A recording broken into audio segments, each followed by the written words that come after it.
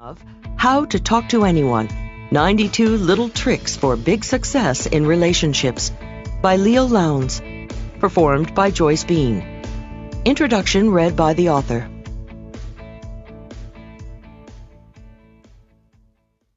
There are two kinds of people in this life. Those who walk into a room and say, "Well, here I am," and those who walk in and say, "Ah, there you are." Introduction. How to get anything you want from anybody.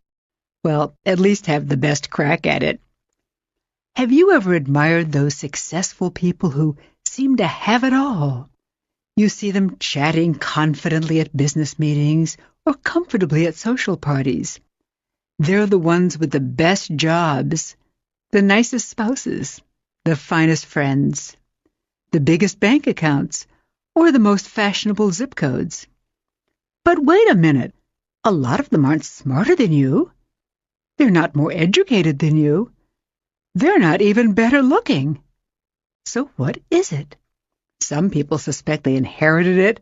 Others say they married it or were just plain lucky. Tell them to think again. What it boils down to is their more skillful way of dealing with fellow human beings. You see, nobody gets to the top alone. Over the years, people who seem to have it all have captured the hearts and conquered the minds of hundreds of others who helped boost them rung by rung to the top of whatever corporate or social ladder they chose. Wannabes, wandering around at the foot of the ladder, often gaze up and grouse that the big boys and big girls at the top are snobs. When big players don't give them their friendship, love, or business, they call them cliquish or accuse them of belonging to an old boy network. Some grumble that they hit their heads against a glass ceiling. The complaining little leaguers never realize the rejection was their own fault. They'll never know they blew the affair, the friendship, or the deal because of their own communications fumbles. It's as though well-liked people have a bag of tricks, a magic, or a Midas touch that turns everything they do into success. What's in their bag of tricks? You'll find a lot of things. A substance that solidifies friendship, a wizardry that wins minds, and a magic that makes people fall in love with them.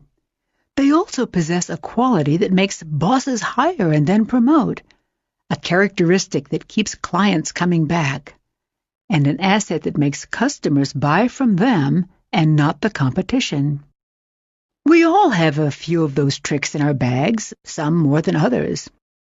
Those with a whole lot of them are big winners in life. How to Talk to Anyone gives you 92 of these little tricks that they use every day so you too can play the game to perfection and get whatever you want in life. How the little tricks were unveiled.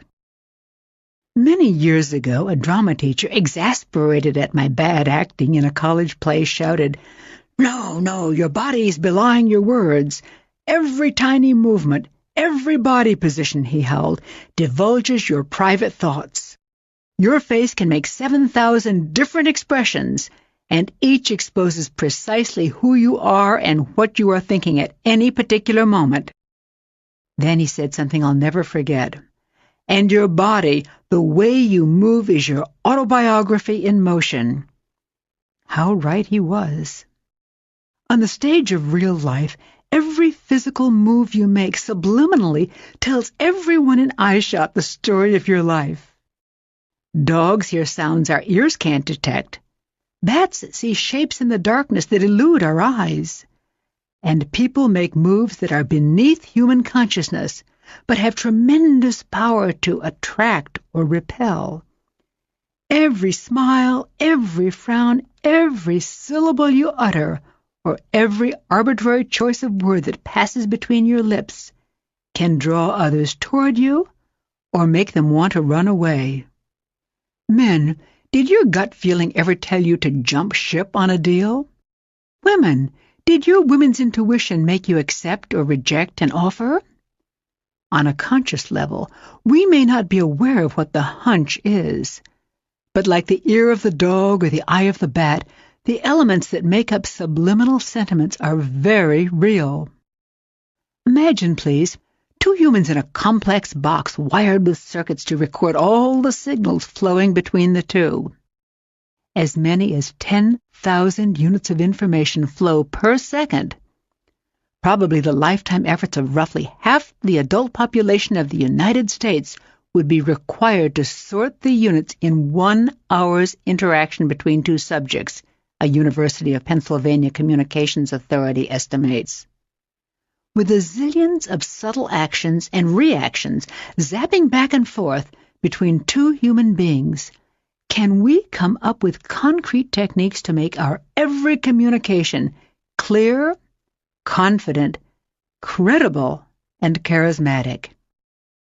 Determined to find the answer, I read practically every book written on communication skills, on charisma, and chemistry between people. I explored hundreds of studies conducted around the world on what qualities made up leadership and credibility. Intrepid social scientists left no stone unturned in their quest to find the formula. For example, optimistic Chinese researchers, hoping charisma might be in the diet, went so far as to compare the relationship of personality type to the catecholamine level in subjects' urine. Needless to say, their thesis was soon shelved. Dale Carnegie was great for the 20th century, but this is the 21st. Most studies simply confirm Dale Carnegie's 1936 classic, How to Win Friends and Influence People. His wisdom for the ages said success lay in smiling, showing interest in other people, and making them feel good about themselves. That's no surprise, I thought. It's as true today as it was more than 70 years ago. So, if Dale Carnegie and hundreds of others since have offered the same astute advice, why do we need another book telling us how to win friends and influence people? 2 mammoth reasons. Reason 1. Suppose a sage told you, when in China speak Chinese, but gave you no language lessons. Dale Carnegie and many communications experts are like that sage. They tell us what to do, but not how to do it. In today's sophisticated world, it's not enough to say smile or give sincere compliments. Cynical business people today see more subtleties in your smile, more complexities in your compliment. Accomplished or attractive people are surrounded by smiling sycophants feigning interest and fawning all over them. Prospects are tired of salespeople who say, "Oh, that suit looks great on you," when their fingers are caressing cash register keys. Women are wary of suitors saying, "You are beautiful," when the bedroom door is in view. Reason 2. The world is a very different place than it was in 1936, and we need a new formula for success. To find it, I observed the superstars of today. I explored the techniques used by top salespeople to close the sale, speakers to convince, clergy to convert, performers to engross, sex symbols to seduce, and athletes to win. I found concrete building blocks to the elusive qualities that lead to their success. Then I broke them down into easily digestible, news-you-can-use techniques. I gave each a name that will quickly come to mind when you find yourself in a communications conundrum. As I developed the techniques, I began sharing them with audiences around the country. Participants in my communications seminars gave me their ideas. My clients, many of them CEOs of Fortune 500 companies, enthusiastically offered their observations. When I was in the presence of the most successful and beloved leaders, I analyzed their body language and their facial expressions. I listened carefully to their casual conversations, their timing, and their choice of words. I watched as they dealt with their families, friends, associates, and adversaries. Every time I detected a little nip of magic in their communicating, I asked them to pluck it out with tweezers and expose it to the bright light of consciousness. We analyzed it together, and then I turned it into an easy-to-do little trick others could duplicate and profit from.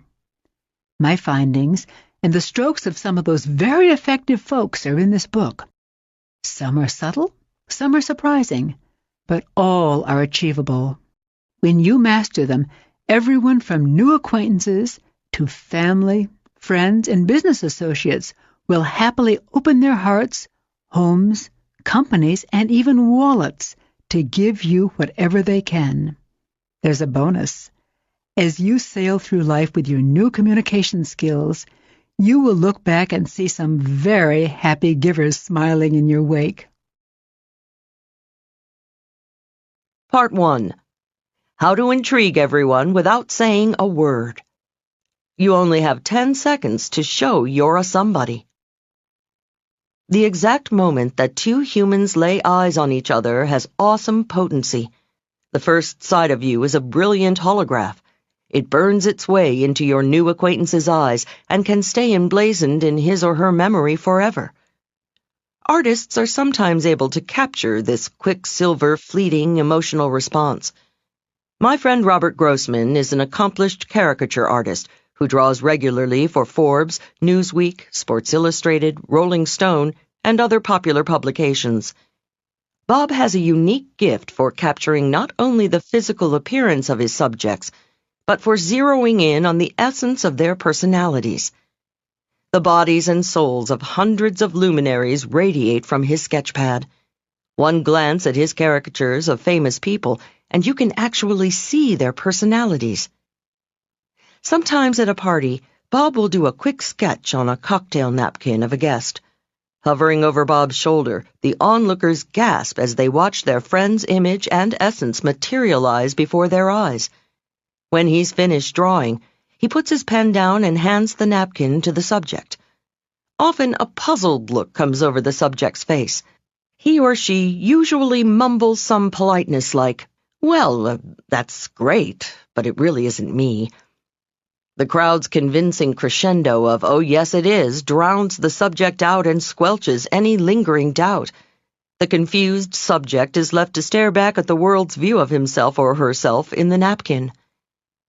Once, when I was visiting Bob's studio, I asked him how he could capture people's personalities so well. He said, "It's simple. I just look at them." "No," I asked, "how do you capture their personalities? Don't you have to do a lot of research about their lifestyle, their history?" "No, I told you, Leil, I just look at them." "Huh?" He went on to explain, "Almost every facet of people's personalities is evident from their appearance, their posture, the way they move. For instance," he said, calling me over to a file where he kept his caricatures of political figures. "See," Bob said, pointing to angles on various presidential body parts. "Here's the boyishness of Clinton, showing me his half-smile, the awkwardness of the elder George Bush, pointing to his shoulder angle, the charm of Reagan, noting the ex-president's smiling eyes, the shiftiness of Nixon, pointing to the furtive tilt of his head."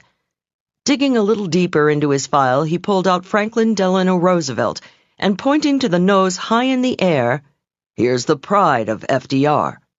It's all in the face and the body. First impressions are indelible. Why? Because in our fast-paced, information overload world of multiple stimuli bombarding us every second, people's heads are spinning. They must form quick judgments to make sense of the world and get on with what they have to do. So whenever people meet you, they take an instant mental snapshot. That image of you becomes the data they deal with for a very long time. Your body shrieks before your lips can speak. Are their data accurate? Amazingly enough, yes.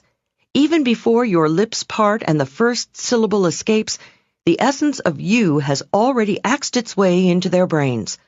The way you look and the way you move is more than 80% of someone's first impression of you. Not one word need be spoken. I've lived and worked in countries where I didn't speak the native language.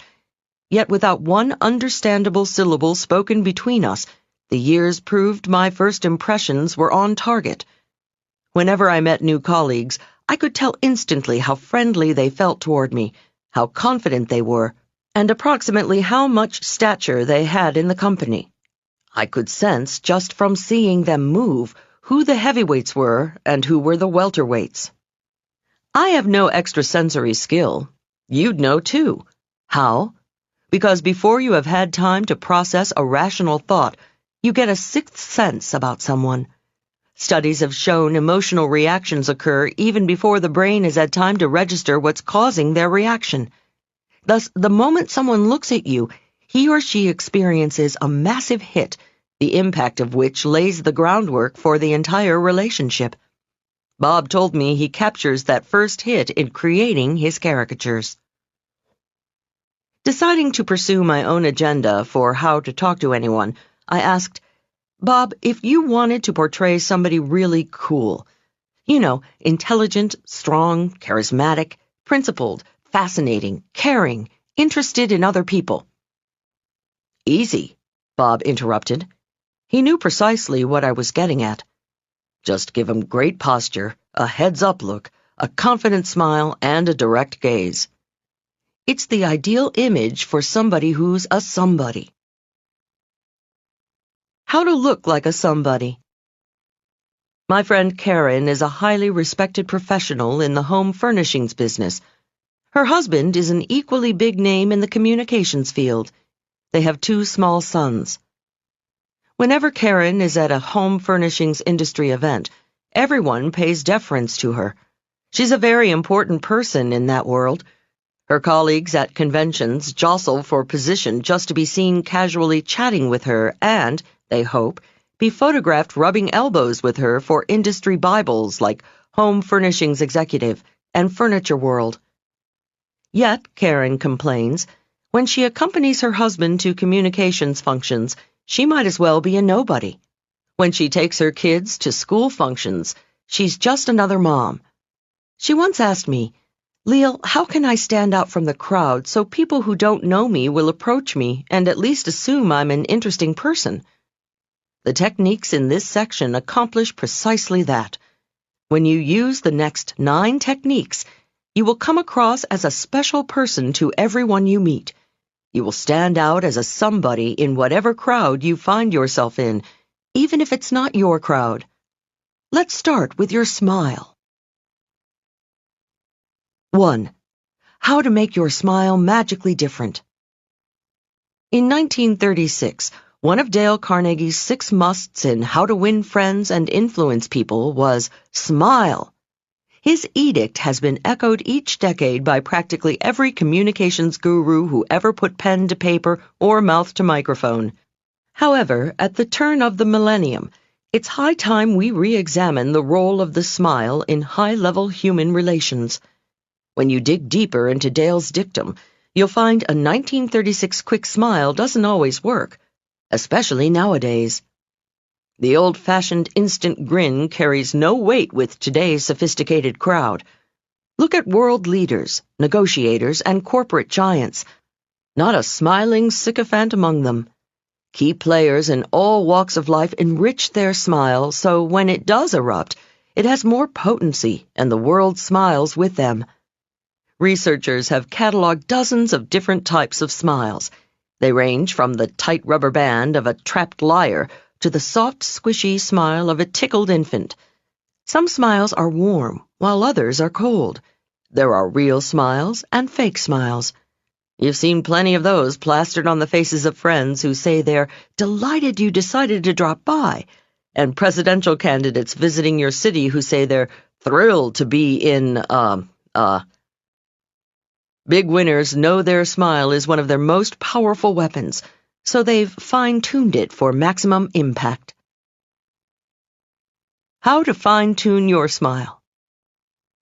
Just last year, my old college friend Missy took over her family business, a Midwestern company supplying corrugated boxes to manufacturers. One day she called saying she was coming to New York to court new clients, and she invited me to dinner with several of her prospects. I was looking forward to once again seeing my friend's quicksilver smile and hearing her contagious laugh. Missy was an incurable giggler, and that was part of her charm. When her dad passed away last year, she told me she was taking over the business. I thought Missy's personality was a little bubbly to be a CEO in a tough business. But hey, what do I know about the corrugated box biz? She, 3 of her potential clients, and I met in the cocktail lounge of a midtown restaurant and, as we led them into the dining room, Missy whispered in my ear, "Please call me Melissa tonight." "Of course," I winked back. Not many company presidents are called Missy. Soon after the Metro D seated us, I began noticing Melissa was a very different woman from the giggling girl I'd known in college. She was just as charming. She smiled as much as ever. Yet something was different. I couldn't quite put my finger on it. Although she was still effervescent, I had the distinct impression everything Melissa said was more insightful and sincere. She was responding with genuine warmth to her prospective clients, and I could tell they liked her too. I was thrilled because my friend was scoring a knockout that night. By the end of the evening, Melissa had 3 big new clients. Afterward, alone with her in the cab, I said, "Missy, you've really come a long way since you took over the company. Your whole personality has developed, well, a really cool, sharp corporate edge." Only one thing has changed," she said. "What's that?" "My smile," she said. "Your what?" I asked incredulously. "My smile," she repeated as though I hadn't heard her. "You see," she said, with a distant look coming into her eyes, "when Dad got sick and knew in a few years I'd have to take over the business, he sat me down and had a life-changing conversation with me. I'll never forget his words. Dad said, 'Missy, honey, remember that old song, I loves ya, honey, but your feet's too big? Well, if you're going to make it big in the box business, let me say, I loves ya, honey, but your smile's too quick.'" He then brought out a yellowed newspaper article quoting a study he'd been saving to show me when the time was right. It concerned women in business. The study showed women who were slower to smile in corporate life were perceived as more credible. As Missy talked, I began to think about history-making women like Margaret Thatcher, Indira Gandhi, Golda Meir, Madeleine Albright, and other powerful women of their ilk. Not one was known for her quick smile. Missy continued, "The study went on to say a big warm smile is an asset, but only when it comes a little slower, because then it has more credibility." From that moment on, Missy explained, she gave clients and business associates her big smile. However, she trained her lips to erupt more slowly. Thus, her smile appeared more sincere and personalized for the recipient. That was it. Missy's slower smile gave her personality a richer, deeper, more sincere cachet. Though the delay was less than a second, the recipients of her big, beautiful smile felt it was special and just for them. I decided to do more research on the smile. When you're in the market for shoes, you begin to look at everyone's feet. When you decide to change your hairstyle, you look at everyone's haircut. Well, for several months, I became a steady smile watcher. I watched smiles on the street. I watched smiles on TV. I watched the smiles of politicians, the clergy, corporate giants, and world leaders. My findings? Amid the sea of flashing teeth and parting lips, I discovered the people perceived to have the most credibility and integrity were just ever so slower to smile. Then, when they did, their smiles seemed to seep into every crevice of their faces and envelop them like a slow flood. Thus, I call the following technique the flooding smile. Technique number 1. The flooding smile. Don't flash an immediate smile when you greet someone, as though anyone who walked into your line of sight would be the beneficiary. Instead, look at the other person's face for a second. Pause. Soak in their persona. Then let a big, warm, responsive smile flood over your face and overflow into your eyes. It will engulf the recipient like a warm wave. The split-second delay convinces people your flooding smile is genuine and only for them. Let us now travel but a few inches north to two of the most powerful communications tools you possess, your eyes. 2. How to strike everyone as intelligent and insightful by using your eyes. It's only a slight exaggeration to say Helen of Troy could launch ships with her eyes, and Davy Crockett could stare down a bear. Your eyes are personal grenades that have the power to detonate people's emotions. Just as martial arts masters register their fists as lethal weapons, you can register your eyes as psychological lethal weapons when you master the following eye contact techniques. Beloved people in the game of life look beyond the conventional wisdom that teaches keep good eye contact. For one, they understand that to certain suspicious or insecure people, intense eye contact can be a virulent intrusion. When I was growing up, my family had a Haitian housekeeper whose fantasies were filled with witches, warlocks, and black magic. Zola refused to be left alone in a room with Louis, my Siamese cat. "Louis looks right through me, sees my soul," she'd whisper to me fearfully. In some cultures, intense eye contact is sorcery. In others, staring at someone can be threatening or disrespectful. Realizing this, big players in the international scene prefer to pack a book on cultural body language differences in their carry-on rather than a Berlitz phrase book. In our culture, however, big winners know exaggerated eye contact can be extremely advantageous, especially between the sexes. In business, even when romance is not in the picture, strong eye contact packs a powerful wallop between men and women. A Boston center conducted a study to learn the precise effect. The researchers asked opposite-sex individuals to have a 2-minute casual conversation. They tricked half their subjects into maintaining intense eye contact by directing them to count the number of times their partner blinked. They gave the other half of the subjects no special eye contact directions for the chat. When they questioned the subjects afterward, the unsuspecting blinkers reported significantly higher feelings of respect and fondness for their colleagues, who, unbeknownst to them, had simply been counting their blinks. I've experienced the closeness intense eye contact engenders with a stranger firsthand. Once, when giving a seminar to several hundred people, one woman's face in the crowd caught my attention. The participant's appearance was not particularly unique, yet she became the focus of my attention throughout my talk. Why? Because not for one moment did she take her eyes off my face. Even when I finished making a point and was silent, her eyes stayed hungrily on my face. I sensed she couldn't wait to savor the next insight to spout from my lips. I loved it. Her concentration and obvious fascination inspired me to remember stories and make important points I had long forgotten. Right after my talk, I resolved to seek out this new friend who was so enthralled by my speech. As people were leaving the hall, I quickly sidled up behind my big fan. "Excuse me," I said. My fan kept walking. "Excuse me," I repeated a tad louder. My admirer didn't vary her pace as she continued out the door. I followed her into the corridor and tapped her shoulder gently. This time she whirled around with a surprised look on her face. I mumbled some excuse about my appreciating her concentration on my talk and wanting to ask her a few questions. "Did you, get much out of the seminar?" I ventured. "Well, not really," she answered candidly. "I had difficulty understanding what you were saying because you were walking around on the platform facing different directions."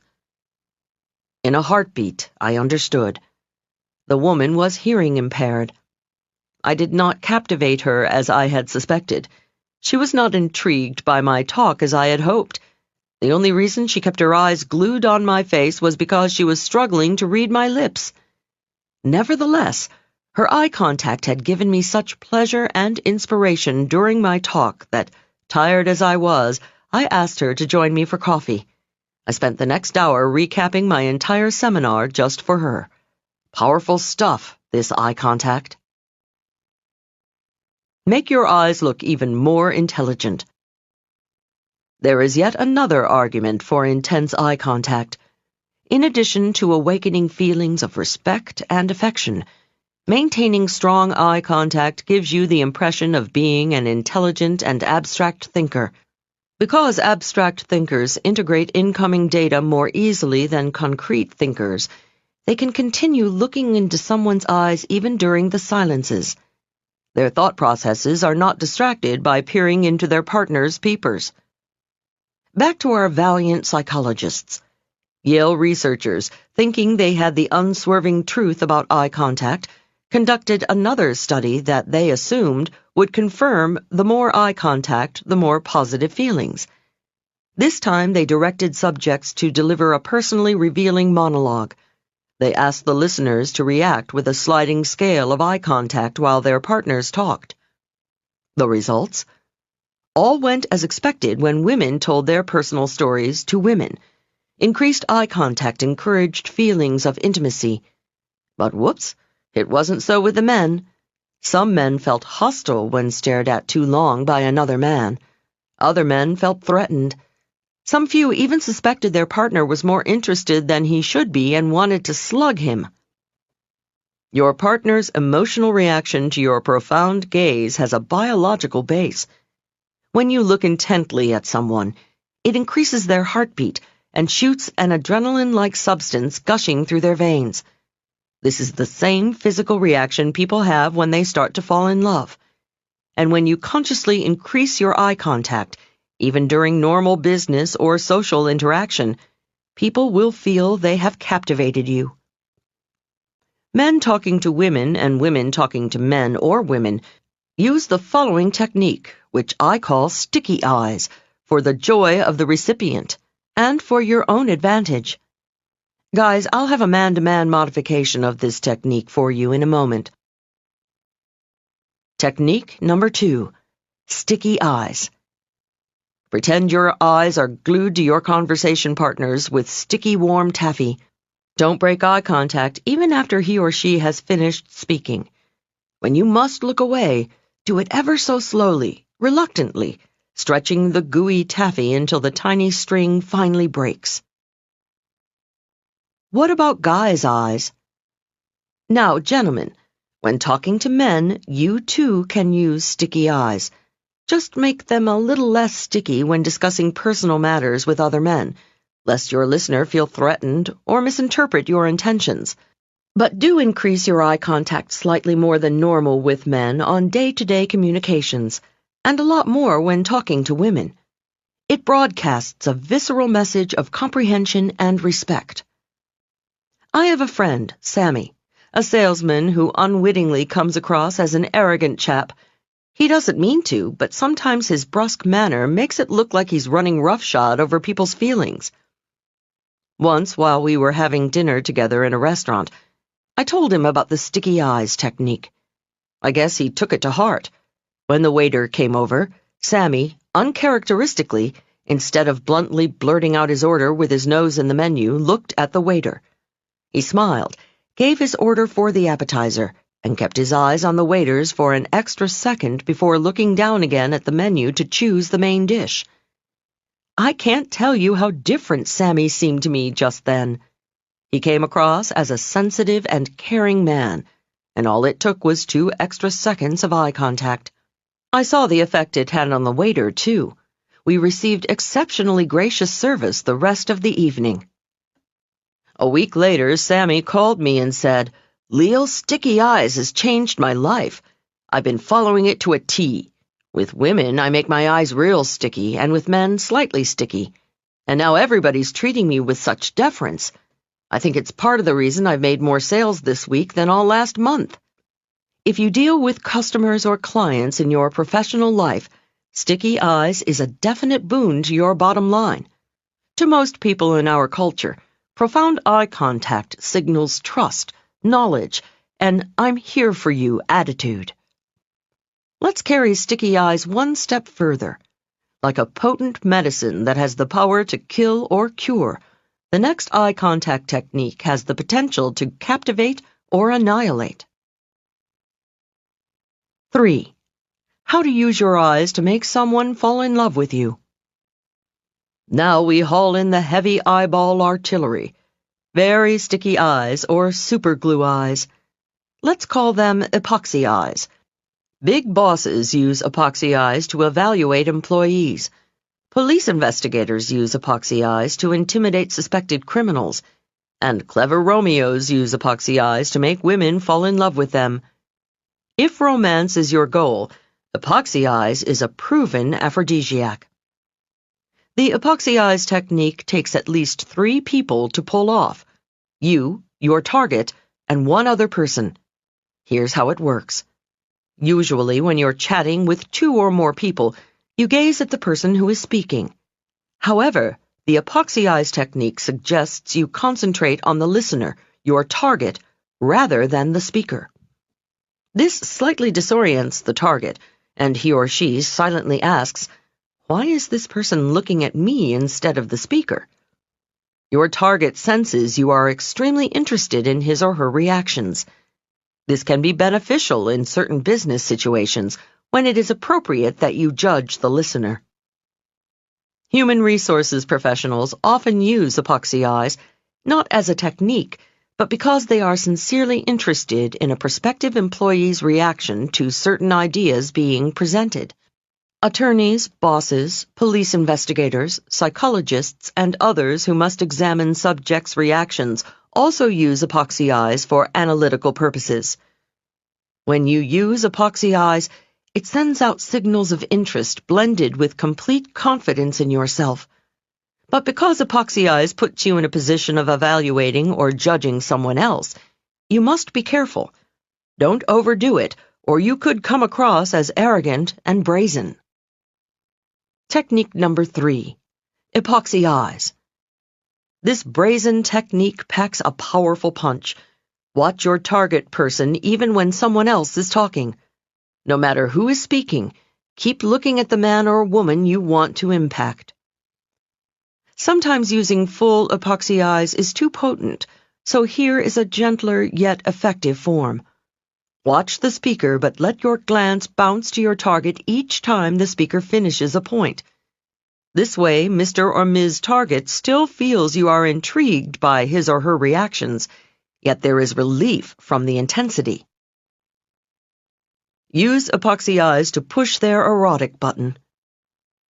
If romance is on the horizon, epoxy eyes transmits yet another message. It says, "I can't take my eyes off you," or "I only have eyes for you."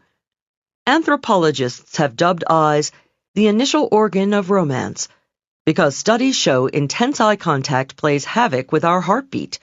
It also releases a drug-like substance into our nervous system called phenylethylamine. Since this is the hormone detected in the human body during erotic excitement, intense eye contact can be a turn-on. Men, epoxy eyes is extremely effective on women if they find you attractive. The lady interprets her nervous reaction to your untoward gaze as budding infatuation. If she does not like you, however, your epoxy eyes is downright obnoxious. Never use epoxy eyes on strangers in public settings or you could get arrested. 4. How to look like a big winner wherever you go. Do you remember the lyrics to the old Shirley Bassey song? The minute you walked in the joint, I could see you were a man of distinction, a real big spender. Good-looking, so refined. Say, wouldn't you like to know what's going on in my mind? The goal of this first section is not to make you look like a real big spender. Rather, it is to give you the cachet of a real big somebody the moment people lay eyes on you. To that end, we now explore the most important technique to make you look like a very important person. When the doctor smacks your knee with that nasty little hammer, your foot jerks forward. Thus the phrase knee-jerk reaction. Your body has another instinctive reaction. When a big jolt of happiness hits your heart and you feel like a winner, your head jerks up automatically and you throw your shoulders back. A smile frames your lips and softens your eyes. This is the look winners have constantly. They stand with assurance. They move with confidence. They smile softly with pride. No doubt about it, Good posture symbolizes that you are a man or woman who is used to being on top. Obviously, millions of mothers sticking their knuckles between their kids' shoulder blades and trillions of teachers telling students, "Stand up straight," hasn't done the trick. We are a nation of slouchers. We need a technique more stern than teachers and more persuasive than parents to make us stand like a somebody. In one profession, perfect posture, perfect equilibrium, perfect balance is not only desirable, it's a matter of life and death. One false move, one slump of the shoulders, one hangdog look can mean curtains for the high-wire acrobat. I'll never forget the first time Mama took me to the circus. When 7 men and women raced into the center ring, the crowd rose as though they were all joined at the hips. They cheered with one thunderous voice. Mama pressed her lips against my ear and reverently whispered these were the great Wallendas, the only troupe in the world to perform the 7-person pyramid without a net. In an instant, the crowd became hushed. Not a cough or soda slurp was heard in the big top as Karl and Hermann Wallenda shouted cues in German to their trusting relatives. The family meticulously and majestically ascended into the position of a human pyramid. They then balanced precariously on a thin wire hundreds of feet above the hard dirt, with no net between them and sudden death. The vision was unforgettable. To me, equally unforgettable was the beauty and grace of the 7 Wallendas racing into the center of the big top to take their bows. Each perfectly aligned, head high, shoulders back, standing so tall it still didn't seem like their feet were touching the ground. Every muscle in their bodies defined pride, success, and their joy of being alive. Still. Here is a visualization technique to get your body looking like a winner who is in the habit of feeling that pride, success, and joy of being alive. Your posture is your biggest success barometer. Imagine you are a world-renowned acrobat, master of the Iron Jaw Act, waiting in the wings of the Ringling Brothers and Barnum and Bailey Circus. Soon you will dart into the center ring to captivate the crowd with the precision and balance of your body. Before walking through any door, the door to your office, a party, a meeting, even your kitchen, picture a leather bit hanging by a cable from the frame. It is swinging just an inch higher than your head. As you pass through the door, throw your head back and chomp on the imaginary dental grip that first pulls your cheeks back into a smile and then lifts you up. As you ascend high above the gasping crowd, your body is stretched into perfect alignment. Head high, shoulders back, torso out of hips, feet weightless. At the zenith of the tent, you spin like a graceful top to the amazement and admiration of the crowd craning their necks to watch you. Now you look like a somebody. One day, to test hang by your teeth, I decided to count how many times I walked through a doorway. 60 times, even at home. You calculate.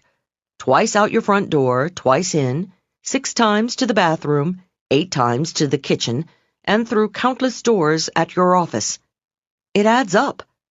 Visualize anything 60 times a day and it becomes a habit. Habitual good posture is the first mark of a big winner. You are now ready to float into the room to captivate the crowd or close the sale, or maybe just settle for looking like the most important somebody in the room. You now have all the basics Bob the artist needs to portray you as a big winner. Like he said, great posture, a heads-up look, a confident smile, and a direct gaze. The ideal image for somebody who's a somebody. Technique number 4. Hang by your teeth. Visualize a circus iron jaw bit hanging from the frame of every door you walk through. Take a bite, and with it firmly between your teeth, let it swoop you to the peak of the big top. When you hang by your teeth, every muscle is stretched into perfect posture position. Now let's put the whole act into motion. It's time to turn your attention outward to your conversation partner. Use the next 2 techniques to make him or her feel like a million. 5. How to win their heart by responding to their inner infant. Remember the old joke? The comic comes on stage and the first words out of his mouth are, "Well, how do you like me so far?" The audience always cracks up. Why? Because we all silently ask that question. Whenever we meet someone, we know, consciously or subconsciously, how they're reacting to us. Do they look at us? Do they smile? Do they lean toward us? Do they somehow recognize how wonderful and special we are? We like those people. They have good taste. Or do they turn away, obviously unimpressed by our magnificence? The cretins! Two people getting to know each other are like little puppies sniffing each other out. We don't have tails that wag or hair that bristles, but we do have eyes that narrow or widen, and hands that flash knuckles or subconsciously soften in the palms up, I submit position.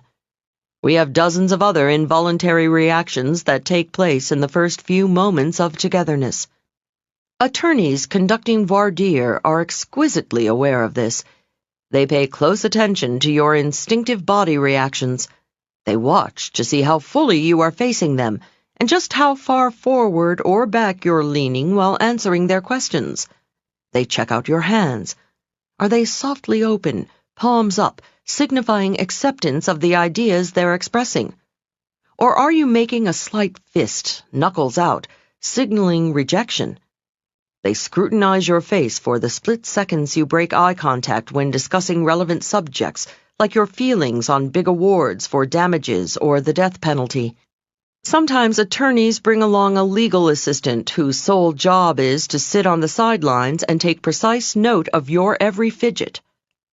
An interesting aside, trial lawyers often choose women to do this twitch and turn spying job because, traditionally, females are sharper observers of subtle body cues than males.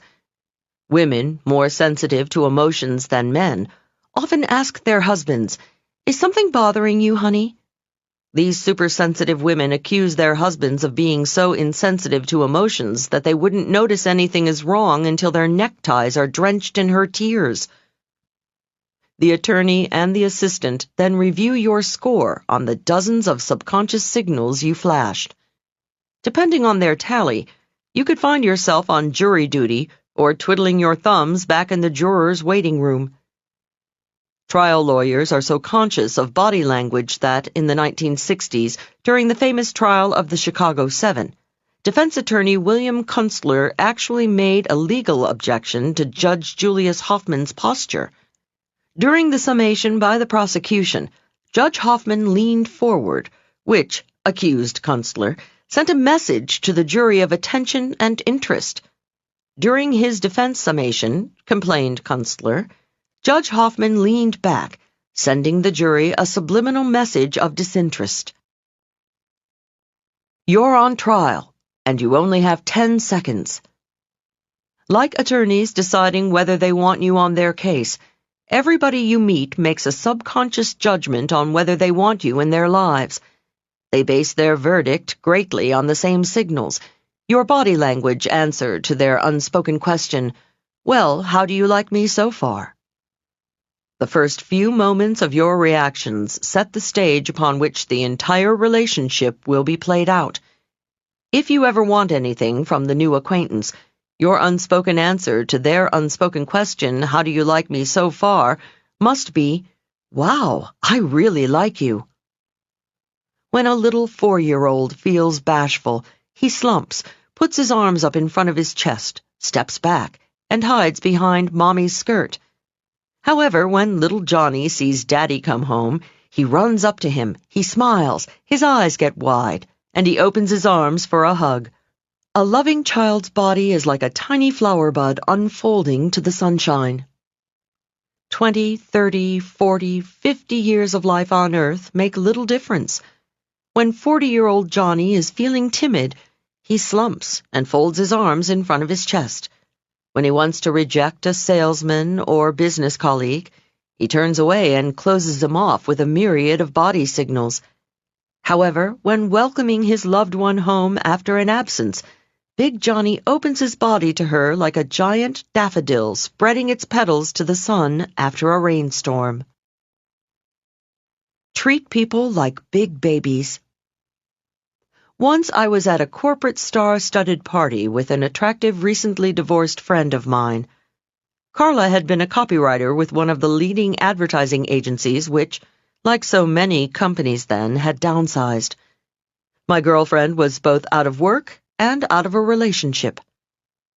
At this particular party, the pickings for Carla were good, both personally and professionally. Several times, as Carla and I stood talking, one good-looking corporate male beast or another would find himself within a few feet of us. More often than not, one of these desirable males would flash his teeth at Carla.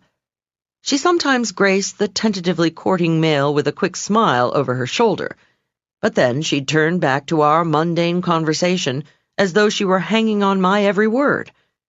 I knew she was trying not to look anxious, but inside Carla was crying out, "Why doesn't he come speak to us?" Right after one prize corporate big cat smiled, but because of Carla's minimal reaction, wandered back into the social jungle, I had to say, "Carla, do you know who that was? He's the head of the Young and Rubicam in Paris. They're looking for copywriters willing to relocate. And he's single." Carla moaned. Just then we heard a little voice down by Carla's left knee. "Hello." We looked down simultaneously. Little 5-year-old Willie, the hostess's adorable young son, was tugging on Carla's skirt, obviously craving attention. "Well, well, well," Carla cried out, a big smile erupting all over her face. Carla turned toward him. Carla kneeled down, touched little Willie's elbow, and crooned, "Well, hello there, Willie. How are you enjoying Mommy's nice party?" Little Willie beamed.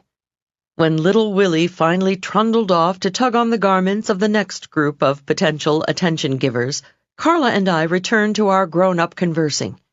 During our chat, corporate beasts continued to stalk Carla with their eyes, and she continued casting half-smiles at them. She was obviously disappointed none of them was making a further approach. I had to bite my tongue. Finally, when I felt it was going to bleed from the pressure of my teeth, I said, "Carla, have you been noticing that 4 or 5 men have come over and smiled at you?" "Yes," Carla whispered, her eyes darting nervously around the room lest anyone overhear us. "And you've been giving them little half-smiles," I continued. "Yes," she murmured, now confused at my question. "Remember when little Willie came up and tugged on your skirt? Do you recall how you smiled, that beautiful big smile of yours, turned toward him and welcomed him into our grown-up conversation?" "Yes," she answered haltingly. "Well, I have a request, Carla. I want you to give the next man who smiles at you that same big smile you gave Willie. I want you to turn toward him just like you did then. Maybe even reach out and touch his arm like you did Willie's, and then welcome him into our conversation." "Oh, Leil, I couldn't do that." "Carla, do it." Sure enough, within a few minutes, another attractive man wandered our way and smiled. Carla played her role to perfection. She flashed her beautiful teeth, turned fully toward him, and said, "Hello, come join us." He wasted no time accepting Carla's invitation. After a few moments, I excused myself. Neither noticed my departure because they were in animated conversation. The last glimpse I had of my friend at the party was her floating out the door on the arm of her new friend. Just then, the technique I call the big baby pivot was born. It is a skill that will help you win whatever your heart desires from whatever type of beasts you encounter in the social or corporate jungle. Technique number 5. The big baby pivot. Give everyone you meet the big baby pivot. The instant the two of you are introduced, reward your new acquaintance. Give the warm smile, the total body turn, and the undivided attention you would give a tiny tyke who crawled up to your feet, turned a precious face up to yours, and beamed a big, toothless grin. Pivoting 100% toward the new person shouts, I think you are very, very special.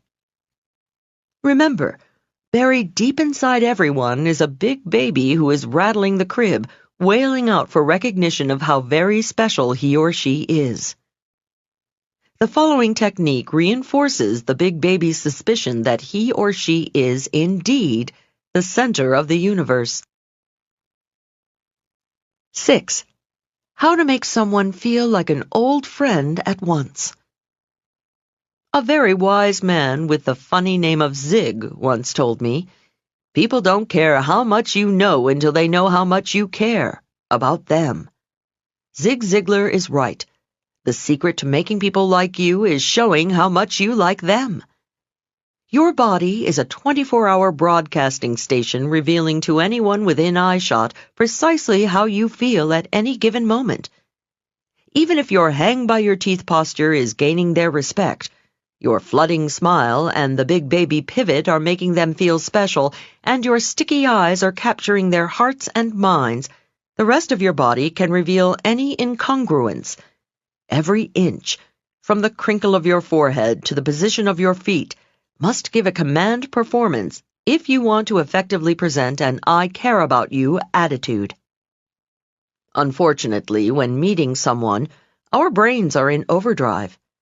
Remember Shakespeare's Julius Caesar?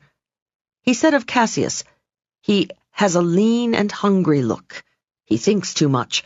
Such men are dangerous." So it is with our brains when conversing with a new acquaintance. Our brains become lean. Some of us are fighting off shyness. Others are frantically sizing up the situation. And hungry. We're deciding what, if anything, we want from this potential relationship.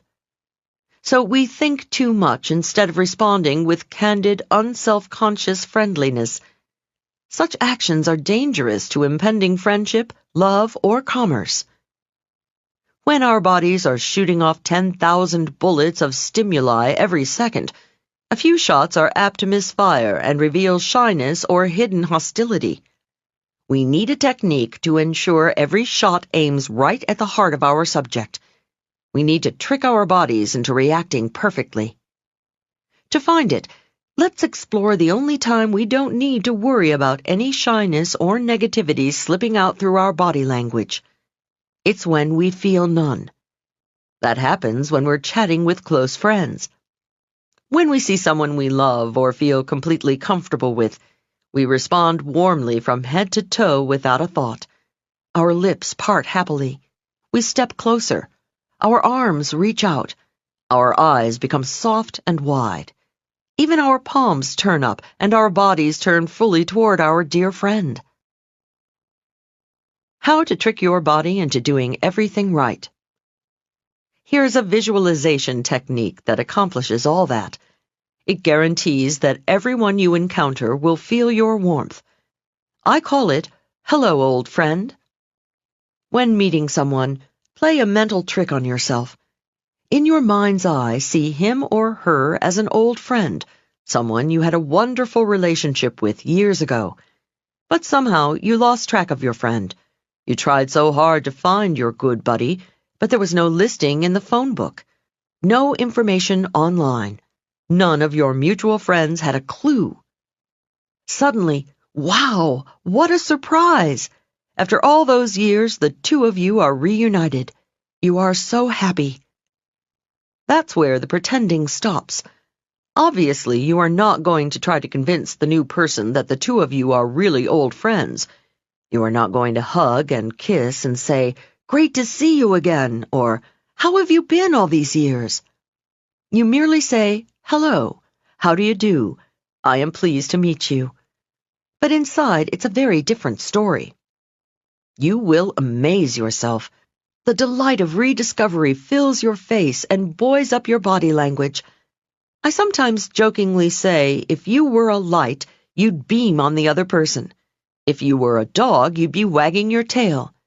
You make this new person feel very special indeed. Technique number 6. Hello, old friend. When meeting someone, imagine he or she is an old friend, an old customer, an old beloved, or someone else you had great affection for. How sad the vicissitudes of life tore you two asunder. But holy mackerel, now the party, the meeting, the convention, has reunited you with your long-lost old friend. The joyful experience starts a remarkable chain reaction in your body from the subconscious softening of your eyebrows to the positioning of your toes, and everything between. In my seminars, I first have people introduce themselves to another participant before they've learned the hello old friend technique. The group chats as though at a pleasant semi-formal gathering. Later, I ask them to introduce themselves to another stranger, imagining they are old friends. The difference is extraordinary. When they're using hello old friend, the room comes alive. The atmosphere is charged with good feeling. The air sparkles with happier, high-energy people. They are standing closer, laughing more sincerely, and reaching out to one another. I feel like I'm attending a terrific bash that's been going on for hours. Not a word need be spoken. The hello old friend technique even supersedes language. Whenever you're traveling in countries where you don't speak the native tongue, be sure to use it. If you find yourself with a group of people who are all speaking a language unknown to you, just imagine them to be a group of your old friends. Everything is fine except they momentarily forgot how to speak English. In spite of the fact you won't understand a word, your whole body still responds with congeniality and acceptance. I've used the hello old friend technique while traveling in Europe. Sometimes my English-speaking friends who live there tell me their European colleagues say I am the friendliest American they've ever met. Yet we'd never spoken a word between us. A self-fulfilling prophecy. An added benefit to the hello old friend technique is it becomes a self-fulfilling prophecy. When you act as though you like someone, you start to really like them. An Adelphi University study called Appropriately, Believing Another Likes or Dislikes You, Behaviors Making the Beliefs Come True, proved it. Researchers told volunteers to treat unsuspecting subjects as though they liked them. When surveyed later, the results showed the volunteers wound up genuinely liking the subjects. The unsuspecting subjects were also surveyed. These respondents expressed much higher respect and affection for the volunteers who pretended they liked them. What it boils down to is love begets love, like begets like, respect begets respect. Use the hello old friend technique, and you will soon have many new old friends who wind up genuinely liking you. You now have all the basics to come across to everyone you meet as a somebody, a friendly somebody. But your job isn't over yet. In addition to being liked, you want to appear credible, intelligent, and sure of yourself. Each of the next 3 techniques accomplishes one of those goals. 7. How to come across as 100% credible to everyone. My friend Helen is a highly respected headhunter. She makes terrific hires for her clients, and I once asked her the secret of her success. Helen replied, "Probably because I can almost always tell when an applicant is lying." "How can you tell?" She said, "Well, just last week I was interviewing a young woman for a position as marketing director for a small firm. Throughout the interview, the applicant had been sitting with her left leg crossed over her right. Her hands were comfortably resting in her lap, and she was looking directly at me. I asked her salary. Without swerving her eyes from mine, she told me. I asked if she enjoyed her work. Still looking directly at me, she said yes. Then I asked her why she left her previous job. At that point, her eyes fleetingly darted away before regaining eye contact with me. Helen continued.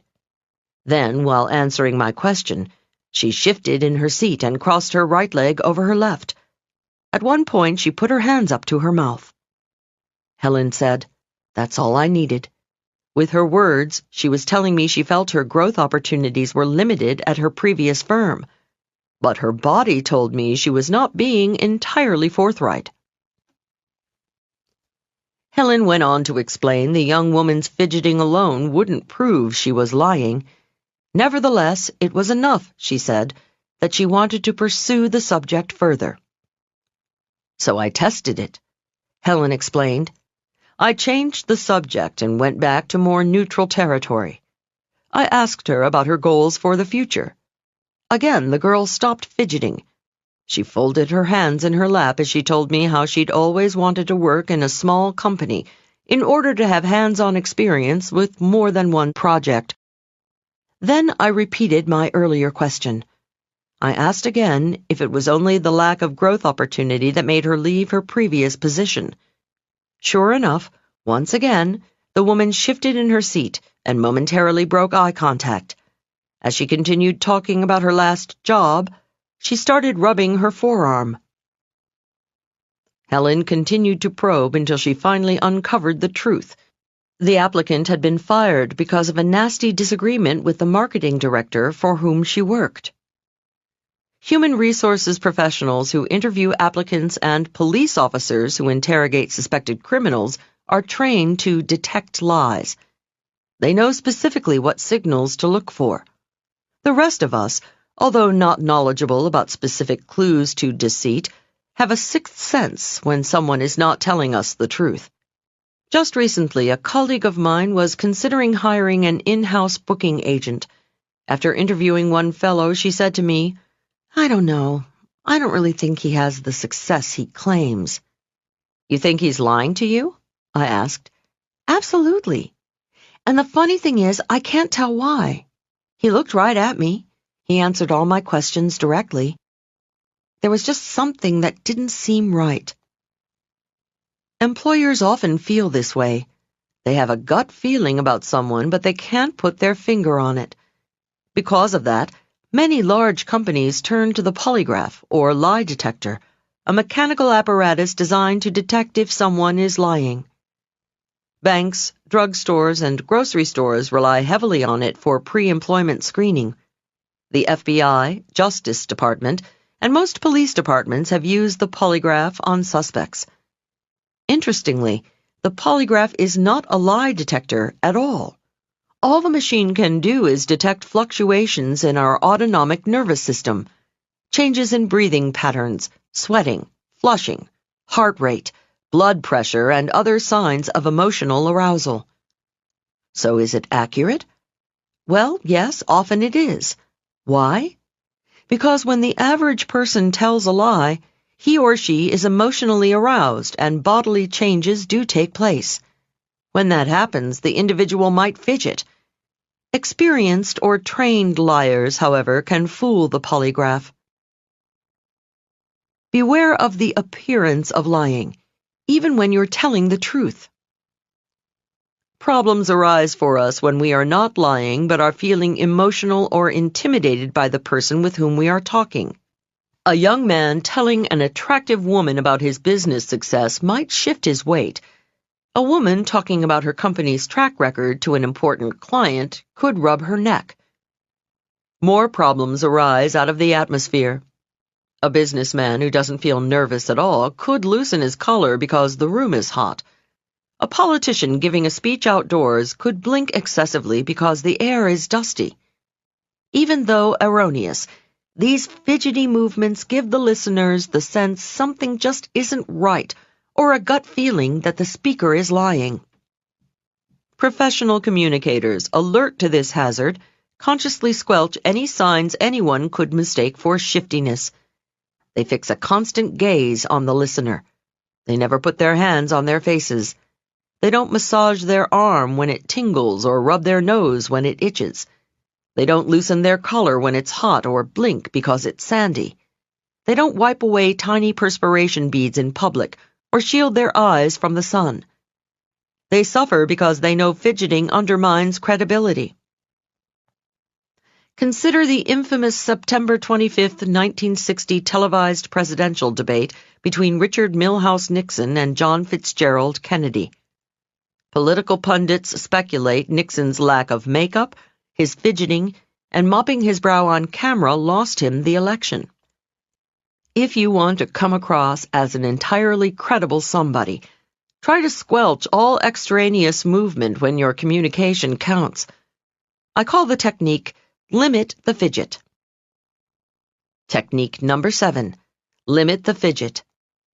Whenever your conversation really counts, let your nose itch, your ear tingle, or your foot prickle. Do not fidget, twitch, wiggle, squirm, or scratch.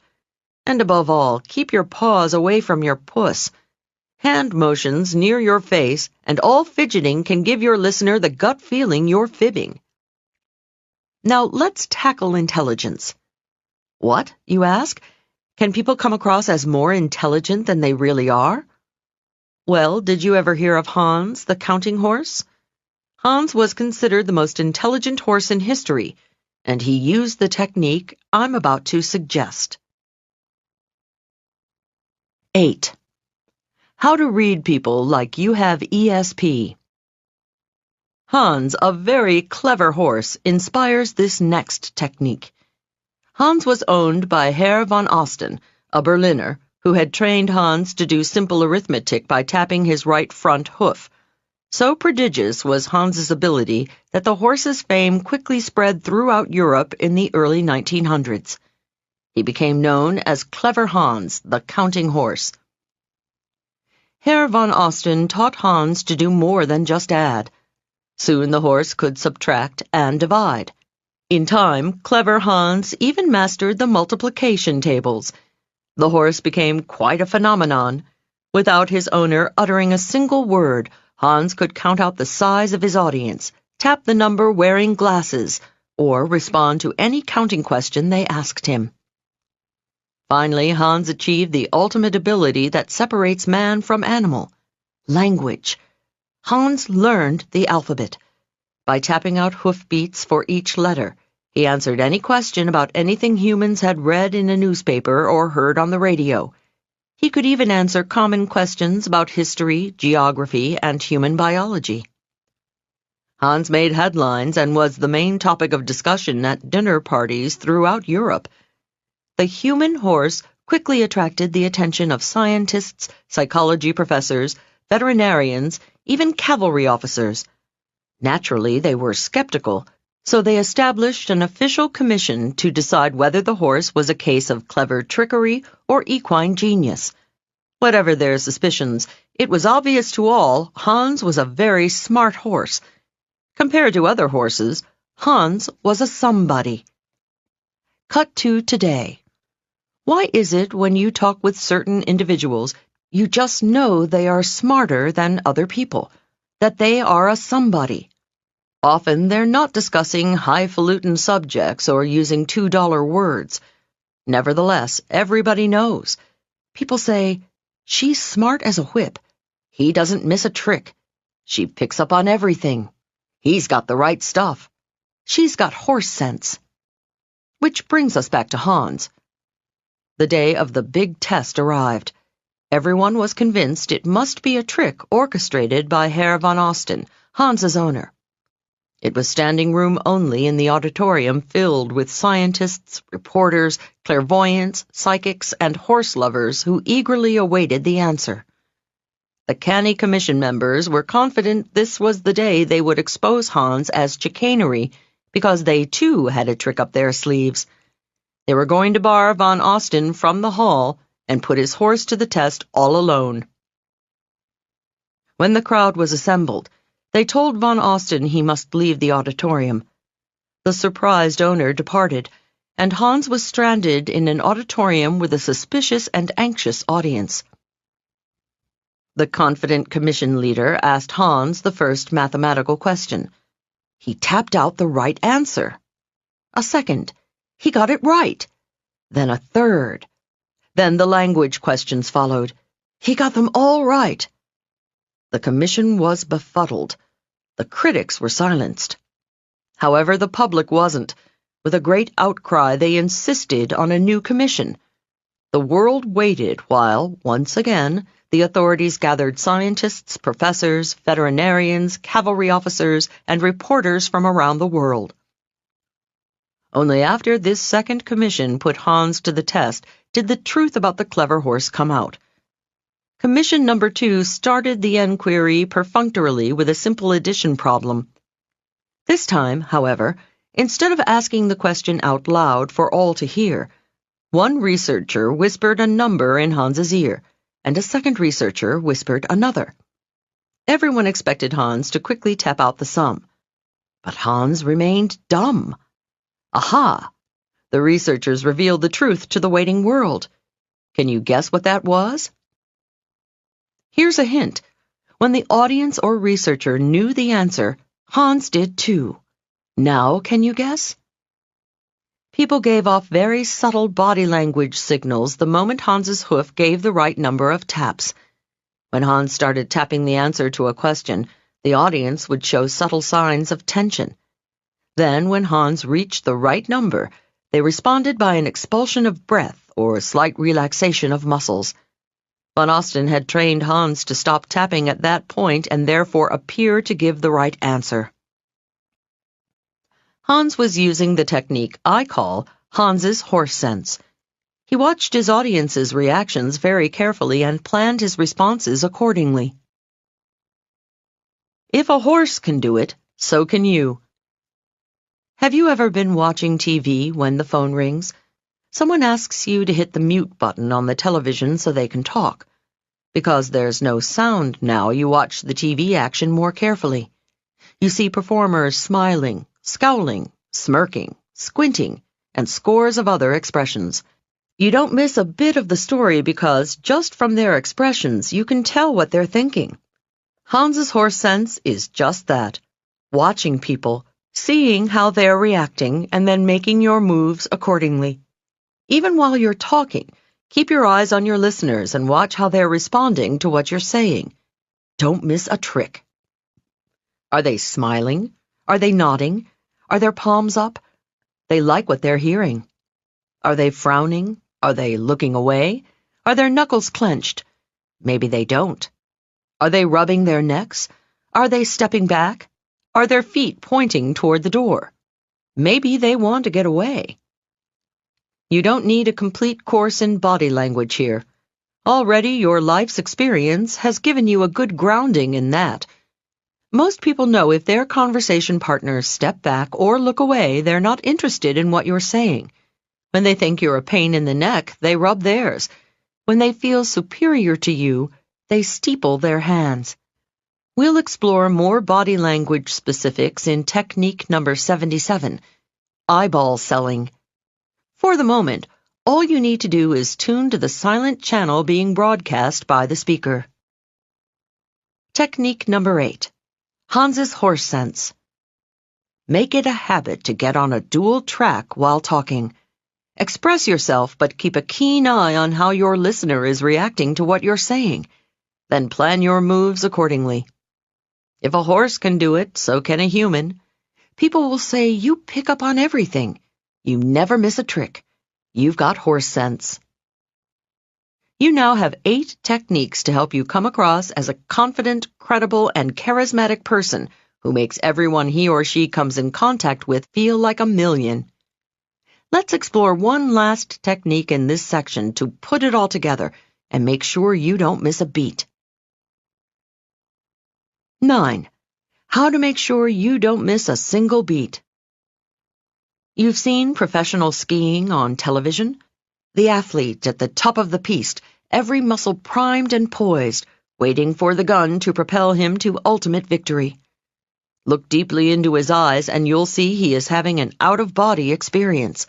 In his mind's eye, the skier is swooshing down the slope, zapping back and forth between the poles, and sliding across the finish line in faster time than the world thought possible. The athlete is visualizing. All athletes do it. Divers, runners, jumpers, javelin throwers, lugers, swimmers, skaters, acrobats. They visualize their magic before performing it. They see their own bodies bending, twisting, flipping, or flying through the air. They hear the sound of the wind, the splash in the water, the whir of the javelin, the thud of its landing. They smell the grass, the cement, the pool, the dust. Before they move a muscle, professional athletes watch the whole movie, which of course ends in their own victory. Sports psychologists tell us visualization is not just for top-level competitive athletes. Studies show mental rehearsal helps weekend athletes sharpen their golf, their tennis, their running, whatever their favorite activity. Experts agree if you see the pictures, hear the sounds, and feel the movements of your body and your mind before you do the activity, the effect is powerful. 26 miles on my mattress. Psychological mumbo-jumbo? Absolutely not. My friend Richard runs marathons. Once, several years ago, a scant 3 weeks before the big New York marathon, an out-of-control car crashed into Richard's and he was taken to the hospital. He was not badly injured. Nevertheless, his friends felt sorry for him because being laid up 2 weeks in bed would naturally knock him out of the big event. What a surprise when, on that crisp November marathon morning in Central Park, Richard showed up in his little shorts and big running shoes. "Richard, are you crazy? You're in no shape to run. You've been in bed these past few weeks," we all cried out. "My body may have been in bed," he replied, "but I've been running." "What?" we asked in unison. "Yep, every day. 26 miles, 385 yards, right there on my mattress." Richard explained that in his imagination he saw himself traversing every step of the course. He saw the sights, heard the sounds, and felt the twitching movements in his muscles. He visualized himself racing in the marathon. Richard didn't do as well as he had the year before, but the miracle is he finished the marathon without injury, without excessive fatigue, thanks to his visualization. It works in just about any endeavor you apply it to, including being a terrific communicator. Visualization works best when you feel totally relaxed. Only when you have a calm state of mind can you get clear, vivid images. Do your visualization in the quiet of your home or car before leaving for the party, the convention, or the big deal meeting. See it all in your mind's eye ahead of time. Technique number 9. Watch the scene before you make the scene. Rehearse being the super somebody you want to be ahead of time. See yourself walking around with hang-by-your-teeth posture, shaking hands, smiling the flooding smile, and making sticky eyes. Hear yourself chatting comfortably with everyone. Feel the pleasure of knowing you are in peak form and everyone is gravitating toward you. Visualize yourself a super somebody. Then it all happens automatically. You now have the skills necessary to get you started on the right foot with any new person in your life. Think of yourself in these first moments like a rocket taking off. When the folks at Cape Kennedy aim a spacecraft for the moon, a mistake in the millionth of a degree at the beginning, when the craft is still on the ground, means missing the moon by thousands of miles. Likewise, a tiny body language blooper at the outset of a relationship may mean you will never make a hit with that person. But with the flooding smile, sticky eyes, epoxy eyes, hang by your teeth, the big baby pivot, hello old friend, limit the fidget, Hans's horse sense, and watch the scene before you make the scene, you'll be right on course to get whatever you eventually want from anybody, be it business, friendship, or love. We now move from the silent world to the spoken word. Part 2. How to know what to say after you say hi. Just as the first glimpse should please their eyes, your first word should delight their ears. Your tongue is a welcome mat embossed with either welcome or go away. To make your conversation partner feel welcome, you must master small talk. Small talk. Can you hear the shudder? Those two little words drive a stake into the hearts of some otherwise fearless and undaunted souls. Invite them to a party where they don't know anyone, and it mainlines queasiness into their veins. If this sounds familiar, take consolation from the fact that the brighter the individual, the more he or she detests small talk. When consulting for Fortune 500 companies, I was astounded. Top executives, completely comfortable making big talk with their boards of directors or addressing their stockholders, confessed they felt like little lost children at parties where the pratter was less than prodigious. Small talk haters take further consolation from the fact that you are in star-studded company. Fear of small talk and stage fright are the same thing. The butterflies you feel in your stomach when you're in a room full of strangers flutter round the tummies of top performers. Pablo Casals complained of lifelong stage fright. Carly Simon curtailed live performances because of it. A friend of mine who worked with Neil Diamond said he insisted the words to Song Sung Blue, a tune he'd been crooning for 40 years, be displayed on his teleprompter, lest fear freeze him into forgetfulness. Is small talk-ophobia curable? Someday, scientists say, communication spheres may be treatable with drugs. They're already experimenting with Prozac to change people's personalities, but some fear disastrous side effects. The good news is that when human beings think and genuinely feel certain emotions, like confidence that they have specific techniques to fall back on, the brain manufactures its own antidotes.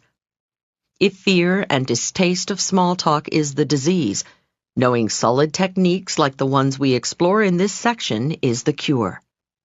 Incidentally, science is beginning to recognize it's not chance or even upbringing that one person has a belly of butterflies and another doesn't. In our brains, neurons communicate through chemicals called neurotransmitters. Some people have excessive levels of a neurotransmitter called norepinephrine, a chemical cousin of adrenaline. For some children, just walking into a kindergarten room makes them want to run and hide under a table. As a tot, I spent a lot of time under the table. As a preteen in an all-girls boarding school, my legs turned to linguini every time I had to converse with a male. In 8th grade, I once had to invite a boy to our school prom. The entire selection of dancing males lived in the dormitory of our brother's school, and I only knew one resident, Eugene. I had met Eugene at summer camp the year before. Mustering all my courage, I decided to call him. 2 weeks before the dance, I felt the onset of sweaty palms. I put the call off. 1 week before, rapid heartbeats set in. I put the call off. Finally, 3 days before the big bash, breathing became difficult. Time was running out. The critical moment, I rationalized, would be easier if I read from a script. I wrote out the following. Hi, this is Leil. We met at camp last summer, remember? I programmed in a pause where I hoped he would say yes. Well, National Cathedral School's prom is this Saturday night, and I'd like you to be my date. I programmed in another pause where I prayed he'd say yes. On Thursday before the dance, I could no longer delay the inevitable. I picked up the receiver and dialed. Clutching the phone, waiting for Eugene to answer, my eyes followed perspiration droplets rolling down my arm and dripping off my elbow. A small, salty puddle was forming around my feet. Hello? A sexy, deep male voice answered the dorm phone. In faster-than-a-speeding-bullet voice, like a nervous novice telemarketer, I shot out, Hi, this is Leil. We met at camp last summer, remember? Forgetting to pause for his assent, I raced on. Well, National Cathedral School's prom is this Saturday night, and I'd like you to be my date. To my relief and delight, I heard a big, cheerful, Oh, that's great, I'd love to. I exhaled my first normal breath all day. He continued, I'll pick you up at the girls' dorm at 7:30. I'll have a pink carnation for you. Will that go with your dress? And my name is Donnie. Donnie? Donnie? Who said anything about Donnie? Well, Donnie turned out to be the best date I had that decade. Donnie had buck teeth, a head full of tousled red hair, and communication skills that immediately put me at ease. On Saturday night, Donnie greeted me at the door, carnation in hand and grin on face. He joked self-deprecatingly about how he was dying to go to the prom, so, knowing it was a case of mistaken identity, he accepted anyway. He told me he was thrilled when the girl with the lovely voice called, and he took full responsibility for tricking me into an invitation. Donnie made me comfortable and confident as we chatted. First, we made small talk, and then he gradually led me into subjects I was interested in. I flipped over Donnie, and he became my very first boyfriend. Donnie instinctively had the small talk skills that we are now going to fashion into techniques to help you glide through small talk like a hot knife through butter. When you master them, you will be able, like Donnie, to melt the heart of everyone you touch. The goal of How to Talk to Anyone is not, of course, to make you a small talk whiz and stop there. The aim is to make you a dynamic conversationalist and forceful communicator. However, small talk is the first crucial step toward that goal. 10. How to start great small talk. You've been there. You're introduced to someone at a party or business meeting. You shake hands, your eyes meet, and suddenly your entire body of knowledge dries up and thought processes come to a screeching halt. You fish for a topic to fill the awkward silence. Failing, your new contact slips away in the direction of the cheese tray. We want the first words falling from our lips to be sparkling, witty, and insightful. We want our listeners to immediately recognize how riveting we are. I was once at a gathering where everybody was sparkling, witty, insightful, and riveting. It drove me berserk because most of these same everybodies felt they had to prove it in their first 10 words or less. Several years ago, the Mensa organization, a social group of extremely bright individuals who score in the country's top 2% in intelligence, invited me to be a keynote speaker at their annual convention. Their cocktail party was in full swing in the lobby of the hotel as I arrived. After checking in, I hauled my bags through the horde of happy-hour Mensans to the elevator. The doors separated, and I stepped into an elevator packed with partygoers. As we began the journey up to our respective floors, the elevator gave several sleepy jerks. I remarked, in response to the elevator's sluggishness. The elevator seems a little flaky. Suddenly, each elevator occupant, feeling compelled to exhibit his or her 132-plus IQ, pounced forth with a thunderous explanation. "It's obviously got poor rail guide alignment," announced one. "The relay contact is not made up," declared another.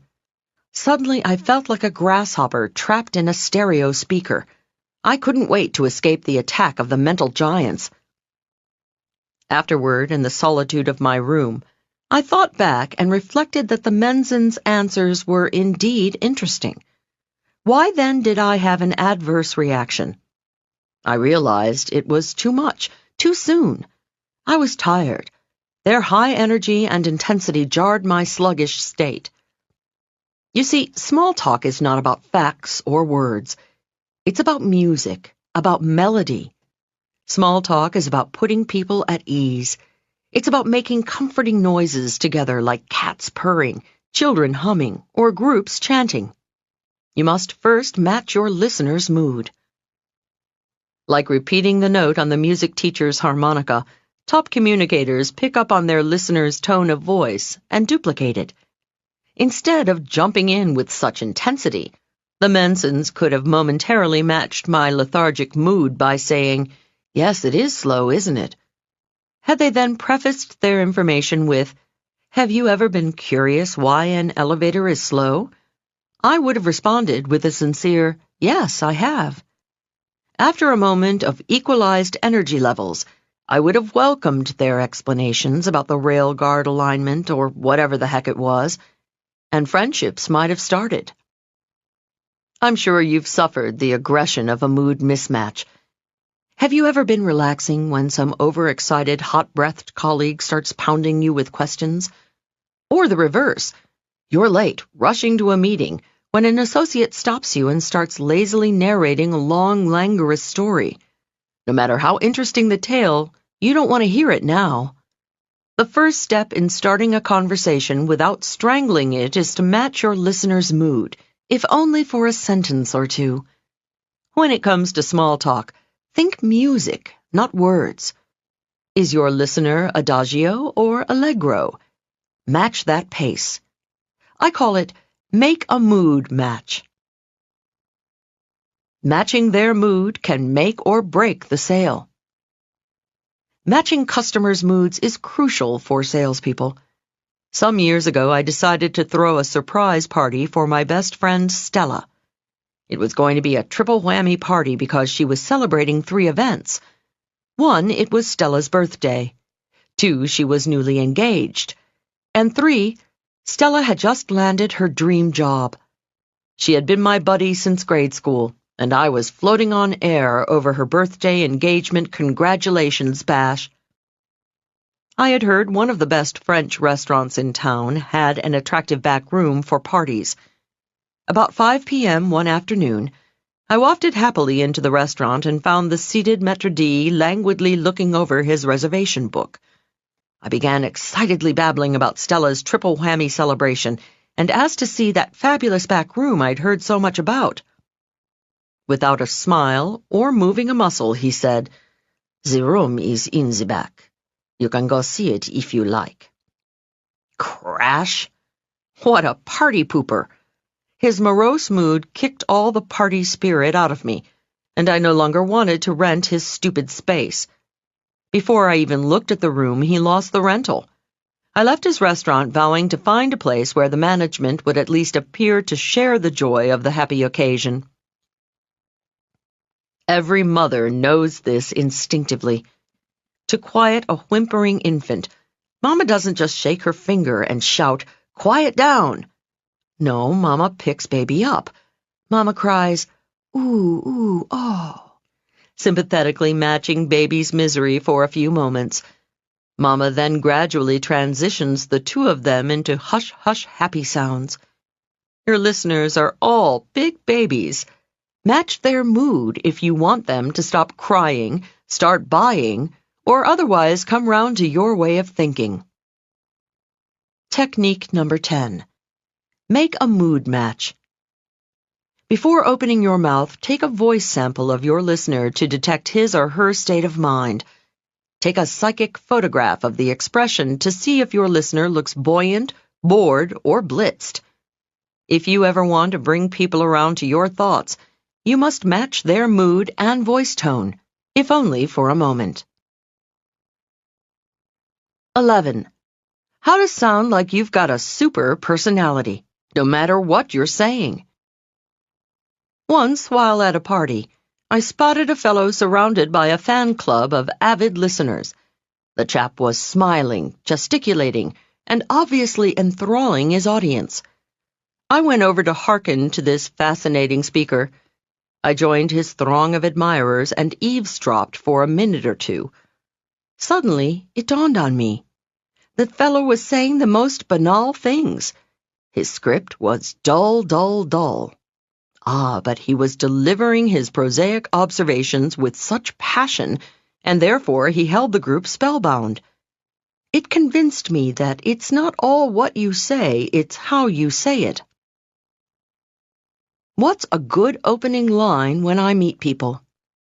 I am often asked this question, and I give them the same answer a woman who once worked in my office always gave me. Dottie often stayed at her desk to work through lunch. Sometimes, as I was leaving for the sandwich shop, I'd ask her, "Hey, Dottie, what can I bring you back for lunch?" Dottie, trying to be obliging, would say, "Oh, anything is fine with me." "No, Dottie," I wanted to scream. "Tell me what you want. Ham and cheese on rye? Bologna on whole wheat, hold the mayo? Peanut butter and jelly with sliced bananas? Be specific. Anything is a hassle." Frustrating though it may be, my answer to the opening line question is anything, because almost anything you say really is okay, as long as it puts people at ease and sounds passionate. How do you put people at ease? By convincing them they are okay and that the 2 of you are similar. When you do that, you break down walls of fear, suspicion, and mistrust. Why banal makes a bond. Samuel I. Hayakawa was a college president, U.S. Senator, and brilliant linguistic analyst of Japanese origin. He tells us this story that shows the value of, as he says, unoriginal remarks. In early 1943, after the attack on Pearl Harbor, at a time when there were rumors of Japanese spies, Hayakawa had to wait several hours in a railroad station in Oshkosh, Wisconsin. He noticed others waiting in the station were staring at him suspiciously. Because of the war, they were apprehensive about his presence. He later wrote, "One couple with a small child was staring with special uneasiness and whispering to each other." So what did Hayakawa do? He made unoriginal remarks to set them at ease. He said to the husband that it was too bad the train should be late on so cold a night. The man agreed. "I went on," Hayakawa wrote, "to remark that it must be especially difficult to travel with a small child in winter when train schedules were so uncertain. Again, the husband agreed. I then asked the child's age and remarked that their child looked very big and strong for his age. Again, agreement, this time with a slight smile. The tension was relaxing. After 2 or 3 more exchanges, the man asked Hayakawa, "I hope you don't mind my bringing it up, but you're Japanese, aren't you? Do you think the Japs have any chance of winning this war?" "Well," Hayakawa replied, "your guess is as good as mine. I don't know any more than I read in the papers.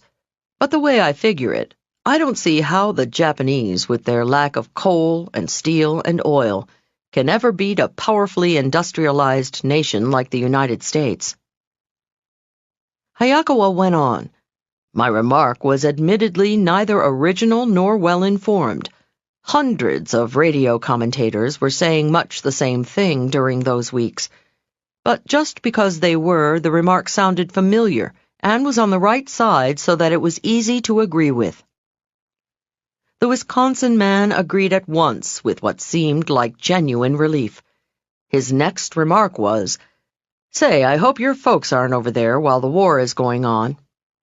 "Yes, they are," Hayakawa replied. "My father and mother and 2 young sisters are over there." "Do you ever hear from them?" the man asked. "How can I?" Hayakawa answered. Both the man and his wife looked troubled and sympathetic. "Do you mean you won't be able to see them or hear from them until after the war is over?" There was more to the conversation, but the result was within 10 minutes they had invited Hayakawa, whom they initially may have suspected was a Japanese spy, to visit them sometime in their city and have dinner in their home. And all because of this brilliant scholar's admittedly common and unoriginal small talk. Top communicators know the most soothing and appropriate first word should be, like Senator Hayakawa's, unoriginal, even banal. But not indifferent. Hayakawa delivered his sentiments with sincerity and passion. Ascent from banality. It is not necessary, of course, to stay with mundane remarks. If you find your company displays cleverness or wit, you match that. The conversation then escalates naturally, compatibly. Don't rush it, or like the Mensons, you seem like you're showing off. The bottom line on your first words is to have the courage of your own triteness. Because remember, people tune in to your tone more than your text. Technique number 11. Prosaic with passion. Worried about your first words? Fear not, because 80% of your listener's impression has nothing to do with your words anyway. Almost anything you say at first is fine. No matter how prosaic the text, an empathetic mood, a positive demeanor, and passionate delivery make you sound exciting. Anything except liverwurst. Back to Dottie, waiting for her sandwich at her desk. Sometimes as I walked out the door scratching my head, wondering what to bring her, she'd call after me, Anything except liverwurst, that is. Thanks, Dottie. That's a little bit of help. Here's my anything except liverwurst on small talk. Anything you say is fine as long as it is not complaining, rude, or unpleasant. If the first words out of your mouth are a complaint, blam, people label you a complainer. Why? Because that complaint is your new acquaintance's 100% sampling of you so far. You could be the happiest Pollyanna ever, but how will they know? If your first comment is a complaint, you're a griper. If your first words are rude, you're a creep. If your first words are unpleasant, you're a stinker. Open and shut. Other than these downers, anything goes. Ask them where they're from, how they know the host of the party, where they bought the lovely suit they're wearing, or hundreds of et ceteras. The trick is to ask your prosaic question with passion to get the other person talking. Still feel a bit shaky on making the approach to strangers? Let's take a quick detour on our road to meaningful communicating. I'll give you 3 quickie techniques to meet people at parties, then 9 more to make small talk not so small. 12. How to make people want to start a conversation with you. Singles proficient at meeting potential sweethearts without the benefit of introduction, in the vernacular, making a pickup, have developed a deliciously devious technique that works equally well for social or corporate networking purposes. The technique requires no exceptional skill on your part, only the courage to sport a simple visual prop called a what's-it. What's a what's-it? A what's-it is anything you wear or carry that is unusual. A unique pin, an interesting purse, a strange tie, or an amusing hat. A what's-it is any object that draws people's attention and inspires them to approach you and ask, what's that? Your what's-it can be as subtle or overt as your personality and the occasion permit. I wear around my neck an outmoded pair of glasses that resembles a double monocle. Often the curious have approached me at a gathering and asked, "What's it?" I explain it's a lorgnette, left to me by my grandmother, which, of course, paves the way to discuss hatred of glasses, aging eyes, love or loss of grandmothers, adoration of antique jewelry, anywhere the inquisitor wants to take it. Perhaps unknowingly, you have fallen prey to this soon-to-be legendary technique. At a gathering, have you ever noticed someone you would like to talk to? Then you've racked your brain to conjure an excuse to make the approach. What a bounty it was to discover that he or she was wearing some weird, wild, or wonderful something you could comment on. The What's-It Way to Love. Your What's-It is a social aid whether you seek business rewards or new romance. My friend Alexander carries Greek worry beads with him wherever he goes. He's not worried. He knows any woman who wants to talk to him will come up and say, "What's that?" Think about it, gentlemen. Suppose you're at a party. An attractive woman spots you across the room. She wants to talk to you, but she's thinking, "Well, mister, you're attractive, but golly, what can I say to you? You just ain't got no what's-it." Be a what's-it seeker, too. Likewise, become proficient in scrutinizing the apparel of those you wish to approach. Why not express interest in the handkerchief in the tycoon's vest pocket, the brooch on the bosom of the rich divorcee, or the school ring on the finger of the CEO whose company you want to work for? The big spender, who you suspect might buy 100 of your widgets, has a tiny golf club lapel pin. Say, "Excuse me, I couldn't help but notice your attractive lapel pin. Are you a golfer?" "Me too. What courses have you played?" Your business cards and your what's-it are crucial socializing artifacts. Whether you are riding in the elevator, climbing the doorstep, or traversing the path to the party, make sure your what's-it is hanging out for all to see. Technique number 12. Always wear a what's-it. Whenever you go to a gathering, wear or carry something unusual, To give people who find you the delightful stranger across the crowded room an excuse to approach. Excuse me, I couldn't help but notice your... What is that? The next quickie technique was originated by doggedly determined politicians who don't let one partygoer escape if they think he or she could be helpful to their campaigns. I call it the who's that technique. 13. How to meet the people you want to meet. Say you have scrutinized the body of the important business contact you want to meet. You've searched in vain from the tip of his cowlick to the toes of his boots. He's not sporting a single what's-it. If you strike out on finding something to comment on, resort to the who's that technique. Like a persistent politician, go to the party giver and say, "That man or woman over there looks interesting. Who is he or she?" Then ask for an introduction. Don't be hesitant. The party giver will be pleased you find one of the guests interesting. If, however, you are loath to pull the party giver away from his or her other guests, you can still perform who's that. This time, don't ask for a formal introduction. Simply pump the party giver for just enough information to launch you. Find out about the stranger's jobs, interests, and hobbies. Suppose the party giver says, "Oh, that's Joe Smith. I'm not sure what his job is, but I know he loves to ski." Aha! You've just been given the icebreaker you need. Now you make a beeline for Joe Smith. "Hi, you're Joe Smith, aren't you? Susan was just telling me what a great skier you are. Where do you ski?" You get the idea. Technique number 13. Who's that? Who's that is the most effective, least used by non-politicians meeting people device ever contrived. Simply ask the party giver to make the introduction or pump for a few facts that you can immediately turn into icebreakers. Now, the third in our little trio of meeting who you want tricks. 14. How to break into a tight crowd. The woman you've decided you must meet is wearing no what's-it? Can't find the host for the who's that technique?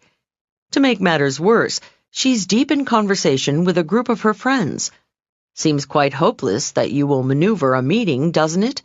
You can't just say, "Excuse me, I just thought I'd eavesdrop in and say hello." No obstacle blocks the resolute politician who always has a trick or 10 up his or her sleeve. A politico would resort to the eavesdrop-in technique. Eavesdropping, of course, conjures images of clandestine activities, wiretapping, Watergate break-ins, or spies skulking around in the murky shadows. Eavesdropping has historical precedent with politicians, so in a pinch, it naturally comes to mind. At parties, stand near the group of people you wish to infiltrate. Then wait for a word or two you can use as a wedge to break into the group. "Excuse me, I couldn't help overhearing that you..."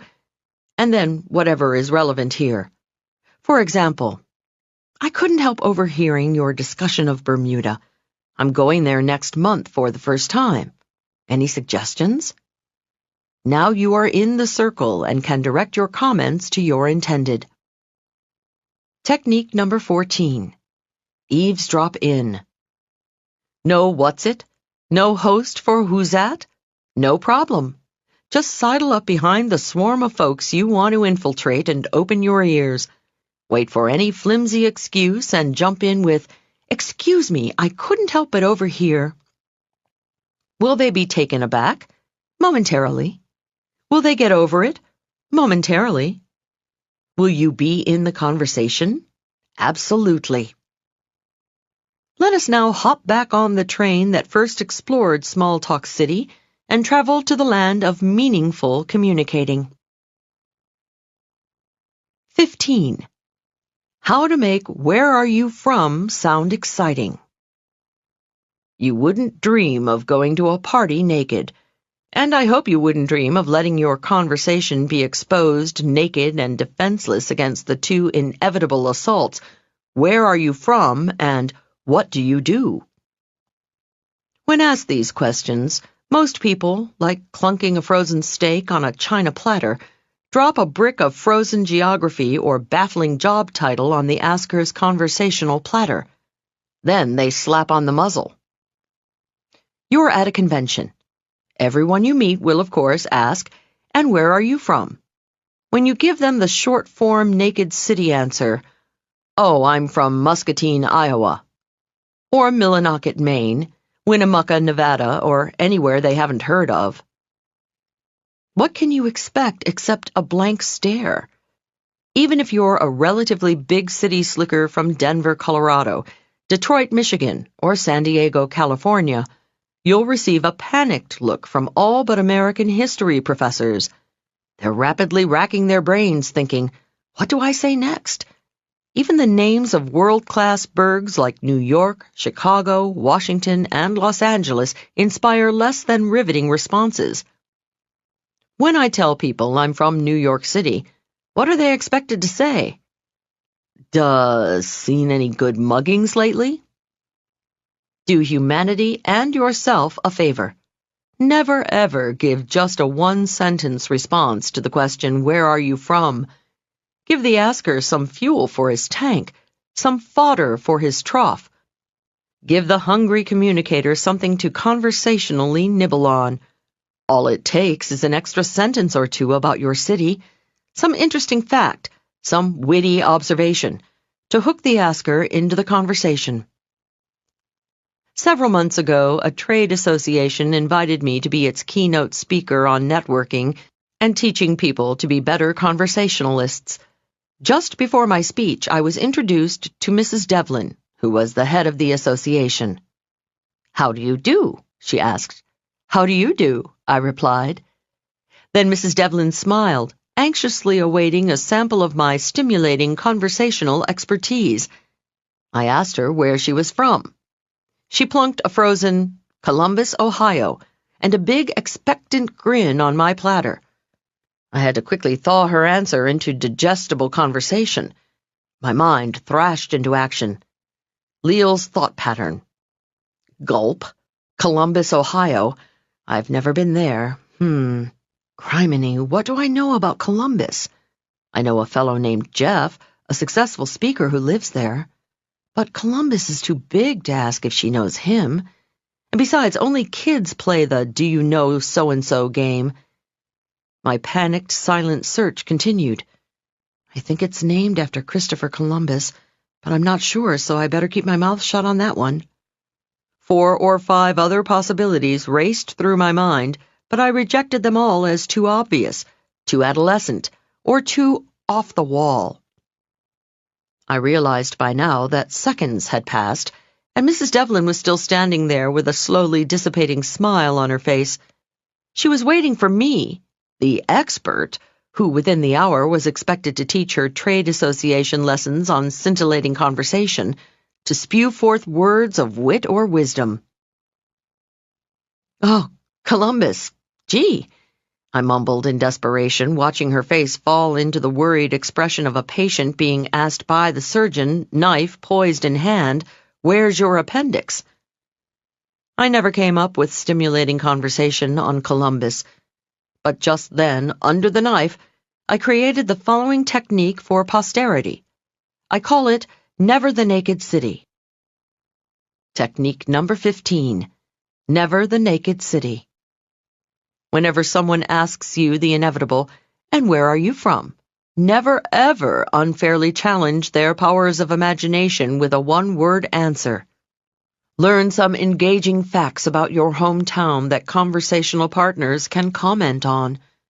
Then, when they say something clever in response to your bait, they think you're a great conversationalist. Different bait for shrimp or sharks. A fisherman uses different bait to bag bass or bluefish, and you will obviously throw out different conversational bait to snag simple shrimp or sophisticated sharks. Your hook should relate to the type of person you're speaking with. I'm originally from Washington, D.C. If someone at, say, an art gallery asked me where I was from, I might answer Washington, D.C., designed, by the same city planner who designed Paris. This opens the conversational possibilities to the artistry of city planning, Paris, other cities' plans, European travel, and so forth. At a social party of singles, I'd opt for another answer. I'm from Washington, D.C. The reason I left is there were 7 women to every man when I was growing up. Now the conversation can turn to the ecstasy or agony of being single, the perceived lack of desirable men everywhere, or even flirtatious possibilities. In a political group, I'd cast a current fact from the constantly evolving political face of Washington. No need to speculate on the multitude of conversational possibilities that unlocks. Where do you get your conversational bait? Start by phoning the Chamber of Commerce or Historical Society of your town. Search the World Wide Web and click on your town, or open an old-fashioned encyclopedia. All rich sources for future stimulating conversations. Learn some history, geography, business statistics, or perhaps a few fun facts to tickle future friends' funny bones. The Devlin debacle inspired further research. The minute I got home, I called the Columbus Chamber of Commerce and the Historical Society. Say you too are from Columbus, Ohio, and your new acquaintance lays it on you. Where are you from? When you are talking with a business person, your answer could be, I'm from Columbus, Ohio. You know, many major corporations do their product testing in Columbus because it's so commercially typical. In fact, it's been called the most American city in America. They say if it booms or bombs in Columbus, it booms or bombs nationally. Talking with someone with a German last name?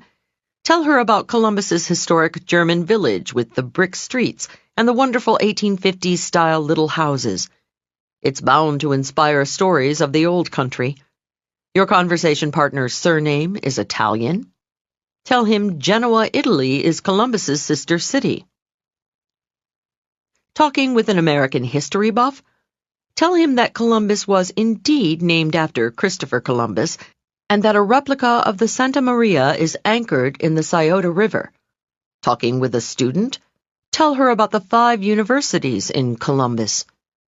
The possibilities continue. You suspect your conversation partner has an artistic bent? Ah, you throw out casually. Columbus is the home of artist George Bellows. Columbusites, prepare some tasty snacks for askers, even if you know nothing about them. Here's a goodie. Tell them you always have to say Columbus, Ohio, because there is also a Columbus, Arkansas, Columbus, Georgia, Columbus, Indiana, Columbus, Kansas, Columbus, Kentucky, Columbus, Mississippi, Columbus, Montana, Columbus, Nebraska, Columbus, New Jersey, Columbus, New Mexico, Columbus, North Carolina, Columbus, North Dakota, Columbus, Pennsylvania, Columbus, Texas, and Columbus, Wisconsin. That spreads the conversational possibilities to 15 other states. Remember, as a quotable notable once said, no man would listen to you talk if he didn't know it was his turn next. A postscript to the hellish experience I had with Columbus. Months later, I mentioned the trauma to my speaker friend from Columbus, Jeff. Jeff explained his house was really in a smaller town just minutes outside Columbus. What town, Jeff? Gehenna, Ohio. Gehenna means hell in Hebrew, he said, and then went on to explain why he thought ancient Hebrew historians were clairvoyant. Thanks, Jeff. I knew you'd never lay a naked city on any of your listeners. 16. How to come out a winner every time they ask, and what do you do? Third only to death and taxes is the assurance a new acquaintance will soon chirp, and what do you do? Is it fitting and proper they should make that query? We'll pick up that sticky wicket later. For the moment, these few defensive moves help you keep your crackerjack communicator credentials when asked the inevitable question. First, like never the naked city, don't toss a short shrift answer in response to the asker's breathless inquiry. You leave the poor fish flopping on the deck when you just say your title. I'm an actuary, an auditor, an author, An astrophysicist. Have mercy so he or she doesn't feel like a nincompoop outsider asking, what kind of actualizing, auditing, authoring, or astrophysicizing do you do? You're an attorney. Don't leave it to laymen to try to figure out what you really do. Flesh it out. Tell a little story your conversation partner can get a handle on. For example, if you're talking with a young mother, say, I'm an attorney. Our firm specializes in employment law. In fact, now I'm involved in a case where a company actually discharged a woman for taking extra maternity leave that was a medical necessity. A mother can relate to that. Talking with a business owner, say, I'm an attorney. Our firm specializes in employment law. My current case concerns an employer who is being sued by one of her staff for asking personal questions during the initial job interview. A business owner can relate to that. Technique number 16. Never the naked job. When asked the inevitable, and what do, you may think, I'm an economist, an educator, an engineer, is giving enough information to engender good conversation. However, to one who is not an economist, educator, or an engineer, you might as well be saying, I'm a paleontologist, psychoanalyst, pornographer. Flesh it out. Throw out some delicious facts about your job for new acquaintances to munch on. Otherwise, they'll soon excuse themselves, preferring the snacks back at the cheese tray. Painful memories of naked job flashers. I still harbor painful recollections of being tongue-tied when confronted by naked job flashers. Like the time a fellow at a dinner party told me, I'm a nuclear scientist. My weak, oh, that must be fascinating, reduced me to a mental molecule in his eyes. The chap on my other side announced, I'm in industrial abrasives, and then paused, waiting for me to be impressed. My, golly, you must have to be a shrewd judge of character to be in industrial abrasives didn't fly either. We three sat in silence the rest of the meal. Just last month, a new acquaintance bragged, I'm planning to teach Tibetan Buddhism at Truckee Meadows Community College, and then clammed up. I knew less about Truckee Meadows than I did about Tibetan Buddhism. Whenever people ask you what you do, give them some mouth-to-ear resuscitation so they can catch their breath and say something. 17. How to introduce people like the hostess with the mostest. It is important to help newly-mets through their first nervous moments. Susan, I'd like you to meet John Smith. John, this is Susan Jones. Duh, what do you expect John and Susan to say? Smith? That's S-M-I-T-H, isn't it? Golly, Susan, well now that's an interesting name. Nice try, forget it. Don't blame John or Susan for being less than scintillating. The fault lies with the person who introduced the two the way most people introduce their friends to each other, with naked names. They cast out a line with no bait for people to sink their teeth into. Big winners may not talk a lot, but conversation never dies unwillingly in their midst. They make sure of it with techniques like never the naked introduction. When they introduce people, they buy an insurance policy on the conversation with a few simple add-ons. Susan, I'd like you to meet John.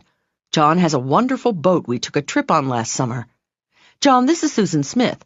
Susan is editor-in-chief of Shoestring Gourmet magazine. Padding the introduction gives Susan the opportunity to ask what kind of boat John has or where the group went. It gives John an opening to discuss his love of writing, or of cooking, or of food. The conversation can then naturally expand to travel in general, life on boats, past vacations, favorite recipes, restaurants, budgets, diets, magazines, editorial policy, to infinity. If you're not comfortable mentioning someone's job during the introduction, mention their hobby or even a talent. The other day at a gathering, the hostess introduced a man named Gilbert. She said, "Leil, I'd like you to meet Gilbert. Gilbert's gift is sculpting. He makes beautiful wax carvings." I remember thinking, gift. Now that's a lovely way to introduce someone and induce conversation. Technique number 17. Never the naked introduction. When introducing people, don't throw out an unbaited hook and stand there grinning like a big clam, leaving the newlymets to flutter their fins and fish for a topic. Bait the conversational hook to get them in the swim of things. Then you're free to stay or float on to the next networking opportunity. Armed with these 2 personality enhancers, 3 conversation igniters, and 3 small extenders, it is time to take a step up the communications ladder. Let us now rise from small talk and seek the path to more meaningful dialogue. The next technique is guaranteed to make the exchange engrossing for your conversation partner. 18. How to resuscitate a dying conversation. Even a well-intentioned husband who might ask his wife while making love, "Is it good for you too, honey?" knows not to ask a colleague, "Is the conversation good for you too?" Yet he wonders. We all do. With the following technique, set your mind at rest. You can definitely make the conversation hot for anyone with whom you speak. Like my prom date Donnie, you will miraculously find subjects to engross your listeners. Be a sleuth on their slips of the tongue. No matter how elusive the clue, Sherlock Holmes is confident he'll soon be staring right at it through his magnifying glass. Like the unerring detective, big winners know, no matter how elusive the clue, they'll find the right topic. How? They become word detectives. I have a young friend, Nancy, who works in a nursing home. Nancy cares deeply about the elderly, but often grumbles about how crotchety and laconic some of her patients are. She laments she has difficulty relating to them. Nancy told me about one especially cantankerous old woman named Mrs. Otis, whom she could never get to open up to her. One day, Nancy confided, right after all those rainstorms we had last week, just to make conversation, I remarked to Mrs. Otis, "Terrible storms we had last week, don't you think?" "Well," Nancy continued, Mrs. Otis practically jumped down my throat. She said in a snippy voice, "It's been good for the plants." I asked Nancy how she responded to that. "What could I say?" Nancy answered. The woman was obviously cutting me off. "Did you ever think to ask Mrs. Otis if she liked plants?" "Plants?" Nancy asked. "Well, yes," I suggested. Mrs. Otis brought the subject up. I asked Nancy to do me a favor. "Ask her," I begged. Nancy resisted, but I persisted. Just to quiet me down, Nancy promised to ask cantankerous old Mrs. Otis if she liked plants. The next day, a flabbergasted Nancy called me from work. "Leil, how did you know? Not only did Mrs. Otis love plants, but she told me she'd been married to a gardener. Today I had a different problem with Mrs. Otis. I couldn't shut her up. She went on and on about her garden, her husband." Top communicators know ideas don't come out of nowhere. If Mrs. Otis thought to bring up plants, then she must have some relationship with them. Furthermore, by mentioning the word, it meant subconsciously she wanted to talk about plants. Suppose, for example, instead of responding to Nancy's comment about the rain with, "It's good for the plants," Mrs. Otis had said, "Because of the rain, my dog couldn't go out." Nancy could then ask about her dog. Or suppose she grumbled, "It's bad for my arthritis." Can you guess what old Mrs. Otis wants to talk about now? When talking with anyone, keep your ears open and, like a good detective, listen for clues. Be on the lookout for any unusual references, any anomaly, deviation, digression, or invocation of another place, time, person. Ask about it because it's the clue to what your conversation partner would really enjoy discussing. If two people have something in common, when the shared interest comes up, they jump on it naturally. For example, if someone mentions playing squash, birdwatching, or stamp collecting, and the listener shares that passion, he or she pipes up, "Oh, you're a squasher, or birder, or philatelist, too." Here's the trick. There's no need to be a squasher, birder, or philatelist to pipe up with enthusiasm. You can simply be a word detective. When you pick up on the reference as though it excites you, too, it parlays you into conversation the stranger thrills to. The subject may put your feet to sleep, but that's another story. Technique number 18. Be a word detective. Like a good gumshoe, listen to your conversation partner's every word for clues to his or her preferred topic. The evidence is bound to slip out. Then spring on that subject like a sleuth onto a slip of the tongue. Like Sherlock Holmes, you have the clue to the subject that's hot for the other person. Now that you've ignited stimulating conversation, let's explore a technique to keep it hot. 19. How to enthrall 'em with your choice of topic, them. Several years ago, a girlfriend and I attended a party saturated with a hodgepodge of swelligant folks. Everyone we talked to seemed to lead a nifty life.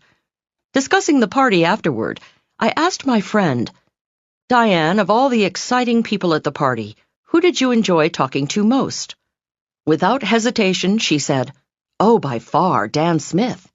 "What does Dan do?" I asked her. Well, I'm not sure," she answered. "Where does he live?" I don't know," Diane responded. "Well, what is he interested in?" "Well, we really didn't talk about his interests." "Diane," I asked, "what did you talk about?" "Well, I guess we talked mostly about me." Aha, I thought. Diane has just rubbed noses with a winner. As it turns out, I had the pleasure of meeting Big Winner Dan several months later. Diane's ignorance about his life piqued my curiosity, so I grilled him for details. As it turns out, Dan lives in Paris, has a beach home in the south of France, and a mountain home in the Alps. He travels around the world producing sound and light shows for pyramids and ancient ruins. And he is an avid hang glider and scuba diver. Does this man have an interesting life or what? Yet Dan, when meeting Diane, said nothing about himself. I told Dan about how pleased Diane was to meet him, yet how little she learned about his life.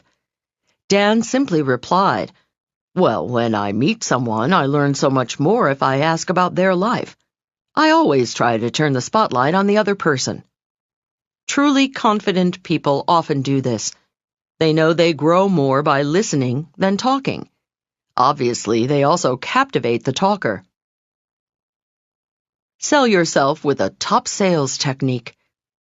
Several months ago at a speakers convention, I was talking with a colleague, Brian Tracy.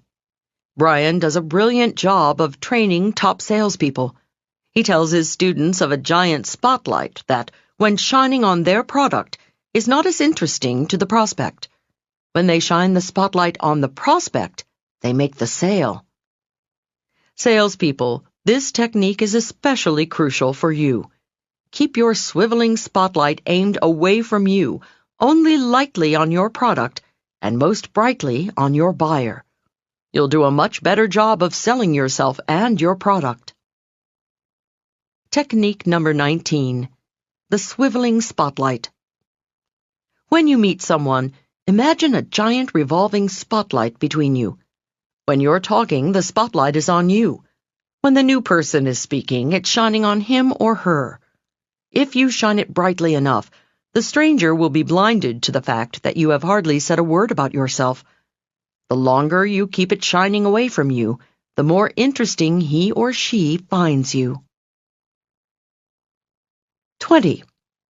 How to never need to wonder, what do I say next? Moments arise, of course, when even conversationalists extraordinaire hit the wall. Some folks' monosyllabic grunts leave slim pickings even for masters of the be-a-word detective technique. If you find yourself futilely fanning the embers of a dying conversation, and if you feel, for political reasons or human compassion, that the conversation should continue, here's a foolproof trick to get the fire blazing again. I call it parroting, after that beautiful tropical bird that captures everyone's heart simply by repeating other people's words. Have you ever, puttering around the house, had the TV in the background tuned to a tennis game? You hear the ball going back and forth over the net. Clink, clunk, clink, clunk, clink. This time you don't hear the clunk. The ball didn't hit the court. What happened? You immediately look up at the set. Likewise, in conversation, the conversational ball goes back and forth. First you speak, then your partner speaks, you speak, and so it goes back and forth.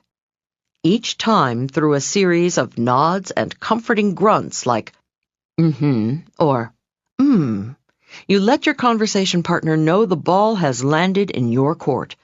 It's your I got it signal. Such is the rhythm of conversation. What do I say next? Back to that frightfully familiar moment when it is your turn to speak but your mind goes blank. Don't panic.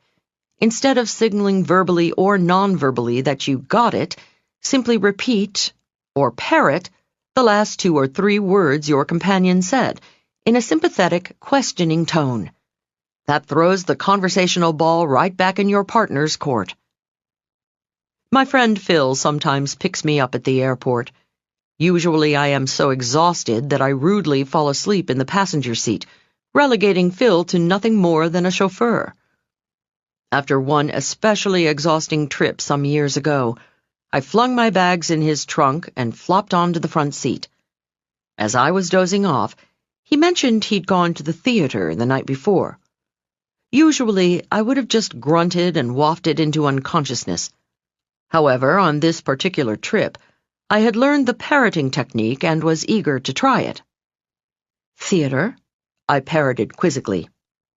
"Yes, it was a great show," he replied, fully expecting it to be the last word on the subject before I fell into my usual sleepy stupor. "Great show?" I parroted. Pleasantly surprised by my interest, he said, "Yes, it's a new show by Stephen Sondheim called Sweeney Todd." "Sweeney Todd?" I again parroted. Now Phil was getting fired up. "Yeah, great music and an unbelievably bizarre story." "Bizarre story?" I parroted. Well, that's all Phil needed. For the next half an hour, Phil told me the show's story about a London barber who went around murdering people. I half dozed, but soon decided his tale of Sweeney Todd's cutting off people's heads was disturbing my sleepy reverie. So I simply backed up and parroted one of his previous phrases to get him on another track. "You said it had great music?" That did the trick. For the rest of the 45-minute trip to my home, Phil sang me Pretty Women, The Best Pies in London, and other songs from Sweeney Todd. Much better accompaniment for my demi-nap. I'm sure to this day Phil thinks of that trip as one of the best conversations we ever had. And all I did was parrot a few of his phrases. Technique number 20. Parroting. Never be left speechless again. Like a parrot, simply repeat the last few words your conversation partner says.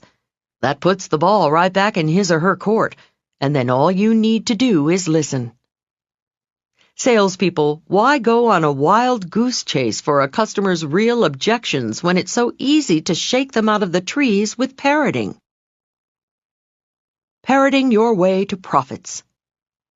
Parroting is also a can opener to pry open people's real feelings. Star salespeople use it to get to their prospects' emotional objections, which they often don't even articulate to themselves. A friend of mine, Paul, a used car salesman, told me he credits a recent sale of a Lamborghini to parroting. Paul was walking around the lot with a prospect and his wife, who had expressed interest in a sensible car. He was showing them every sensible Chevy and Ford on the lot. As they were looking at one very sensible family car, Paul asked the husband what he thought of it. "Well," he mused, "I'm not sure this car is right for me." Instead of moving on to the next sensible car, Paul parroted, "Right for you?" Paul's questioning inflection signaled the prospect that he needed to say more. "Well, yeah," the prospect mumbled. "I'm not sure it fits my personality." "Fits your personality?" Paul again parroted. "You know, maybe I need something a little more sporty." "A little more sporty?" Paul parroted. "Well, those cars over there look a little more sporty." Aha! Paul's parrot had ferreted out which cars to show the customer. As they walked over toward a Lamborghini on the lot, Paul saw the prospect's eyes light up. An hour later, Paul had pocketed a fat commission. Want to take a rest from talking to save your throat? This next technique gets your conversation partner off and running, so all you have to do is listen, or even sneak off unnoticed as he or she chats congenially away. 21. How to get 'em happily chatting, so you can slip away if you want to. Every father smiles when his little tyke beseeches him at bedtime, "Daddy, Daddy, tell me the story again of the 3 little pigs," or the dancing princesses, or how you and Mommy met. Daddy knows Junior enjoyed the story so much the first time he wants to hear it again and again. Junior inspires the following technique called Encore, which serves 2 purposes. Encore makes a colleague feel like a happy dad, and it's a great way to give dying conversation a heart transplant. I once worked on a ship that had Italian officers and mostly American passengers. Each week, the deck officers were required to attend the captain's cocktail party. After the captain's address in charmingly broken English, the officers invariably clumped together, yakking it up in Italian. Needless to say, most of the passengers' grasp of Italian ended at macaroni, spaghetti, salami, and pizza. As cruise director, it fell on my shoulders to get the officers to mingle with the passengers. My not-so-subtle tactic was to grab one of the officers' arms and literally drag him over to a smiling throng of expectant passengers. I would then introduce the officer and pray that either the cat would release his tongue or a passenger would come up with a more original question than, "Gee, if all you officers are here, who is driving the boat?" Never happened. I dreaded the weekly captain's cocktail party. One night, sleeping in my cabin, I was awakened by the ship rocking violently from side to side. I listened, and the engines were off. A bad sign. I grabbed my robe and raced up to the deck. Through the dense fog, I could barely discern another ship not half a mile from us. 5 or 6 officers were grasping the starboard guardrail and leaning overboard. I rushed over just in time to see a man in the moonlight with a bandage over one eye struggling up our violently rocking ladder. The officers immediately whisked him off to our ship's hospital. The engines started again, and we were on our way. The next morning, I got the full story. A laborer on the other ship, a freighter, had been drilling a hole in an engine cylinder. While he was working, a sharp, needle-thin piece of metal shot like a missile into his right eye. The freighter had no doctor on board, so the ship broadcast an emergency signal. International sea laws dictate that any ship hearing a distress signal must respond. Our ship came to the rescue, and the seaman, clutching his bleeding eye, was lowered into a lifeboat that brought him to our ship. Dr. Rossi, our ship's doctor, was successfully able to remove the needle from the workman's eye, thus saving his eyesight. Tell him about the time you... Cut to the next captain's cocktail party. Once again, I was faced with the familiar challenge of getting officers to mingle and make small talk with the passengers. I made my weekly trek to the laconic officers' throng to drag 1 or 2 away, and, this time, my hand fell on the arm of the ship's doctor. I hauled him over to the nearest group of grinning passengers and introduced him. I then said, "Just last week, Dr. Rossi saved the eyesight of a seaman on another ship after a dramatic midnight rescue. Dr. Rossi, I'm sure these folks would love to hear about it." It was like a magic wand. To my amazement, it was as though Dr. Rossi was blessed instantly with the tongues of angels. His previously monosyllabic broken English became thickly accented eloquence. He recounted the entire story for the growing group of passengers gathering around him. I left the throng that Dr. Rossi enraptured to pull another officer over to an awaiting audience. I grabbed the captain's stripe-covered arm, dragged him over to another pack of smiling passengers, and said, "Captain Cafiero, why don't you tell these folks about the dramatic midnight rescue you made last week?" The cat released Cafiero's tongue, and he was off and running. Back to the throng to get the first officer for the next group. By now, I knew I had a winner. "Senor Salvago, why don't you tell these folks how you awakened the captain at midnight last week for the dramatic midnight rescue?" By then, it was time to go back to extract the ship's doctor from the first bevy and take him to his next pack of passengers. It worked even better the second time. He happily commenced his encore for the second audience. As he chatted away, I raced back to the captain to pull him away for a second telling with another throng. I felt like the circus juggler who keeps all the plates spinning on sticks. Just as I got one conversation spinning, I had to race back to the first speaker to give him a whirl at another audience. The captain's cocktail parties were a breeze for me for the rest of the season. The three officers loved telling the same story of their heroism to new people every cruise. The only problem was I noticed the stories getting longer and more elaborate each time. I had to adjust my timing in getting them to do a repeat performance for the next audience. Play it again, Sam.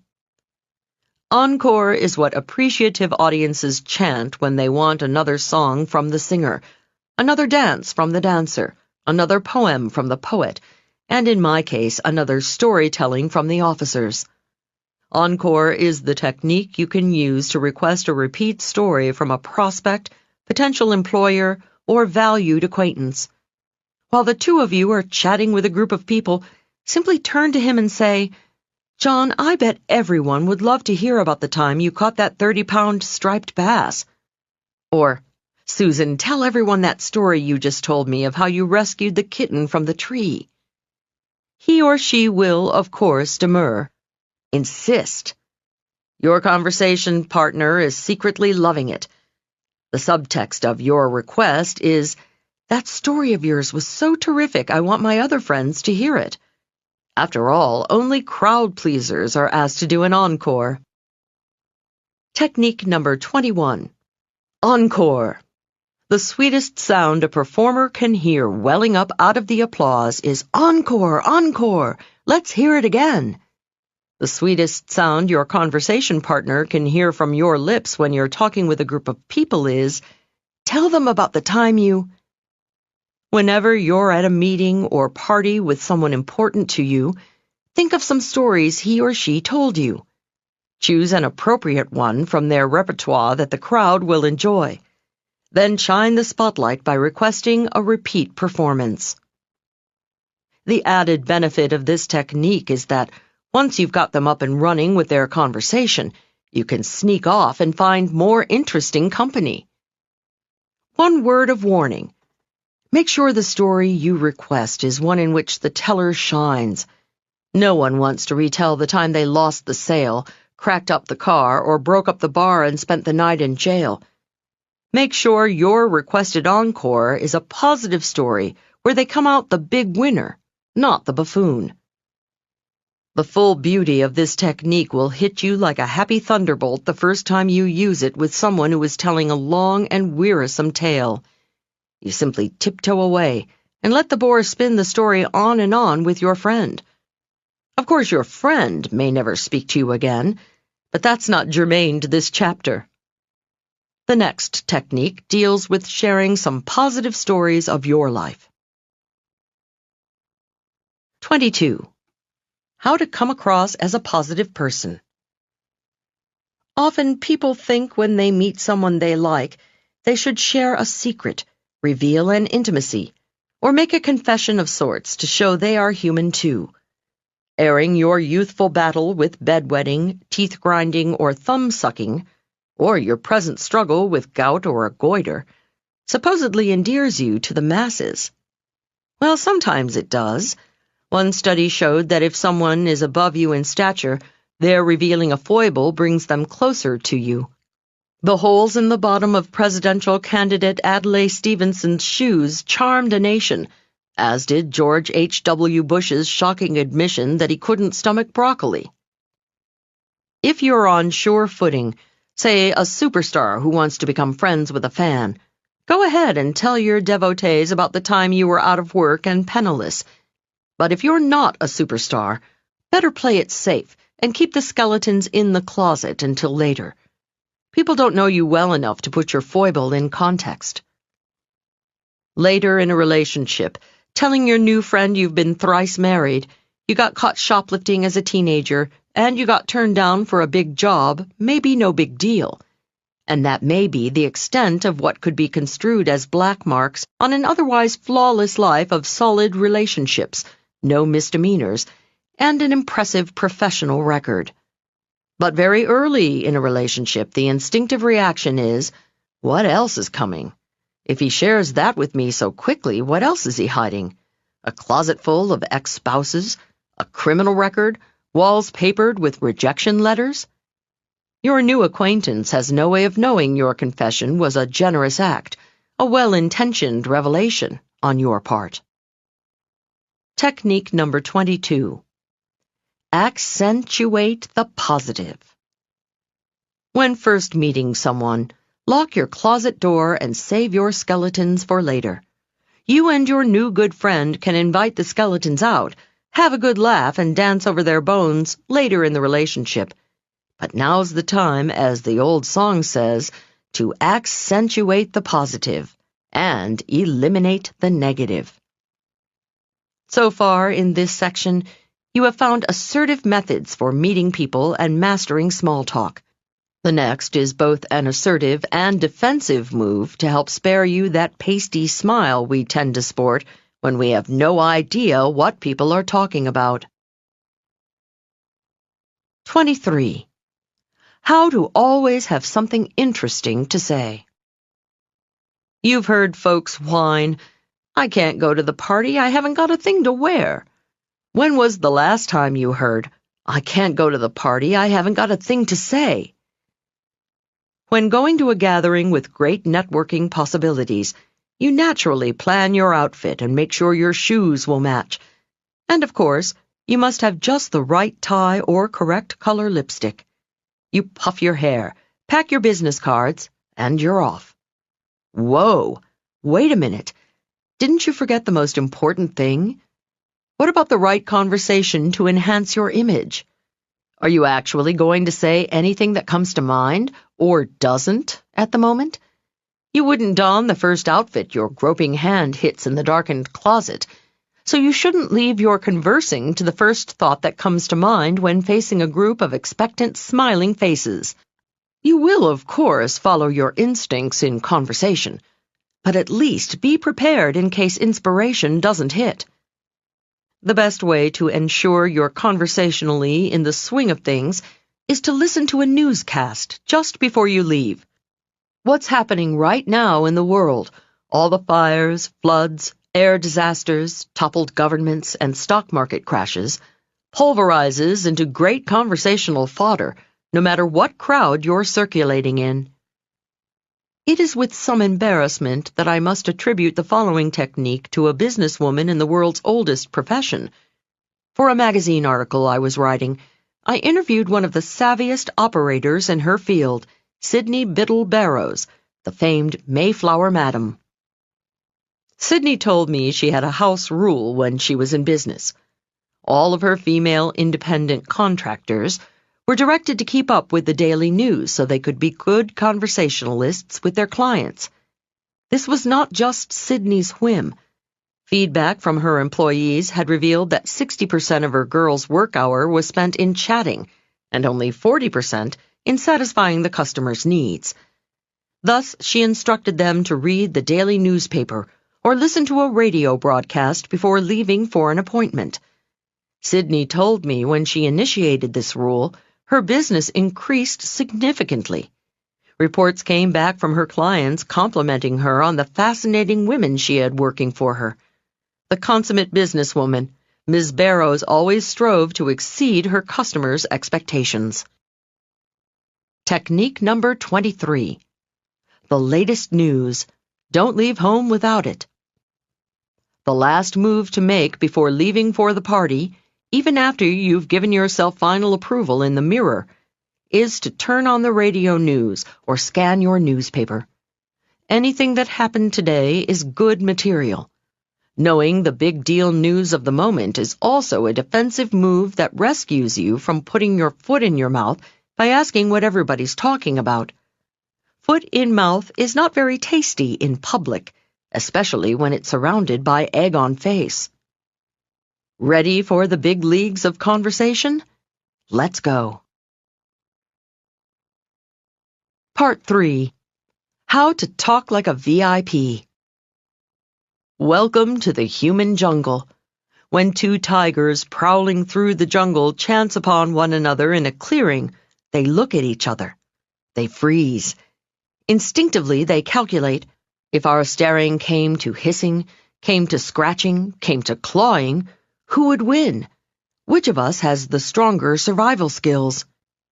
Tigers in the wilderness differ little from the urban upright animals inhabiting the corporate jungle, or singles jungle, or social jungle. Humans start the process by looking at each other and talking. In the business world, while smiling and uttering, "How do you do?" "Hello," "Howdy," or "Hi," they are, like tigers, instinctively, instantaneously sizing each other up. They're not calculating the length of each other's claws or the sharpness of their teeth. They're judging each other on a weapon far more powerful to survival as they have defined it. Humans are judging each other's communication skills. Although they may not know the names of the specific studies first proving it, they sense the truth. 85% of one's success in life is directly due to communication skills. They may not be familiar with the U.S. Census Bureau's recent survey showing employers choose candidates with good communication skills and attitude way over education, experience, and training. But they know communication skills get people to the top. Thus, by observing each other carefully during casual conversing, it becomes almost immediately evident to both which is the bigger cat in the human jungle. It doesn't take long for people to recognize who is an important person. One cliché, one insensitive remark, one over-anxious reaction, and you can be professionally or personally demoted. You can lose a potentially important friendship or business contact. One stupid move and you can tumble off the corporate or social ladder. The techniques in this section will help ensure that you make all the right moves so this doesn't happen. The following communication skills give you a leg up to start your ascent to the top of any ladder you choose. 24. How to find out what they do without even asking. To size each other up, the first question little cats flat-pawedly ask each other is, "And what do you do, Then they crouch there, quivering their whiskers and twitching their noses with an obvious, "I'm going to pronounce silent judgment on you after you answer" look on their pusses. Big cats never ask outright, "What do you do?" Oh, they find out all right, in a much more subtle manner. By not asking the question, the big boys and big girls come across as more principled, even spiritual. After all, their silence says, a man or woman is far more than his or her job. Resisting the tempting question also shows their sensitivity. With so much downsizing, right-sizing, and capsizing of corporations these days, the blunt interrogation evokes uneasiness. The job question is not just unpleasant for those who are between engagements. I have several gainfully employed friends who hate being asked, "And what do you do?" One of these folks cuts cadavers for autopsies. The other is an IRS collection agent. Additionally, millions of talented and accomplished women have chosen to devote themselves to motherhood. When the cruel corporate question is thrust at them, they feel guilty. The rude interrogation belittles their commitment to their families. No matter how the women answer, they fear the asker is only going to hear a humble, "I'm just a housewife." Big boys and big girls should avoid asking, "What do you do?" for another reason. Their abstinence from the question leads listeners to believe that they are in the habit of soaring with a high-flying crowd. Recently, I attended a posh party on Easy Street. I suspect they invited me as their token working-class person. I noticed no one was asking anyone what they did, because these swells didn't do anything. Oh, some might have a ticker tape on the bed table of their mansion to track investments, but they definitely did not work for a living. The final benefit to not asking, "What do you do?" is it throws people off guard. It convinces them that you are enjoying their company for who they are, not for any crass networking reason. Technique number 24. What do you do not?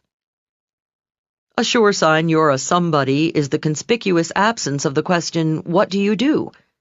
You determine this, of course, but not with those 4 dirty words that label you as either a ruthless networker, a social climber, a gold-digging husband or wife hunter, or someone who's never strolled along Easy Street. The right way to find out. So how do you find out what someone does for a living? I thought you'd never ask. You simply practice the following 8 words. All together now. How do you spend most of your time? How do you spend most of your time is the gracious way to let a cadaver cutter, a tax collector, or a capsized employee off the hook. It's the way to reinforce an accomplished mother's choice. It's the way to assure a spiritual soul you see his or her inner beauty. It's a way to suggest to a swell that you reside on Easy Street too. Now, suppose you've just made the acquaintance of someone who does like to talk about his or her work. Asking, "How do you spend most of your time?" also opens the door for workaholics to spout off. "Oh, golly," they mock moan, "I just spend all my time working." That, of course, is your invitation to grill them for details. Then they'll talk your ear off. Yet the new wording of your question gives those who are somewhere between at leisure and work-addicted the choice of telling you about their job or not. Finally, asking, "How do you spend most of your time?" instead of, "And what do you do?" gives you your big cat stripes right off. 25. How to know what to say when they ask, "What do you do?" Now, 99% of the people you meet will, of course, ask, "And what do you do?" Big winners, realizing someone will always ask, are fully prepared for the interrogation. Many folks have one written resume for job seeking. They type it up and then trudge off to the printer to get a nice, neat stack to send to all prospective employers. The resume lists their previous positions, dates of employment, and education. Then at the bottom, they might as well have scribbled, "Well, that's me, take it or leave it." And usually they get left. Why? Because prospective employers do not find enough specific points in the resume that relate directly to what their firm is seeking.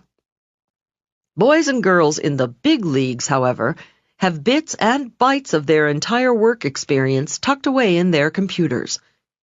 When applying for a job, they punch up only the appropriate data and print it out so it looks like it just came from the printer. My friend Roberto was out of work last year. He applied for 2 positions, a sales manager of an ice cream company and head of strategic planning for a fast food chain.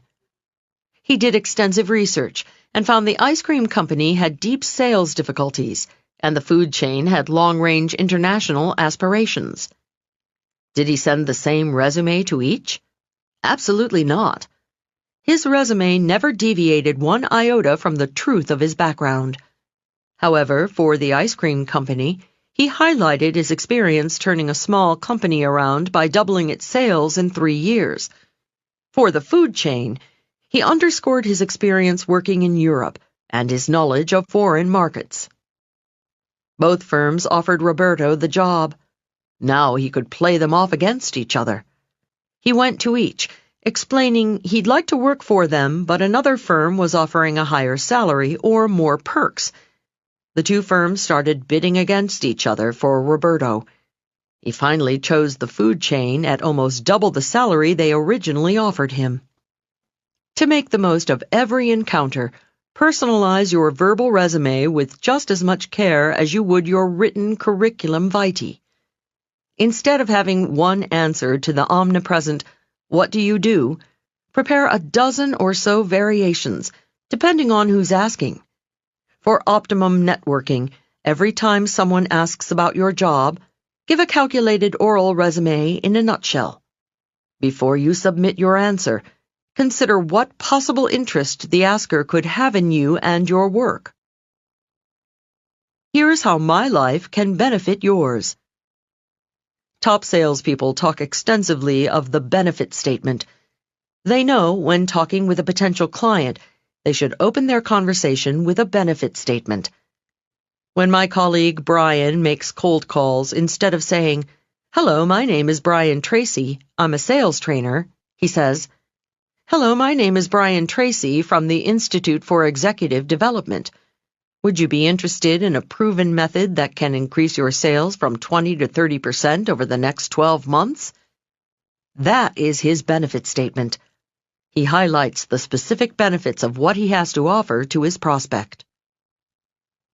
My hairdresser, Gloria, I discovered, gives a terrific benefit statement to everyone she meets. That's probably why she has so many clients. In fact, that's how she got me as a client. When I met Gloria at a convention, she told me she was a hairdresser who specialized in flexible hairstyles for the businesswoman. She casually mentioned she has many clients who choose a conservative hairstyle for work that they can instantly convert to a feminine style for social situations. "Hey, that's me," I said to myself, fingering my stringy little ponytail. I asked for her card, and Gloria became my hairdresser. Then, several months later, I happened to see Gloria at another event. I overheard her chatting with a stylish gray-haired woman at the buffet table. Gloria was saying, "And we specialize in a wonderful array of blue rinses." Now that was news to me. I didn't remember seeing one gray head in her salon. As I was leaving the party, Gloria was out on the lawn talking animatedly with the host's teenage daughters. "Oh yeah," she was saying, "like we specialize in these really cool, up-to-the-minute styles." Good for you, Gloria. Like Gloria the hairdresser, give your response a once-over before answering the inevitable "What do you do?" When someone asks, never give just a one-word answer. That's for forms. If business networking is on your mind, ask yourself, how could my professional experience benefit this person's life? For example, here are some descriptions various people might put on their tax return. Real estate agent, financial planner, martial arts instructor, cosmetic surgeon, hairdresser. Any practitioner of the above profession should reflect on the benefit his or her job has to humankind. Every job has some benefit, or you wouldn't get paid to do it. The advice to these folks is, don't say real estate agents. Say, I help people moving into our area find the right home. Don't say financial planner. Say, I help people plan their financial future. Don't say martial arts instructor. Say, I help people defend themselves by teaching martial arts. Don't say cosmetic surgeon.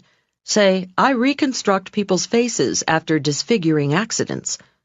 Or if you're talking with a woman of a certain age, as the French so gracefully say, tell her, I help people to look as young as they feel through cosmetic surgery. Don't say hairdresser. Say, I help a woman find the right hairstyle for her particular face. Go, Gloria. Putting the benefit statement in your verbal nutshell resume brings your job to life and makes it memorable. Even if your new acquaintance can't use your services, the next time he or she meets someone moving into the area, wanting to plan their financial future, thinking of self-defense, considering cosmetic surgery, or needing a new hairstyle, who comes to mind? Not the unimaginative people who gave the tax return description of their jobs, but the big winners who painted a picture of helping people with needs. A nutshell resume for your private life. The nutshell resume works in non-business situations too. Since the new acquaintances will always ask you about yourself, prepare a few exciting stock answers. When meeting a potential friend or loved one, make your life sound like you will be a fun person to know. As a young girl, I wrote novels in my mind about my life. Leil, squinting her eyes against the torrential downpour, bravely reached out the window into the icy storm to pull the shutters tight and keep the family safe from the approaching hurricane. Big deal. Mama asked me to close the windows when it started to rain. Still, marching toward the open window, I fancied myself the family's brave savior. You don't need to be quite so melodramatic in your self-image, but at least punch up your life to sound interesting and dedicated. Technique number 25. The nutshell resume. Just as job-seeking top managers roll a different written resume off their printers for each position they're applying for, let a different true story about your professional life roll off your tongue for each listener.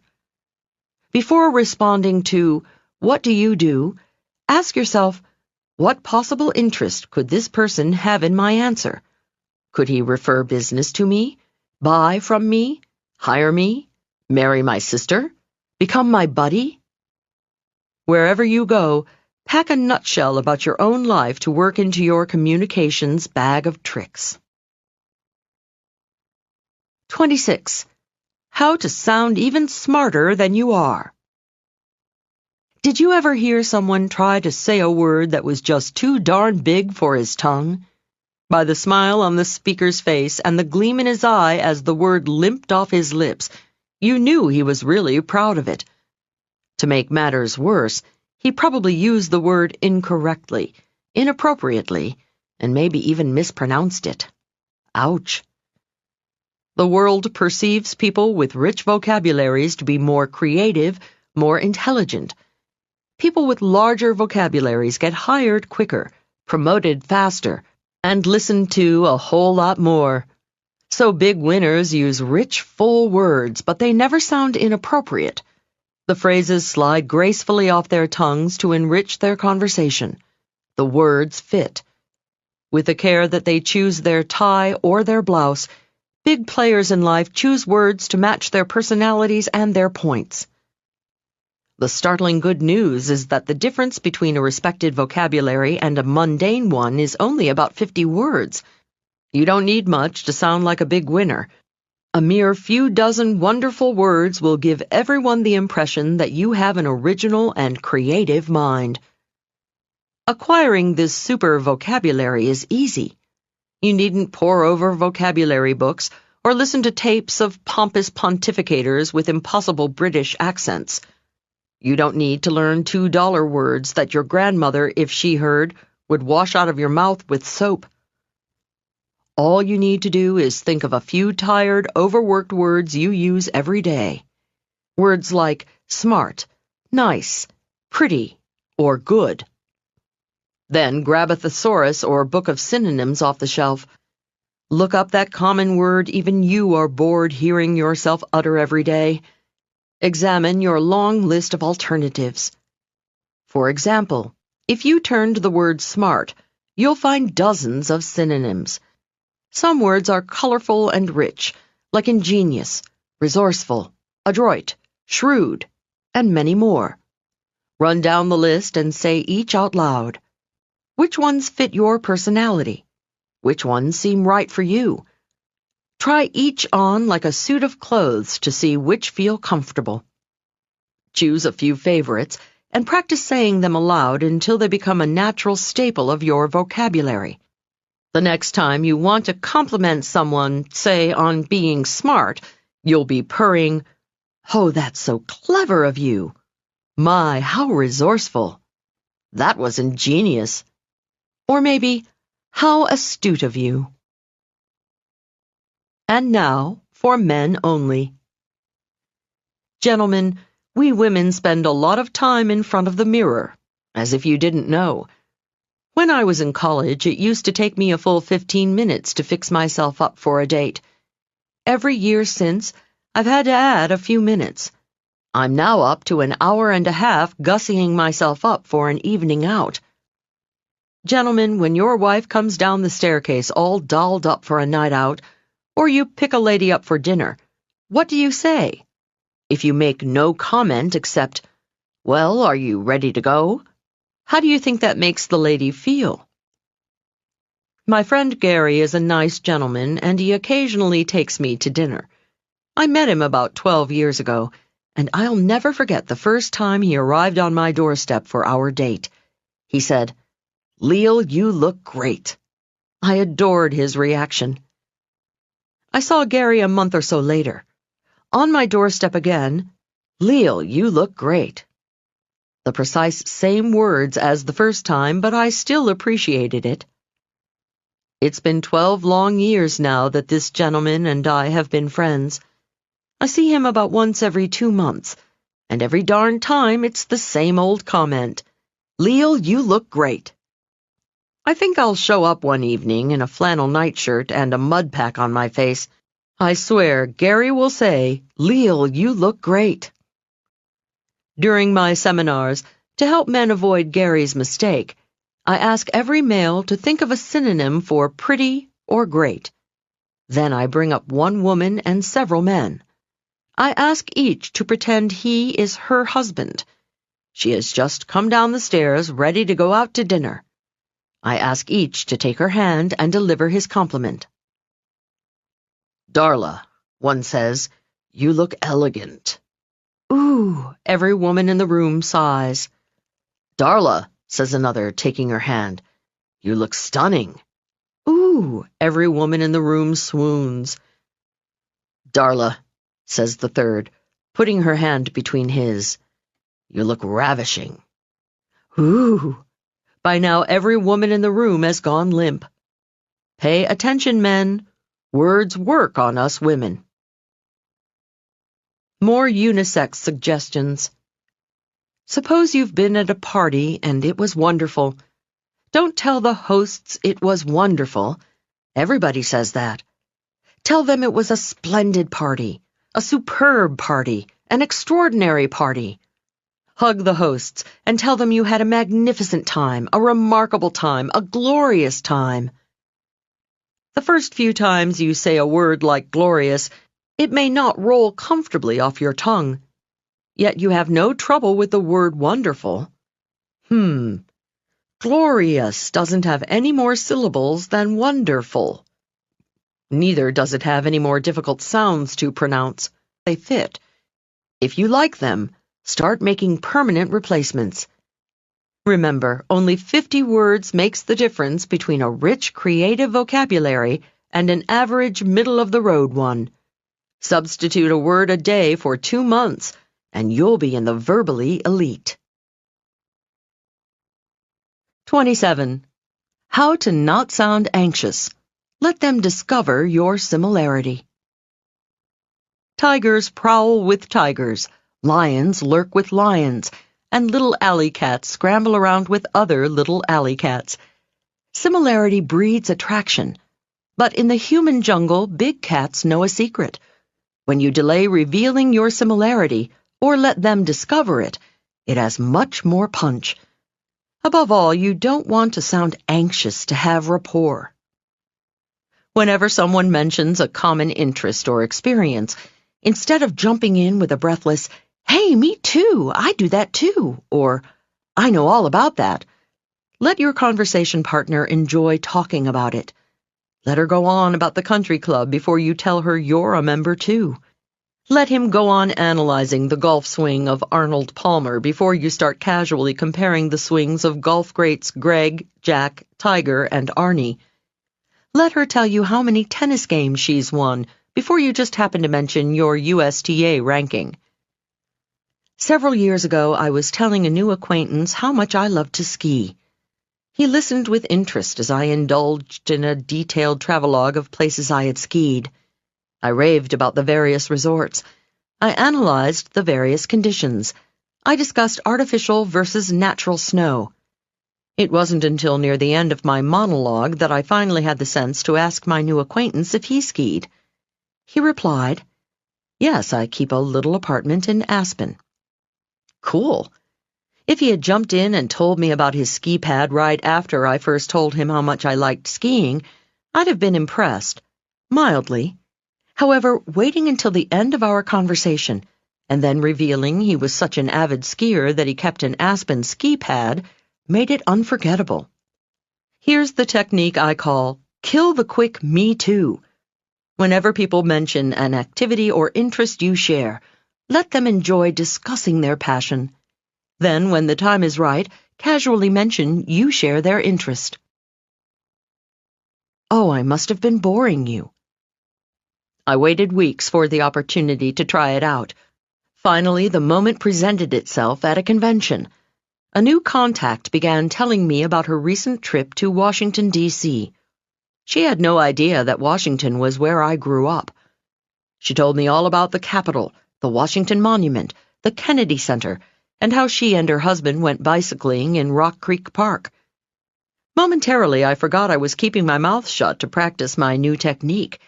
I was genuinely enjoying hearing about these familiar sights from a visitor's perspective. I asked her where she stayed, where she dined, and if she had a chance to get into any of the beautiful Maryland or Virginia suburbs. At one point, obviously pleased by my interest in her trip, she said, "You sound like you know a lot about Washington." "Yes," I replied. "It's my hometown, but I haven't been back there in ages." "Your hometown?" she squealed. "My goodness, why didn't you tell me? I must have been boring you." "Oh, not at all," I replied honestly. "I was enjoying hearing about your trip so much I was afraid you'd stop if I told you." Her big smile and barely audible, "Oh gosh," let me know I had won a new friend. When someone starts telling you about an activity he has done, a trip she has made, a club he belongs to, an interest she has, anything that you share, bite your tongue. Let the teller relish his or her own monologue. Relax and enjoy it too, secretly knowing how much pleasure your conversation partner will have when you reveal you share the same experience. Then, when the moment is ripe, casually disclose your similarity. And be sure to mention how much you enjoyed hearing about his or her shared interest. Technique number 27. Kill the quick me too. Whenever you have something in common with someone, the longer you wait to reveal it, the more moved and impressed he or she will be. You emerge as a confident big cat, not a lonely little stray hungry for a quick connection with a stranger. P.S. Don't wait too long to reveal your shared interest, or it will seem like you're being tricky. 28.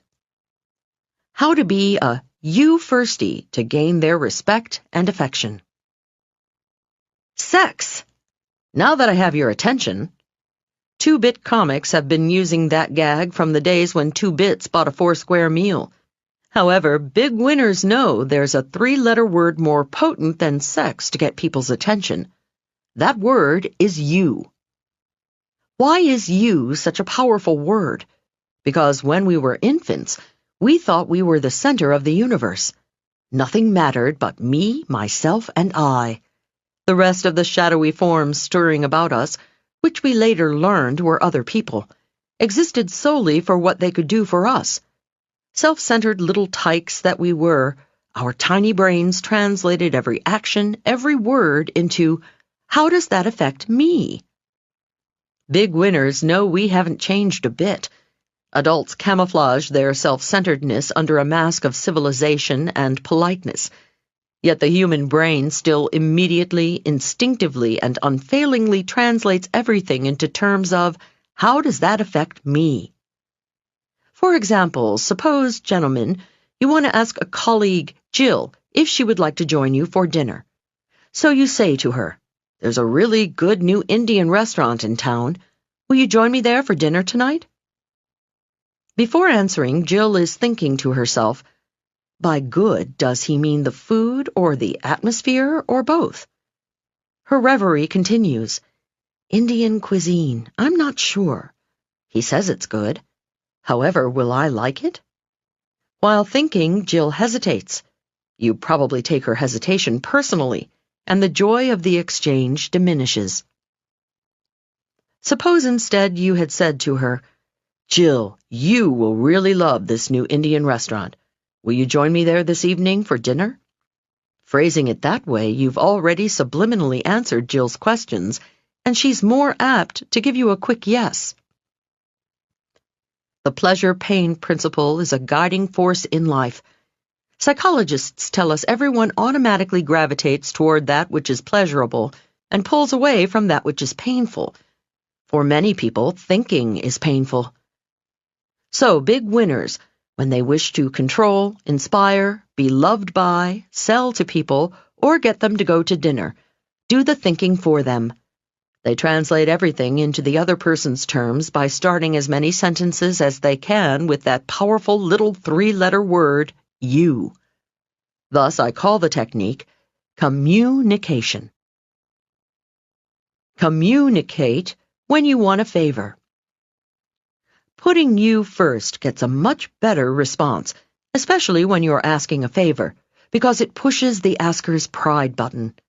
Suppose you want to take a long weekend. You decide to ask your boss if you can take Friday off.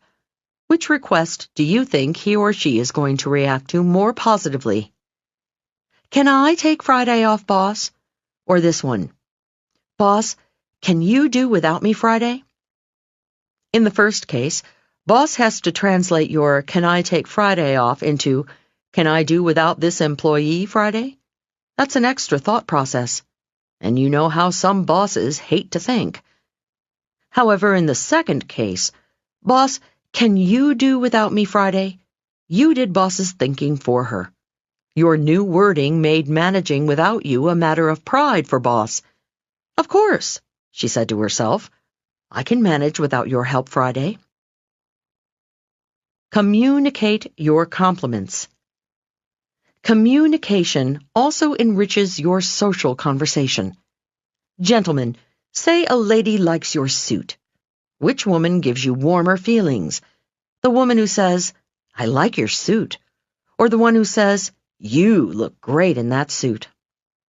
Big players who make business presentations use communication to excellent advantage. Suppose you're giving a talk and a participant asks a question. He likes to hear you say, "That's a good question." However, consider how much better he feels when you tell him, "You've asked a good question." Salespeople don't just tell your prospects.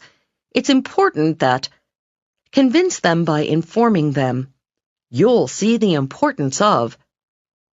When negotiating, instead of "the result will be," let them know, "You'll see the result when you." Starting sentences with "you" even works when talking to strangers on the street. Once, driving around San Francisco hopelessly lost, I asked people walking along the sidewalk how to get to the Golden Gate Bridge. I stopped a couple trudging up a hill. "Excuse me," I called out the window. "I can't find the Golden Gate Bridge." The pair looked at each other and shrugged with that "how stupid can these tourists get" look on their faces. "That direction," the husband mumbled, pointing straight ahead. Still lost, I called out to the next couple I encountered. "Excuse me, where's the Golden Gate Bridge?" Without smiling, they pointed in the opposite direction. Then I decided to try communication. When I came upon the next strolling couple, I called out the window, "Excuse me, could you tell me where the Golden Gate Bridge is?" "Of course," they said, answering my question literally. You see, by phrasing the question that way, it was a subtle challenge. I was asking, in essence, are you able to give me directions? This hits them in the pride button. They walked over to my car and gave me explicit instructions. Hey, I thought, this you stuff really works. To test my hypothesis, I tried it a few more times. I kept asking passers-by my 3 forms of the question. Sure enough, whenever I asked, could you tell me where, people were more pleasant and helpful than when I started the question with I or where. I'm sure when they recover the flight box from the fall of man under a fig leaf in the Garden of Eden, it will convince the world of the power of the word you. Eve did not ask Adam to eat the apple. She did not command him to eat the apple. She didn't even say, Adam, I want you to eat this apple. She phrased it, as all big winners would, you will love this apple. That's why he bit. Communication is a sign of sanity. Therapists calculate inmates of mental institutions say I and me 12 times more often than residents of the outside world. As patients' conditions improve, the number of times they use the personal pronouns also diminishes. Continuing up the sanity scale, the fewer times you use I, the more sane you seem to your listeners. If you eavesdrop on big winners talking with each other, you'll notice a lot more you than I in their conversation. Technique number 28. Communication. Start every appropriate sentence with you. It immediately grabs your listener's attention. It gets a more positive response because it pushes the pride button and saves them having to translate it into me terms. When you sprinkle you as liberally as salt and pepper throughout your conversation, your listeners find it an irresistible spice. The next technique concerns a way big winners are silently you-oriented. 29. How to make them feel you don't smile at just anybody. Have you ever seen those low-budget mail-order fashion catalogs that use the same model throughout? Whether she is engulfed in a wedding gown or partially clad in a bikini, her face sports the same plastic smile. Looking at her, you get the feeling if you rapped on her forehead, a tiny voice would come back saying, "Nobody's in here." Whereas models in more sophisticated magazines have mastered a myriad of different expressions. A flirtatious, "I've got a secret" smile on one page, a quizzical, "I think I'd like to get to know you, but I'm not sure" smile on the next, and a mysterious Mona Lisa smile on the third. You feel there's a brain running the operation somewhere inside that beautiful head. I once stood in the receiving line of the ship I worked on, along with the captain, his wife, and several other officers. One passenger with a radiant smile started shaking hands down our line. When he got to me, he flashed a shimmering smile, revealing teeth as even and white as keys on a new piano. I was transfixed. It was as though a brilliant light had illuminated the dim ballroom. I wished him a happy cruise and resolved to find this charming gentleman later. Then he was introduced to the next person. Out of the corner of my eye, I saw his identical glistening grin. A third person, the same grin. My interest began to dwindle. When he gave his fourth indistinguishable smile to the next person, he started to resemble a Cheshire cat. By the time he was introduced to the fifth person, his consistent smile felt like a strobe light disturbing the ambience of the ballroom. Strobe man went on flashing everybody the same smile down the line. I had no further interest in talking with him. Why did this man's stock shoot high in my ticker 1 minute and plummet the next? Because his smile, although charming, reflected no special reaction to me. Obviously, he gave the same smile to everybody, and by that it lost all its specialness. If Strobe Man had given each of us a slightly different smile, he would have appeared sensitive and insightful. Of course, if his smile had been just a tad bigger for me than for the others, I couldn't have waited for the formalities to be over to seek him out in the crowded ballroom. Review your repertoire of smiles. If your job required you to carry a gun, you would, of course, learn all about the moving parts before firing it. And before taking aim, you would carefully consider whether it would murder, maim, or merely wound your target. Since your smile is one of your biggest communications weapons, learn all about the moving parts and the effect on your target. Set aside 5 minutes. Lock your bedroom or bathroom door so your family doesn't think you've gone off the deep end. Now stand in front of the mirror and flash a few smiles. Discover the subtle differences in your repertoire. Just as you would alternate saying, "Hello, how do you do?" and "I am pleased to meet you" when being introduced to a group of people, vary your smile. Don't use the same on each. Let each of your smiles reflect the nuances of your sentiment about the recipient. Technique number 29, the exclusive smile. If you flash everybody the same smile like a Confederate dollar, it loses value. When meeting groups of people, grace each with a distinct smile. Let your smiles grow out of the beauty big players find in each new face. If one person in a group is more important to you than the others, reserve an especially big flooding smile just for him or her. In defense of the quickie. There are times, I discovered, when the quick put-on smile works. For example, when you want to engineer the acquaintance of someone to whom you have not had the opportunity to be introduced. In the vernacular, that's pick them up. The smile's pick-up power was proven for posterity by solemn researchers at the University of Missouri.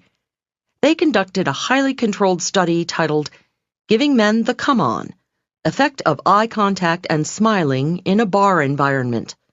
I kid you not.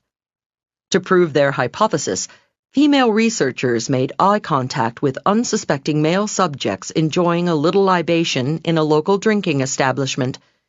Sometimes the female researchers followed their glance with a smile. In other cases, no smile. The results? I quote the study. The highest approach behavior, 60%, was observed in the condition in which there was smiling. That translates into layman's English. The guy came over 60% of the time when the lady smiled. Without the smile, he made the approach only 20% of the time. So yes, a smile works for those who wish to pick somebody up. However, in situations where the stakes are higher, try the flooding smile from the first section, and now the exclusive smile. 30. How to avoid sounding like a jerk. Do you remember that scene from the movie classic Annie Hall, where Diane Keaton is first meeting Woody Allen? As she's chatting with him, we hear her private thoughts. She's musing to herself, "Oh, I hope he's not a jerk like all the others." One of the quickest ways to make a big winner think you are, well, a jerk, is to use a cliché. If you're chatting with a top communicator and even innocently remark, "Yes, I was tired as a dog," or "She was cute as a button," you've unknowingly laid a linguistic bomb. Big winners silently moan when they hear someone mouth a trite, overworn phrase.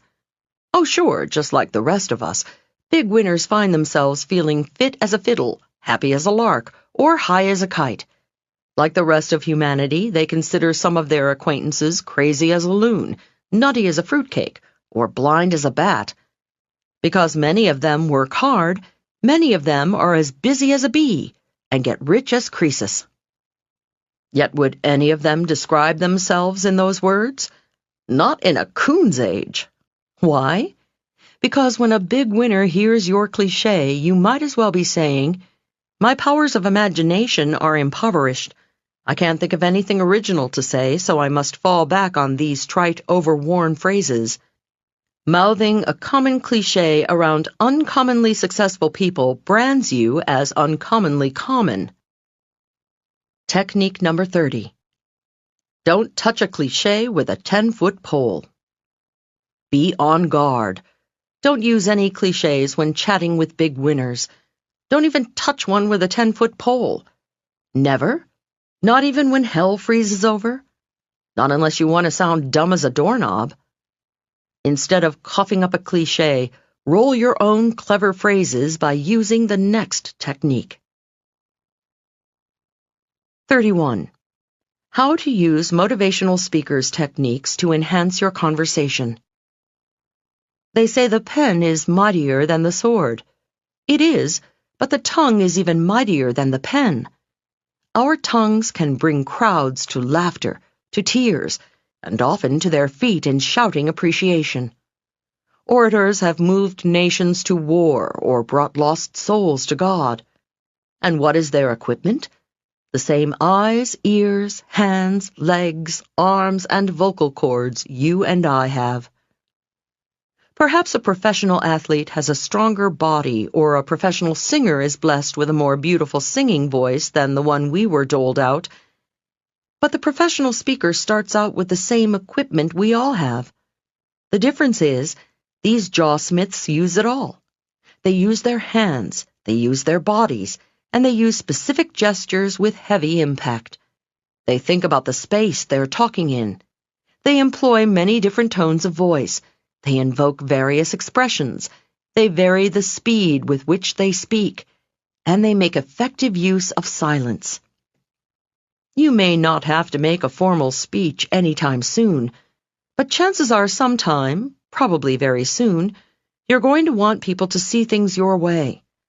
Whether it's persuading your family to spend their next vacation at Grandma's, or convincing the stockholders in your multi-million-dollar corporation that it's time to do a takeover, do it like a pro. Get a book or two on public speaking and learn some of the tricks of the trade.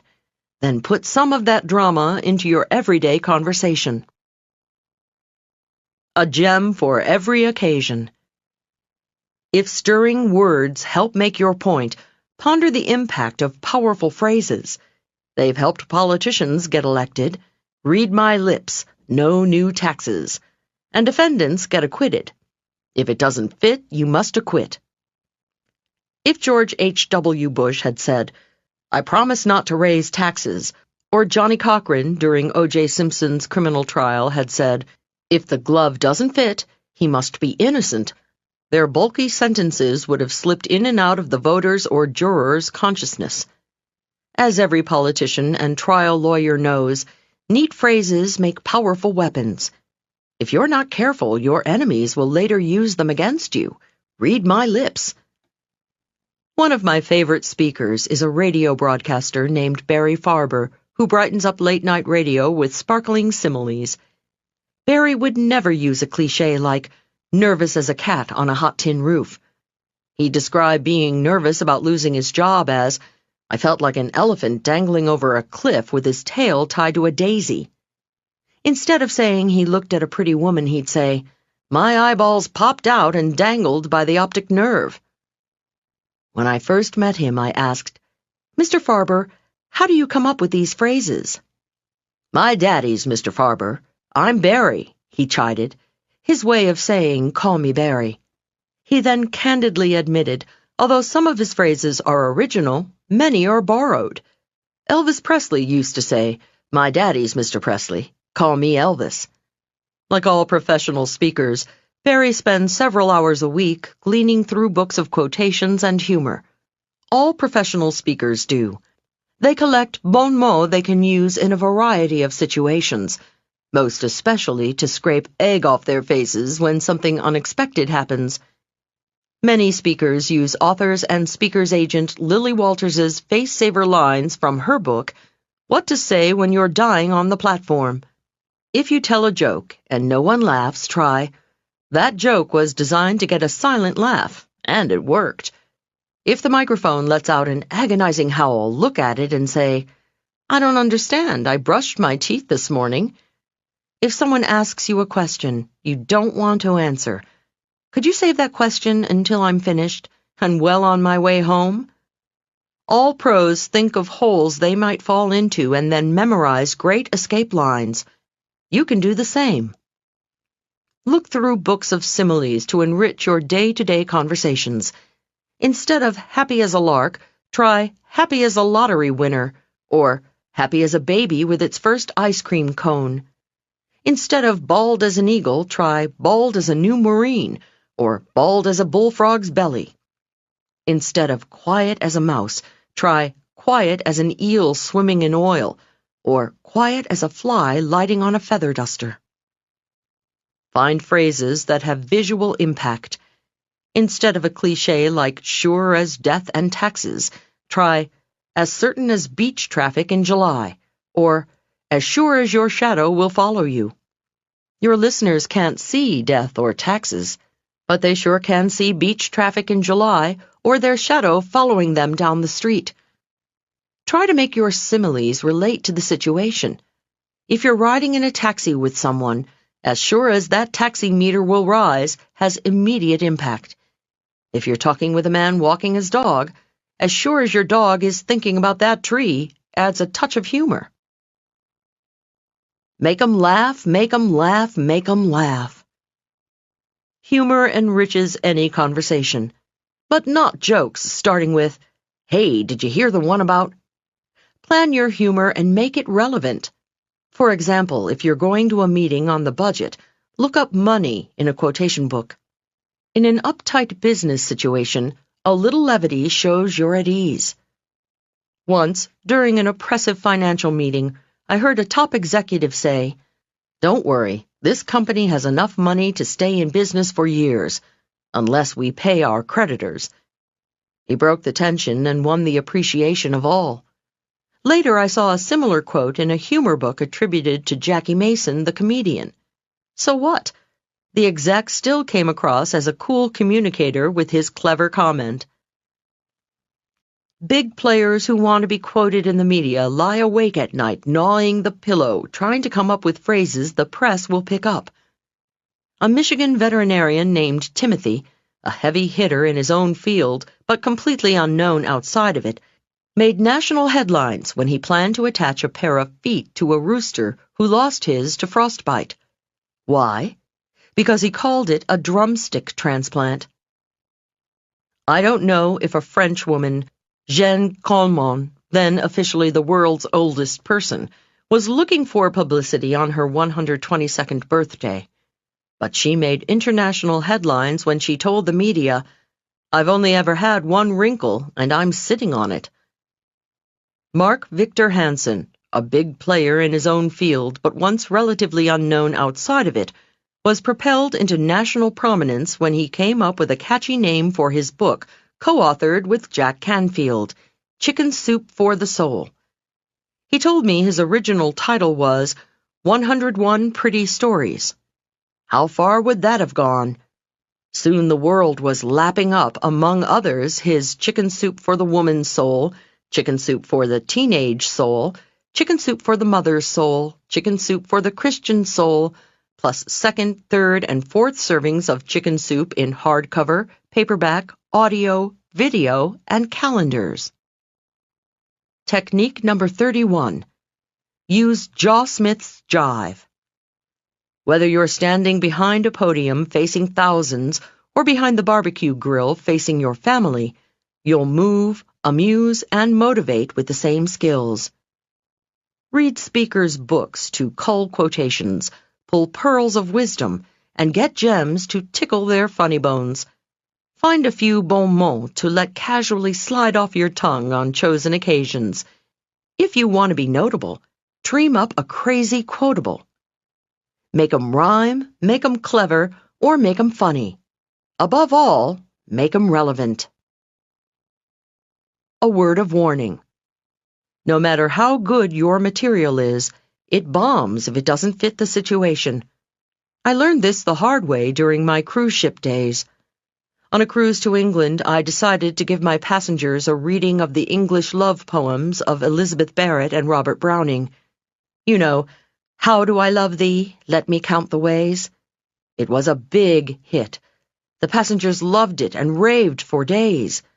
I couldn't walk out on deck without some passenger turning to me and affectionately echoing, "How do I love thee?"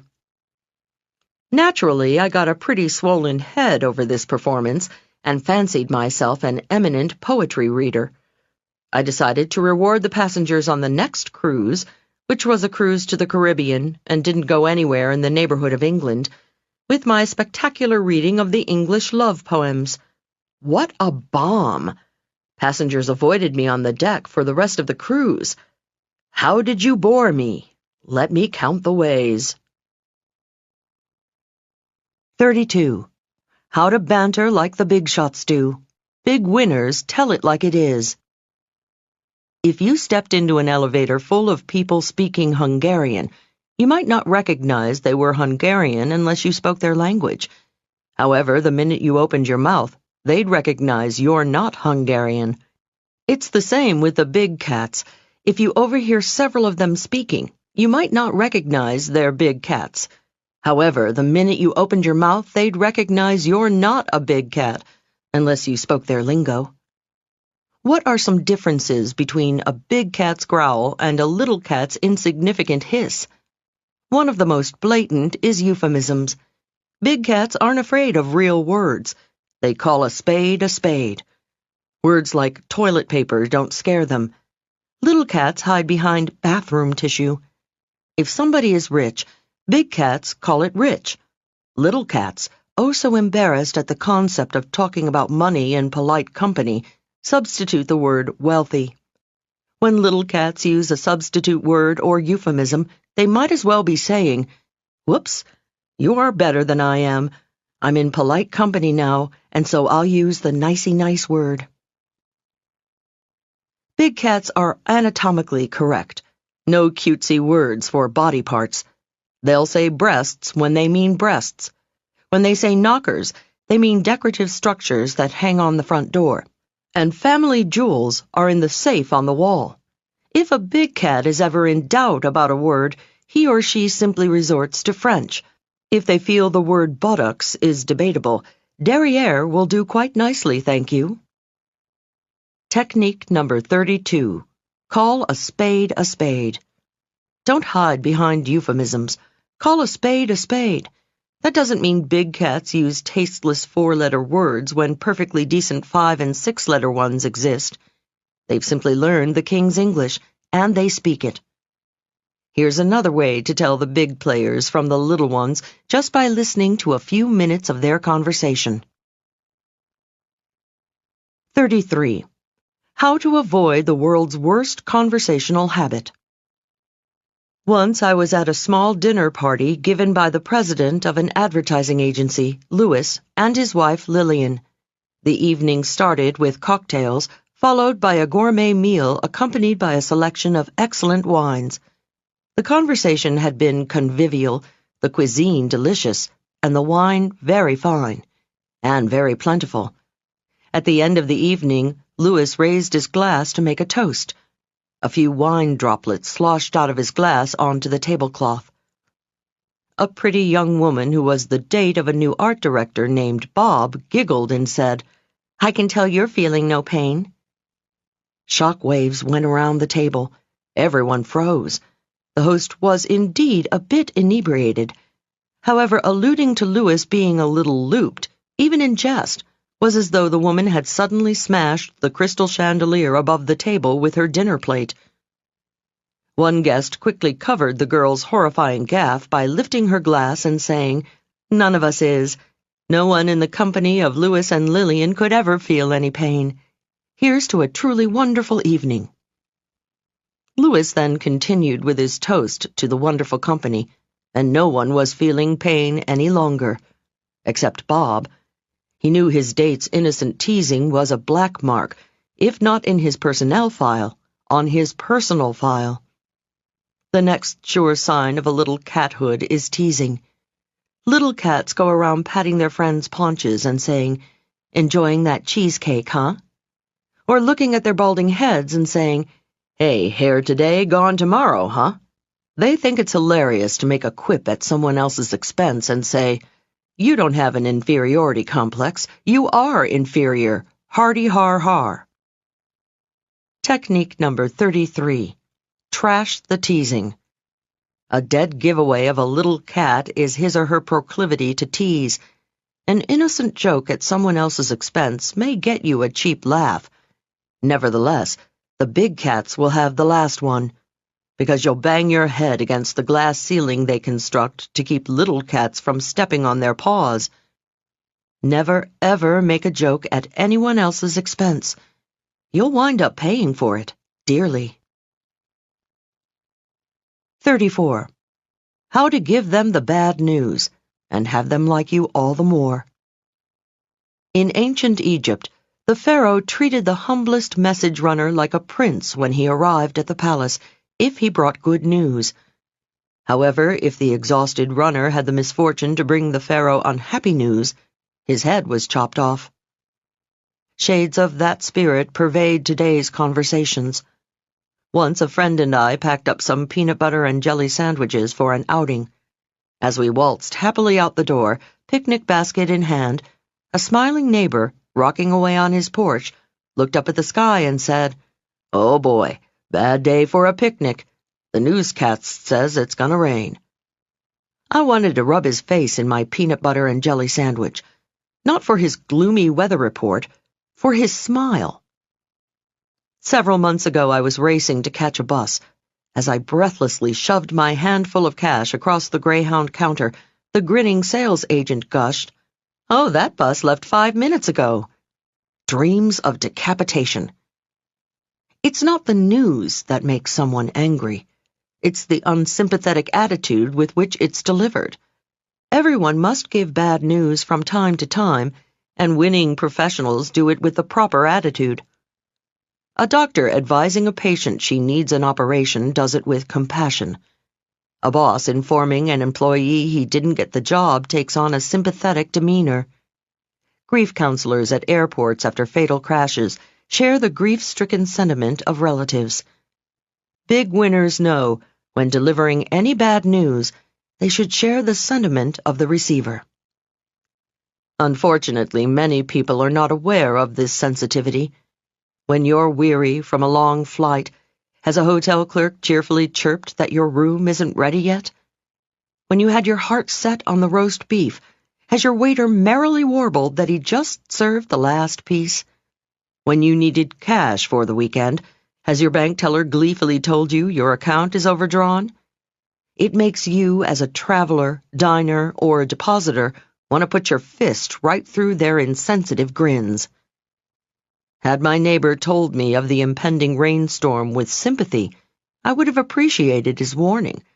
Had the Greyhound sales clerk sympathetically informed me that my bus had already left, I probably would have said, "Oh, that's all right, I'll catch the next one."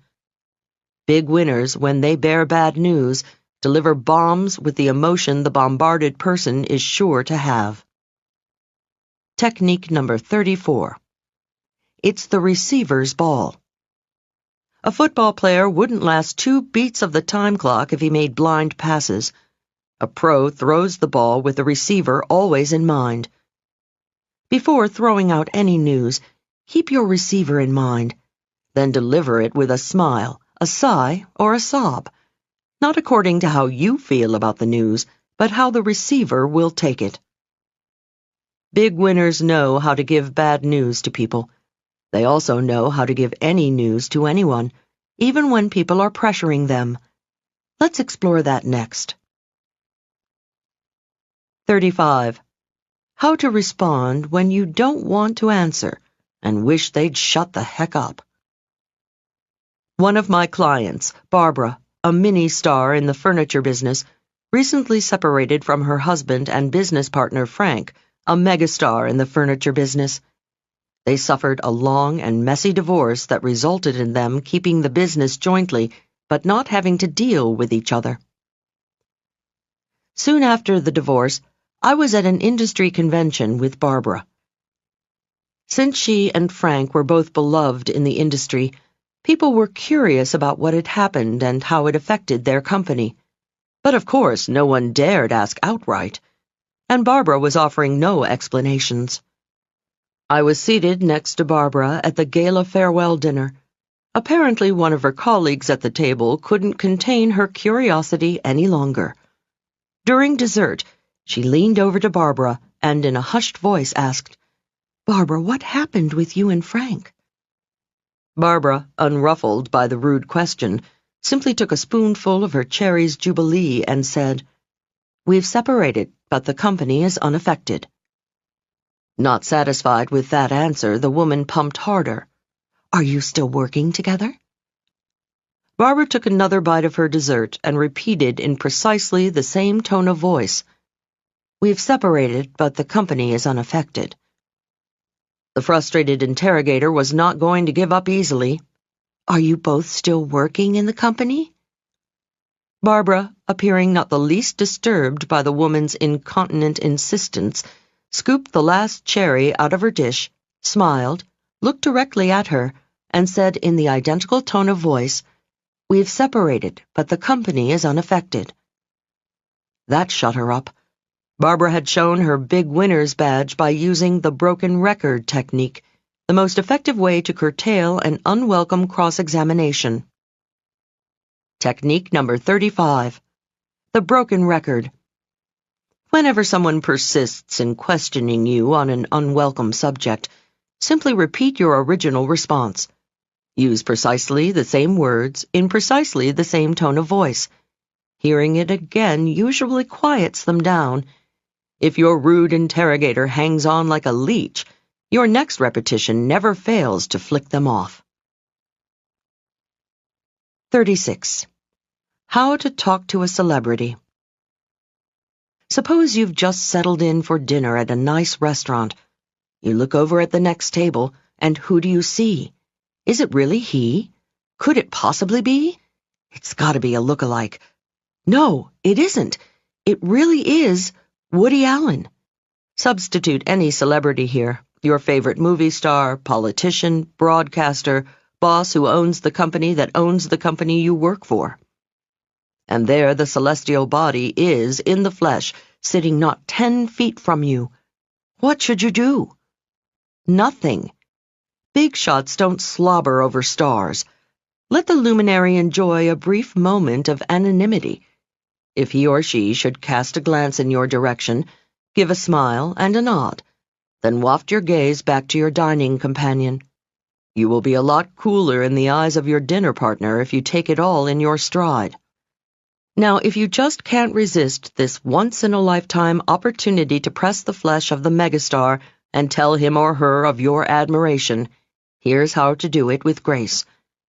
Wait until you or the luminary are leaving the restaurant. After the check has been paid, and you will obviously not be taking much of his or her time, you may make your approach. Say something like, "Mr. Allen, I just want to tell you how much pleasure your wonderful films have given me over the years. Thank you so much." Did you pick up the subtlety here? You are not complimenting his work. After all, he might well ask himself, who are you to judge whether I am a great filmmaker or not? You can only speak from your own perspective. You do this by telling him how much pleasure his work has given you. If it's your boss's boss's boss's boss, whom the fates have sent to bask in your adulation, do the same. Do not say, "Bill," or "Mr. Gates, you really run a great company." Lowly geek, he thinks. Who are you to judge? Instead, tell him what an honor it is to work for him. Obviously, this is not the moment to detail the intricacies of your improvements on image editing software for digitizing photographs. Then let your body language express that if Woody or Bill or the other megastar wants to leave it at that, you are happy with the exchange. If, however, the megastar is captivated by you, or has had so much liquid merriment that he or she has decided to mingle with the masses tonight, then all bets are off. You're on your own. Enjoy. Until you pick up the first body language sign that they would like to end it. Think of yourself as a ballroom dance student waltzing with your teacher. He leads, you follow, and he tells you when the waltz is over. Incidentally, if the megastar is with a companion and your conversation goes on for more than a few moments, direct some comments at the companion.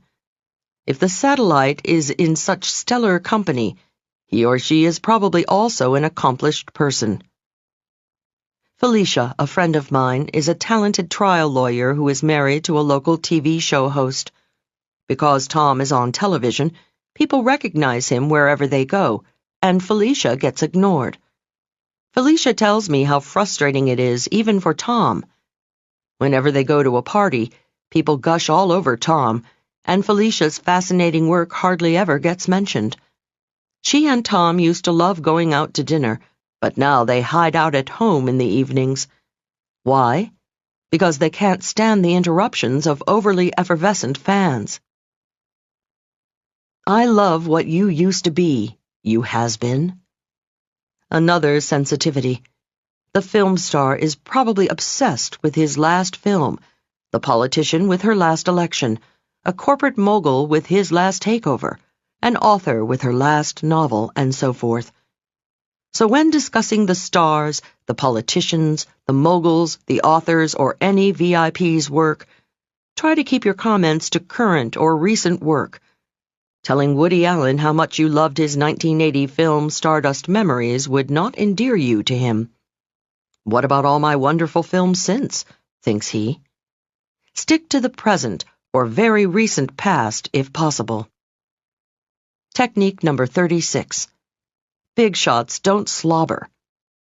People who are VIPs in their own right don't slobber over celebrities. When you are chatting with one, don't compliment her work. Simply say how much pleasure or insight it's given you. If you do single out any one of the star's accomplishments, make sure it's a recent one, not a memory that's getting yellow in her scrapbook. If the queen bee has a drone sitting with her, find a way to involve him in the conversation. A final celebrity codicil. Suppose you are fortunate enough to have one at your party. To shine some starlight on your party, don't ask the TV host to say a few words. Don't ask the singer to sing a song. What looks effortless to the rest of us because they seem so comfortable performing is work for them.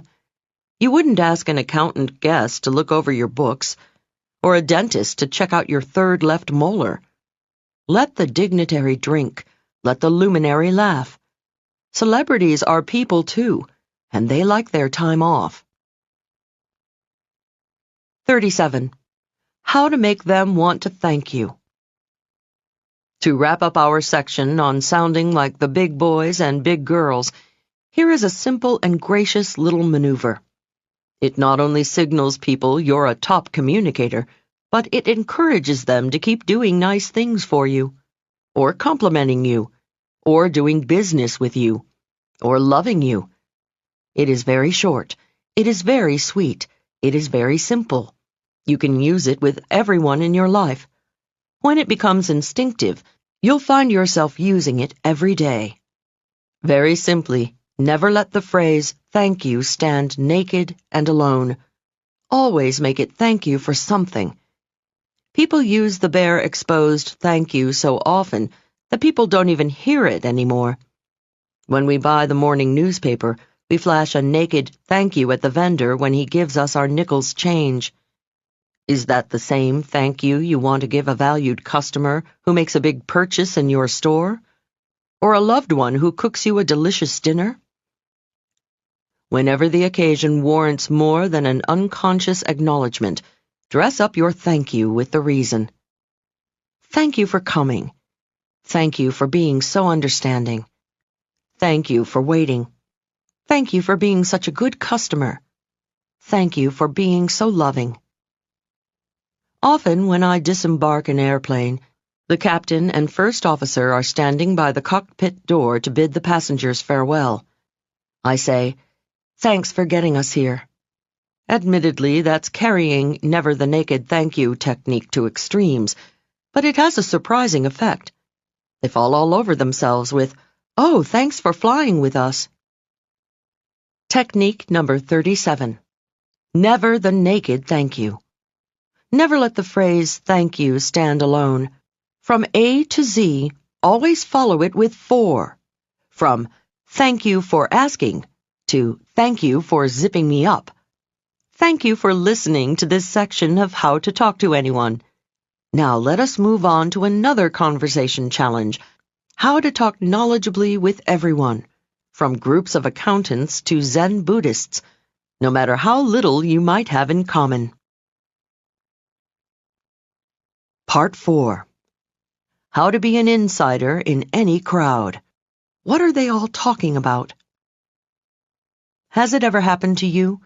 Everyone at the party is speaking gobbledygook.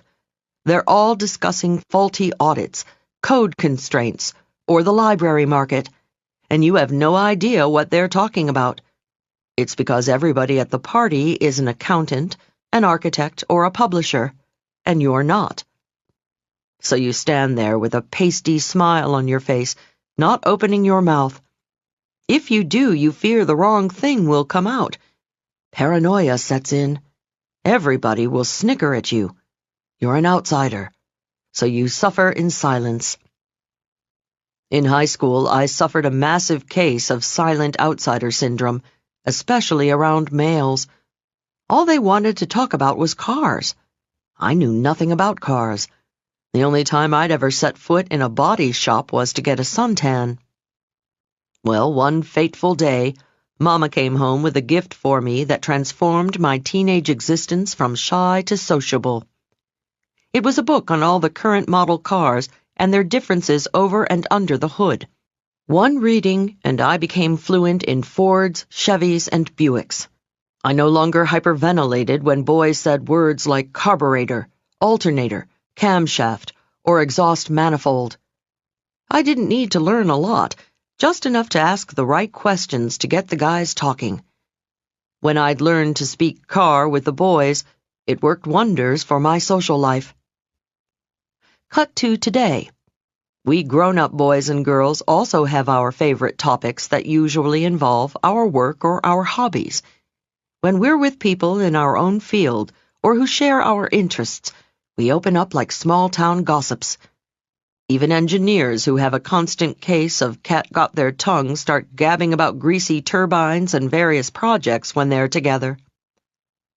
To outsiders, our conversation sounds like gobbledygook. But we know precisely what it's about. It's our own jobbledygook or hobbidygook. You fear you'll find yourself in a party of squash players when you're the type of person who'd rather be in court than on court?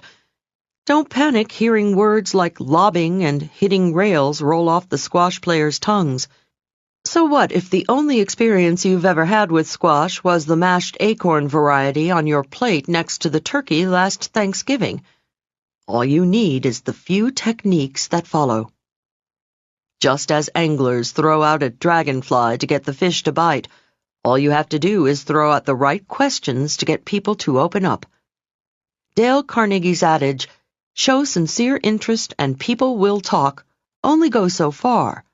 As they say in poker, it takes jacks or better to open. And in conversation, it takes cursory knowledge or better about their field to get them to really open up. You must have knowledgeable curiosity, the kind that makes you sound like you're worth talking to. In this section, we explore techniques that are open sesames to get people gabbing with you like an insider. 38. How to be a modern-day Renaissance man or woman. Whenever friends visit my hometown, New York City, I warn them, never ask anyone riding in the subway for directions. Because I'll get mugged? They fearfully ask. No, just because you'll never get where you're going. Most Big Apple subway riders know only two things about the subway: where they get on and where they get off. They know nothing about the rest of the system. Most people are like NYC strap hangers when it comes to their hobbies and interests. They know their own pastimes, but all the others are like unvisited stations. My unmarried, and wishing she weren't, friend Rita has a bad case of bowler's thumb. Every Wednesday night she's bowling up a storm with her friends. She is forever discussing her scores, her averages, and her high game. Another single and searching friend, Walter, is into whitewater rafting. He talks endlessly with his paddling friends about which rivers he's run, which outfitters he's gone with, and which class rapids he prefers. Thinking my two single friends might hit it off, I introduced Walter the paddler to Rita the bowler and mentioned their respective passions. "Oh, you're a bowler," said Walter. "Yes." Rita smiled demurely, awaiting more questions about her big bowling turn-on. Walter was silent. Masking her disappointment, Rita said, Leil tells me you're into water rafting. Walter smiled proudly, awaiting further friendly interrogation on paddling. That must be exciting. Isn't it dangerous? Was the best Rita could do. No, it's not dangerous, Walter patronizingly responded to her typical outsider's question. Then the conversation died. During the deafening silence, I remember thinking, if Rita had run just one river, if Walter had bowled just one game, their lives might be different now. Conversation could have flowed, and who knows what else might have flowered. Go fly a kite. The scramble therapy technique is salvation from such disappointing encounters. It will transform you into a modern-day Renaissance man or woman who comfortably can discuss a variety of interests. Scramble therapy is, quite simply, scrambling up your life and participating in an activity you'd never think of indulging in. Just 1 out of every 4 weekends, do something totally out of your pattern. Do you usually play tennis on weekends? This weekend, go hiking. Do you usually go hiking? This weekend, take a tennis lesson. Do you bowl? Leave that to your buddies this time. Instead, go whitewater rafting. Oh, you were planning on running some rapids like you do every warm weekend? Forget it. Go bowling. Go to a stamp exhibition. Go to a chess lecture. Go ballooning. Go bird watching. Go to a pool hall. Go kayaking. Go fly a kite. Why? Because it will give you conversational fodder for the rest of your life. From that weekend on, you'll sound like an insider with all the hikers, stamp collectors, ballooners, birders, billiards players, kayakers, and kitists you ever meet, just by doing their activity once. If you take a piece of blue litmus paper and dip it in a huge vat of acid, the tip turns pink. If you take another blue litmus paper and dip it into just one minuscule drop of acid on a glass slide, the tip turns just as pink. Compare this to participating in an activity just one time. A sampling gives you 80% of the conversational value. You learn the insider's questions to ask. You start using the right terms. You'll never be at a loss again when the subject of extracurricular interests comes up, which it always does. Do you speak scuba? I'm not a certified scuba diver. However, 6 years ago in Bermuda, I saw a sign. Resort dives, $25, no scuba experience necessary. In just 3 hours, I received the best crash course in talking with scuba divers the world offers. First, I was given a quick lesson in the pool. Then, struggling to stay erect under the weight of my oxygen tank, regulator, buoyancy compensator, and weight belt, I went clumping out to the dive boat. Sitting there on the rocking dinghy, fondling my mask and fins like worry beads, I overheard the certified divers asking each other insider questions. Where were you certified? Where have you dived? Do you prefer wrecks or reefs? Ever done any night diving? Are you into underwater photography? Do you dive on a computer? What's your longest bottom time? Did you ever get the bends? This is scuba lingo. I now speak scuba. To this day, whenever I meet divers, I have the right questions to ask and subjects to discuss, and the right ones to avoid. Like how much I like seafood. That's like telling a cat lover how much you love tender barbecued kitten. I can now ask my new friends which of the scuba hotspots they've been to. Cozumel, Cayman, Cancun. Then, if I want to really show off, I ask if they've been to Truk Lagoon in the far Pacific, the Great Barrier Reef in Australia, or the Red Sea. All the insider terms now roll comfortably off my tongue. Before my scramble therapy experience, I'd be calling their beloved wrecks and reefs sunken ships and coral. Understandable words, but not scuba words, not insider words. Upon meeting a scuba diver, I probably would have asked, "Oh, scuba diving. That must be interesting. Aren't you afraid of sharks?" Not a good way to get off on the right fin with a diver. Think about it. Suppose at a dinner party the table conversation turns to scuba diving.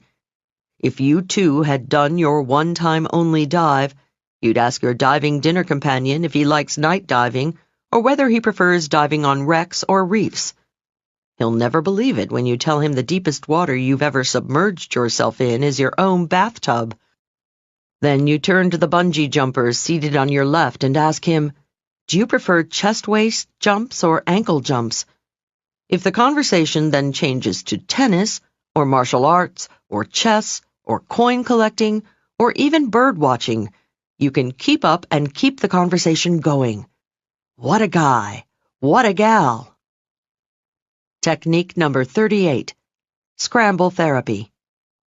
Once a month, scramble your life. Do something you'd never dream of doing. Participate in a sport. Go to an exhibition. Hear a lecture on something totally out of your experience. You get 80% of the right lingo and insider questions from just one exposure. 39. How to sound like you know all about their job or hobby. Even more insidious than hobby talk is job speak, or jobbledygook. I still harbor social nightmares of the evening I attended a party thrown by a couple who worked in computer database management. As I walked in the door, I overheard one chap saying to another, "When the domain relational calculus is restricted to safe expressions, it's equivalent to the interpolational." That's all I stayed around for.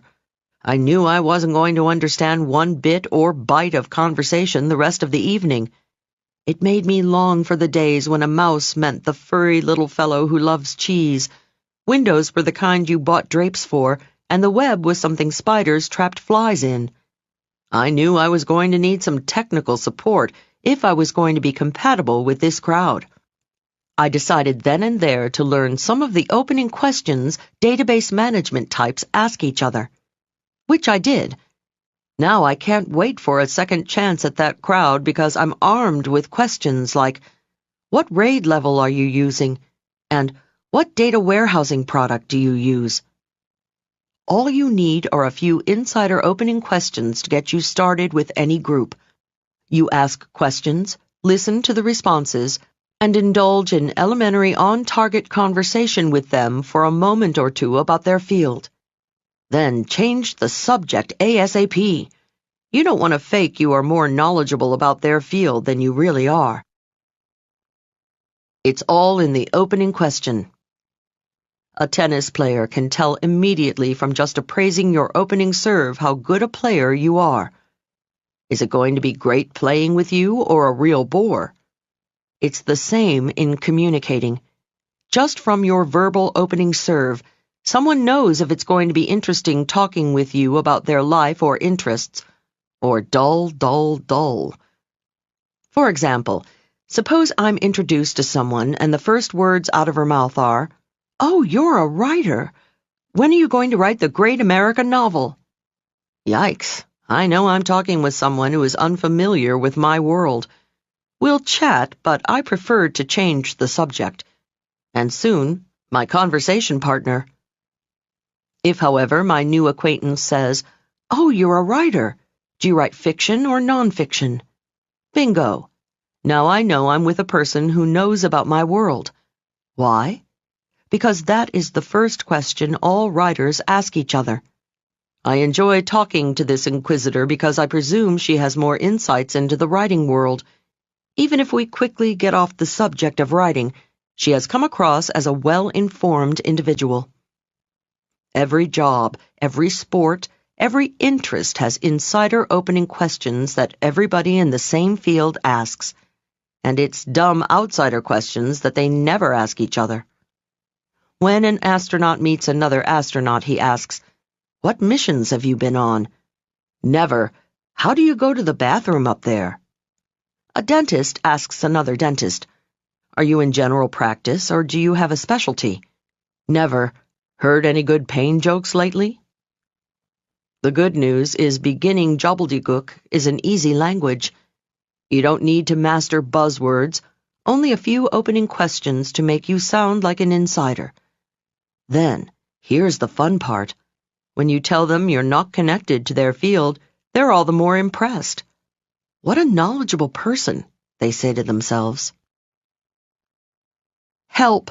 Everybody there will be an artist. It's not hard to harvest good gobbledygook. Let's say you've been invited to a gallery opening where you'll be meeting many artists. If you don't speak artist, go through your Rolodex to see if you have an artist friend or two. Aha, you found one. Well, sort of. Your friend Sally attended art school. You call her up and ask, Sally, I know this sounds silly, but I've been invited to an event where I'm bound to be talking with a lot of artists. Could you give me a few good questions to ask? Sally might find your query a tad unusual, but your diligence should impress her. Maybe she'll say, well, ask artists what medium they work in. Medium, you ask? Sure, she'll tell you. That's the insider's way to ask if they work with acrylics, oil, charcoal, pen, and so forth. Oh. Don't ask artists to describe their work, she warns. They feel theirs is a visual medium that can't be described. Oh. And don't ask them if their work is in a gallery. Oh? That could be a sore point. Instead, ask, is there any place I might see your work? They'll love that because even if they're not represented by a gallery, they can invite you to their studio to possibly buy their work. Technique number 39. Learn a little gobbledygook. Big winners speak gobbledygook as a second language. What is gobbledygook? It's the language of other professions. Why speak it? It makes you sound like an insider. How do you learn it? You'll find no gobbledygook discs in the language section of your bookstore, but the lingo is easy to pick up. Simply ask a friend who speaks the lingo of the crowd you'll be with to teach you a few opening questions. The words are few, and the rewards are manifold. That's all you need to get started. 2 good opening art questions, and a warning against the most asked dumb outsider question. Let's say you've given a great opening serve with the right question on their job. You've slammed a swift ball dead center into their conversational court. Happily, thinking they're with an ace player, they answer your question. Then they put a little spin on the ball and send it lobbing right back into your court, and it's time for a follow-up question. Whoops, what to do now? If you don't want to come out of the bluffer's closet just yet, you must master the next technique, bearing their hot button. 40. How to bear their hot button. Elementary doc talk. My friend John, a physician, recently married a charming Japanese woman, Yamika. John told me the first time they were invited to a party to meet many of John's colleagues, Yamika was panic-stricken. She wanted to make a good impression, yet she was tense about talking to American doctors. John was the only one she'd ever met, and during their romance they didn't spend a whole lot of time discussing medicine. John told her, "Don't worry about it, Yami. They all ask each other the same old questions. When you meet them, just ask, 'What's your specialty?' and 'Are you affiliated with a hospital?' Then, to get into deeper conversation," he continued, "throw out questions like, 'How's your relationship with your hospital?' or 'How's the current medical environment affecting you?' These are hot issues with doctors because everything's changing in healthcare." John said Yamika delivered the lines verbatim. She circulated the party, asking the various doctors' specialties and inquiring about their affiliations and relationships with their hospitals. As a result, she was the hit of the party. Many of John's colleagues later congratulated him on having found such a charming and insightful woman. Getting the real grabber. It's not just doctors. Every profession has concerns that are all the buzz within the industry. The rest of the world, however, knows little about these fixations. For example, Independent booksellers constantly complain that big superstore chains are taking over the industry. Accountants lie awake nights worrying about liability insurance for faulty audits, and dentists grind their teeth over OSHA and EPA regulations. Oh, us writers, too. We're always bellyaching about magazines not paying us for electronic rights to our precious words. Suppose some hapless soul were unlucky enough to find himself in a party of writers. Making conversation with these folks, who seldom know what they think until they see what they say, is no easy task for one who is accustomed to communicating in the spoken word. However, if before the party the non-writer had called just one writer acquaintance and asked about the burning issues, he'd have had hot conversation with the wordsmiths all evening. I call the technique bearing their hot button. Back to the art show you're about to attend. You can't let Sally hang up yet. She's given you the 2 best opening questions for artists. But don't let her go until you get the real conversational grabber. Ask her the hottest issues going on in the art world. She might think a minute and then say, "Well, there's always art prices." "Art prices?" you ask.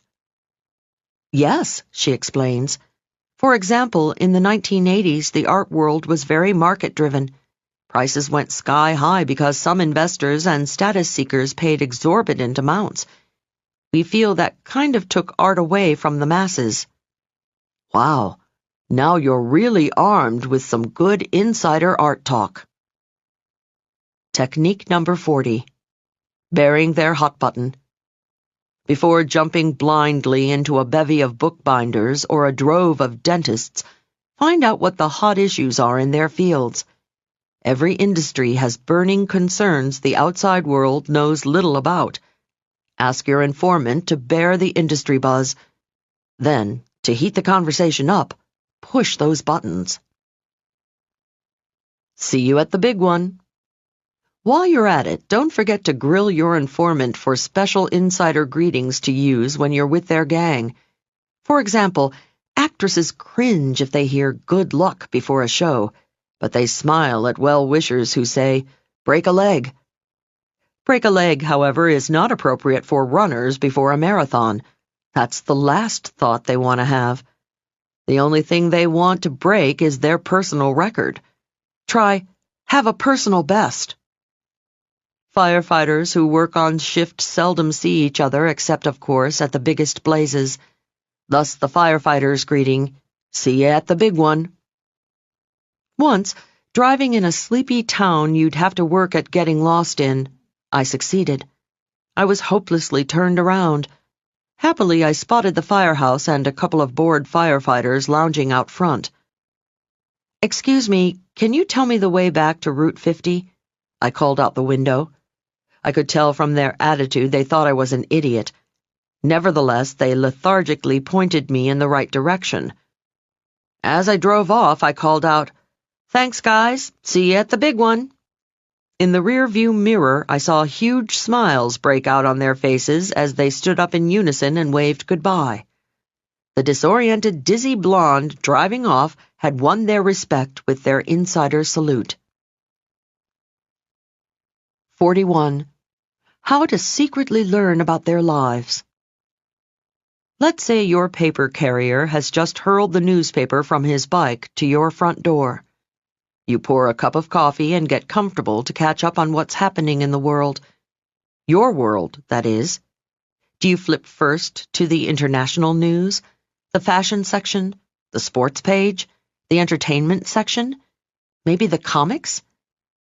Whichever section you usually flip to first, tomorrow, don't. Turn to any other section, preferably one you hardly ever read. Why? Because it will familiarize you with other worlds so that you can soon discuss anything with anybody, no matter how little you have in common. How about the real estate section? Yawn. Maybe you don't find real estate especially engrossing. However, sooner or later you're going to find yourself with a group of people who are discussing properties, deals, and today's market.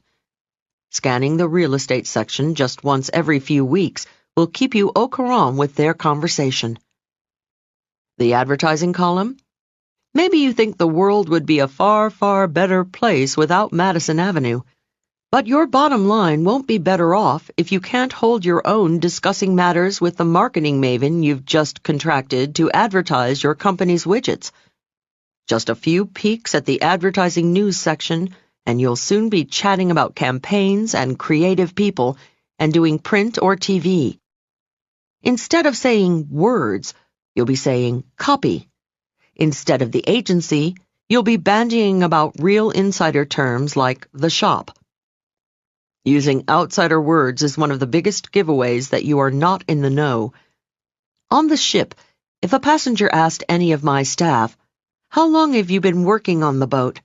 they'd squelch a groan. Cruise staffers proudly worked on a ship, and the word boat revealed the passenger as a real landlubber. The right word can perform conversational miracles.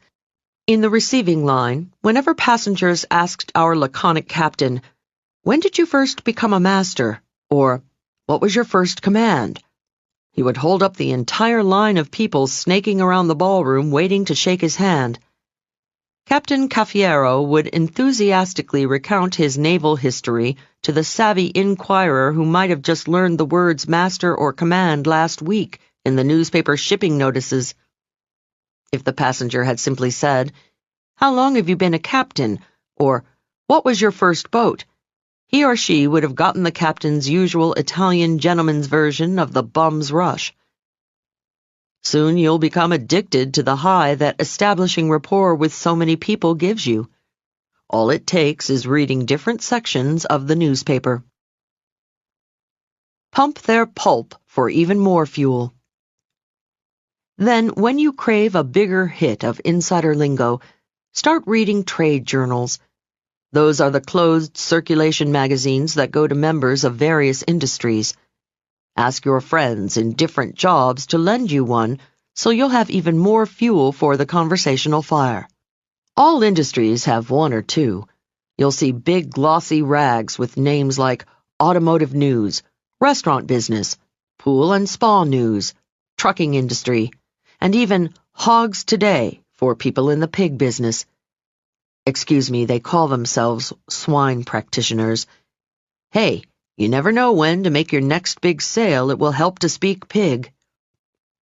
Any one issue will give you a sample of their lingo and inform you of the hottest issues in that field.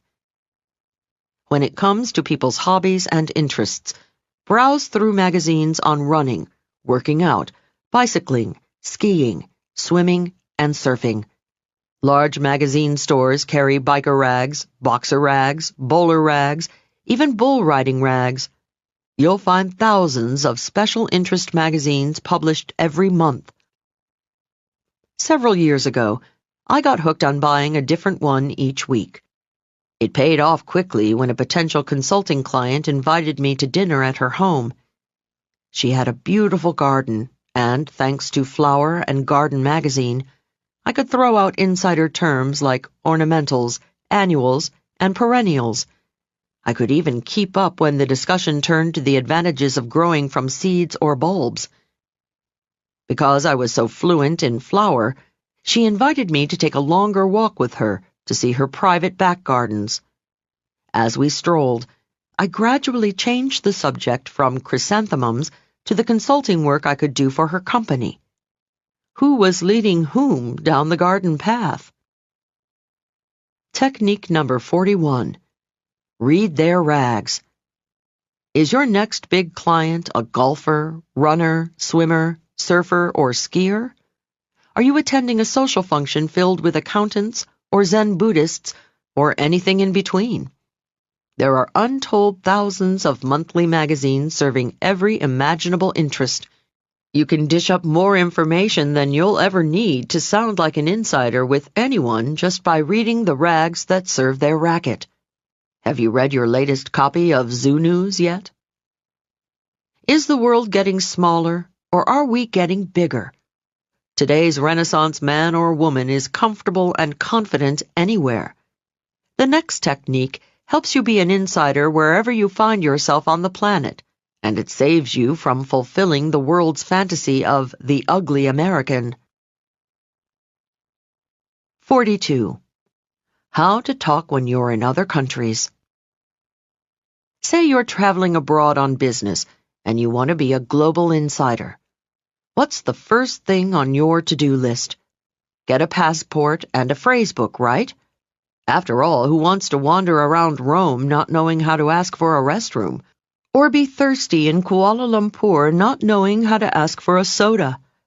However, there's something most of us forget to pack, often with dire consequences: a book on international customs. A friend of mine, a fellow speaker named Geraldine, was excited about her first speech in Japan. To be comfy on her long flight to Tokyo, she donned her favorite designer jeans and a casual jacket. 14 hours and 6,737 miles later, 4 impeccably dressed Japanese gentlemen greeted her at Narita Airport.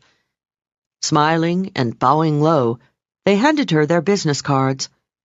With her carry-on bag in one hand, Jerry took their cards with the other. She thanked them, glanced briefly at the cards, and packed them safely into her back pocket. She then pulled one of her business cards out of her purse and, sensitive to the fact that they might have difficulty pronouncing Geraldine, wrote her nickname, Jerry, above her printed name. The gentleman hovered over her card, turning it over to examine it a few times, before one of them put it in his briefcase. When the 5 of them arrived at the hotel, they invited Jerry for tea in the lobby. While sipping tea, the gentleman presented her with a small gift, which she eagerly opened. One of Jerry's most charming qualities is her instinctive warmth and effusiveness. She was thrilled with the gift and, in typical Jerry style, she squealed, "Oh, it's beautiful," as she gave each of the gentlemen a little hug. At this point, the 4 Japanese gentlemen stood up in unison like 4 frowning Siamese twins and, bowing only very slightly, mumbled sayonara and promptly left. Poor Jerry was flabbergasted. What did she do wrong? Everything. First, the jeans. Even if you're coming off a bicycle in Asia, you do not meet clients casually dressed. The second mistake was Jerry's vulgar handling of their business cards. In Asia, the business card is one of the most important protocol tools. It is always presented and accepted reverently with both hands, except in Muslim Asia, where the left hand is considered unclean. Jerry then put their cards away much too quickly. In Asia, people use business cards as a conversation starter. You chat about each other's cards and work and do not put theirs away until they gently and respectfully place yours in safekeeping. Shoving it into her back jeans pocket was the ultimate disrespect. Jerry didn't discover her 4th gaffe until she returned home. One of her colleagues, Bill, a seasoned business traveler, analyzed the fiasco for her. Bill told her the reason the gentleman had turned Geraldine's card over and over when she gave it to them at the airport was to find her name, title, and company printed in Japanese on the other side. The flip side of Jerry's card was, of course, blank. Then, 5th horror of horrors, Jerry should not have written on the card. Cards in Asia are not exactly sacred, but one should never deface them with messy handwriting. The sad tale of Jerry and the Japanese gets worse. Bill broke the bad news to her. She should not have opened the gift in front of her clients. Why? Because in a land where saving face is critical, it would be embarrassing to discover the gift they gave was not as nice as the one they received. Yikes, Jerry hadn't even given them a gift. Gaffe number 7. Jerry's little squeal when receiving the gift was also a boo-boo. In Asia, the lower the tone of voice, the higher the rank. The final flub was, of course, giving the gentleman a thank you hug. Hugging, highly revered in certain parts of the world, is, in Japan, absolutely unacceptable with a new client. Needless to say, Jerry has not been invited back to Japan. However, she does have a gig coming up in El Salvador. This time she's smart. She's studying up on the customs there. Happily, she's finding she can hug to her heart's content. However, she shouldn't use her or anybody else's first name. Oh, and she must not introduce herself as an American. After all, Salvadorans are Americans too. The differences round the world go on and on. Whenever I travel, I have to hit myself over the head and realize I'm not in the anything-goes old USA. I love to travel in jeans. I'm an incurable hugger, and I can't wait to see what's in a gift box anybody gives me. However, whenever I plan to leave Uncle Sam's shores, I check on foreign customs to see how much of myself I can be. Technique number 42. Clear customs. Before putting one toe on foreign soil, get a book on do's and taboos around the world. Before you shake hands, give a gift, make gestures, or even compliment anyone's possessions, check it out. Your gaffe could gum up your entire gig. There are some excellent books on international customs. Don't be like another hapless colleague of mine who almost blew a big business deal with a Brazilian. Just before signing the contract, he gave the OK sign with his thumb and forefinger. Little did he know he was telling his new business partner to go have intercourse with himself. You never know until it's too late. Now we come to where being an insider shows immediate, tangible, and calculable rewards, and where being an outsider really hurts, right in your pocket or purse. 43. How to talk them into getting the insider's price on practically anything you buy. Never underestimate human ingenuity when it comes to getting what you want.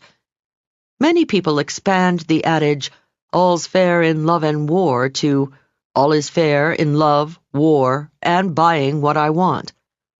To get a table at a posh restaurant on a busy night, using a celebrity name is an old ploy. My favorite maître d' told me he gets a lot of Robert De Niro's phoning in a reservation. When their party of 6 or 8 arrives, he hears, "I'm so sorry, Rob wasn't feeling well this evening." One woman, frustrated when her fake celebrity name didn't work, shouted at him, "Look, who the hell do I have to be to get a table? I'll be anyone you want me to be, Goldie Hawn, Steffi Graf, Fergie. Just tell me." Some people try a last-minute approach. They simply walk up to the maître d' at an overbooked restaurant, point to any name on the reservation book and say, "That's us." You'll witness the same cunning at overbooked hotels. Several months ago, I was checking into a popular hotel for which, fortunately, I had a confirmed reservation. A loud-mouthed man in front of me in line shouted at the desk clerk, "What do you mean, no room? I'm staying in this hotel tonight. If you don't have a room, I'm sleeping right here on the floor."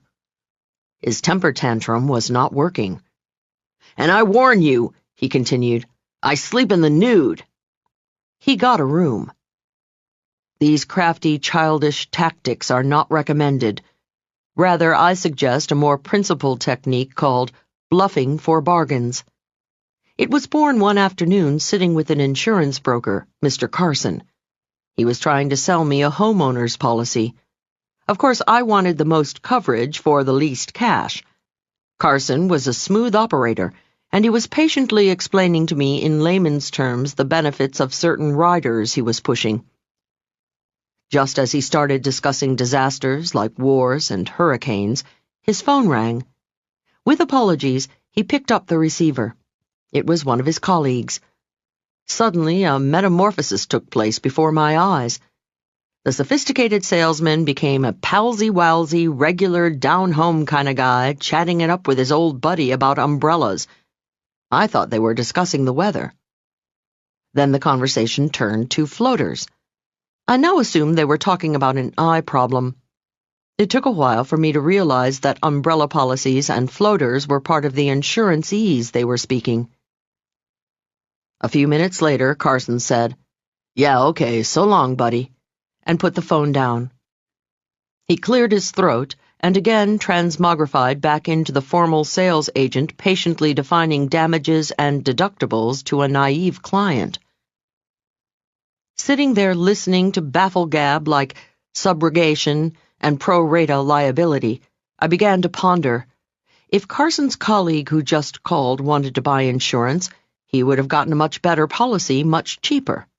In practically every industry, vendors give two prices on goods or services, one to insiders and one to you and me. Before I let myself get angry about this, I thought it through. Is it unfair? Not really. If the vendor doesn't have to spend time being salesman or psychologist answering the endless stream of novice questions, he can afford to give his best price. Carson wouldn't have had to take 20 minutes explaining to his colleague, as he did to me, why, if a tornado takes your house, it's considered an act of God. Therefore, you lose. When knowledgeable associates buy products, the vendor is happily reduced to nothing more than a purchasing agent. For very little work, he makes a small profit and is satisfied. A little bit of knowledge goes a long way when you're buying something. If you have insight into your real estate broker's bottom line, he's more apt to give you the better price. If you are facile with the insider words caterers and car salesmen use to pad their profits, if you're savvy to techniques moving companies and mechanics use to bilk the unsuspecting, if you are on the lookout for lawyers' methods of fattening fees, in short, if you know the ropes, you will not get ripped off. You don't need to know a lot, just a few insider terms. The pro assumes, since you are conversant in some esoteric industry terms, you also know the best deal and rock-bottom price. No one put it better than my house painter, Iggy. Sure, he told me. You gotta know how to talk to a painter. Not me, but a lot of them other guys. They're gonna get whatever they can. It's only human nature. Especially if you're a woman and you deal with them smart, like I'm gonna tell you how, their hair will stand on end. They'll say to themselves, "Hey, this is no babe in the woods. I better deal straight." "Okay, Iggy, how?" He said, "Tell them guys, look, the walls need very little prepping. You're not going to have to spend much time scraping and spackling. It's a clean job." Iggy told me these few sentences alone can save you hundreds of dollars. Why? Right away the painter knows you know the score, and that the most time-consuming part for him is preparing the surface, prepping in painterese. Therefore, it's his biggest markup item. Then, Iggy continued, when you tell him there'll be no cutting in, painting two colors next to each other, your price goes down again. Be sure and tell him not to leave any holidays, unpainted or sparsely painted spots, and you get a more careful job. I'm only sorry I don't have an Iggy in every field to give me a crash course in how to deal. How to deal when there's no Iggy in your life. Here's how to get the best price and the best deal from anyone. Find your Iggy informer. If you have a friend in the business, get the lingo from him. If not, instead of going straight to the vendor you want to buy from, visit several others first. Talk with them. Learn a little lingo from each.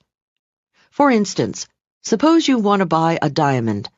Instead of going right to your favorite jewelry shop and asking dumbbell diamond questions, go to the competition. Make friends with the sales clerk and pick up a few gems of diamond D's. You'll learn jewelers say stones, not diamonds.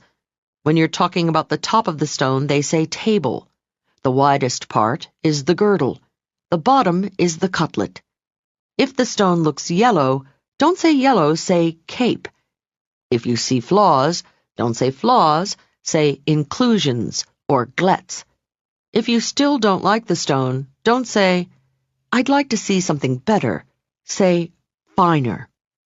Don't ask me why, that's just the way the diamond crowd talks. Then, when you've got your lingo down, go to where you want to buy. Because you now speak diamond, you'll get a much better price.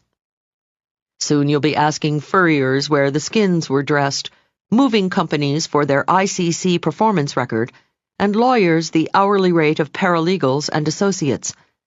Then these folks, like Iggy the painter, will say to themselves, "Hey, this is no babe in the woods. I better deal straight." Technique number 43. Bluffing for bargains. The haggling skills used in ancient Arab markets are alive and well in contemporary America for big-ticket items. Your price is much lower when you know how to deal. Before every big purchase, find several vendors, a few to learn from and one to buy from. Armed with a few words of industry ease, you're ready to head for the store where you're going to buy. Let us now delve deeper into the world of being an insider. This time we explore how to give your conversation partner the sense that you share not only experiences, but the heavy stuff. You share beliefs and values in life. Part 5. How to sound like your peas in a pod. Why, we're just alike. If you squint your eyes and look up carefully at a flight of birds, you'll see finches flying with finches, swallows soaring with swallows, and yellow birds winging it with yellow birds. The avian apartheid escalates. You'll never see a barn swallow with a bank swallow, or even a yellow bird hanging out with a yellow finch. Somebody said it shorter. Birds of a feather flock together. Happily, humans are smarter than birds. In one respect, at least. We have brains capable of overcoming bias. Really smart human beings work together, play together, and break bread together. Does that mean their comfort level is high? Well, that depends on the human being. Our purpose here is not to examine the absurdity of apartheid. It is to leave no stone unturned in making sure people are completely comfortable doing business or pleasure with you.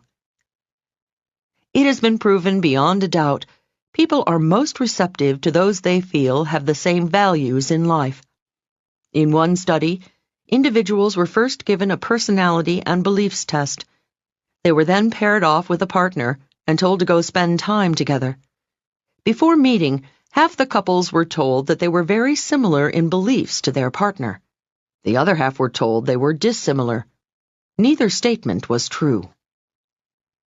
However, when quizzed afterward on how much they liked each other, partners who believed they were similar liked each other a lot more than the couples who thought themselves to be dissimilar, demonstrating we have a predisposition toward people we believe are just like us.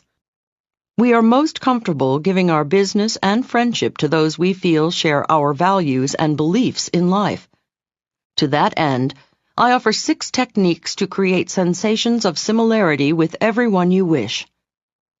Along with making more profound rapport with customers, friends, and associates, using the following techniques develops a deeper understanding and empathy with people of all races and backgrounds. It also opens doors that might otherwise be closed to you. 44. How to make them feel you're of the same class. Just like the finch flaps its wings faster than the gliding eagle, people of different backgrounds move differently. For example, Westerners used to the wide-open plains stand farther from each other. Easterners, systematically sardined into subways and crowded buses, stand closer. Asian Americans make modest movements. Italian Americans make massive ones. At tea time, the finishing school set genuflects and gracefully lowers derrieres onto the sofa. When the ladies reach for a cup, they hold the saucer in one hand and the cup in the other, pinky ever so slightly extended. Folks who never finished any manners school make a fanny dive in the middle of the sofa and clutch the cup with both hands. Is one right? Is the other wrong? No. However, top communicators know when doing business with a derriere-dipping pinky extender or a fanny-plopping two-fisted mug grabber, they darn well should do the same. People feel comfortable around people who move just like they do. I have a friend who travels the country giving an outrageous seminar called How to Marry the Rich. Jeannie was once in a Las Vegas casino when a television reporter asked if she could tell the real rich from the great pretenders. Of course, Jeannie answered. All right, challenged the reporter. Who is the wealthiest man in this room?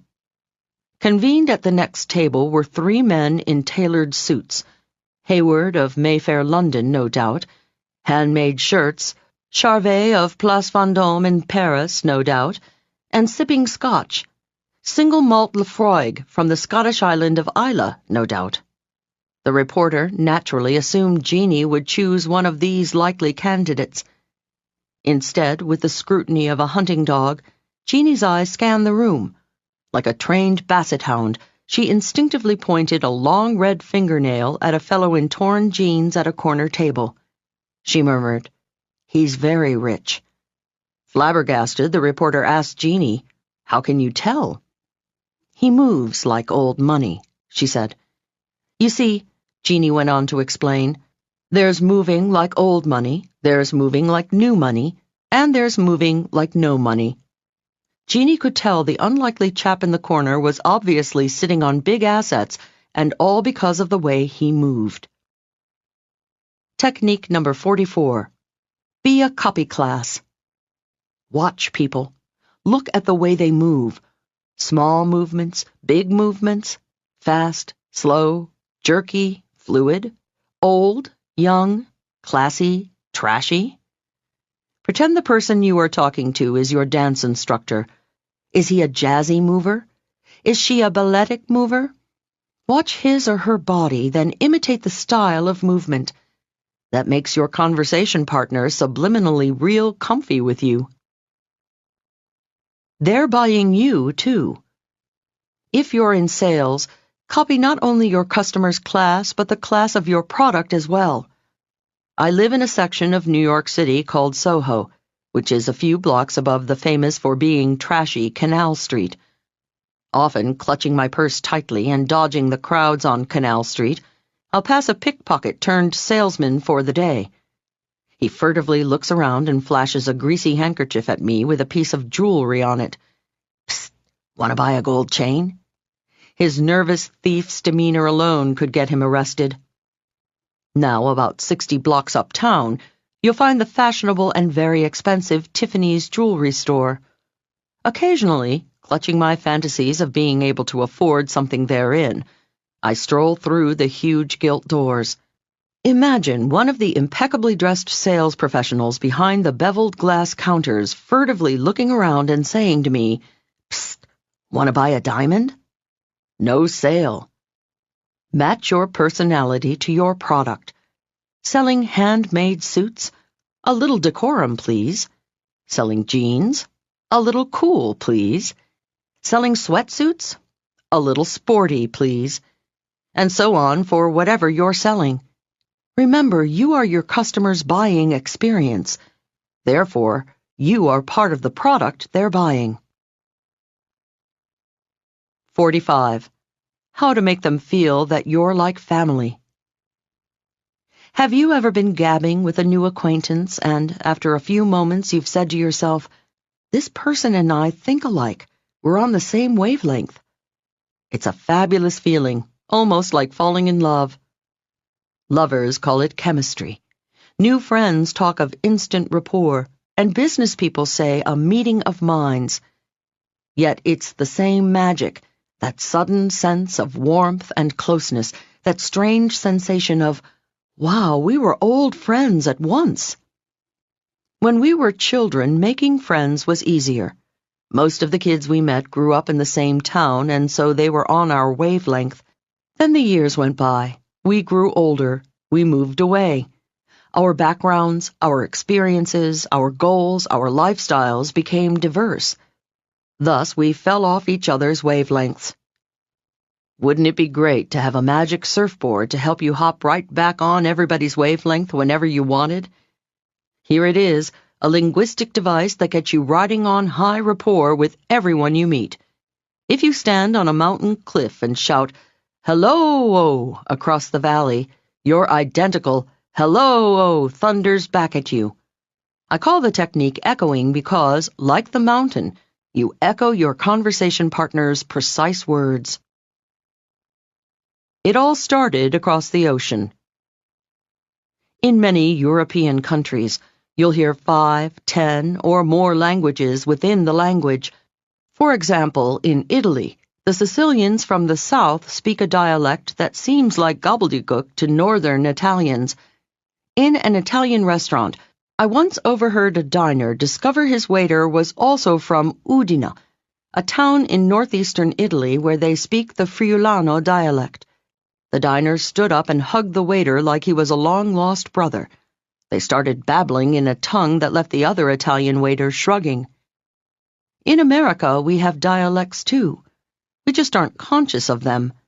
In fact, we have thousands of different words depending on our region, our job, our interests, and our upbringing. Once, when traveling across the country, I tried to order a soda like a Coke or 7-Up in a highway diner. It took some explaining before the waitress understood I wanted what she called a pop. Perhaps because the English-speaking world is so large, Americans have a wider choice of words for the same old stuff than any language I've encountered. Family members find themselves speaking alike. Friends use the same words, and associates in a company or members in a club talk alike. Everyone you meet will have his or her own language that subliminally distinguishes them from outsiders. The words are all English, but they vary from area to area, industry to industry, and even family to family. The linguistic device that says, "We're on the same wavelength." When you want to give someone the subliminal feeling you're just alike, use their words, not yours. Suppose you are selling a car to a young mother who tells you she is concerned about safety because she has a young toddler. When explaining the safety features of the car, use her word. Don't use whatever word you call your kids. Don't even say child protection lock, which was in your sales manual. Tell your prospect, no toddler can open the window because of the driver's control device. Even call it a toddler protection lock. When Mom hears toddler coming from your lips, she feels you are family, because that's how all her relatives refer to her little tyke. Suppose your prospect had said kid or infant. Fine. Echo any word she used. Well, almost any word. If she'd said my brat, you might want to pass on echoing this time. Echoing at parties. Let's say you are at a party. It's a huge bash with many different types of people. You are first chatting with a lawyer who tells you her profession is often maligned. When it comes your turn to speak, say profession too. If you say job, it puts a subconscious barrier between you. Next, you meet a construction worker who starts talking about his job. Now you're in trouble if you say, "Well, in my profession," he'd think you were being hoity-toity. After the lawyer and the construction worker, you talk to several freelancers. First a model, then a professional speaker, finally a pop musician. All three of these folks will use different words for their work. The model brags about her bookings. The professional speaker might say bookings, but he is more apt to boast of his speaking engagements. A pop musician might say, "Yeah, man, I get a lot of gigs." It's tough to memorize what they all call their work. Just keep your ears open and echo their word after they say it. Echoing goes beyond job names. For example, if you are chatting with a boat owner and you call his boat an it, he labels you a real landlubber. He reverently refers to his beloved boat, of course, as a she. If you listen carefully, you hear language subtleties you never dreamed existed. Would you believe using the wrong synonym for a seemingly uncomplicated word like have labels you a know-nothing in somebody else's world? For example, cat lovers purr about having cats, but horse people would say owning horses. And fish folk don't own fish. They talk about keeping fish. Hey, no big deal. But if you use the wrong word, your conversation partner will assume, correctly, that you are a stranger in his or her hobbyland. The peril of not echoing. Sometimes you lose out by not echoing. My friend Phil and I were talking with several guests at a party. One woman proudly told the group about the wonderful new ski chalet she had just purchased. She was looking forward to inviting her friends up to her little chalet in the mountains. "That's wonderful," said Phil, secretly hoping for an invitation. "Where exactly is your cabin?" Kerplunk! There went Phil's chances for an invitation to the ladies' chalet. I couldn't resist. After the conversation, I whispered to my friend, "Phil, why did you insult that woman by calling her chalet a cabin?" Phil scratched his head and said, "What do you mean, insult her? Cabin is a beautiful word. My family has a cabin in Cape Cod, and I grew up loving the word, the associations, the joy of a cabin. In other words, the connotations of cabin. Well, fine, Phil. The word cabin may be beautiful to you, but obviously the skier preferred the word chalet." Professional echoing. In today's sales environment, customers expect salespeople to be problem solvers, not just vendors. They feel you don't grasp their industry's problems if you don't speak their language. I have a friend, Penny, who sells office furniture. People in publishing, advertising, broadcasting, and a few lawyers are among her clients. Penny's sales manual says office furniture.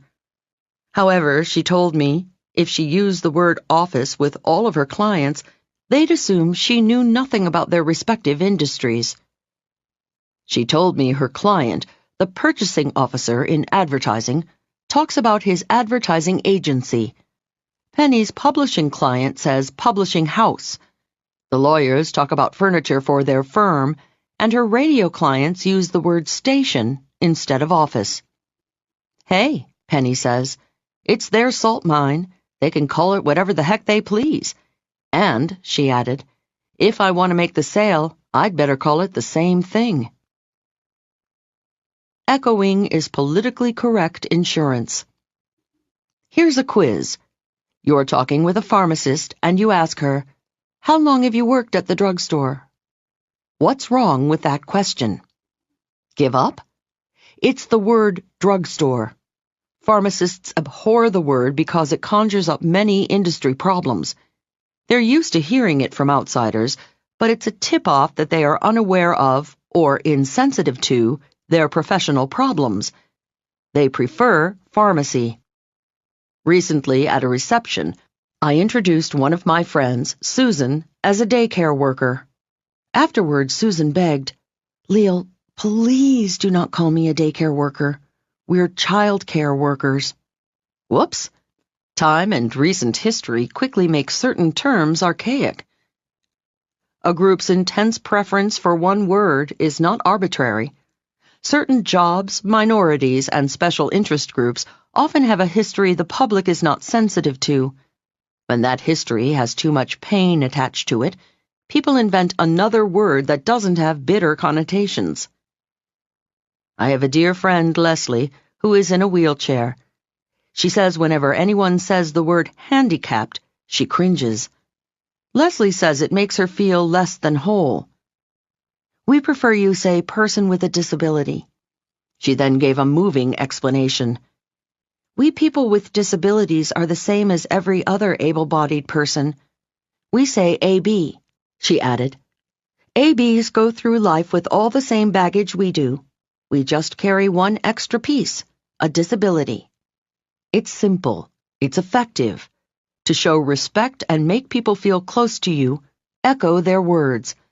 It makes you a more sensitive communicator and keeps you out of trouble every time.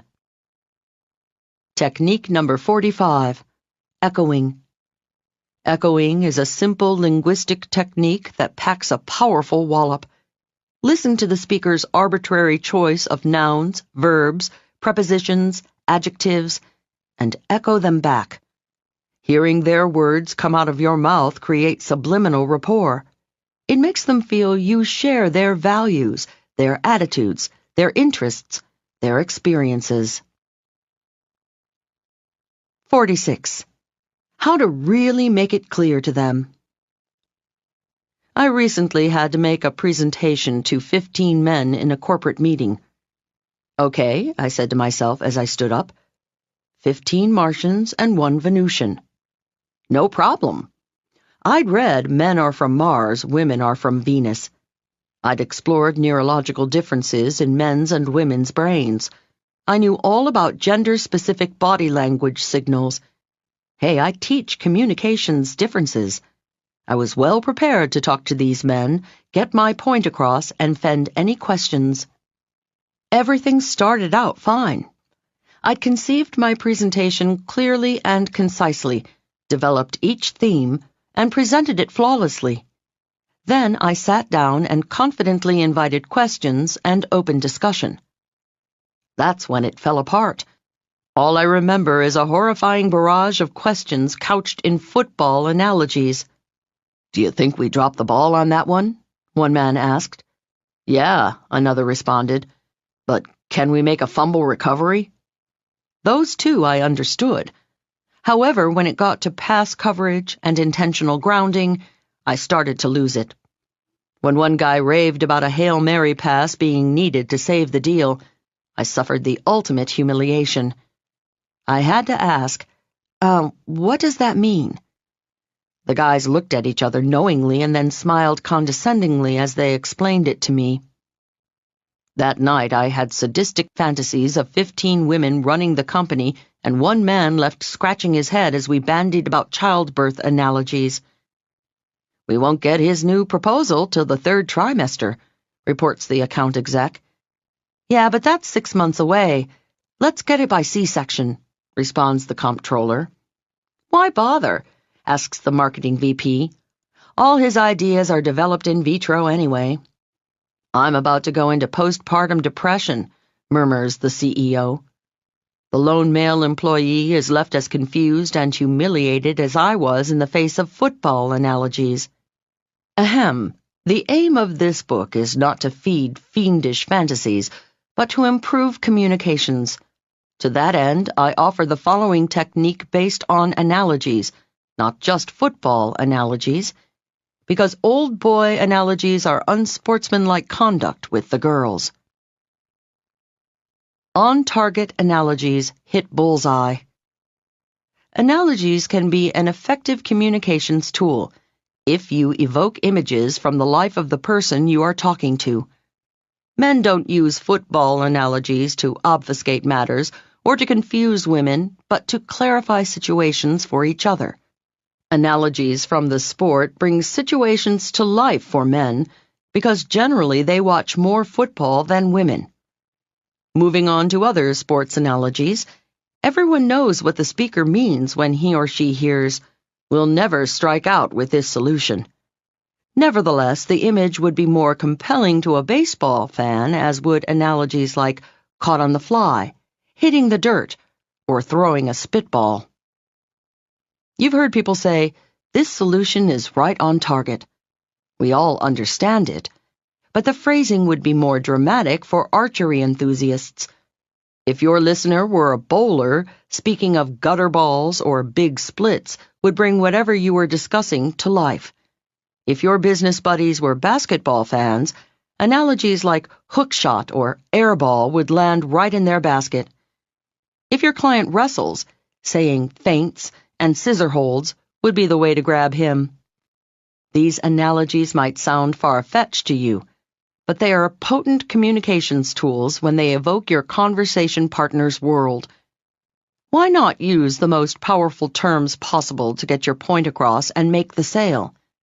I call the technique potent imaging.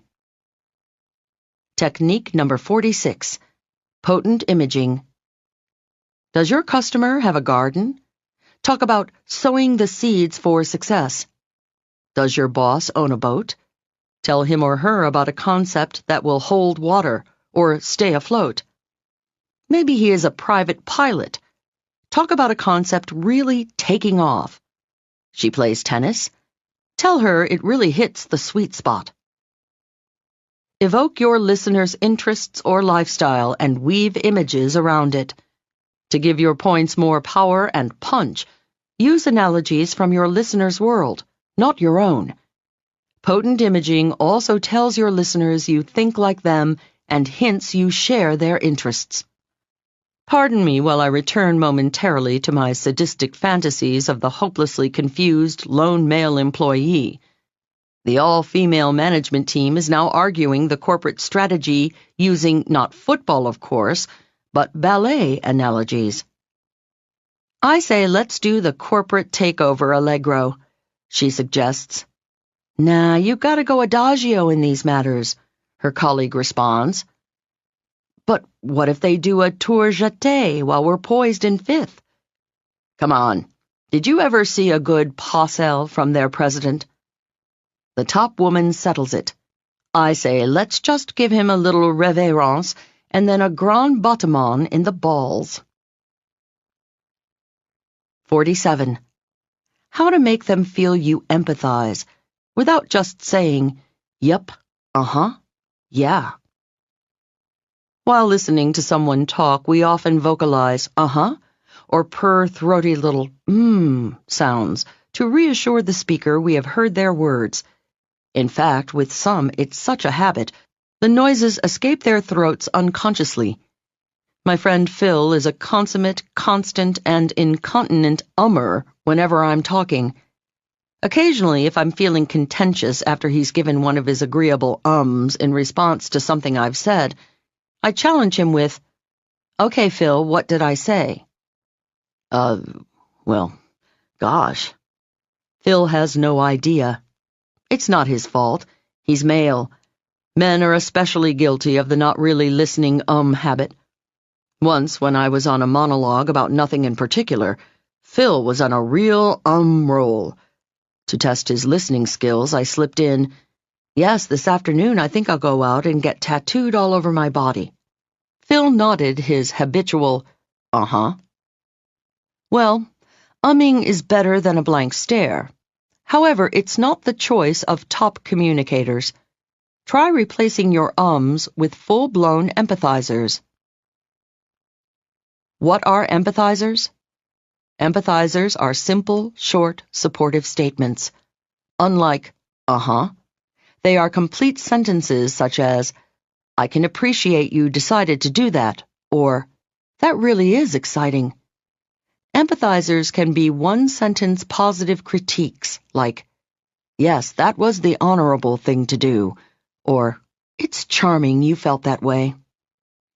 When you respond with complete sentences instead of the usual grunts, not only do you come across as more articulate, but your listener feels that you really understand. Technique number 47. Employ empathizers. Don't be an unconscious ummer. Vocalize complete sentences to show your understanding.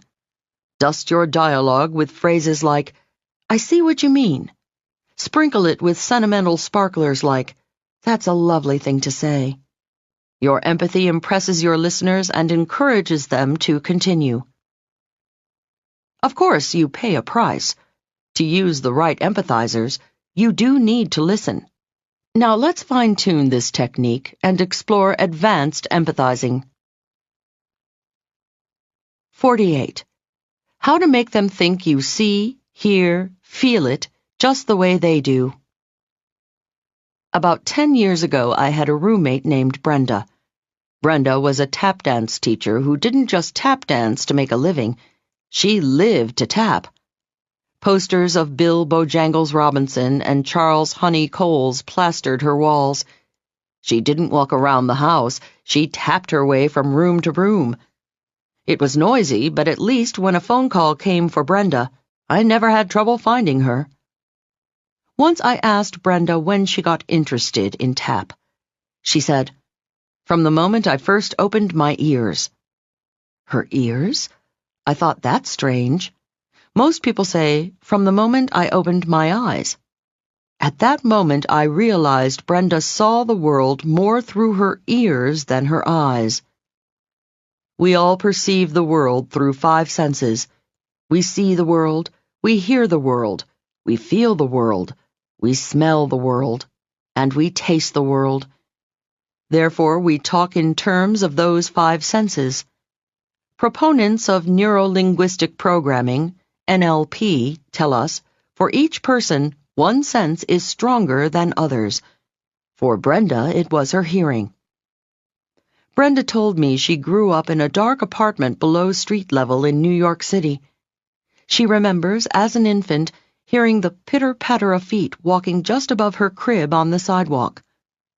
As a toddler, her tiny ears were bombarded with honking horns, shrieking sirens, and tire chains slapping the icy streets. She especially remembers the clumpety-clomp of police horses' hooves on the pavement outside her window. Her first perceptions of the outside world came to her through her ears. To this day, sound dominates her life. Brenda, the tap dancer, is an auditory person. Since neurolinguists suggest invoking our listeners' strongest sense, I tried a few auditory references on Brenda. Rather than saying, "That looks good to me," I'd say, "That sounds good." Instead of saying, "I see what you mean," I'd say, "I hear you." When I used these auditory references, I felt she paid more attention. So I started listening very carefully to all my friends to discover which was their primary perception. Sometimes I'd hear visual references like, "I see what you mean. That looks good to me." I can't picture myself doing that. I take a dim view of that idea. From my perspective, wow, I thought I was really on to something. A wrinkle develops. But then, whoops, at other times I'd hear that same friend say, "Yeah, I hear you. Sure, that sounds good to me." I kept saying to myself it would work. That has a negative ring to it. He really tuned out the whole idea. Something tells me this wasn't going to be quite as easy as I'd expected. However, I wasn't ready to give up. Once Brenda and I went skiing with several friends. That night we were at a party. One of our friends was telling a group of people the ski slopes were beautiful. Everything was so crystal clear and white. A visual person? I asked myself. Another skier added, "The feel of the fresh snow on our faces was terrific." Aha, a kinesthetic person, I mused silently. Sure enough, just then Brenda said, "Today was so silent.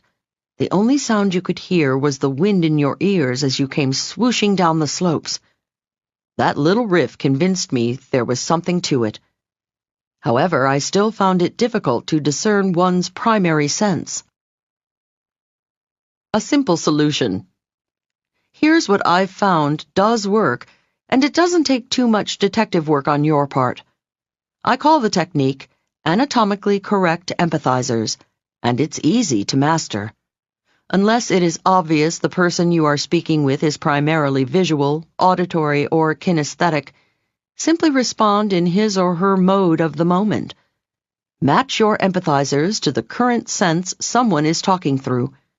For example, suppose a business colleague describing a financial plan says, "With this plan, we can see our way clear in 6 months." Since this time she's using primarily visual references, say, "I see what you mean," or "You really have a clear picture of that situation." If instead your colleague had said, "This plan has a good ring to it," you'd substitute auditory empathizers like, "It does sound great," or "I hear you." A third possibility.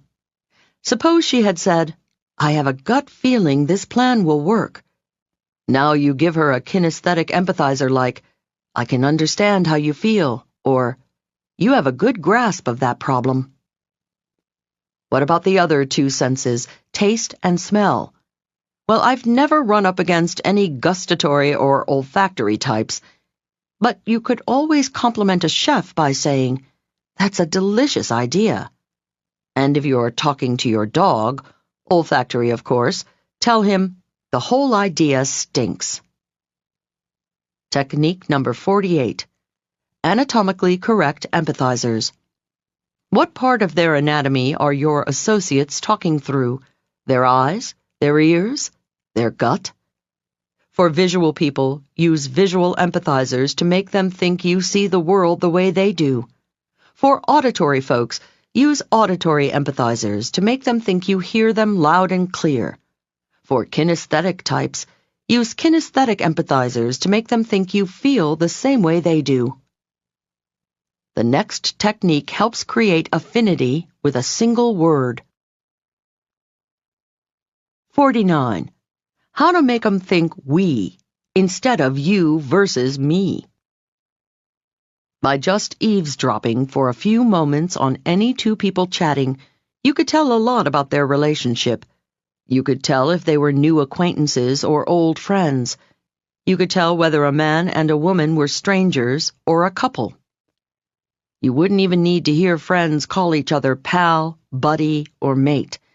You wouldn't need to hear a man and a woman whisper dear, sweetheart, or turtle dove. It wouldn't matter what they were discussing or even their tone of voice. You could even be blindfolded and tell a lot about their relationship because the technique I'm about to share has nothing to do with body language. How? A fascinating progression of conversation unfolds as people become closer. Here's how it develops. Level 1. Clichés. Two strangers talking together primarily toss clichés back and forth. For instance, when chatting about the universally agreed upon world's dullest subject, the weather, one stranger might say to the other, "Beautiful sunny weather we've been having," or, "Boy, some rain, huh?" That's level 1, clichés. Level 2, facts. People who know each other but are just acquaintances often discuss facts. "You know, Joe, we've had twice as many sunny days this year to date as last." Or, "Yeah, well, we finally decided to put in a swimming pool to beat the heat." Level 3. Feelings and personal questions. When people become friends, they often express their feelings to each other, even on subjects as dull as the weather. "George, I just love these sunny days." They also ask each other personal questions. "How about you, Betty? Are you a sun person?" Level 4. We statements. Now we progress to the highest level of intimacy. This level is richer than facts and creates more rapport than feelings. It's we and us statements. Friends discussing the weather might say, "If we keep having this good weather, it'll be a great summer." Lovers might say, "I hope this good weather keeps up for us so we can go swimming on our trip." A technique to achieve the ultimate verbal intimacy grows out of this phenomenon. Simply use the word we prematurely.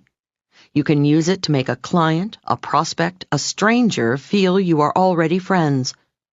Use it to make a potential romantic partner feel the two of you are already an item. I call it the premature we. In casual conversation, simply cut through levels 1 and 2. Jump straight to 3 and 4. Ask your prospect's feelings on something the way you would query a friend. "George, how do you feel about the new governor?" Then use the pronoun we when discussing anything that might affect the two of you. "Do you think we're going to prosper during his administration?" Make it a point to concoct we sentences, the kind people instinctively reserve for friends, lovers, and other intimates. "I think we'll survive while the governor's in office." The word we fosters togetherness. It makes the listener feel connected. It gives a subliminal feeling of you and me against the cold, cold world. When you prematurely say we or us, even to strangers, it subconsciously brings them closer. It subliminally hints you are already friends. At a party, you might say to someone standing behind you at the buffet line, "Hey, this looks great. They really laid out a nice spread for us." Or, "Uh-oh, we're going to get fat if we let ourselves enjoy all of this." Technique number 49. The premature we. Create the sensation of intimacy with someone even if you've just met moments before. Scramble the signals in their psyche by skipping conversational levels 1 and 2 and cutting right to levels 3 and 4. Elicit intimate feelings by using the magic words we, us, and our. Well, we have just explored how to copy our conversation partner's movements with Be a Copy Class, echo their words, evoke potent images from their world, create a bond through their primary sense with anatomically correct empathizers, and establish subliminal friendship with words like we. What else do friends, lovers, and close associates have in common? A history. The final technique in this section is a device to give a fairly new acquaintance the warm and fuzzy feeling the two of you have been together for a long, long time. 50. How to create a friendly private joke with them. Lovers whisper phrases in each other's ears that mean nothing to anyone but themselves. Friends crack up over a few words that sound like gobbledygook to anyone overhearing them. Close business associates chuckle about shared experiences. One company I've worked with has seen re-engineering, empowerment, TQM, and team building come and go in one decade. At company parties, the employees never fail to crack up over the time when the whole company, managers to mailroom clerks, scrambled up a 29-foot pole together all in the name of team building. The CEO slipped down the pole and broke his big toe. At the next weekly meeting, the CEO shook his crutch and caustically announced, "No more team exercises." Thus, the death of team building and the birth of a private joke. Out of shared experiences like this, a company culture grows. These employees have a history and a language to go with it. To this day, whenever they want to put an abrupt end to any idea, they say, "Let's shake a crutch at it," or "Let's slide that one down the flagpole." They all smile. Nobody knows what they mean except fellow employees. The playwright Neil Simon, sometimes with a single word, can make an entire Broadway audience understand two performers on stage are either married or longtime friends. The actor simply says something to the actress that makes no sense to the audience. Then both of them laugh uproariously. Everybody gets the message. These two people are an item. Every time my friend Daryl and I meet, we don't say hello, we say quack. Why? We met at a party 5 years ago and, in our first conversation, Daryl told me he grew up on a duck farm. When I told him I'd never seen a duck farm, he performed the best human imitation of a duck I'd ever seen. He flipped his head side to side, looking at me first out of one eye, then the other, all the while flapping his arms and quacking. I got such a laugh out of his performance that it inspired him to do a full, flat-footed duck waddle for me. It was contagious. Together we waddled around the room, flapping and quacking. We made absolute fools of ourselves that evening. The next day my phone rang. I picked up the receiver to hear not, "Hello, this is Daryl," but simply, "Quack." I'm sure that's what started our friendship. To this day, every time I hear his quack on the phone, it floods me with happy, if a tad embarrassing, memories. It recalls our history and renews our friendship no matter how long it's been since we last quacked at each other. Technique number 50. Instant history. When you meet a stranger you'd like to make less a stranger, search for some special moment you shared during your first encounter. Then find a few words that reprise the laugh, the warm smile, the good feelings the two of you felt. Now, just like old friends, you have a history together, an instant history. With anyone you'd like to make part of your personal or professional future, look for special moments together. Then make them a refrain. Now what's left? Chemistry, charisma, and confidence are 3 characteristics shared by big winners in all walks of life. Part 1 helped us make a dynamic, confident, and charismatic first impression with body language. In Part 2, we put smooth small talk lyrics to our body ballet. Then in Part 3, we seized hints from the big boys and big girls, so we're contenders for life's big league.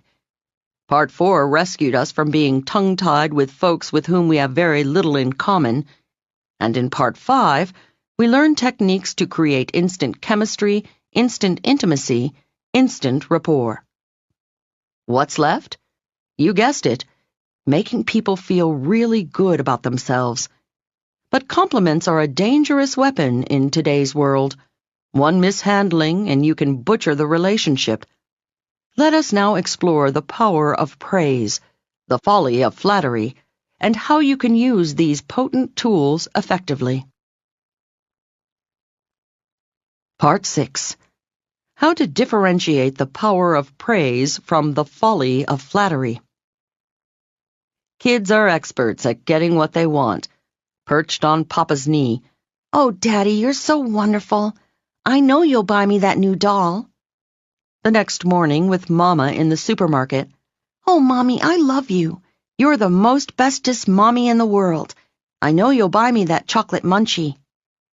From the hungry infant's instinctive cooing as Mommy approaches the crib, to the car salesman's calculated praise as the prospect walks into the showroom, compliments come naturally to people when they want something from somebody. In fact, compliments are the most widely used and thoroughly endorsed of all getting-what-you-want techniques.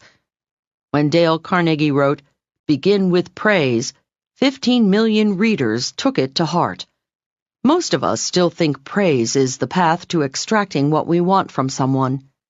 And yes, if it's as simple as dolls from Daddy and munchies from Mommy, it may be. But the business world has changed dramatically since Dale Carnegie's day. In today's world, not every smiling flatterer has the power to procure through praise. The malaise of unskilled praise. You give someone a compliment. You smile, waiting to see the warm feelings engulf the recipient. You may have to wait a long time. If he or she has a speck of suspicion your praise is self-serving, it has the opposite effect. If your compliment is insincere or unskilled, it can wreck your chances of ever being trusted by that person again. It can abort a potential relationship before it ever gets off the runway. However, skilled praise is a different story. When done well, it gives the relationship immediate liftoff. It can make a sale, win a new friend, or rejuvenate a marriage on a golden anniversary. What is the difference between praise that lifts and flattery that flattens? Many factors enter the equation. They include your sincerity, timing, motivation, and wording.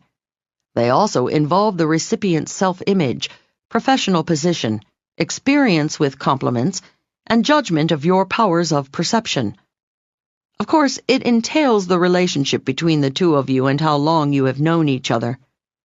If you're complimenting someone by phone, email, or snail mail, it even involves subtleties such as whether you've ever seen his or her face, either in person or a photograph. Mind-boggling, isn't it? Sociologists' research shows, 1. A compliment from a new person is more potent than from someone you already know. 2. Your compliment has more credibility when given to an unattractive person or an attractive person whose face you've never seen. 3. You are taken more seriously if you preface your comments by some self-effacing remark, but only if your listener perceives you as higher on the totem pole. If you're lower, your self-effacing remark reduces your credibility. Complicated, this complimenting stuff. Rather than dizzying ourselves with the surfeit of specific studies, let's just put some terrific techniques in our little bag of tricks. Each of the following meets all the criteria of social scientists' findings. Here are 9 effective ways to praise in the new millennium. 51.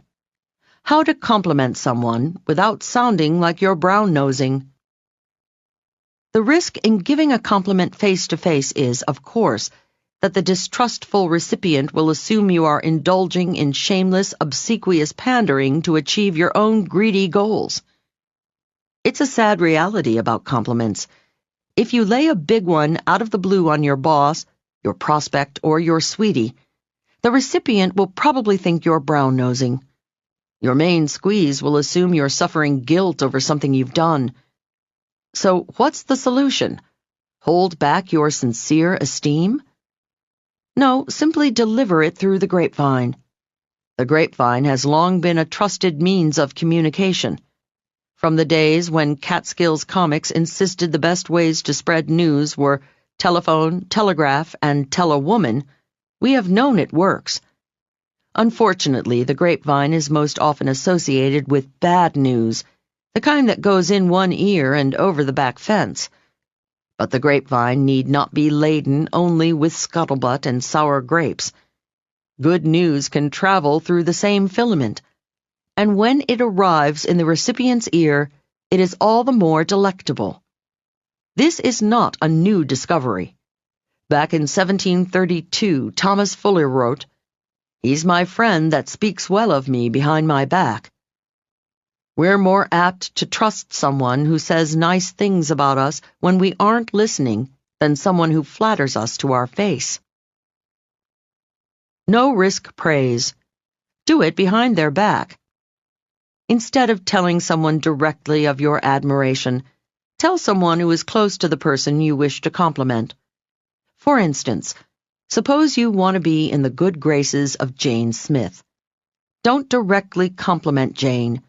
Go to her close associate, Diane Doe, and say, "You know, Jane is a very dynamic woman. She said something so brilliant in the meeting the other day. Someday she'll be running this company. I place 10-to-1 odds your comment will get back to Jane via the grapevine in 24 hours. Diane will tell her friend, 'You should hear what so-and-so said about you the other day.'" Technique number 51. Grapevine glory. A compliment one hears is never as exciting as the one he overhears. A priceless way to praise is not by telephone, not by telegraph, but by tell a friend. This way you escape possible suspicion that you are an apple-polishing, boot-licking, egg-sucking, back-scratching sycophant trying to win brownie points. You also leave recipients with the happy fantasy that you are telling the whole world about their greatness. When you gave grapevine glory to Jane, Diane became the carrier pigeon of that compliment. Which leads us to the next technique, where you become the carrier pigeon of other people's compliments. 52. How to be a carrier pigeon of good feelings. Carrier pigeons have a long and valiant history. The dauntless winged messengers, often maimed by shellfire and dying after delivering their messages, have saved the lives of thousands. One tenacious little bird named Cher Ami is credited with saving 200 lives during the Battle of the Argonne in World War I. The brave one-legged little birdie, one of his wings shot through, carried a message dangling from his remaining ligament. The blood-smeared little ball of feathers arrived just in time to warn that the Germans were about to bomb the city. Stumpy Joe, another plucky pigeon, had such a heroic battle-scarred career that his fans stuffed him, mounted him, and put him on display in the National Air Force Museum in Dayton, Ohio. And millions of other brave birds have brought joyful messages to racing pigeon enthusiasts around the world. In that fine tradition, I present the complimenting technique I call carrier pigeon kudos. Whenever you hear a laudatory comment about someone, don't let it end there. You don't need to write it, roll it up in a capsule, strap it to your leg like Stumpy Joe, and fly it to the recipient. Nevertheless, you can remember the kudo and verbally carry it to the person who will get the most pleasure, the person who was complimented. Keep your ears open for good things people say about each other. If your colleague Carl says something nice about another colleague, Sam, pass it on. "You know, Sam, Carl said the nicest thing about you the other day." Your sister tells you your first cousin is a dynamite relative. Go ahead and call Cuz. Your mother tells you she thinks Manny did a great job mowing the lawn. Pass it on to him. Hey, we all like a little appreciation, even from Mom. Here's where it benefits you. Everyone loves the bearer of glad tidings. When you bring someone third-party kudos, they appreciate you as much as the complimenter. Call it gossip, if you like. This is the good kind. Technique number 52. Carrier pigeon kudos. People immediately grow a beak and metamorphosize themselves into carrier pigeons when there's bad news. It's called gossip. Instead, become a carrier of good news and kudos. Whenever you hear something complimentary about someone, fly to them with the compliment. Your fans may not posthumously stuff you and put you on display in a museum like Stumpy Joe, but everyone loves the carrier pigeon of kind thoughts. Carry more cargo than compliments. Another way to warm hearts and win friends is to become a carrier pigeon of news items that might interest the recipient. Call, mail, or email people with information they might find interesting. If your friend Ned is a furniture designer in North Carolina, and you see a big article in the Los Angeles Times about furniture trends, fax it to him. If your client Sally is a sculptor in Seattle, and you see her work in someone's home in New York, send her a note. My friend Dan lives in San Francisco, and whenever he runs across something in the paper on communications, he clips it and sends it to me. No note, just FYI, regards, Dan, in the corner. He's like my own private West Coast clipping service. Try it. Think of the money you'll save on greeting cards. A relevant clipping is the big winner's way of saying, I'm thinking of you and your interests. 53. How to make 'em feel your admiration just slipped out. Here's yet another caress for someone's ego. Don't give a blatant compliment.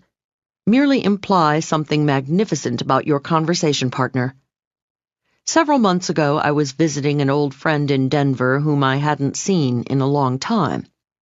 When he came to my hotel to pick me up, he said, "Hello, Leil, how are you?" Then he paused, looked at me, and said, "You've obviously been well." Wow, I felt terrific. He implied I looked good, and that made my evening. Guess the good Lord decided I shouldn't have too swollen a head, however, because later that evening, after my friend dropped me off, I got into the hotel elevator. A maintenance man entered at the 3rd floor. He smiled at me. I smiled back. He looked at me again and said, "Gosh, ma'am, was you a model?" Oh man, was I feeling on top of the world now. "When you was young?" he continued. Crash. Why couldn't he have zipped his lip before the zinger? I loved the implication in the first part of his comment, but the second implied I was now an old lady. Ruined my next day. Heck, his unintentional low blow ruined my week. In fact, I still feel wretched about it. You have to be careful of unintentional bad implications.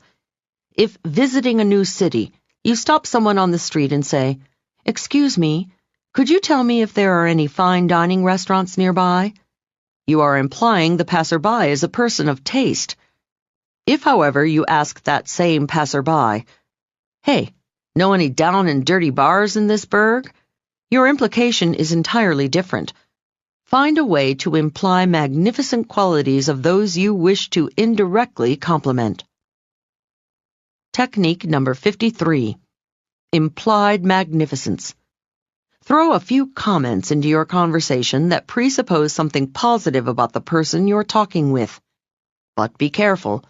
Don't blow it like the well-intentioned maintenance man, or the southern boy who, at the prom, thought he was flattering his date when he told her, "Gosh, Mary Lou, for a fat gal, you dance real good." 54. How to win their hearts by being an undercover complimenter.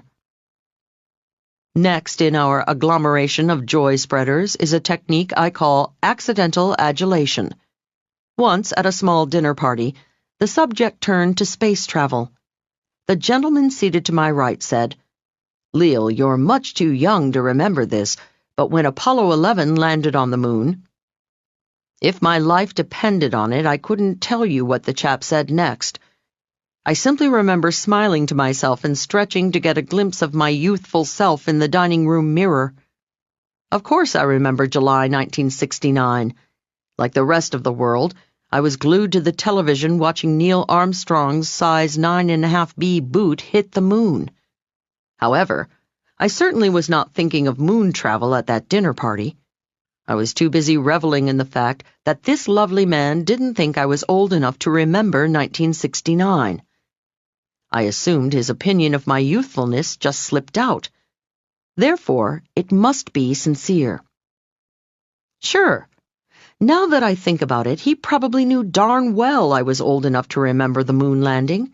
I bet he was using the maneuver accidental adulation. But it doesn't matter. My warm memories of him remain. Accidental adulation is slipping praise into the secondary part of your point, putting it in verbal parentheses. Try it. You'll like it. They'll love it. Try accidental adulation and see smiles break out on the faces of the recipients. Tell your 65-year-old uncle, "Anyone as fit as you would have zipped right up those steps, but boy, I was out of breath." Tell a colleague, "Because you're so knowledgeable in contract law, you would have read between the lines, but stupidly I signed it." You run the danger, of course, that you will please the recipient so profoundly with your parenthetical praise, he or she won't hear your main point. Technique number 54. Accidental adulation. Become an undercover complimenter. Stealthily sneak praise into the parenthetical part of your sentence. Just don't try to quiz anyone later on your main point. The joyful jolt of your accidental adulation strikes them temporarily deaf to anything that follows. So far, we have explored 4 covert compliments: grapevine glory, carrier pigeon kudos, implied magnificence, and accidental adulation. There are times, of course, when blatant praise does work. The next techniques will hone your skills in this precarious but rewarding venture.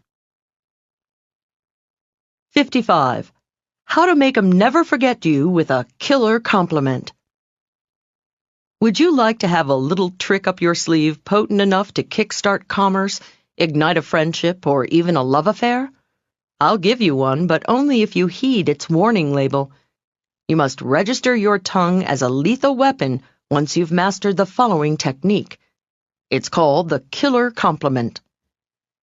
It was born one night some years ago after my then roommate, Christine, and I had just returned home from a holiday party. As we were taking off our coats, she had a silly smile on her face and a faraway look in her eye. "Christine, are you okay?" I asked. "Oh, yes," she purred. "I'm going to go out with that man." "Man? What man?" "Oh, you know," she said, chastising me for not knowing. "The one who told me I had beautiful teeth." Teeth? That night I happened to walk by the bathroom door as Christine was getting ready for bed. I saw her grinning at herself in the mirror, tilting her head from side to side and brushing each individual tooth. All the while she kept her eyes glued to the mirror, inspecting each one for the beauty her new admirer commented on. I realized the fellow who had given Christine the unusual compliment had made her day, and had made a killer impression on her. Thus, the killer compliment came into being. What is the killer compliment? It is commenting on some very personal and specific quality you spot in someone. A killer compliment is not, "I like your tie," or "You're a very nice person." The first is not personal enough, and the second is not specific enough. A killer compliment is more like, "What exquisite eyes you have," very specific, or "You have a wonderful air of honesty about you," very personal. Because delivering your first killer compliment is difficult, I trick my seminar participants into pulling it off. About midway through the program, I'll ask them to close their eyes and think about a partner they had in an earlier exercise. Then I say, now recall one attractive physical quality or personality trait you observed in your partner, not one you would necessarily comment on, I caution. Perhaps your partner had a lovely smile or a twinkle in her eye. Perhaps he exuded a sense of calm or credibility. Got it in your mind? Then the thunderbolt. Okay, now go find your partner and tell them the nice quality you noticed. What? Tell them? The thought paralyzes them. One by one, however, they courageously seek their partners and deliver their killer compliments. As people hear a stranger tell them they have beautiful hands or penetrating brown eyes, joy fills the room. Laughter explodes in every corner. I am now looking out at a sea of smiles and happy blushes. Everyone loves receiving his or her personal killer compliment, and everyone develops friendly feelings toward the giver. The Killer Compliment User's Manual. Just like a cannon, if you don't use the killer compliment correctly, it can backfire. Here's the user's manual that comes with the mighty missile. Rule number 1. Deliver your killer compliment to the recipient in private. If you are standing with a group of 4 or 5 people and you praise one woman for being fit, every other woman feels like a barrel of lard. If you tell one man he has wonderful carriage, every other feels like a hunchback. You also make the blushing recipient uncomfortable. Rule number 2. Make your killer compliment credible. For example, I'm tone deaf. If I'm forced to sing even a simple song like Happy Birthday, I sound like a sick pig. If anyone in earshot were foolish enough to tell me they liked my voice, I'd know it was hogwash. Rule number 3. Confer only one killer compliment per half year on each recipient. Otherwise, you come across as insincere, groveling, obsequious, pandering, and a thoroughly manipulative person. Not cool. With careful aim, the killer compliment captures everyone.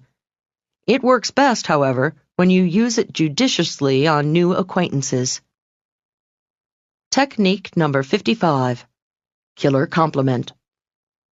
Whenever you are talking with a stranger you'd like to make part of your professional or personal future, search for one attractive, specific, and unique quality he or she has. At the end of the conversation, look the individual right in the eye, say his or her name, and proceed to curl all 10 toes with the killer compliment. If you want to praise friends every day, employ the next technique.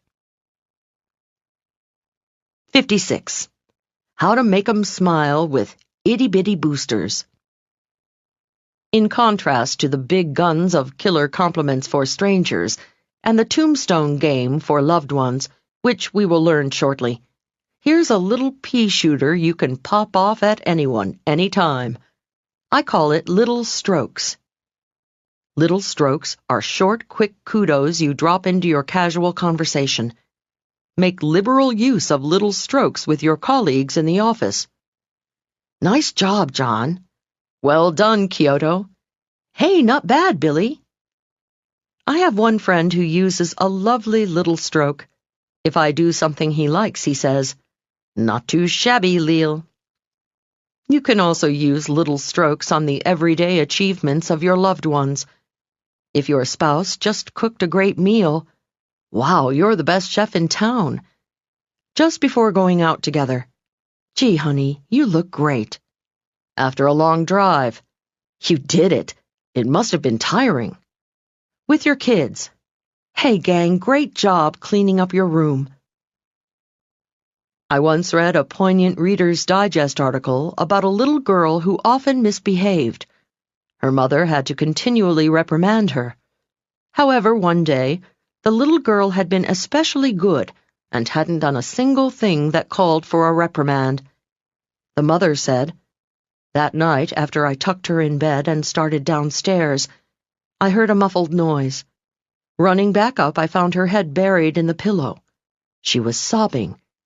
Between the sobs, she asked, "Mommy, haven't I been a pretty good girl today?" The question, the mother said, went through her like a knife. I had been quick to correct her, she said, when she was wrong. But when she tried to behave, I hadn't noticed it, and I put her to bed without one word of appreciation. Adults are all grown-up little girls and little boys. We may not go to bed sobbing if the people in our lives don't notice when we are good. Nevertheless, a trace of those tears lingers. Technique number 56. Little strokes. Don't make your colleagues, your friends, your loved ones look at you and silently say, "Haven't I been pretty good today?" Let them know how much you appreciate them by caressing them with verbal little strokes like, "Nice job," "Well done," "Cool." Little things mean a lot.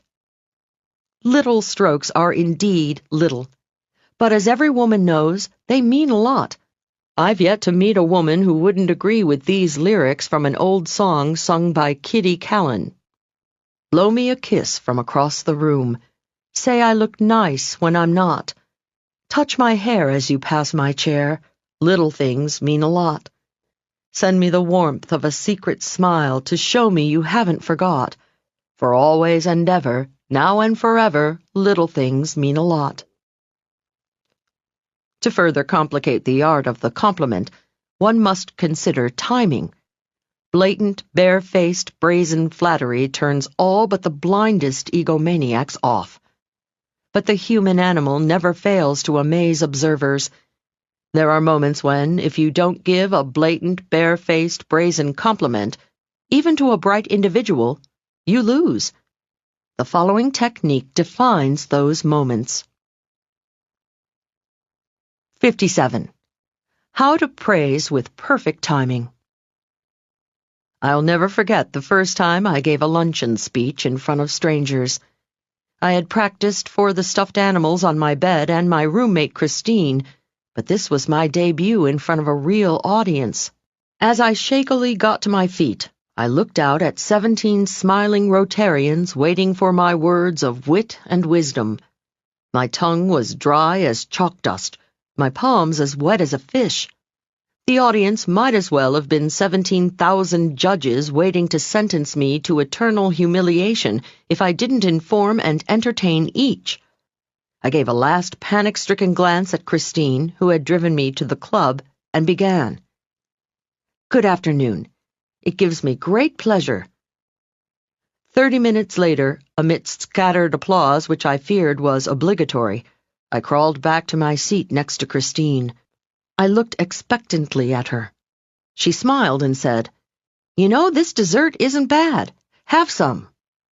Dessert? Dessert? Damn it, Christine, how did I do? I silently screamed at her. A few minutes later, Christine told me how much she assumed, everyone else enjoyed my talk. Nevertheless, by then it was too late. The crucial compliment-craving moment had passed.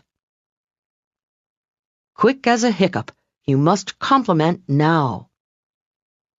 When the doctor sadistically smacks your knee with that nasty little rubber hammer, you instantly give a knee jerk. And when people make a coup, you must instantly hit them with a knee-jerk, "Wow, you were great." Say they've just successfully negotiated a deal, cooked a terrific Thanksgiving turkey, or sung a solo song at the birthday party. No matter whether their accomplishment is trivial or triumphant, you must praise it immediately. Not 10 minutes later, not 2 minutes later, immediately. The moment the winner walks out of the boardroom, the kitchen, the spotlight, the victor wants to hear only one sound. Wow! Technique number 57. The knee-jerk wow. Quick as a blink, you must praise people the moment they finish a feat. In a wink, like a knee-jerk reaction, say, "You were terrific." Don't worry that they won't believe you. The euphoria of the moment has a strangely numbing effect on the achiever's objective judgment. But what if they really bombed? Are you asking me to lie, you ask? Yes. Absolutely, positively, resoundingly yes. This is one of the few moments in life where a lie is condoned by the most ethical individuals. Big winners realize that sensitivity to an insecure performer's ego takes momentary precedence over their deep commitment to the truth. They also know, when sanity returns to the recipient and they suspect they screwed up, it won't matter. He or she will retroactively appreciate your sensitivity and forgive your compassionate falsehood. We've talked a lot about giving compliments, both covert and overt. Now let's talk about a skill that, for many, is even harder: receiving them. 58. How to make 'em want to compliment you. We have a national weakness. We don't know how to receive a compliment. In fact, I would like to dedicate the following technique to my French friends who contend the French are better at everything. Well, I concede one point. The French are indeed better at receiving compliments. I'll explain how shortly. Americans, unfortunately, are beastly at accepting adulation. If someone compliments you and you react clumsily out of embarrassment, you unwittingly start a vicious cycle. A friend ventures a compliment. He, smiling, "Hey, that's a nice dress you're wearing." She, frowning, "Oh, this old thing?" He, thinking, "Whoops, she didn't seem to like hearing that. She thinks I have terrible taste to like that dress. I'd better keep my mouth shut." 3 weeks later, she, thinking grumpily, "He doesn't ever give me compliments anymore. What a bore." He, thinking gloomily, "What's her problem?" Girls don't like what? Several months ago in one of my seminars, the group was discussing compliments. One fellow insisted that girls don't like compliments. "Girls don't like what?" I asked incredulously. He explained. "I once told a woman she had beautiful eyes, and she said, 'Boy, are you blind.' The poor chap was so wounded by her reaction he became gun-shy and had not aimed a compliment at a female since. What a shame for womankind, and what a blight on his social skills." Upon receiving a compliment, many people demur or proffer an embarrassed little "thank you." Worse, they protest, "Well, not really, but thanks anyway." Some people toss it off with "just luck." When you react this way, you visit a grave injustice on the complimenter. You insult a well-meaning person's powers of perception. Vous êtes gentil. Leave it to French folks to come up with a congenial catch-all phrase. Upon receiving a compliment, they say, "Vous êtes gentil." Loosely translated, that is, "How kind of you." An American saying "how kind of you" could sound stilted, like the little flower girl in My Fair Lady trying to be cultured. Nevertheless, we Yanks can express the French gentil sentiment with a technique I call boomeranging. When you toss a boomerang, it makes an almost 180-degree swerve in midair and soars back to land at the feet of the thrower. Likewise, when someone tosses a compliment your way, let the good feeling soar back to the tosser. Don't just say thanks, or worse, "Oh, it's nothing." Let them know of your gratitude and find a way to compliment them for their compliment. A few examples. She says, "I like those shoes." You say, "Oh, I'm so happy you told me. I just got them." He says, "You really did a good job on this project." You say, "Oh, that's so nice of you to tell me.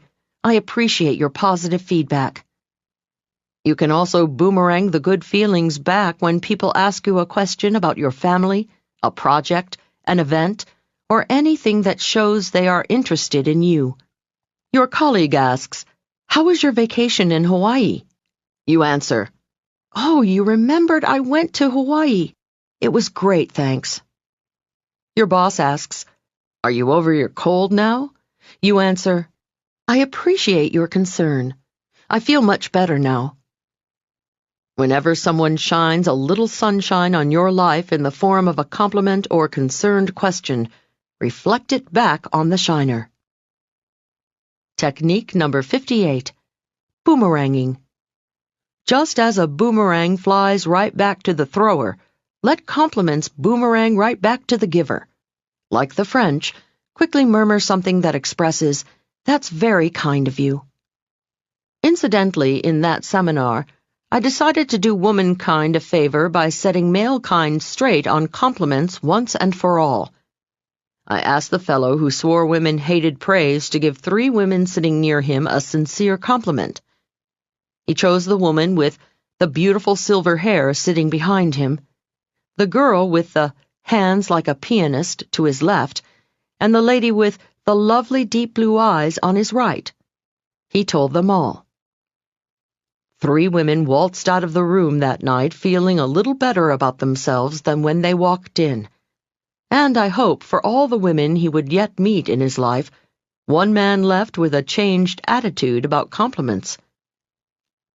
As we come to the end of our exploration of praise, I want to make sure you're aiming dead center for people's hearts. Whether you're giving little carrier pigeon kudos or laying a killer compliment on your conversation partner, this next technique keeps you on target. 59. How to make a loved one feel you are the partner for life. Do you remember when you were a kid the hundreds of times mommies and daddy's friends asked, "And what do you want to be when you grow up?" That was our cue to regale our adoring audience with dreams of being a ballerina, a firefighter, a nurse, a cowboy, or a movie star. Well, most of our lives wound up being a little closer to butcher, baker, or candlestick maker. Nevertheless, we all still have fantasies of our own greatness. Even though most of us cashed in our childhood dreams of being the star we thought we'd be, so we could make some money, we all know that deep down we are very, very, very special. We say to ourselves, "Maybe the world will little note nor long remember how brilliant, how wonderful, how witty, how creative or caring I really am. However, those who truly know and love me, they will recognize my greatness, my magic, my specialness over all other ordinary mortals." When we find people with the supernatural powers of perception to recognize our remarkableness, we become addicted to the heady drug of their appreciation. Praising someone you know and love requires a different set of skills from complimenting a stranger. The formula to bring someone even closer to you personally or professionally follows. I call it the tombstone game. It requires a little setup. Step 1. In a quiet moment, chatting with your friend, your loved one, or your business partner, tell him or her that the other day you were reading about, of all things, tombstones. The piece was about, you say, what people fantasize will be inscribed above their grave after they die. You learned that people want the quality they are most proud of in life etched in stone. Then say, "The variety is surprising. Everyone has a different self-image, a different deep source of pride."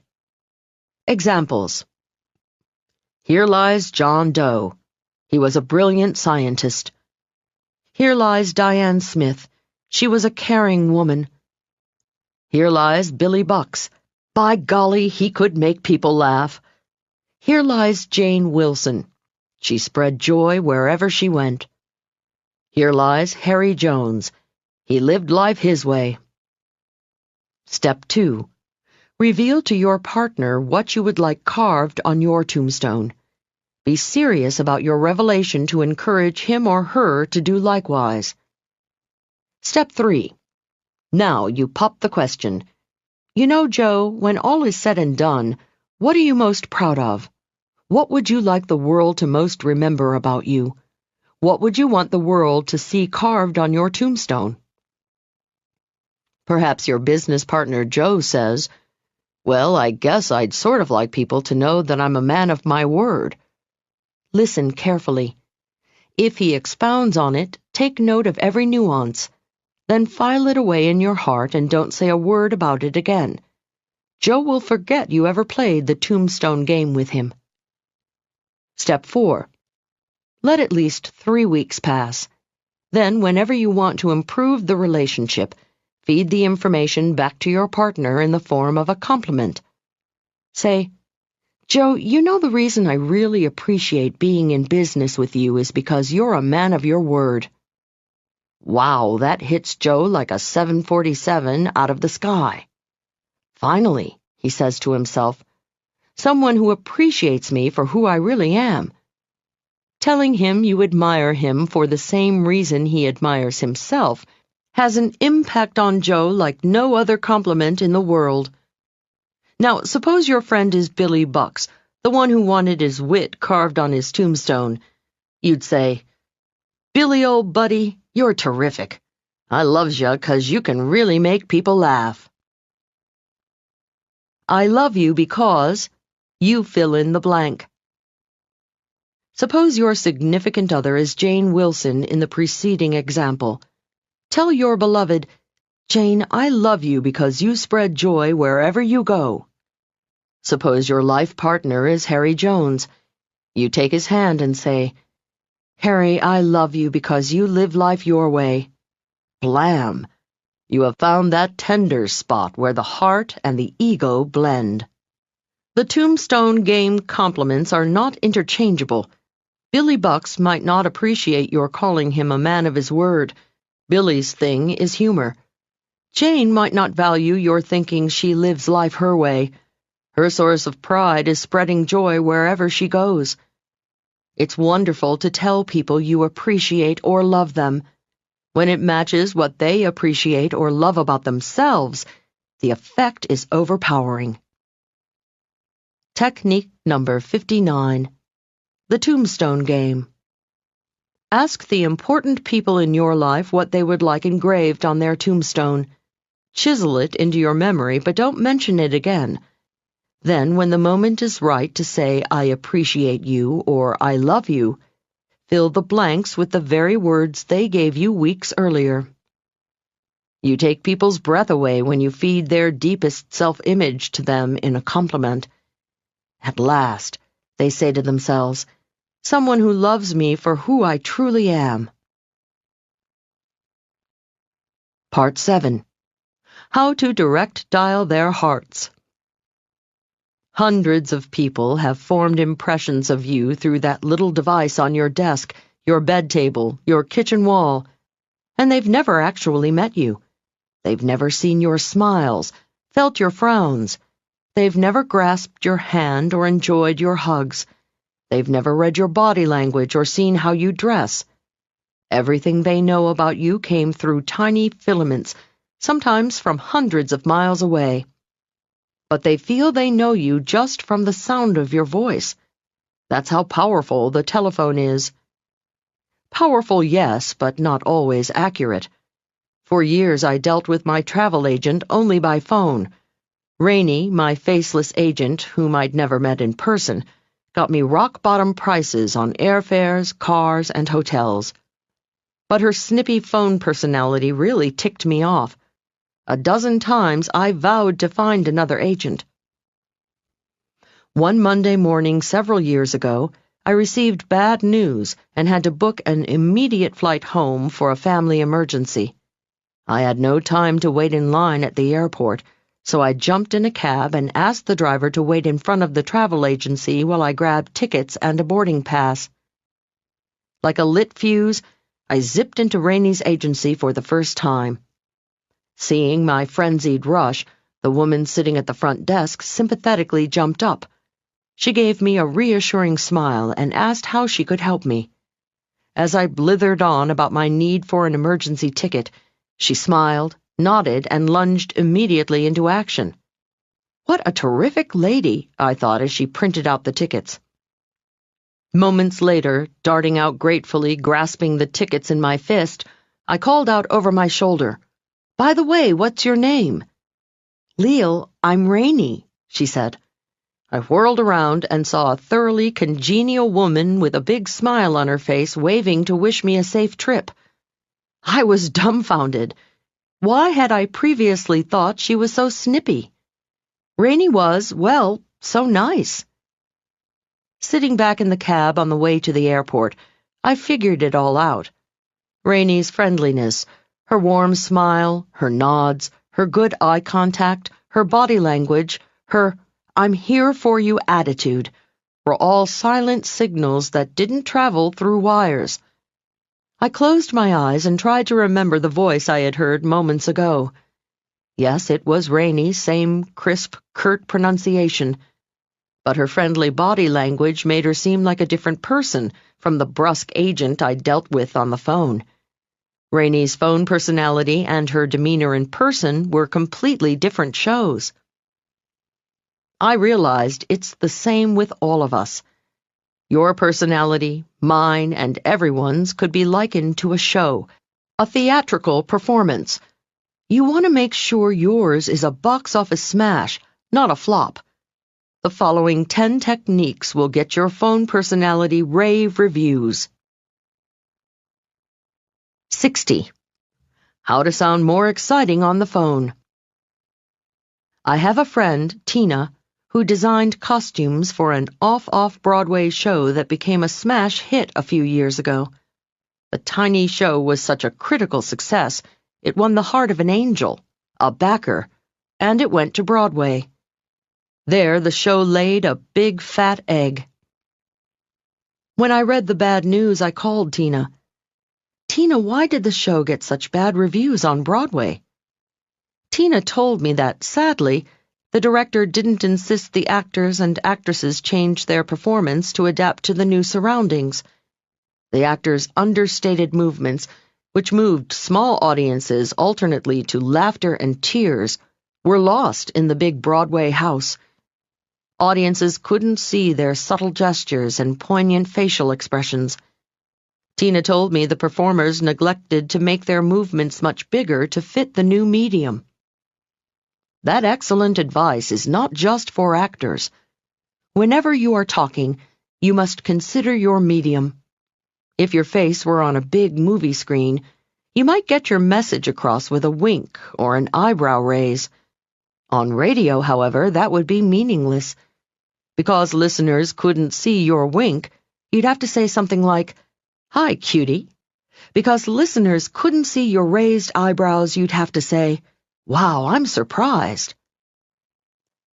Your body language and facial expressions comprise more than half your personality. When people don't see you, they can get an entirely wrong impression, as I did with Rainey. To get your personality across on the phone, you must translate your emotions into sound. In fact, you have to exaggerate the sound because studies have shown people lose 30% of the energy level in their voices on the phone. Say you meet an important new contact tomorrow. When you're introduced, you shake her hand, you fully face her. You make good, strong eye contact and let a sincere smile flood over your face. You even nod and smile, listening intently as she speaks. She likes you a lot. But how good an impression could you make on that VIP if both you and she were blindfolded and the two of you had your hands tied behind your backs? That's the handicap you suffer on the phone. If she couldn't see you, you'd have to substitute words to let her know you're agreeing or listening. You'd have to somehow verbalize that you're smiling and use her name more to replace the eye contact. You'd be using the technique I call talking gestures. To make up for your missing eye contact, punctuate your phone conversations with "uh-huh" or "I hear you." So your listener knows you're nodding in approval, verbalize "I see," "Oh, that's great," "No kidding," "Interesting," and "Tell me more." She didn't see you hitting your head in surprise? Better say, "What a surprise," or "You don't say." He just said something impressive and he can't see your look of admiration? Try, "That was wise of you," or You're no dummy. Of course, you need a big verbal smile in your repertoire. Try, "Oh, wow, that's funny." Obviously, you're going to choose phrases that match your personality and the situation. Just make sure your phone listeners hear your emotions. Technique number 60. Talking gestures. Think of yourself as the star of a personal radio drama every time you pick up the phone. If you want to come across as engaging as you are, you must turn your smiles into sound, your nods into noise, and all your gestures into something your listener can hear. You must replace your gestures with talk. Then punch up the whole act 30%. 61. How to sound close, even if you're hundreds of miles away. When you're not sitting across from each other, resting your elbows on the same desk, your forks on the same table, or your heads on the same pillow, you need a substitute for intimacy. How can you create closeness when the two of you are hundreds of miles apart? How can you make the person you're talking to on the phone feel special when you can't pat their back or give them a little hug? The answer is simple. Just use your caller's name far more often than you would in person. In fact, shower your conversations with his or her name. When your listener hears it, it's like receiving a verbal caress. "Thanks, Sam." "Let's do it, Betty." "Hey, Dimitri, why not?" "It's really been good talking to you, Kathy."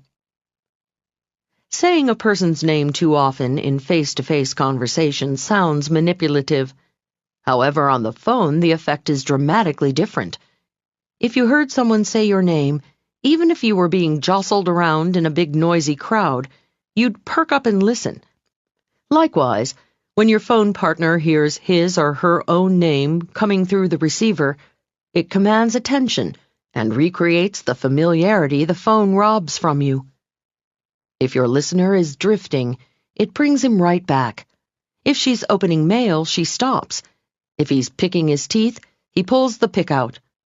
When you say someone's name on the phone, it's like yanking the person into the room with you. Technique number 61. Name shower. People perk up when they hear their own name. Use it more often on the phone than you would in person to keep their attention. Your caller's name recreates the eye contact, the caress you might give in person. Saying someone's name repeatedly when face-to-face sounds pandering, but because there is physical distance between you on the phone, sometimes you're a continent apart, you can spray your conversation with it. 62. How to make 'em happy they called you. Bring! No matter whether you hear the ring in the boardroom, the bedroom, or the bathroom, self-styled telephone experts tell you, smile before answering. Some pros even suggest you perch a mirror right next to your phone to monitor your grin. Been there, done that, doesn't work. One evening in the middle of my weekly mud pack facial, the phone rang. The horror of seeing myself in the phone mirror made my voice as hideous as my face. I immediately trashed the pro's advice along with the mirror. Who wants to sound like a dizzy Pollyanna, a no-brain Cheshire cat, a lonely recluse whose life is so dull that the big thrill of the day is a phone call, any phone call, from anybody? Big winners don't smile before answering. They put a smile in their voices after they hear who is on the line. That's when it counts. Answer the phone unemotionally, professionally. Say your name or the name of your company. Then, when you hear who is on the line, the little trick is to let a big smile flood over your face. "Oh, Joe!" Smile. "How nice to hear from you." "Sally." Smile. "How are you?" "Bill." Smile. "I was hoping it would be you." My friend Steve lives in Washington, D.C., and heads a major trade association that lobbies on Capitol Hill. Whenever I call Steve, I never know which of his dozens of assistants is going to answer. Nevertheless, whoever answers gives me the same warm response. First, he or she says, Cable Telecommunications Association, the individual's name, and how may I direct your call? No fake friendliness, no prefab smiles in the voice. I am sure the assistant is not beaming back at his or herself in any mirror. When I say, Is Mr. Effross available? This is Leil Lowndes calling. That's when the employee becomes super friendly. Oh, yes, Ms. Lowndes, he or she purrs. Definitely. Let me put you right through. Wow, does that make me feel special? As I'm waiting for Steve to come to the phone, I fantasize him sitting at the head of a long mahogany table in his weekly staff meeting. I can just hear him instructing his staff. Now, if the president or some higher-ups in the White House call, put them right through. Oh, and of course, if that important woman Leil Lowndes calls, put her right through too. While visiting Washington last year, I had lunch with Steve. I took the opportunity to tell him what a pleasure it was to call his office and how I appreciated his staff's warm phone reception. I thanked him for familiarizing each with my name and mentioning I might be calling from time to time. Steve looked across the table at me and blinked. Leil, he said, you teach telephone skills. Haven't you caught on? Huh? Forgive me if I'm bursting a bubble, Steve said, but everyone gets that reception, no matter who's calling. Oh. When a pain in the neck calls. But Steve, I protested, when I'd recuperated from the initial disappointment that I was a victim of a technique and not a VIP. What if the caller is unknown, a complete stranger? Surely your staffers shouldn't fake they know the caller. Of course not, Leil. In that case, I instruct them to show energy and enthusiasm over the reason they're calling. For example, suppose the caller is a cable operator wanting to join our association. The caller would get a smile and a sincere, "Oh yes, Mr. Smith, I'll put you right through." Yeah, but suppose the caller is selling office furniture, I challenged. Doesn't matter, Steve said. The salesperson gets the same reception after the staffer hears why he's calling. If my staffer says warmly, "Oh, office furniture," the caller feels good, and I find the salesperson is a lot easier to deal with later. I told him, "Okay, Steve, starting tomorrow morning, I'm going to put that, 'Oh, wow, I'm so happy you called for that reason,' attitude in my voice." The next morning, the first call was my dentist's office.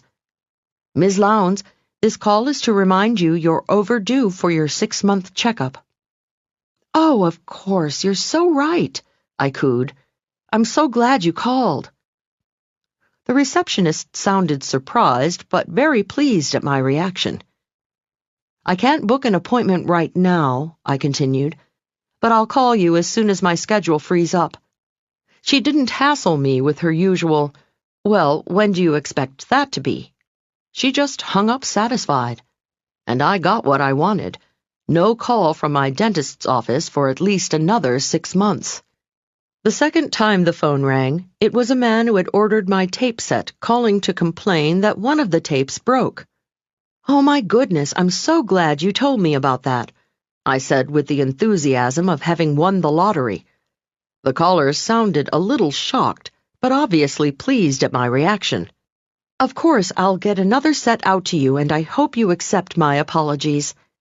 Caller hung up satisfied, and I got what I wanted, his goodwill and word of mouth in spite of my tape duplicator's blooper.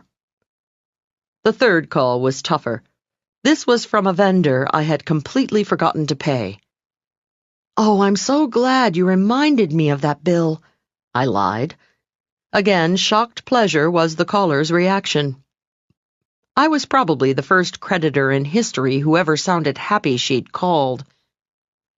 In the back of my mind, I felt there was one bill I had overlooked. I'm writing the check as we speak.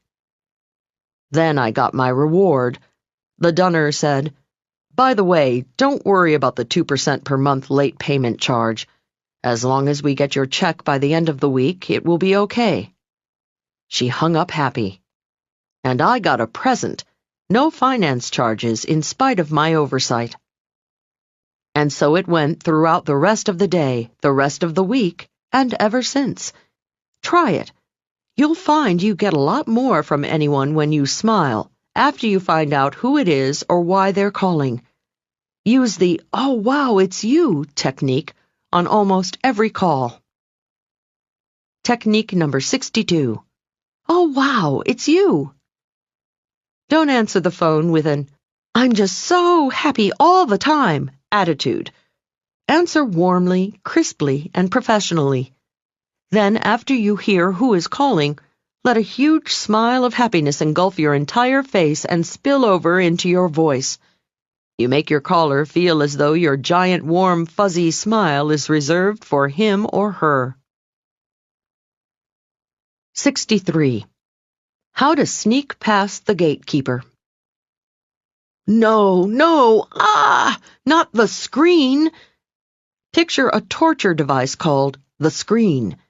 The mad scientist, laughing maniacally, forces the victim into a giant meat grinder that mashes him through a heavy metal screen.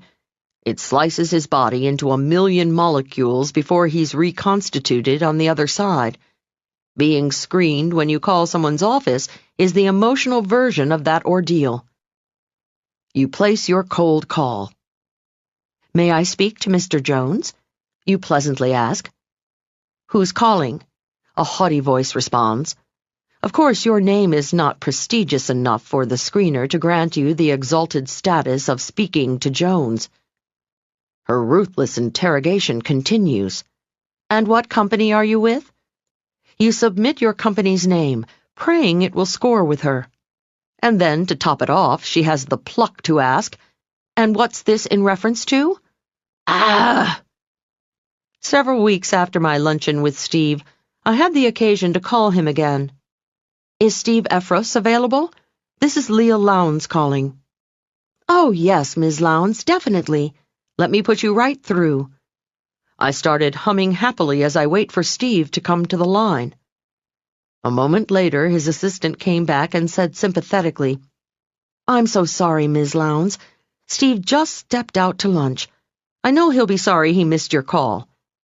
Meanwhile, I'm still smiling. Do I suspect that Steve didn't just step out to lunch? Do I suspect he's sitting right there? Do I ever, in my wildest paranoid dreams, think he doesn't have the time or inclination to talk to me? Do I feel screened? No way.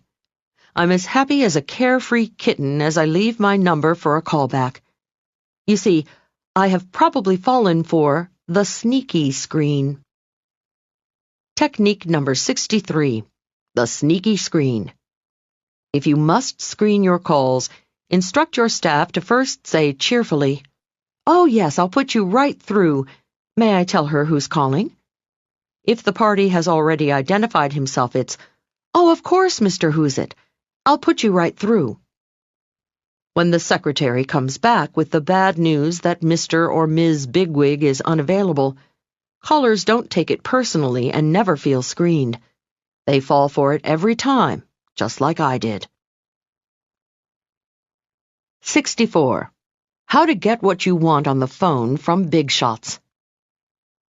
I know a secret about a big cat who owns an international hotel chain with properties in 6 countries. He hires and fires thousands, awards or pulls immense contracts, borrows from major financial institutions, and makes lavish contributions to charities. Mr. Big Cat, we'll call him Ed, has a respected and immediately recognizable name in his industry. And here's the secret.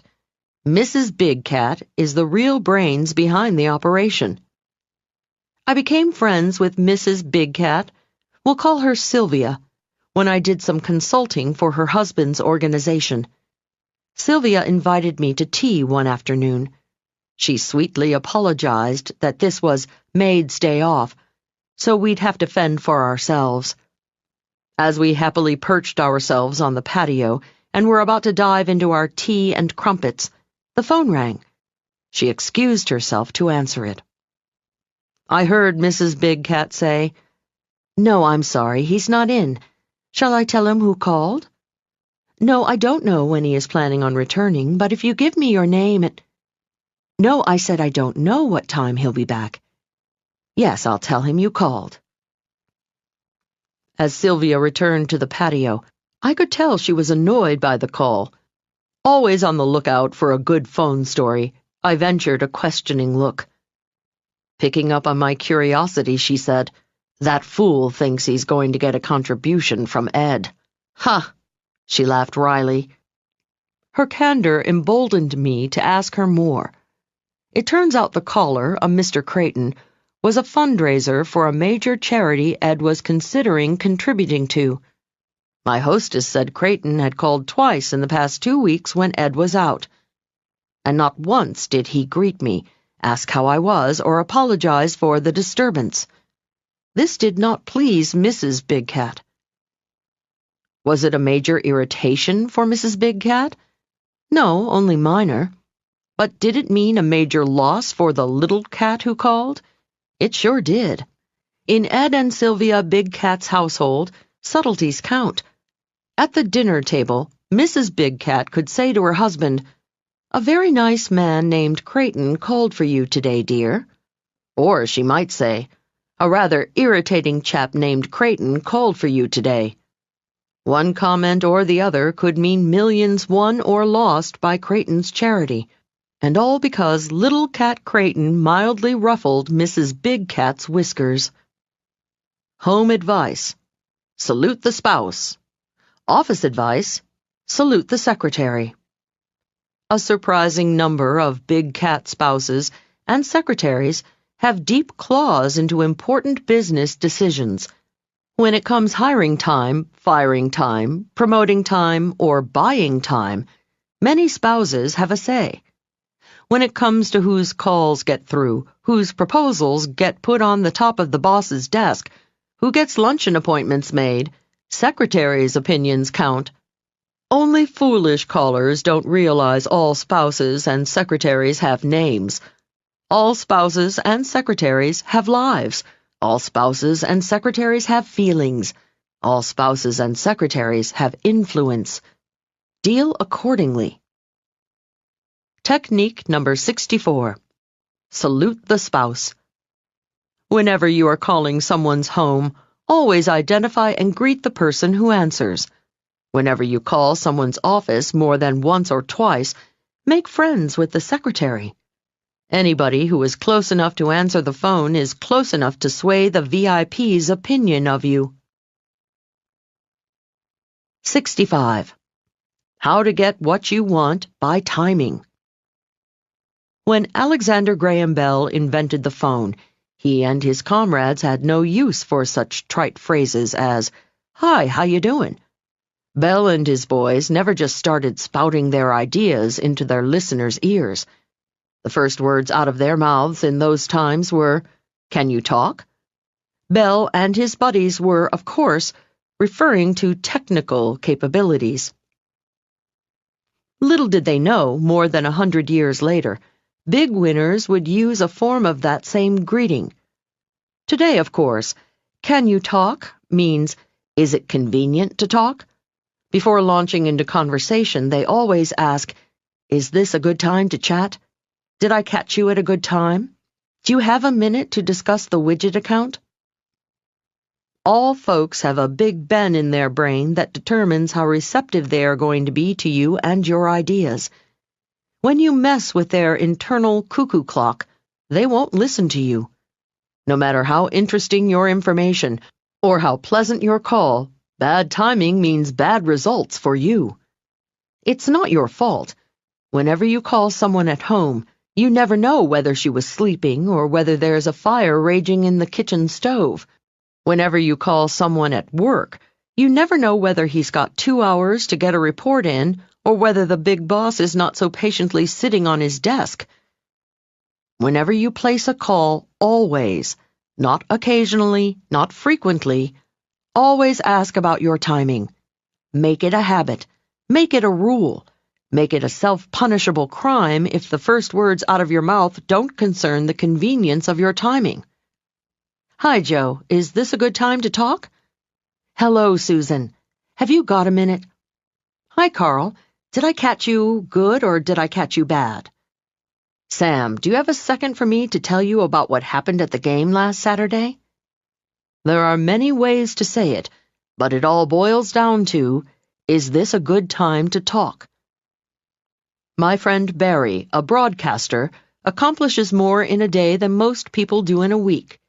He came up with a clever conversational device that ensures he'll never shatter anyone's emotional sundial.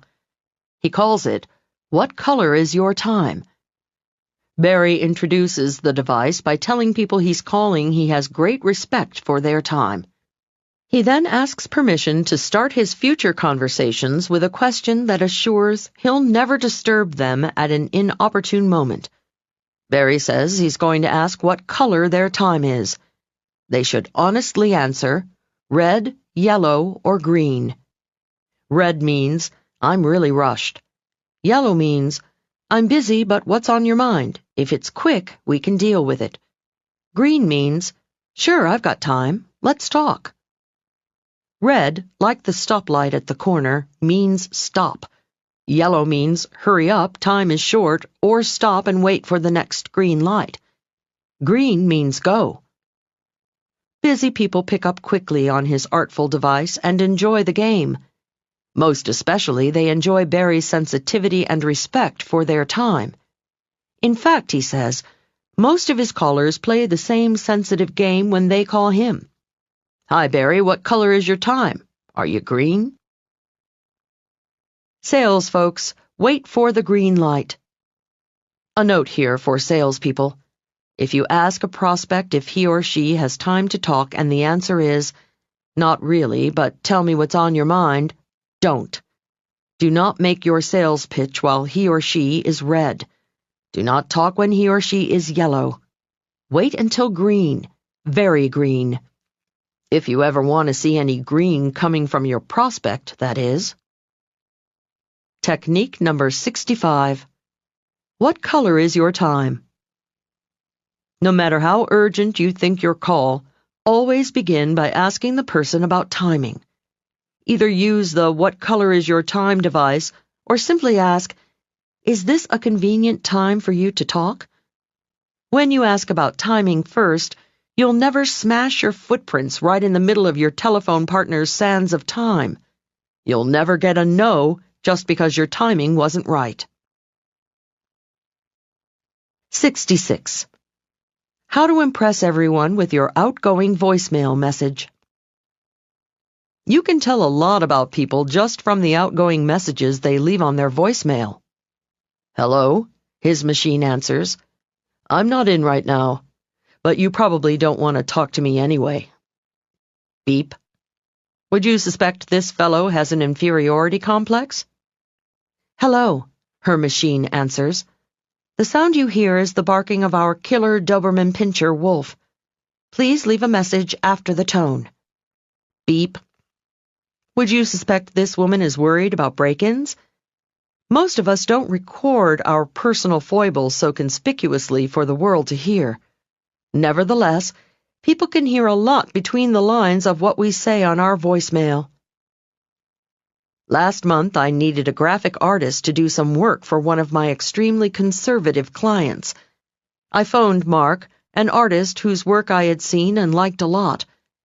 His answering machine blasted ear-splitting rock music through the receiver. Then his voice boomed over the electric guitar. Hey there, dude, don't be crude. Just croon me an earful of sweet sounds right at that lone tone. Yeah, yeah, yeah.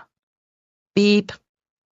I banged the receiver quickly back into the cradle to shut out horrible fantasies of how my client would react if he had to call Mark.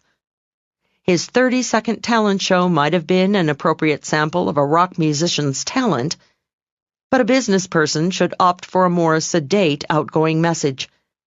The message you leave on your answering machine reflects your work. Keep yours friendly, neutral, and up-to-date. And here's the secret. To give the impression you are really on top of your business, change your message every day. Studies show that callers perceive people to be brighter and more efficient when they hear an updated message each time they call. If appropriate, let callers know where you are and when you intend to be back. If you have customers who need to be attended to, this is crucial. Try something like this on your office phone. This is name.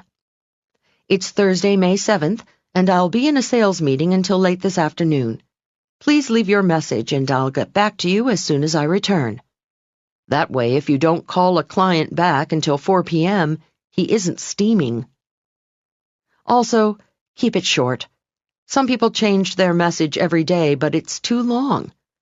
I had a colleague, a public speaker named Dan, who in his finest mellifluous voice imposed his thought for the day on all unsuspecting callers. Last year, I was working on a project with Dan and had to call him 3 times in the same day to leave a progress report. Each time, his machine answered, "Hello, this is Dan, and here's my daily motivator." He cleared his throat for his big recorded performance and then continued, "Did someone say something today that offended you? So what? That's their problem." He paused dramatically. "Did someone look at you the wrong way? So what? That's their problem." Again, a pause for the magnitude of that sentiment to sink in. Replace your petty thoughts of anger, exasperation, and spite with thoughts of strength. Calm down. Rise above those little insignificant irritations in life. Focus your thoughts in the direction of fulfillment and accomplishment. Once again, this is Dan. I'm surprised he didn't also leave his agent's phone number here. Leave your message at the tone, and have a great, peaceful day. Beep. The first time I listened to Dan's inspirational message, the length mildly irritated me.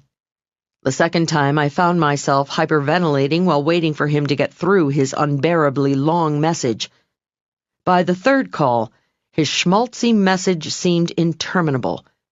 I was filled with those petty thoughts of anger, exasperation, and spite he warned against because of his darn message. I found it impossible to rise above it and focus my thoughts in the direction of fulfillment and accomplishment. I wanted to punch him in the nose.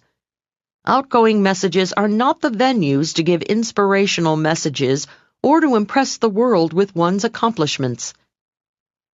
Another friend of mine, a writer, earned herself a few little cat stripes with this one on her machine. "Hello, this is Cheryl Smith. Cheryl is on her national book tour." She paused so all callers could be appropriately impressed. "Making appearances in 12 cities." Another pause as though awaiting applause. "She'll be returning on October 7th. What's this she bit? Cheryl herself is speaking. Please leave your message for her at the tone. Beep. Yes, Cheryl, we know you're an important author, but your third-party reference to self, your narcissistic tone of voice, and topping it off with 12 cities would make any big cat snicker through his whiskers. One last codicil. Avoid one particular message many business people use these days. I'm either away from my desk or on the other line. The subtext of this message is, I'm a slave chained to my desk, and it is an amazing fact that I have escaped for the moment. One night I was working into the wee hours. At 4 a.m., I decided to leave a message on a colleague's business phone so she'd get it as soon as she came in at 9. Hello, the message chirped. This is Felicia. I'm either away from my desk or on the other line right now, but leave your message at the tone. Beep. Felicia, of course you're away from your desk. It's 4 a.m. on Sunday morning. On the other line? At this hour? I hope not.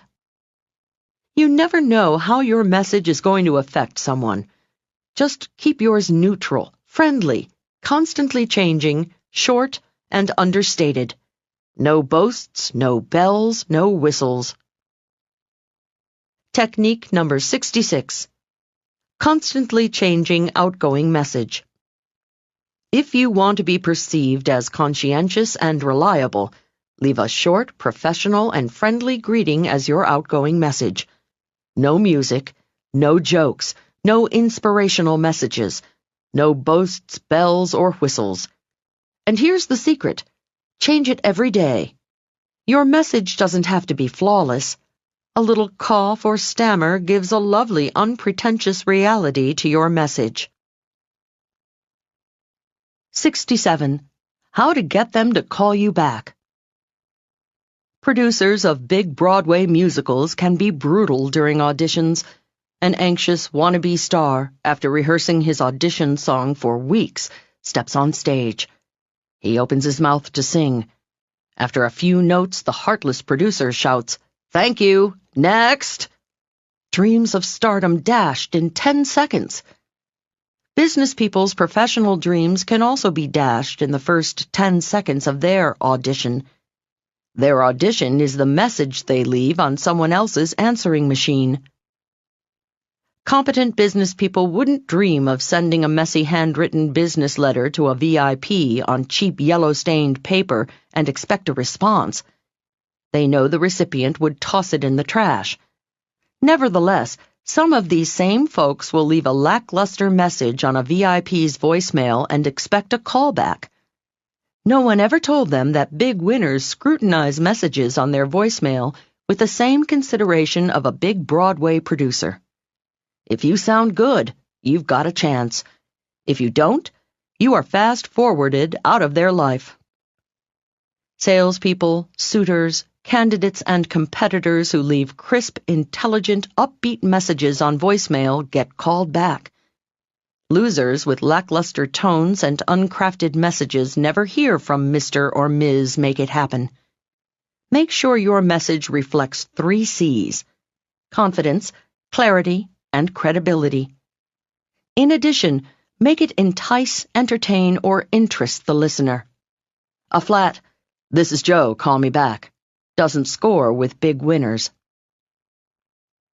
Stay tuned for... Radio DJs use tricks to keep their listeners tuned in. Top salespeople have similar little tricks to entice prospects to call them back. Here's one called a cliffhanger. To make sure listeners won't switch stations during the radio commercial, the broadcaster throws out a mini mystery. "And right after the commercial, we'll be back with the winning ticket. It could be yours. Stay tuned." Whenever you leave a voicemail message for anyone, try to include a cliffhanger. "Hi, Harry, this is Andrew. I have the answer to that question you asked me last week." Or, "Hi, Diane, this is Betsy. I have some big news about that project we were discussing." Now Harry and Diane have a reason to call Andrew and Betsy back. Pitch personality into your message, too. Picture the people listening to it. Say something to pique their curiosity or make them smile. The message you leave is your 10-second audition. Make it good. Technique number 67. Your 10-second audition. While dialing, clear your throat. If an answering machine picks up, pretend the beep is a big Broadway producer saying, "Next." Now you're on. This is your 10-second audition to prove you are worthy of a quick callback. Incidentally, if someone's voicemail unexpectedly comes on and you are unprepared, quickly hang up before the beep so they don't get a hang-up message. Take a moment to craft your entertaining, enticing, or interesting message. Rehearse it once with confidence, clarity, and charisma. Then redial to leave your great hot message. A funny thing happens. If your party answers this time, you'll be disappointed. 68. How to make the gatekeeper think you're buddy-buddy with a VIP. The inspiration for this next telephone technique comes from personal experiences with mid-Manhattan toilets, a less than refined origin, to be sure. New York City, in spite of all its reputed sophistication, lags some of the shabbiest European cities in one respect. Manhattan has few public toilets, and none of those European-style, charming, and at times very much appreciated freestanding structures on street corners. In the days when I made sales calls around the busy city of New York, this presented a problem. Several times a day, I often found myself at the mercy of coffee shop cashiers who jealously guarded their restroom facilities. Some shops even put menacingly scribbled signs in the window, "Bathrooms are for customers only." I often found that if I played it straight, going up to the cashier and asking if I could use the amenities, I'd get shot down. So I used the following technique. Without casting a glance at the cashier, I'd strut confidently into the coffee shop. I'd march right past the bathroom bouncer and keep my gaze fixed on one of the booths. She'd assume I was coming for lunch or had simply returned to collect my forgotten gloves. Once past the gatekeeper of the loo, I'd wait for her to be busy ringing up the next check. Then, like greased lightning, I'd sprint into the John. I dubbed this deception the ho-hum caper, after my feigned attitude of, "Ho-hum, business as usual. I come here every day with nothing on my mind but lunch." Let us now translate that sneaky subterfuge into a seldom-fail phone technique. You can use the maneuver to sneak around secretaries and dodge their heartless screening. Instead of playing it straight and asking for your party by name, just say, "Is he in?" or "Is she in?" Using the pronoun as verbally sprinting past the secretary with a business-as-usual, "Ho-hum, I call every day" attitude. Technique number 68. The ho-hum caper. Instead of using your party's name, casually let the pronoun he or she roll off your tongue. Forget, "May I speak to Ms. Bigshot, please?" Just announce, "Hi, Bob Smith here, is she in?" Tossing the familiar she off your tongue signals to the secretary that you and her boss are old buddies. 69. How to make them say you have super sensitivity. Whenever you're on the phone with someone, you hear a lot more than their voices. In the background, you might hear dogs barking, babies crying, or a crackling sound. For all you know, the dog has his tail caught in the refrigerator, the baby has to be fed, or the house is on fire. When you acknowledge the sound by asking if they have to take care of it, you warm the hearts of your listeners. When you are talking to someone at work, you often hear another phone ringing. Say immediately, "I hear your other line. Do you have to answer it?" Even if not, he or she will appreciate the gesture.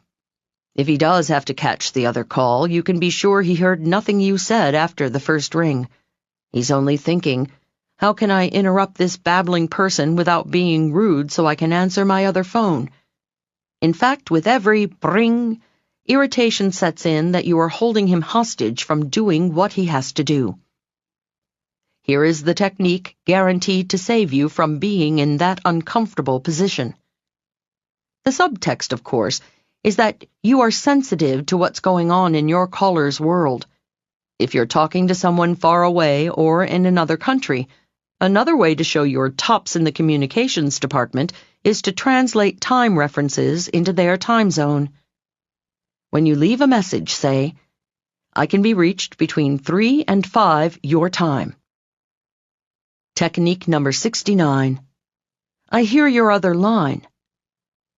When you hear a phone in the background, stop speaking, in mid-sentence if necessary, and say, "I hear your other line," or your dog barking, your baby crying, your spouse calling you. Ask whether she has to attend to it. Whether she does or not, she'll know you're a top communicator for asking. And don't forget foreign holidays. Last July 1st, I was on the phone with a client from Australia. I was impressed when he wished me Happy Independence Day weekend. So impressed, in fact, I ran out to find a chart of international holidays. I made a note in my calendar next January 26th to wish my Aussie friend Happy Australia Day. If you do business with people around the world, be sure to extend good wishes to them for their holidays. Forget about your own if they're not shared. I'm still mortified about the time last November when I was on a conference call with a Canadian client and 7 of his salespeople. I wish them all Happy Thanksgiving. 70. How to listen between the lines on the phone. The first time I saw The Wizard of Oz, the story bewitched me. The second time I saw The Wizard of Oz, the special effects amazed me. The third time I saw The Wizard of Oz, the photography dazzled me. Have you ever seen a movie twice, 3 times? You notice subtleties and hear sounds you completely missed the first time around. It's the same on the phone. Hearing it is much better the second time around. Because your business conversations are more consequential than movies, you should listen to them 2, maybe 3 times. Often we have no clear idea of what really happened in our phone conversation until we hear it again. You'll find shadings more significant than the color of Toto's collar, and more scarecrows than you imagined who haven't got a brain. How do you listen to your important business conversations again? Simply legally and ethically record them. I call the technique of recording and analyzing your business conversations for subtleties instant replay. Having a recorder on her phone could have made a dramatic difference in the career of my friend Laura. Laura, a nutritionist, had developed an excellent health drink. It deserved to be marketed nationally. I was in Laura's office one day discussing her plans, and I said, "Laura, I've got just the contact for you." Several months earlier, I had met Fred, a man who owned a chain of supermarkets. Fred owed me a favor because, at his request, I'd given a pro bono talk for a social club he belonged to. Fred was a big banana in the supermarket world, and with one yes, he could put my friend's health drink in his stores. That would launch Laura nationally. I placed the call, and lo and behold, he was in. And, an even bigger lo and behold, Fred sounded interested in Laura's beverage. "Put her on," Fred said. I proudly handed Laura the phone, and their conversation started out fine. "Oh, sure, I'll send you a sample," Laura said. "What's the address?" Then I heard Laura say, Wait a minute, let me get something to write with." I rapidly rolled a pen and pushed a pad in front of her nose. What's that again? Did you say 4201 or 4102? I moan inaudibly. And how do you spell the name of the street? My moan becomes audible. Whoops, this pen just ran out of ink. Leil, do you see another pen on my desk? I did, and this time I felt like throwing it at her. Sorry, what's that again? Yikes. Now I wanted to grab the phone out of Laura's hands. She shouldn't be bothering a busy big banana for details like repeating addresses. She should have called his secretary back later for clarification. But even that would have been unnecessary if she were recording the conversation with the instant replay technique. She could have merely mentioned that she was recording. Most heavy hitters are comfortable with that concept, and she would have had it for reference. Fred was nice to Laura that day, but my friend never heard back from him. And to this day she wonders why. She'll never know the confused phone exchange nixed the deal. Was Fred being unfair just because Laura was a little slow on the phone? Absolutely not. Fred figures, if this woman is as insensitive about my time at the beginning of a possible business relationship, what's she going to be like down the pike? Wise choice, Fred. I still like Laura. She's still my friend. But will I introduce her to any other big winners who might help her? I can't take the chance. How to set up your instant replay. Instant replay is simple and cheap. Go to your local electronics store and ask for a recorder for your telephone. Slap it on your phone receiver and plug the other end into a recording device. Then turn the recorder on during your next important conversation. The device could earn you hundreds of dollars on your first call. In some states, the law requires you inform the other party you are recording them.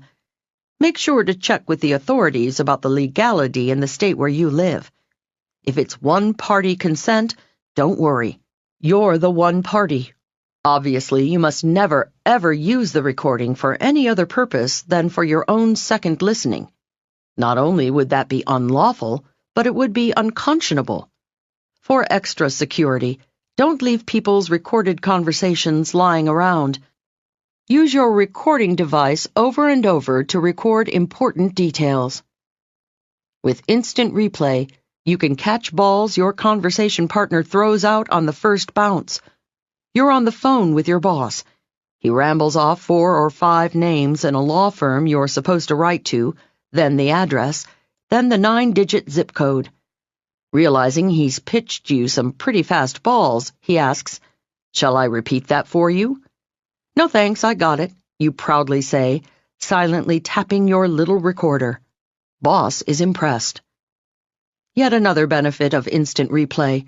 It helps hide your ignorance. Once I was on the phone with a cameraman negotiating a price on a videotape to use as a speaker's demo. Luckily, I was recording the conversation because his flurry of high 8, VHS, Super VHS, Beta SP, and 3/4-inch U-matic had me wanting to crawl into a rodent hole in the wall. But I listened to the tape of our conversation afterward. I wrote down all the words I didn't understand and then asked a video friend what they meant. Now I was able to call the cameraman back and say, "I'd like a 2-camera shoot on Beta SP. And can you give me a VHS dub so I can do some offline editing?" Don't you think I got a much better price than if I'd asked, what's a Beta SP? Forget what they said. Hear what they meant. Instant replay also makes you sensitive to levels of communication far deeper than just your caller's words. You tune in to their real enthusiasm or hesitation about an idea. When we want something, our minds play funny tricks on us. If we desperately crave yes from someone, we hear yes. But yes isn't always what it seems. A client's forceful yes and her hesitant yes are different as heaven and hell. Last month, I asked a woman who'd booked me for a speech if her office could reproduce my 10-page handout. She gave me the answer I wanted, which was yes. Later, however, I re-listened to our conversation on tape. Her answer about the handouts had been a very hesitant, well, yes. I immediately called her back and said, "By the way, don't worry about those handouts." "Oh, I'm so glad," she purred, "because we really don't have the budget for things like that." I gained much more in my client's goodwill than the value of reproducing a few sheets of paper. Technique number 70. Instant replay. Record all your business conversations and listen to them again. The second or third time, you pick up on significant subtleties you missed the first time. It's like football fans who often don't know if there was a fumble until they see it all over again in instant replay. Let us now return to your live, in-person show. We're going to talk not only about how to be a hit at a party, but how to smoothly hit on all the folks you want, just like a politician. Part 8. How to work a party like a politician works a room. The politician's 6-point party checklist. When invited to a party, most of us waft into a fluffy thought process. Our random reverie goes something like this. This could be fun. Wonder if they're going to serve food. Hope it's good. Might be some interesting people there. Wonder if my friend so-and-so is coming. Golly, what should I wear? That's not the way a politician thinks about a party, however. While politicians, heavy-duty networkers, serious socializers, and big winners in the business world are staring at the invitation, they instinctively surf to a different channel. Before they RSVP with yes or no, their brains craft journalistic campaign questions. It's the 6-point party checklist. Who, when, what, why, where, and how. Let's take them one by one. who is going to be at the party. More specifically, who will be there that I should meet. Serious networkers calculate, who must I meet for business? Who should I meet for political or social reasons? And if single and searching, who do I want to meet for possible love? If they don't know who is going to be in attendance, they ask. Politicians unabashedly telephone the host or hostess of the party and ask, who's coming? As the party giver chats casually about the guest list, politicians scribble the names of the people who interest them, then resolve to meet each. When should I arrive? Politicians do not leave arrival time to whenever they finish getting dressed. They don't ask themselves, should I be fashionably late? They carefully calculate their estimated time of arrival and estimated time of departure. If the party is bulging with contacts, biggies get there early to start hitting their marks as each arrives. VIPs frequently come early to get their business done before party regulars who hate to be the first one there start arriving. They are never embarrassed to arrive early. After all, the only people who see them are other early arrivals who are often heavy hitters like themselves. Nor will you find politicians prowling around, the last to slink out the door. Once they've accomplished what they set out to do, they're on their way to the next opportunity. If their agenda is more social, they try to leave their departure time open and their après party schedule free. That way, if they make an important new contact, they can stay around and talk with him, or drive her home, or go somewhere else for coffee. What should I take with me? A politician's checklist is not the usual. Let's see, my comb, cologne, and breath mints. They pack more functional networking tools in their pockets or purses. If corporate cats will be prowling the party, they pack a pocketful of business cards.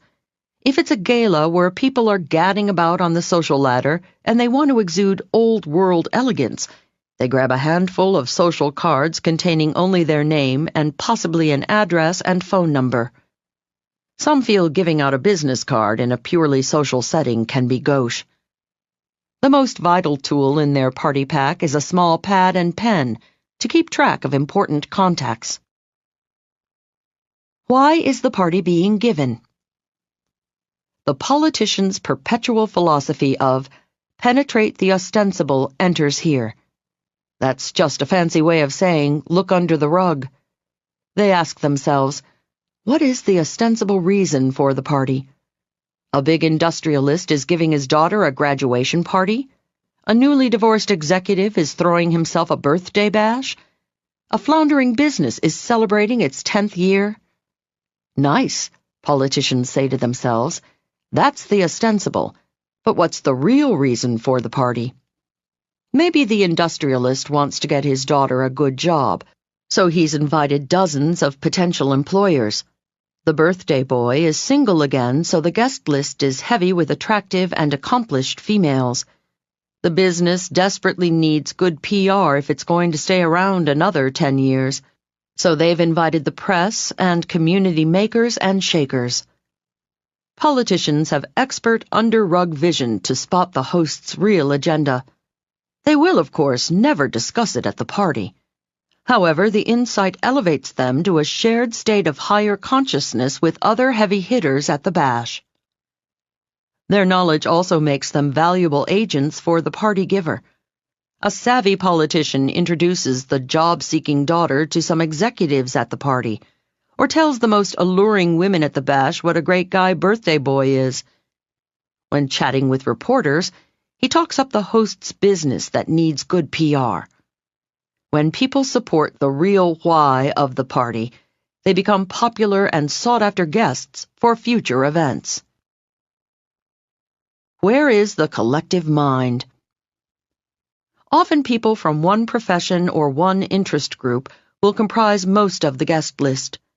A politician never accepts any invitation without asking herself, what kind of people will be at this party, and what will they be thinking about? Perhaps there will be a drove of doctors. So she clicks on the latest medical headlines and rehearses a little doc talk. If the guests are a nest of New Age voters, the politician gets up to speed on telepathic healing, tantric toning, and trance dancing. Politicians can't afford to not be in the know. How am I going to follow up on the party? Now the big finale. I call it contact cement. It's cementing the contacts the politician has made. After meeting a good contact and exchanging cards, practically everyone says, "It's been great talking to you. We'll stay in touch." This good intention seldom happens without Herculean effort. Politicians, however, make a science out of keeping up the contact. After the party, they sit at their desks and, like a game of solitaire, lay out the business cards of the people they've met. Using the business card dossier technique described later in this section, they decide how, when, and if to deal with each. Does this person require a phone call? Should that one receive a handwritten note? Shall I email or call the other one? Use the 6-point party checklist, the who, when, why, where, what, and how of a party, as your general game plan. Now let's get down to specifics. 71. How to avoid the most common party blooper. The average partygoer, let's say Charlie, arrives at the bash. He makes a beeline for the refreshment table for munchies and a beverage. He then finds a few buddies and starts chatting away with them. Chewing the nibbles on his plate and the fat with his friends, he occasionally looks around the room to see who might be new and fun to talk to. He's hoping several attractive and interesting people at the party will spot him and come over to talk. What's wrong with Charlie's approach? Everything, if Charlie wants to make the party productive. Let's start with the average partygoer's first mistake, getting some refreshments and a drink right off the bat. People mingling at a party make judgments, often subconscious, about whom they are going to approach. Have you ever lived on a farm, or had a dog or a cat? Then you know you never disturb animals when they are eating. Likewise, when a human animal is eating, other human animals do not feel comfortable advancing. If partygoers' eyes scan the crowd and see you with the feed bag on, they pass right over you. Subconsciously, they're saying to themselves, "Let the hungry hound chow down and maybe we'll talk later." Later never comes, because they wind up making friends with someone else whose mouth wasn't full. Politicians always eat before they come to the party. They know they'd need a circus juggler's talent to shake hands, exchange business cards, hold a drink, and stuff crackers and cheese into their mouths, all with just 2 hands. Technique number 71. Munching or mingling. Politicians want to be eyeball to eyeball and belly to belly with their constituents. Like any big winner well-versed in the science of proxemics and spatial relationships, they know any object except their belt buckle has the effect of a brick wall between 2 people. Therefore, they never hold food or drink at a party. Come to munch or come to mingle, but do not expect to do both. Like a good politician, chow down before you come. 72. How to make an unforgettable entrance. Loretta Young makes television history when she appears at the head of her immense staircase and surveys the set. Then she swoops down to start the show. The Pope steps out onto his balcony overlooking St. Peter's Square in Rome and surveys the crowd. Then he begins the benediction. Betty Davis stops in the doorway and looks around. Then she mutters, "What a dump!" And every late-night TV comic since Here's Johnny steps center stage and scrutinizes the applauding audience. Then he reveals the reason for the smirk on his face. What do all these great entrances have in common? Each pauses momentarily and looks around before swooping into decisive action. Movie directors love shots of the doorway, where the camera pans, the music swells, and all eyes gravitate to the honcho or honchoette standing under the frame. Does the star skulk into the room like a frightened little kitten in a new owner's home? Or, like many of us do at a party, frantically gravitate to the first familiar face so people won't think he or she's unconnected? No, the star stops. Then, framed by the doorway, his or her notable presence is felt by all. People who have mastered this trick have what envious theatrical wannabes call stage presence. Stage groupies think some lucky stars are born with it. Think again, thespians. It's cultivated. Politicians don't just slink unnoticed into a room full of people. Politicians make the entrance. With one simple technique, you too can make great entrances. I call it rubberneck the room. Before entering, stop dramatically in the doorway and survey the scene slowly with your eyes. It is significant that, while you're standing in the doorway, you're not thinking, "Look at me." The reason you're rubbernecking the room is not to show off. It is so you can diagnose the situation you're walking into. Take note of the lighting, the bar, and most important, the faces. Listen to the music, the buzz of the crowd, the clinking of glasses. See who is talking to whom. While rubbernecking, you'll also be using be the chooser, not the choosee, the next technique, which helps you select your first, second, and maybe third target. Now, like the big cat who rules the jungle, leap in to make your first move toward wiping up the room. Technique number 72. Rubberneck the room. When you arrive at the gathering, stop dramatically in the doorway, then slowly survey the situation. Let your eyes travel back and forth like a SWAT team ready in a heartbeat to wipe out anything that moves. In tandem with rubberneck the room, try using the following technique. 73. How to meet the people you want to meet. Politicians don't wait for others to approach them.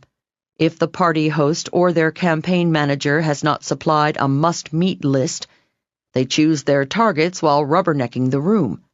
As their keen eyes scan the crowd, they're asking themselves, who would I most enjoy talking to?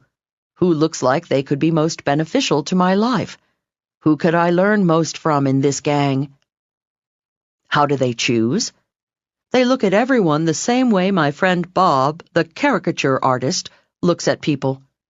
You can tell a whole lot more than you realize if you keep your gaze fixed on someone. Every twinkle in someone's eye and every line surrounding it tells a story. The story of the life he or she leads. Who was it who said, "At age 30, everyone has the face he deserves"? Yet few of us consciously look into strangers' eyes. How foolish that at a party or convention for making contacts, most people are embarrassed to make eye contact with people we don't know. In my networking seminar, I prime participants to make intense visual contact by asking them to form a big circle, walk around the room, and silently stare at each other. Gaze into each other's eyes, I tell them. Examine each other's movements. As they are walking, I say, the most important business contact, the dearest friend or the love of your life is probably not in this room. Nevertheless, sometime soon, you will be in a room where you will spot someone you sense could change your life. I want you to be prepared. I want you to have the courage to make the approach and not wait in vain for that special someone to approach you. While strolling and staring, I ask them to silently choose the 4 people they most want to talk to during the break. Only the beautiful people will be chosen. When given this unfamiliar and uncomfortable assignment, the participants assume everyone will make a beeline for the most attractive people. It never happens. Something mystical occurs when people take the time to really look at each other. Everyone discovers a distinctive beauty in one or two other people that is very personal, very special, and speaks uniquely to the seeker. The dearest friend in my life was a homely little fellow named Chip. He was only 5 feet 2 inches tall. Chip had a huge nose and funny little eyes peeping out through thick glasses. At a party, without using this technique, I probably would never have noticed Chip. However, my concentration was on him the day we met because he was giving a speech. When I gazed intently into his eyes and watched his lips moving, I saw such subjective beauty coming from his face. He became my best friend for 12 years, until a tragic disease took his life. Nevertheless, Chip remained beautiful to me until the end because, no matter how twisted his body became with illness, the beauty shone through his spirit.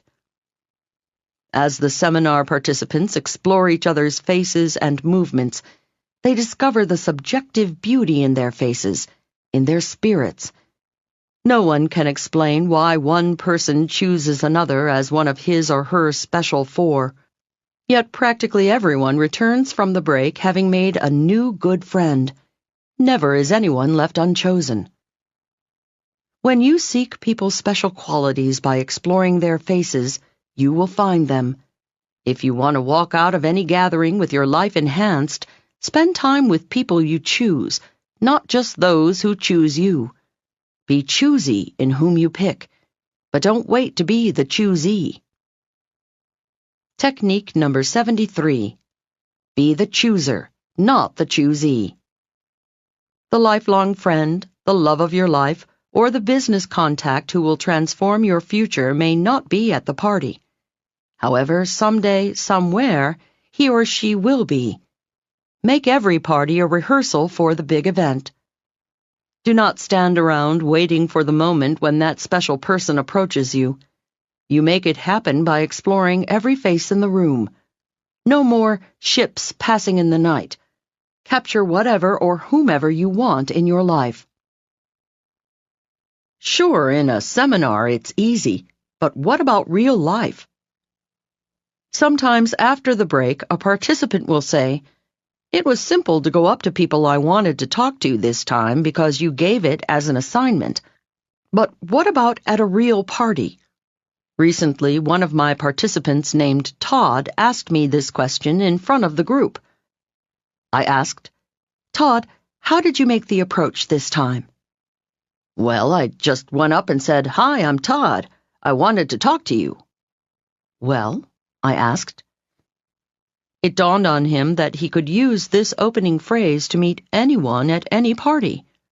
To smooth a potentially awkward moment, you quickly follow up with an innocuous question like, "How do you know the hostess?" Or, "Do you live in the area?" Now you're off and running just as though the host had introduced you. Of course, other choosy people will be prowling around the party.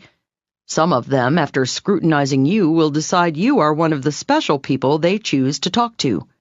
The following is a subliminal maneuver to make it easy for them to come over to confirm they made a wise choice.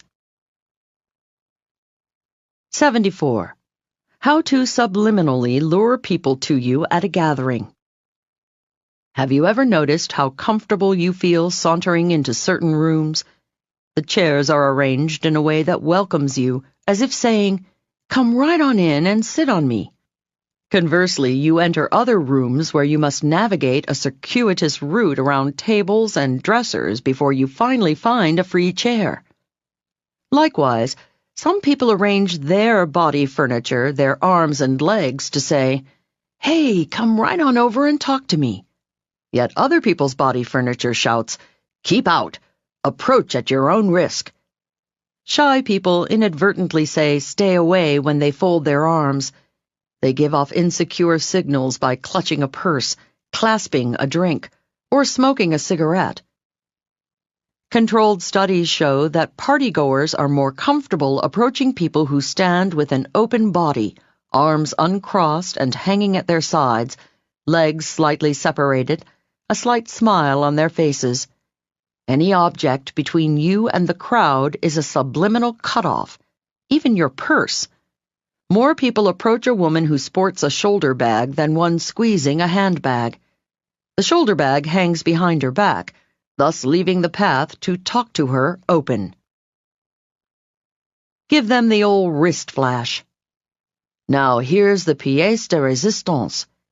Next to your face, your wrists and palms are one of the most expressive parts of your body. Palms up speak volumes of good sentiments. The Pope's wrists and palms are up when he beckons, "Come unto me, my brethren." The burglar's wrists and palms are up when he says, "I give up, don't shoot." The innocent man's wrists and palms are up when he's saying, "I don't know who took the money." Vulnerable, open palms signify, "I have nothing to hide." They also signify acceptance. When you are listening to a business colleague to whom you want to signal acceptance, make sure your wrists and palms are up. Even if you're resting your head on your chin, turn your wrists forward. Whenever you are chatting with anyone, give yourself a constant hand check. Make sure you don't point your knuckles directly toward anyone. Let them have the pleasure of seeing the soft, tender, come-hither skin of your wrists and palms, not the wrinkled, go-away hide on your knuckles. Romance on your mind? Ladies, let your hands do some talking for you. Women instinctively turn their wrists and palms upward when a man excites them. In fact, the old wrist flash while talking with males subconsciously gives them a sexy jolt. Pave a clear path for people who find you special. Frightened little jungle cats crouch behind rocks and logs so no bigger animals will spot them. In the social jungle, shy people do the same. They instinctively seek out corners and sit in seats where they won't be seen. Whereas lynxes and lions stroll confidently to the center of the jungle clearing, human big cats in the social jungle also stand confidently in a clearing so others can see them. Like a politician, position yourself near a doorway since everyone must pass your way at some point in the evening. Technique number 74. Come hither hands. Be a human magnet, not a human repellent. When standing at a gathering, arrange your body in an open position, especially your arms and hands. People instinctively gravitate toward open palms and wrists seductively arranged in the come-hither position. They shy away from knuckles in the get-lost-or-I'll-punch-you position. Use your wrists and palms to say, "I have nothing to hide. I accept you and what you're saying," or, "I find you sexy." Now we come to a technique all politicians use. In fact, some political pundits have credited the election of both John Kennedy and Bill Clinton to their mastery of the technique I call tracking. 75. How to make 'em feel like a movie star. In the 1940s, movies were different. Before experimental films, cinema verite, and nouvelle vague, they had stories. Americans hopped in their Buicks, a foxtail tied to the radio antenna and baby boots suspended from the rear-view mirror, drove to the movie house, and watched a story unfold before them. Almost invariably, the hero and heroine on the silver screen would meet, fall in love, overcome seemingly impossible obstacles, get married, and, presumably, live happily after. Oh, the stories varied slightly, but there was always a leading man and maybe a leading woman. Then there was the rest of the world. The supporting characters could live or die without much brouhaha. But every minor event in the star's life was significant. Well, movies may have changed. Human nature hasn't. Everyone feels like the star of a 1940s movie. Every trivial event in their life is momentous. There's me. Then there's the rest of the world. What someone had for breakfast, what shoes he chose to wear, and whether he took time to floss his teeth can be more important to that particular someone than the fall of faraway nations or the rise of global temperatures. Husbands and wives sometimes share their spouses' minutiae. What did you have for breakfast, honey? You didn't wear those shoes, did you? Did you remember to floss? To create an interesting intimacy, big winners make a point to remember minute details of important contacts' lives. They obviously don't feign interest in what they had for breakfast or whether they flossed or forgot. But to make someone feel like a big star, they remember details their contact does happen to share. Take their lead. If a prospect mentions he had Rice Krispies for breakfast, allude to it later. If in chatting your boss tells you she wore uncomfortable shoes to work one day, find a way to refer to it on another. If your client mentions he's a resolute flosser, compliment him at a later date on his discipline. It hints he or she is a memorable star in the galaxy of people you've met. It's called tracking their lives. When you track their minutiae, you make them feel like 1940s movie stars, and that minor events in their lives are major concerns in yours. Don't leave it to chance. Politicians make a science out of tracking. They keep a little black box either on their desk, in their computer, or in their brain of the last concern, enthusiasm, or event discussed with everyone in their life. They keep track of where the people were, what they said, and what they were doing since the last conversation. Then the first words of the next phone call or meeting with that person relates to that information. Hello, Joe. How was your trip to Jamaica? Hey, Sam, did your kid make the baseball team? Hi, Sally. Have you heard back from your client yet? Nice to hear from you, Bob. It means you survived that Szechuan restaurant you were going to last time we spoke. When you invoke the last major or minor event in anyone's life, it confirms what they've known all along. They're the most important person in the world. One of the most powerful forms of tracking is remembering anniversaries of people's personal achievements. Did your boss get promoted to her present position 1 year ago today? Did your client go public? How much more memorable than a birthday card to send a 1-year congratulations note? Remembering people's private passions is another. Several years ago, I wrote regularly for a magazine. My then editor, Carrie, was obsessed with her new kitten named Cookie. Recently, I ran into Carrie at a writers' conference. In early conversation, I said to her, I guess Cookie's a full-grown cat by now. How is she? Carrie's astonished smile was my reward. Leil, she squealed, I can't believe you remember Cookie. Yes, she's fine, and... Carrie went on for another 10 minutes about Cookie, the now full-grown cat. A week later, I got a call from Carrie asking me if I'd do a big story for her magazine. Did she think of me because I used the tracking technique and remembered Cookie? Nobody can say, but I have my suspicions. I've seen the tracking technique work on too many people to assume the rewards are coincidental. Technique number 75. Tracking. Like an air traffic controller, track the tiniest details of your conversation partners' lives. Refer to them in your conversation like a major news story.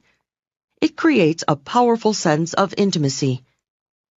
When you invoke the last major or minor event in anyone's life, it confirms the deep conviction that he or she is an old-style hero around whom the world revolves, and people love you for recognizing their stardom.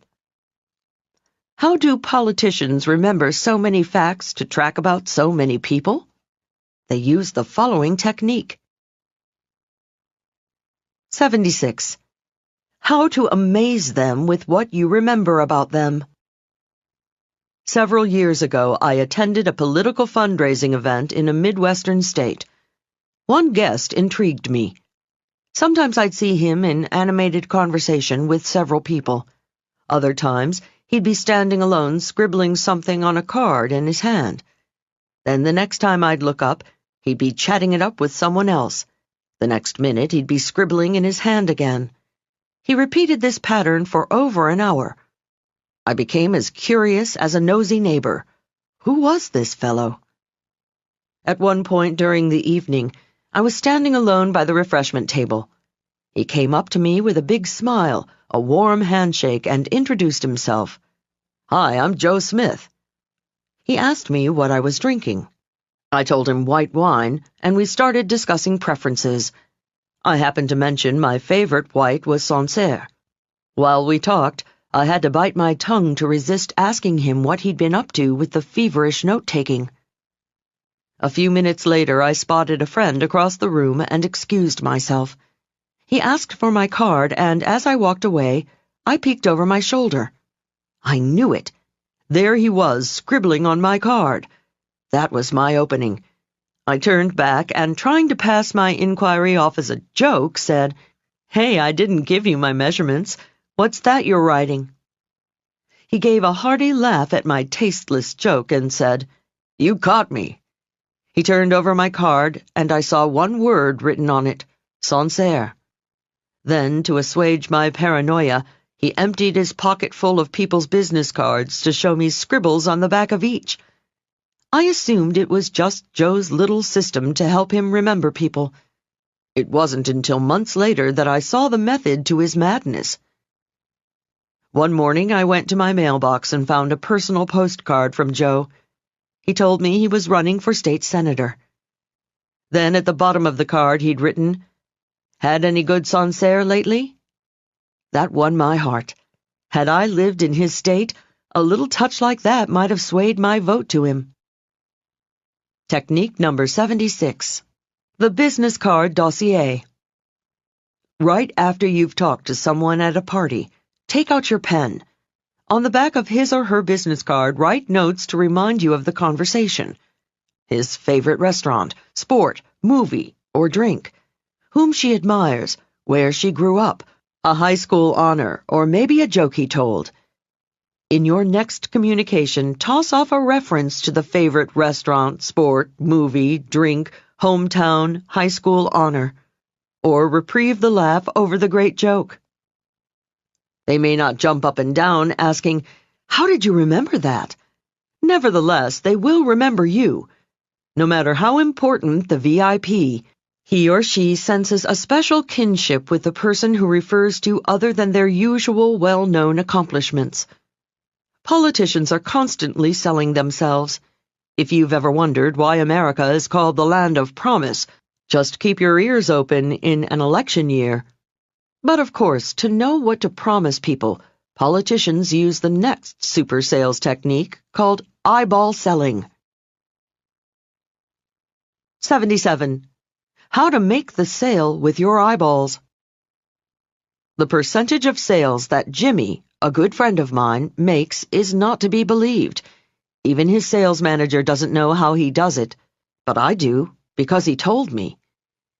Jimmy says the fancy sales techniques he's learned over the years, benefit selling, partnering, selling to personality types, value-added concept, rejection proofing, spin selling, all pale next to what he calls eyeball selling. Eyeball selling is not memorizing 24 closing techniques, nor is it verbally sparring with a customer to overcome objections. Jimmy says it's quite simply keeping his eyes open, watching his customers' reactions, and adjusting his sales pitch according to how his customer's body moves. While Jimmy is giving his sales pitch, he's concentrating more on how his customer fidgets, twitches, and squirms than on what he's saying. He's scrutinizing his customer's involuntary head movements. He's studying her hand gestures, her body rotation, her facial expressions, even her eye fluctuations. Jimmy says when his customer is not saying a word, even if she's trying to give you a poker face, she cannot not communicate. She may not say in words how receptive she is to your pitch, but she's clearly telling you nonetheless. Jimmy says knowing what turns a prospect on, what turns her off, and what leaves her neutral from moment to moment can make or break the sale. How Jimmy finds out where the buck stops. The product Jimmy sells is expensive lighting equipment. Often he must make sales presentations to groups of 10, 20, or more people. He says, the first challenge in eyeball selling is discovering who the real decision-maker is. Jimmy meets his challenge in an unorthodox, not necessarily recommended way. Right after, "Good afternoon, gentlemen and ladies," he says something slightly confusing. Why? Because the surprised group doesn't know how to react. So their heads all twirl like weather vanes on a windy day to look at, guess who? The honcho, the heavyweight, the head man or woman. Now Jimmy's got his decision maker so he can continue eyeball selling to that person. What to do when you get your cue. Some signals are obvious, Jimmy says. People shrug their shoulders for indifference, tap their fingers for impatience, or loosen their collar when they feel uncomfortable. But there are hundreds of other unconscious gestures I keep my antennae tuned for. For example, I watch the exact angle of my prospect's head position. If it's fully facing me, especially if it's cocked at a cute little angle, it means they're interested. In that case, I keep right on talking. But if their head is slightly turning away, that's a bad sign. I take it as a cue to change the subject and maybe talk about a different benefit of my product. Jimmy not only tailors what he's saying to his customers' reactions, but he actively takes steps to change his prospect's body position if he feels it's not receptive. He says, "The body must be open before the mind can follow." For example, he continues, if your customer has his arms crossed in front of his chest, hand him something to look at so he has to unfold them to take it from you. Jimmy always carries a briefcase full of props to break down the barriers. He has photos of his wife and kids to hand married prospects, snapshots of his Skye Terrier for customers that have a dog, an antique watch to show antique lovers, and a pocket-sized computer to show gadget fanatics. Jimmy says, as long as I can get them to open their arms to reach for something, I have a shot at their minds. Jimmy also paces the timing of his pitch to match his customers' covert reactions. When his client reaches for an object, he takes it as a cue to talk slower or just be quiet. Reaching for a paperclip or fondling a folder on the desk says, "I'm thinking about it." Of course, Jimmy is on constant lookout for sales-ready signals like picking up the contract, fondling the pen, or turning their palms up. At that point, he cuts quickly to the close. Another cue to bring out the contract-signing pen is when your prospect's head starts bobbing up and down like a plastic duck. They're silently screaming, "Yes, I'll buy." Unskilled salespeople just keep on talking until they finish the pitch they learned in training. Many keep talking so long they unsell themselves. Conversely, when customers move their heads back and forth, no matter what they are saying, they mean no. Eyeballing is not for selling only. Without a word, your friends and loved ones also show their wishes. When my friend Deborah became engaged to Tony, it seemed obvious to everyone, except Deborah, that it was not a marriage made in heaven. A few months before their wedding, I said, "Deb, are you really sure Tony's the one for you?" "Oh, yes," she said, her head moving right and left, back and forth. "I love him very much." That marriage never took place. Her body recognized what her mind hadn't yet realized. Like a politician, think of your social conversations as sales pitches. Even if you have no product, you want them to buy your ideas. If your listener turns away while you're talking, don't concentrate on how rude the person is. Like a sales pro, ask yourself, how can I change the subject to turn this person on? If their whole body starts to turn away, use the time-honored personal question ploy. Ask about their favorite topic. "George, how big did you say that bass you caught last week was?" Or use his name and ask a personal question. That's always a grabber. "Archibald, what did you say the name of your high school football team was?" We've talked about only a few responses. Hints for reading someone's body language could fill a book. In fact, they have, many of them. Read up on body language and tune in to its visual channel whenever you're trying to sell to people, get their vote, or convince them you're the best candidate for the job or the role of life partner. Wouldn't it be super to have Jimmy's success rate with our listeners accepting whatever we say? We can if we just keep our eyes open. Technique number 77. Eyeball selling. The human body is a 24-hour broadcasting station that transmits, "You thrill me. You bore me." I love that aspect of your product. That one puts my feet to sleep. Set the hidden cameras behind your eyeballs to pick up on all your customers' and friends' signals. Then plan your pitch and your pace accordingly. A quick review. That's all there is to it. You'll remember to eat before coming to the party, the munching or mingling technique, to leave your hands free for heavy networking. When you arrive, you'll stop in the doorway and rubberneck the room to get the lay of the land.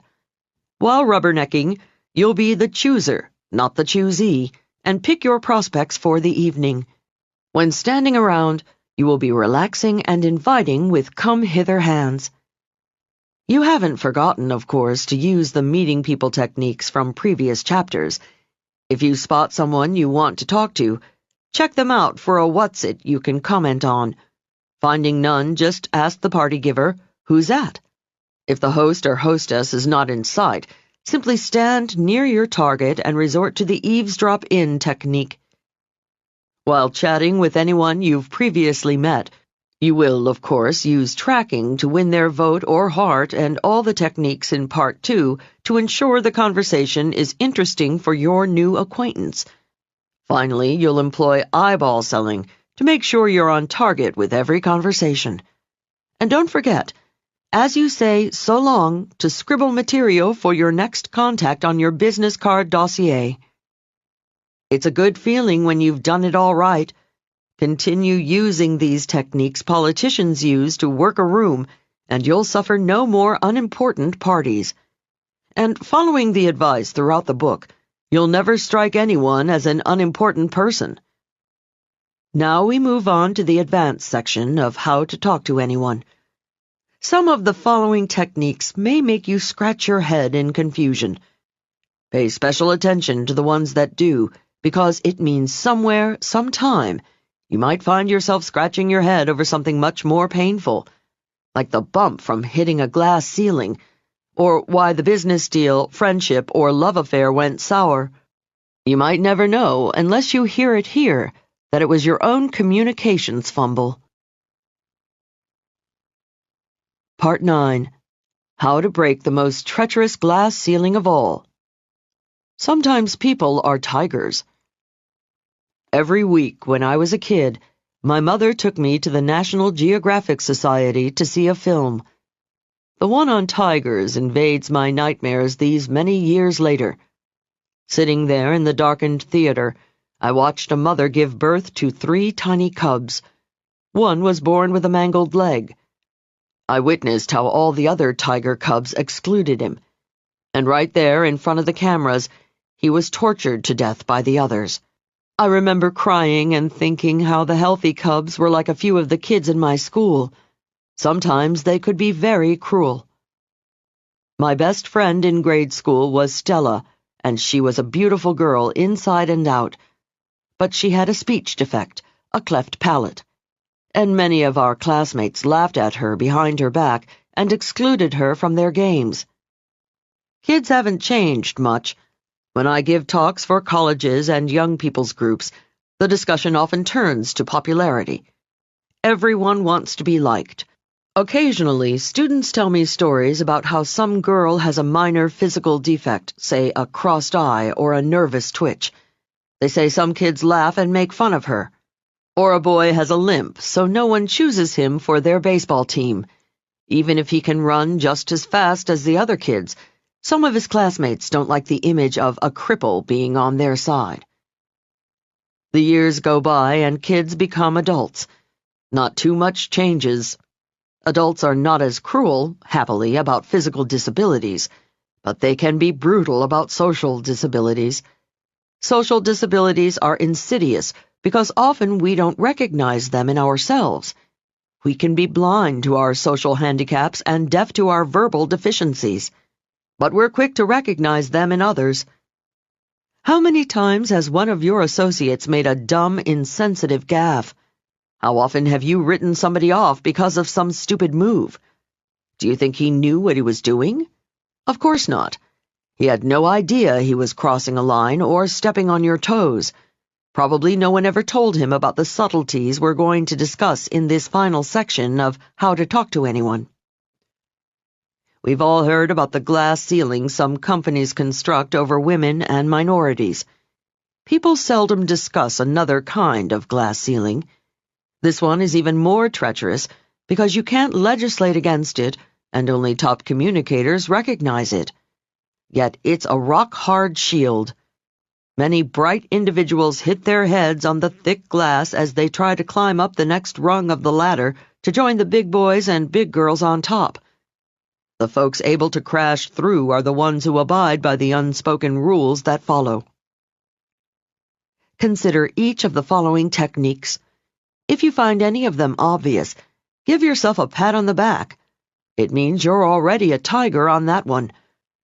Be on the lookout for those communication sensitivities where you find yourself saying, "You gotta be kidding. What's wrong with that?" Watch out. It means someday, somewhere, you might commit that particular insensitivity. Then when a big winner responds coolly to your suggestion, doesn't return your phone call, doesn't give you the promotion, doesn't invite you to the party, doesn't accept your date, you'll never know what happened. Read each of the following techniques to ensure you're not making any of these subtle mistakes that let the big players lacerate you and keep you from getting what you want in life. 78. How to win their affection by overlooking their bloopers.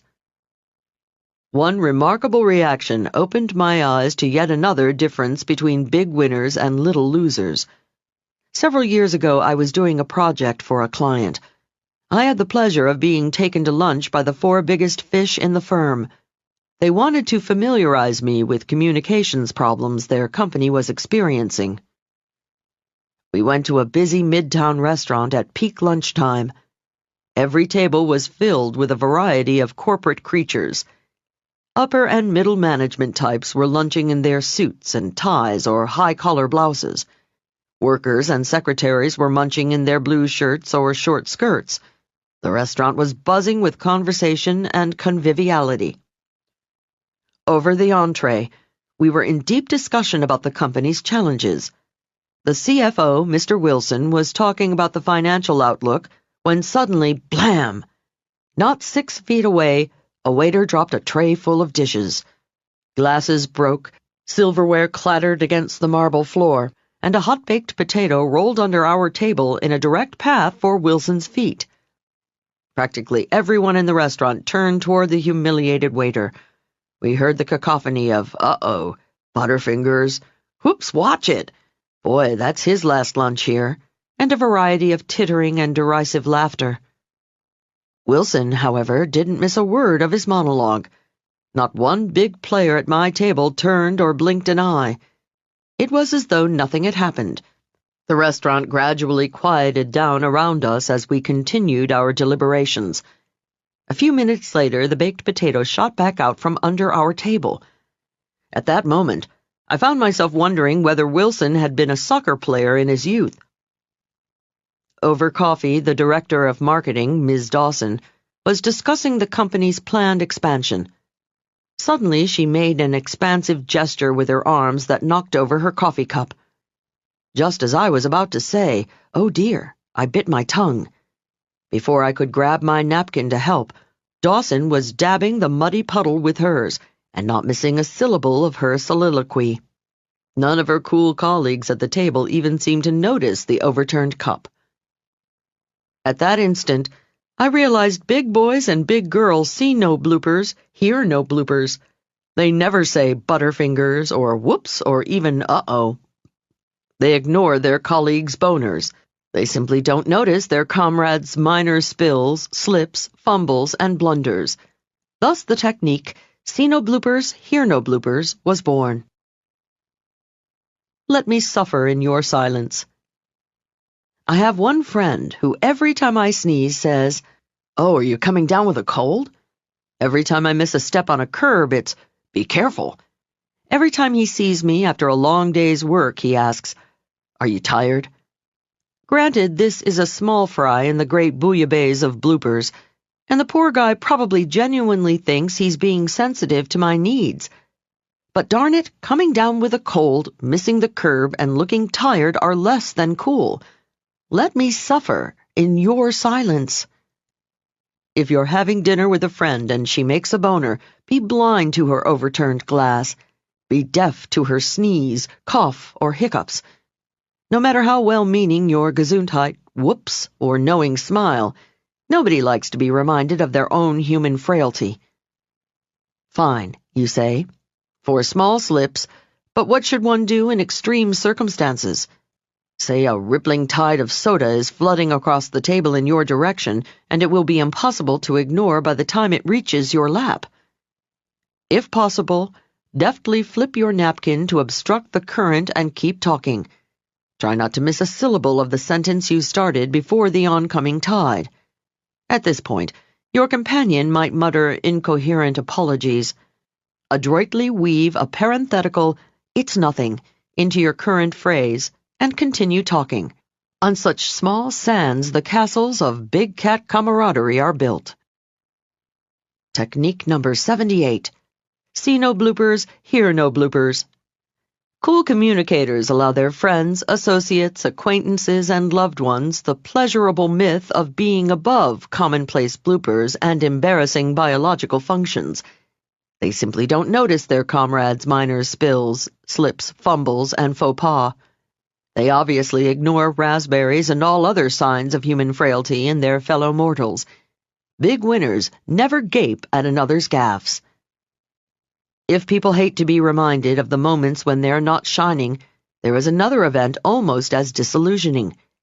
It is when a talker is shining and the spotlight abruptly pivots to a more urgent matter.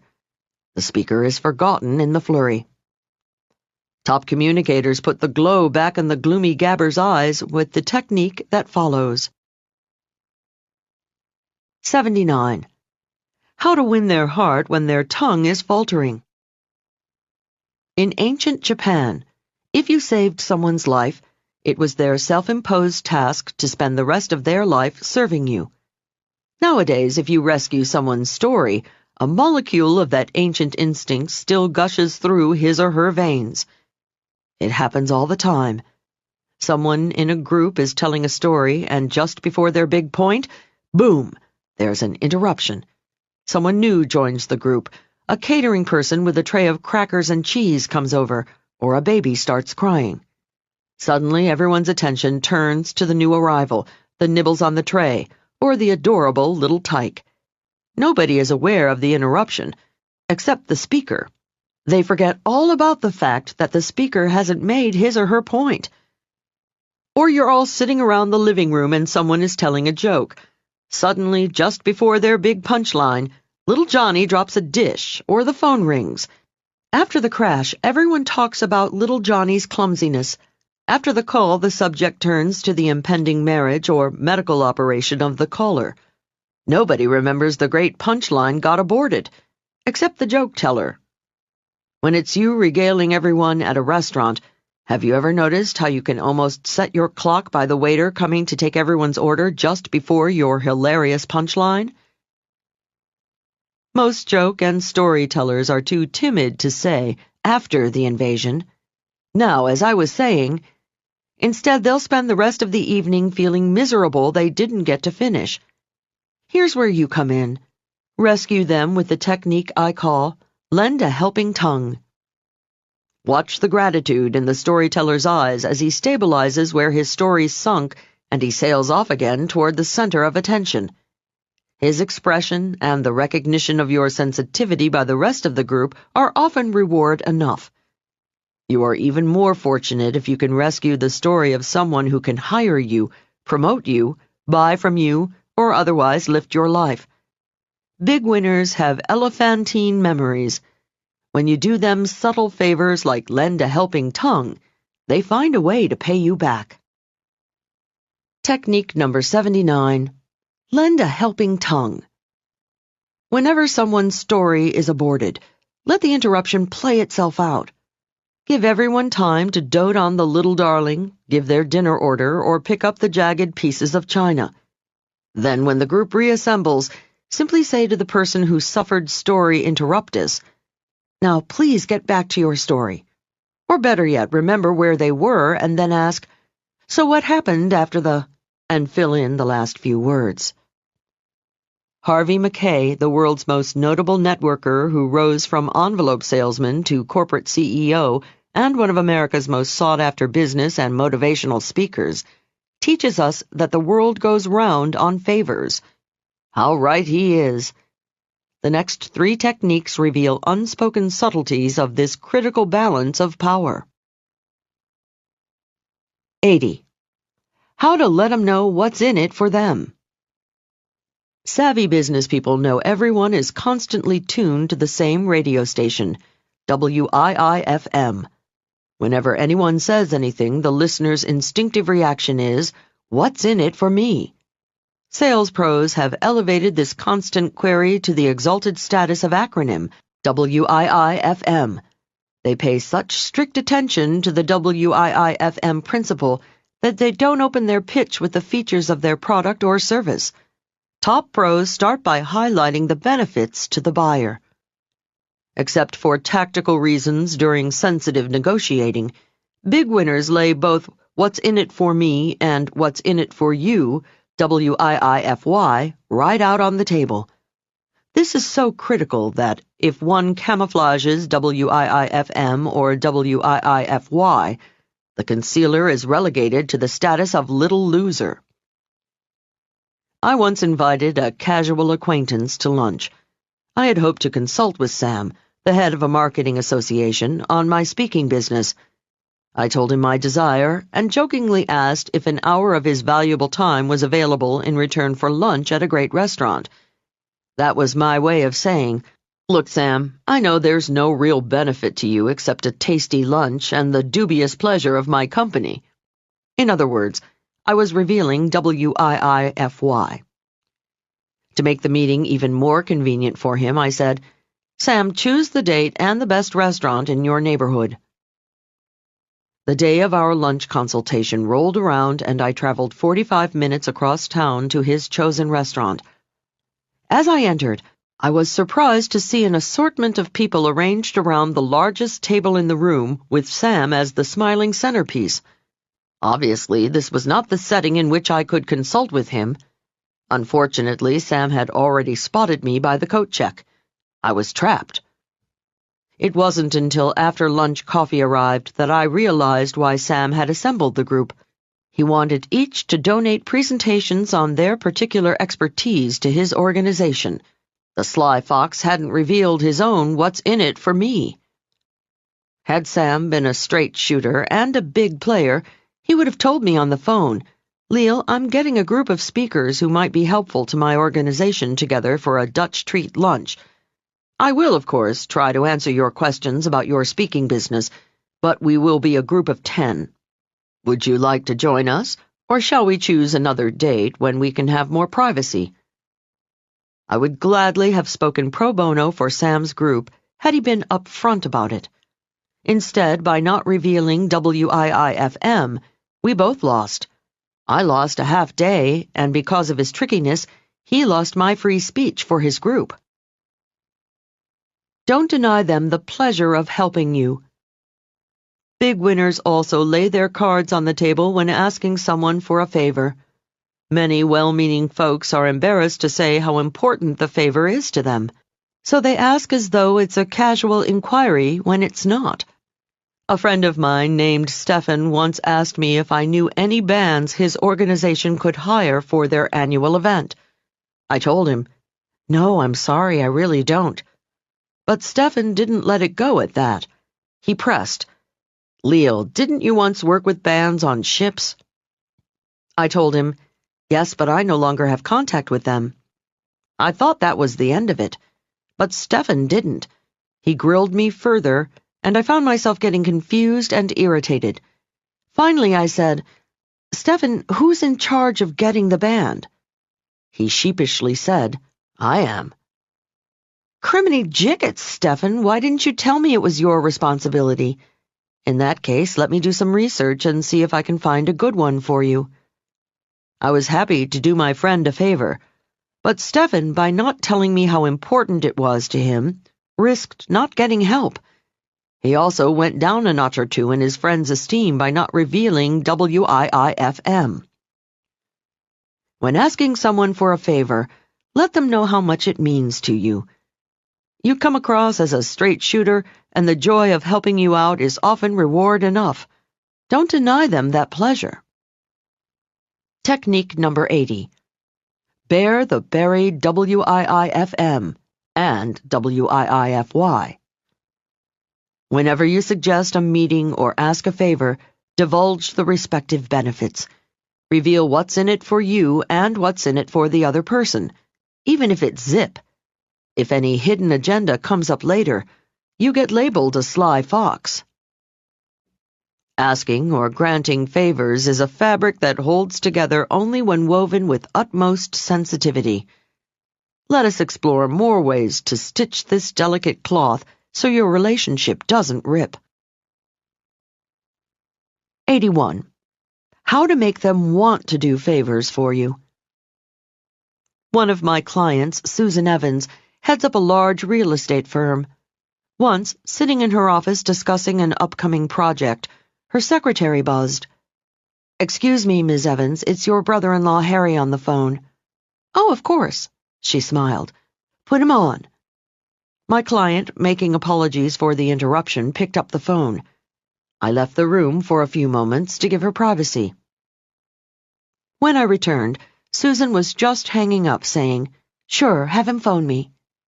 She told me the call was from her brother-in-law, whose young cousin worked in a gas station, but was interested in a career in real estate. "The young man is going to call me, and I'll see if I can help him out."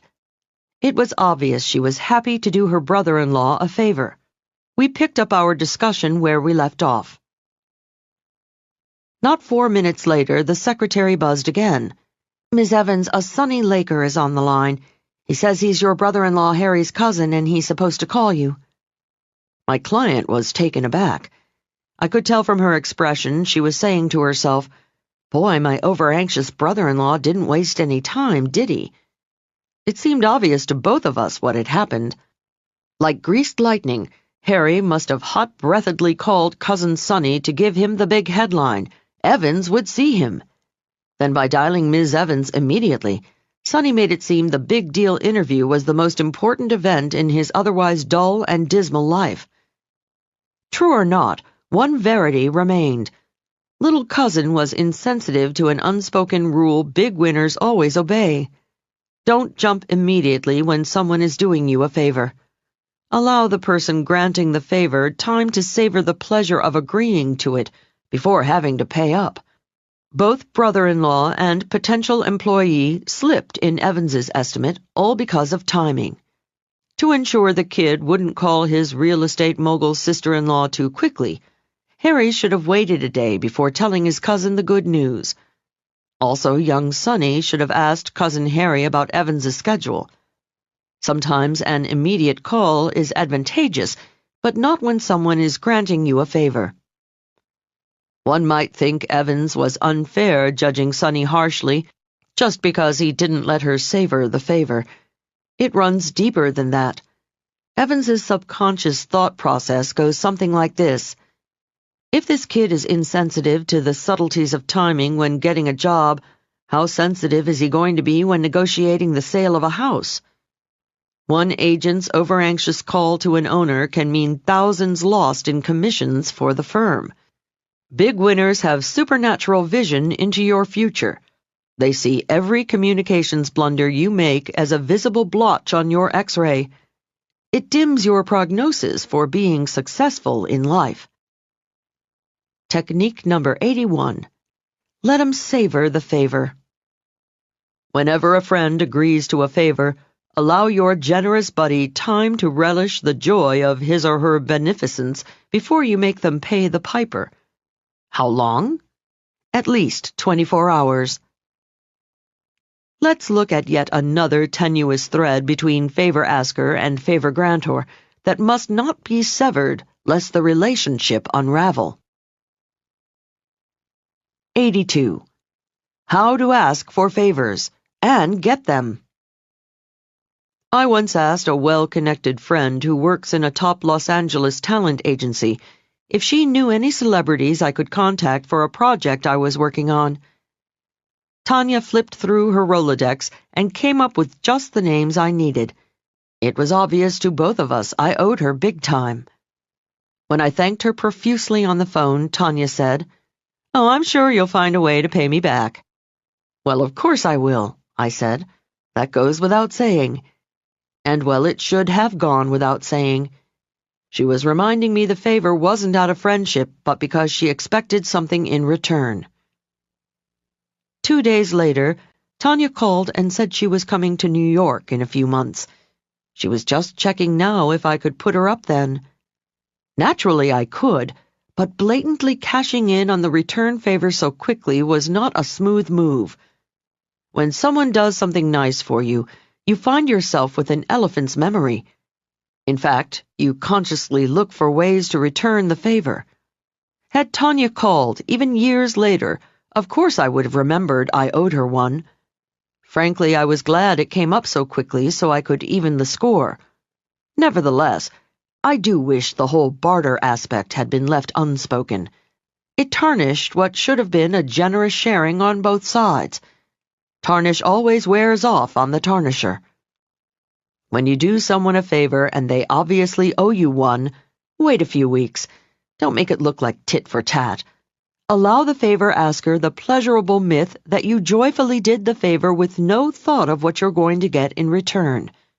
They know that's not true. You know that's not true. But only little losers make it obvious. Technique number 82. Tit for wait, tat. When you do someone a favor and it's obvious that he owes you one, wait a suitable amount of time before asking him to pay. Let him enjoy the fact or fiction that you did it out of friendship. Don't call in your tit for their tat too swiftly. The next 3 techniques also involve timing, not of favors, but of important discussions. 83. How to know what not to say at parties. When police were hot on the tail of a thief in ancient times, he'd frantically seek a church to duck into. The crook knew if he could get to an altar, the frustrated posse could not arrest him until he came out. When a pack of wolves in the jungle is in hot pursuit of a jackrabbit, the frightened bunny's eyes seek a hollow log. He knows the wolves can't devour him until he emerges. Likewise, in the human jungle, big cats have certain safe havens. Although unspoken, they are as secure as the 10th century altar or a hole in the log. At clearly understood times and places, even the toughest tiger knows he must not attack. I call these safe havens. I have a friend, Kirsten, the president of an advertising agency, who each year invites me to her company's Christmas party. One year, the holiday spirit was in extra high swing. Conviviality was high and champagne flowed freely. It was a terrific bash. The evening wore on, more bubbly flowed, and the decibel level of the holiday revelers went up and up. So high, in fact, that Kirsten told me she was going to tiptoe out the back door and offered to drop me off at my place. As we were making our way toward the exit, we heard a woozy voice in the crowd. "Oh, Kirsten, Kirsten." A mailroom worker, warped with too much seasonal spirit, wobbled up to her boss and said, "You know, this is a great party, But I've been doing some figuring. If half of what it costs went into a child care facility for the 7 mothers with preschool children who work here." Kirsten, a top communicator, took Jane's hands in hers and gave her a big smile. She said, "Jane, you're obviously excellent at math. You're right. Just about half of what this party cost would indeed pay for the opening of such a facility. Let's talk about it during business hours." We then made a swift departure. On the way back to my place, she let out a big breath and said, "Ugh, I'm glad that's over." "Didn't you enjoy the party, Kirsten?" I asked. "Well, sure," she said. But you never know what's going to happen. For instance, she said, that remark Jane made. She went on to explain management had already had several meetings about opening a child care facility for employees.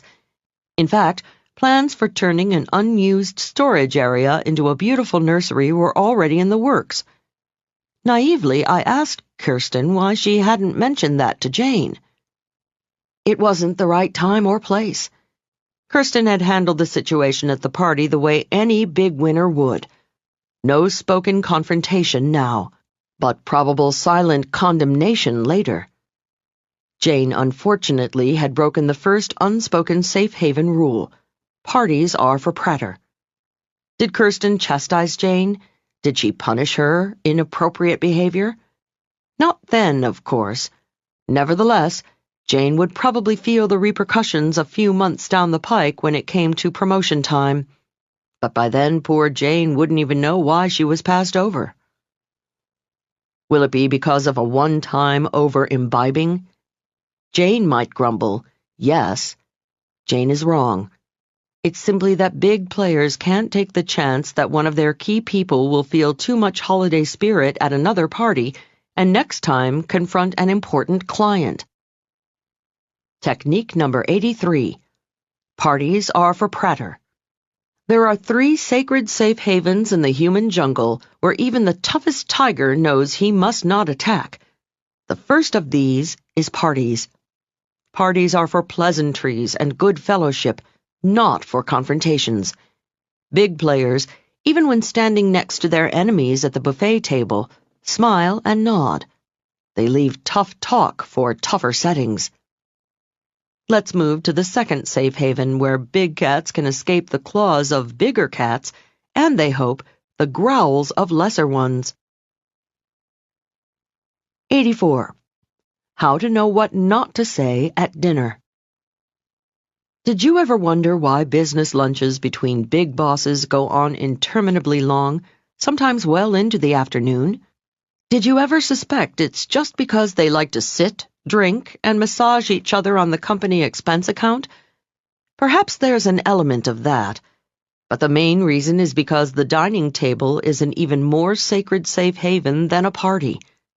Big boys and big girls realize, whether it's a business dinner, lunch, or breakfast, breaking bread together is a time when they must discuss no unpleasant aspects of the business. After all, tough negotiating can kill your appetite. Let's listen in on an average business lunch between big players. We hear the clanking of glasses as they consume drinks over convivial conversation. They are discussing golf, the weather, and making general observations about the state of the business. During the main course, the discourse turns to food, the arts, current affairs, and other non-threatening subjects. Wasted time, one might ask? Not at all. The big players are watching each other's moves very carefully, calculating each other's skills, knowledge, prowess. Like NFL scouts observing college football practice, they're determining who's got the right stuff. Big players know how people handle themselves at a social occasion is an accurate barometer of their big business muscle.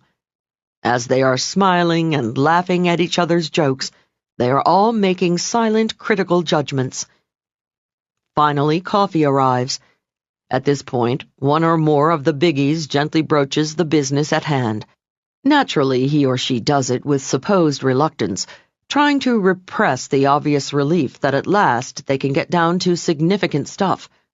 He exudes, "What a shame such genial company should have to concern itself with mundane matters like making money."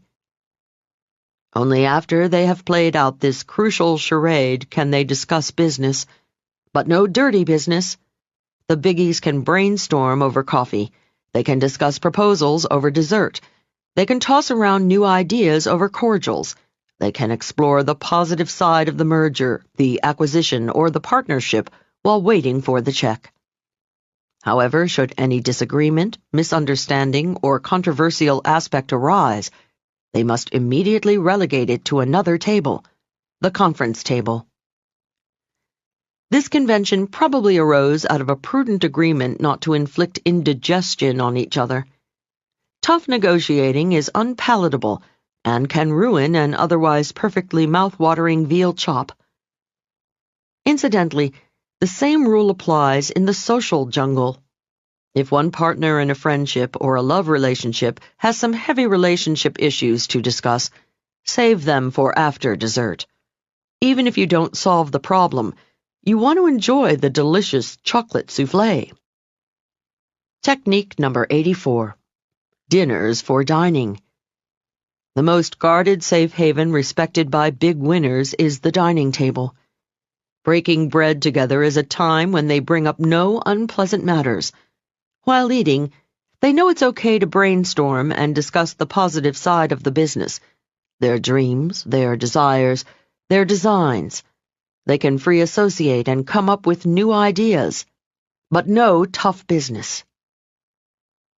Let's crawl into our third and final safe haven to explore it. 85. How to know what not to say in a chance meeting. William, who sells widgets, has been trying to get Big Winner on the phone for weeks to see if BW's company will buy his line of widgets. Big Winner is still considering Willie's widgets and plans eventually to return his call. However, at this point in our story, our little hero's phone has not rung. It just so happens one evening Willie finds himself standing behind Big Winner in the supermarket line. What good fortune, thinks Willie. Oh, hell, thinks Big Winner. I hope he's not going to hit me with talk of his widgets at this hour. Those who appreciate safe havens know there are two very different endings to this story. The Willie who brings up widgets with an "Aha, I've got you now" gleam in his eye never gets his call returned. Even if Big Winner preferred Willie's widgets above all others, he would find the supermarket entrapment sufficiently painful to punish the little loser. However, the Willie who just says, "Hello there, BW. How good to see you," with nary a word of widgets, shows he's a big player too.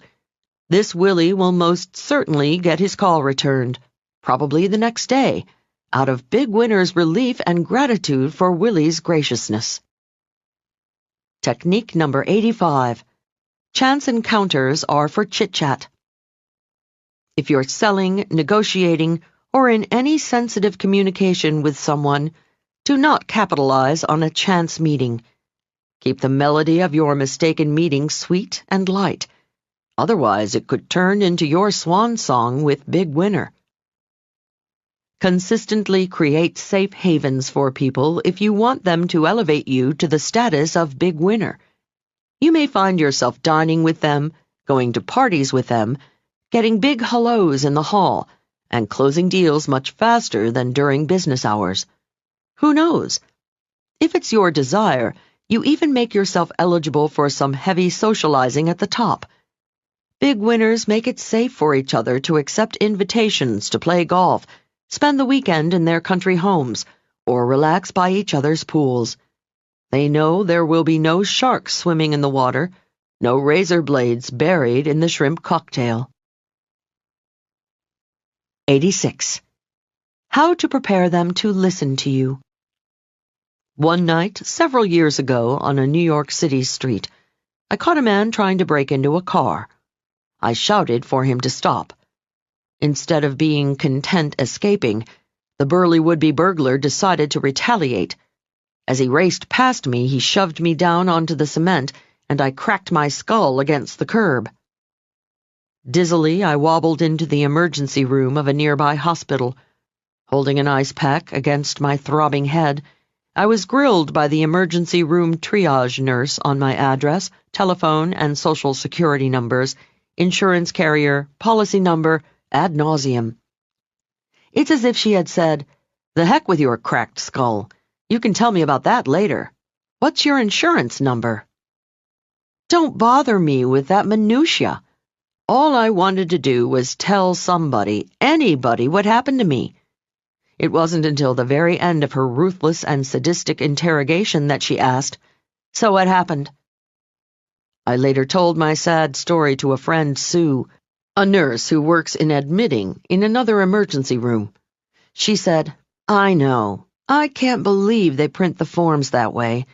Injured people don't get to tell what happened to them until the last line of the form. Sue said getting crucial numerical details from people suffering in the ER with broken bones and burns was a real challenge. Until, she said, she switched her questioning around. She'd first ask them what happened. They'd tell her all about it. She'd listen sympathetically. Then, she said, they were only too happy to give me the information I needed. Good bosses understand this human need to talk. Robert, a colleague of mine who owns a small manufacturing firm, says whenever one of his employees complains about a problem, he never holds the griper's feet to the fire for facts first.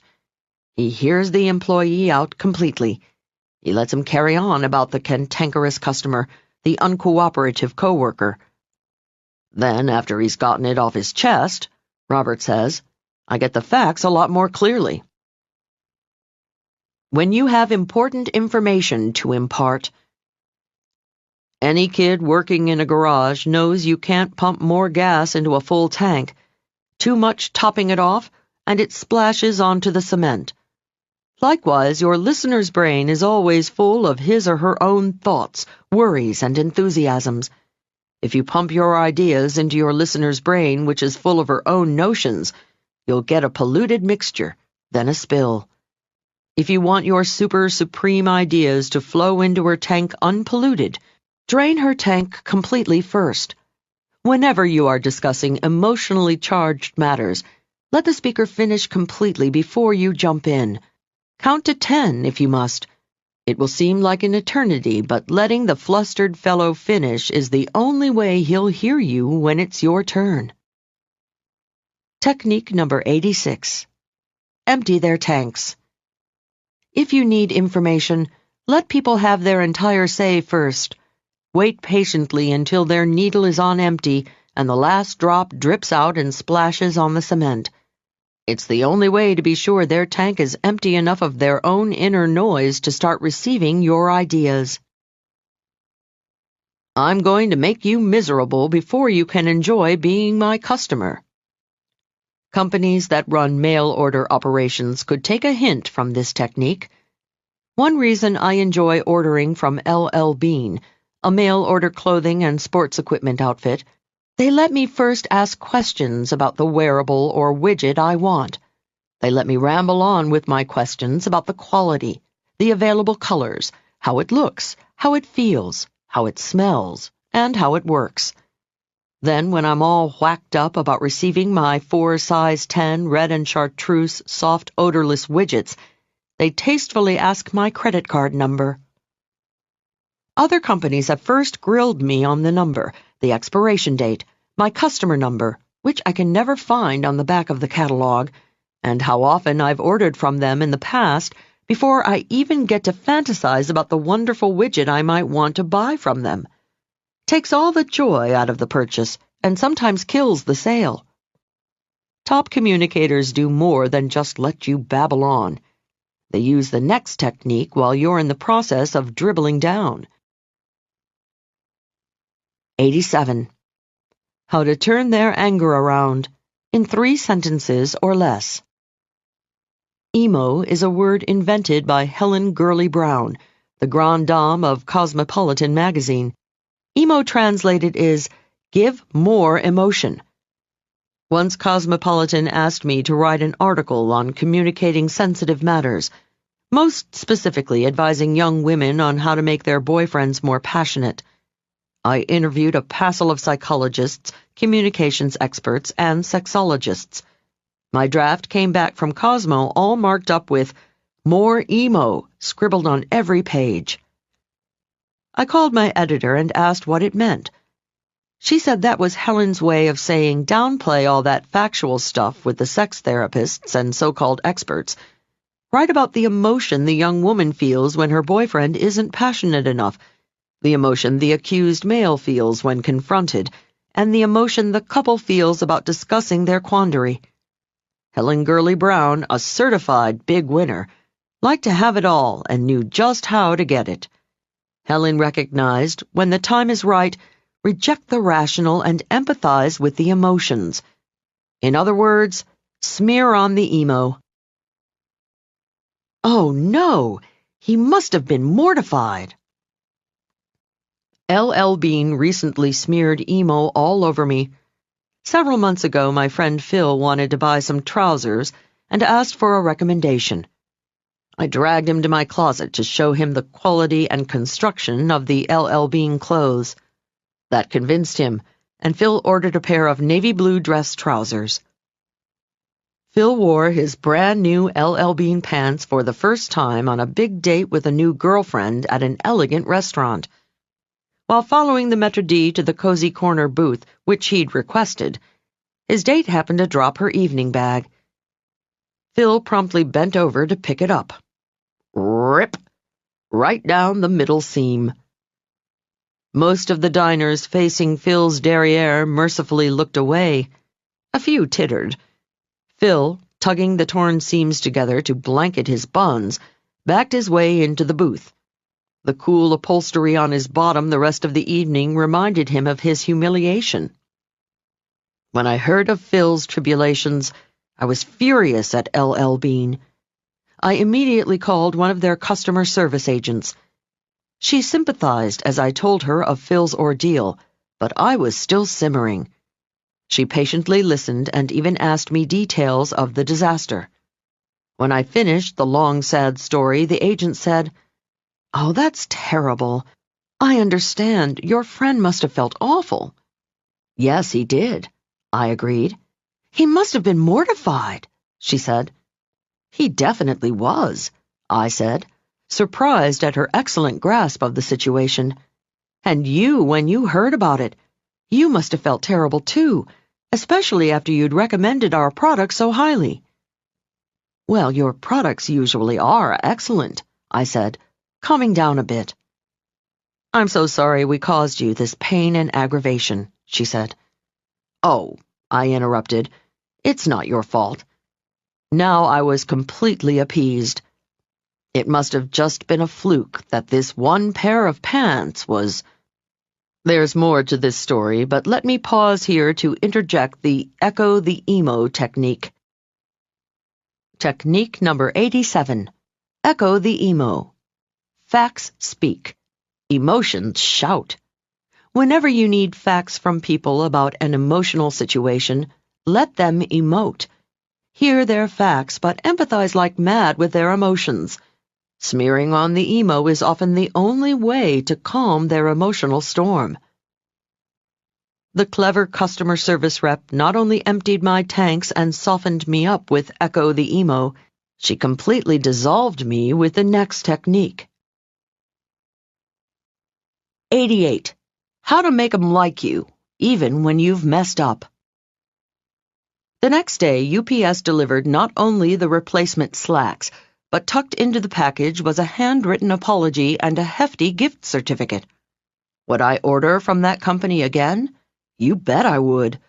Would I recommend their clothes to someone else? You bet I would. Top customer service folks welcome mistakes because they know it gives their firm a chance to shine. Whenever you mess up and someone suffers because of it, make sure they come out ahead, way ahead. I call the technique, my goof, your gain.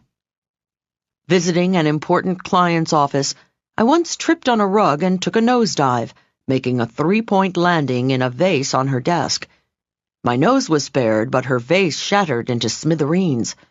2 tubes of crazy glue and lots of where the heck does this piece go later, the vase was back on her desk, and we agreed it looked pretty good. Nevertheless, the next day I had a messenger deliver a beautiful vase, 10 times the value of the almost totaled one, with a dozen roses in it. Whenever we speak, my client tells me every time she looks at the new vase, she smiles. A better incentive gift than a pen with your name on it, no? The next time I visit her office, my client may hide some of her more valuable breakables, but thanks to my goof, your gain, there will be a next time. Technique number 88. My goof, your gain. Whenever you make a boner, make sure your victim benefits.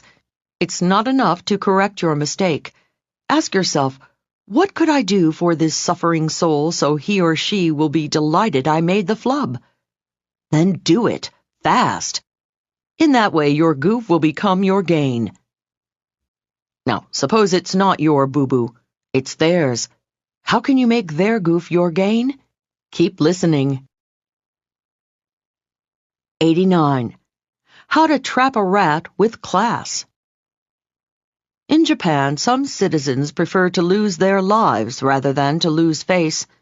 In America, the same death wish exists, with one modification. The Yank dreams of the death of the mortal who made him lose face. Why make enemies? Unless it is your obligation to catch cheaters or entrap liars, let them get away with it. Then immediately get them out of your life and the lives you're responsible for. Even when the case is open and shut against someone, when you've got the rat-fink trapped, leave him an escape hatch. The best example I heard of this high sensitivity was from one of my clients. She was invited to brunch at the home of a wealthy socialite known as Lady Stephanie. Lady Stephanie's home was filled with beautiful objets d'art. Not the least among them was an exquisite collection of extremely valuable Fabergé eggs, which all the guests admired. At the end of the elegant champagne brunch, my client told me she was walking out the door chatting with several other guests. Just then, Lady Stephanie sidled up to one woman leaving at the same time as my client. "Oh, I'm so happy you were admiring my Fabergé collection," Lady Stephanie said, sliding her hand into the pocket of the guest's mink coat and plucking out one of her priceless eggs. "You must have wanted to see this one in the sunlight. Come, let us look at it together. It does reflect the bright light beautifully." The mink-clad thief gulped and furtively looked around to see who had witnessed her gentle entrapment. My client and everyone in the foyer saw what happened, but took Lady Stephanie's lead and pretended naivete of the attempted heist. Carrying the charade a step further, Lady Stephanie and the sticky-fingered guest admired the egg in the sunlight. Then Lady Stephanie, with her Fabergé egg secured safely between her perfectly manicured fingers, marched home to put the treasure in its rightful place. The attempted egg snatcher crawled back to her car from her last attendance at Lady Stephanie's coveted bashes. The hostess let the foiled filcher get away with a few slivered shreds of her ego left intact.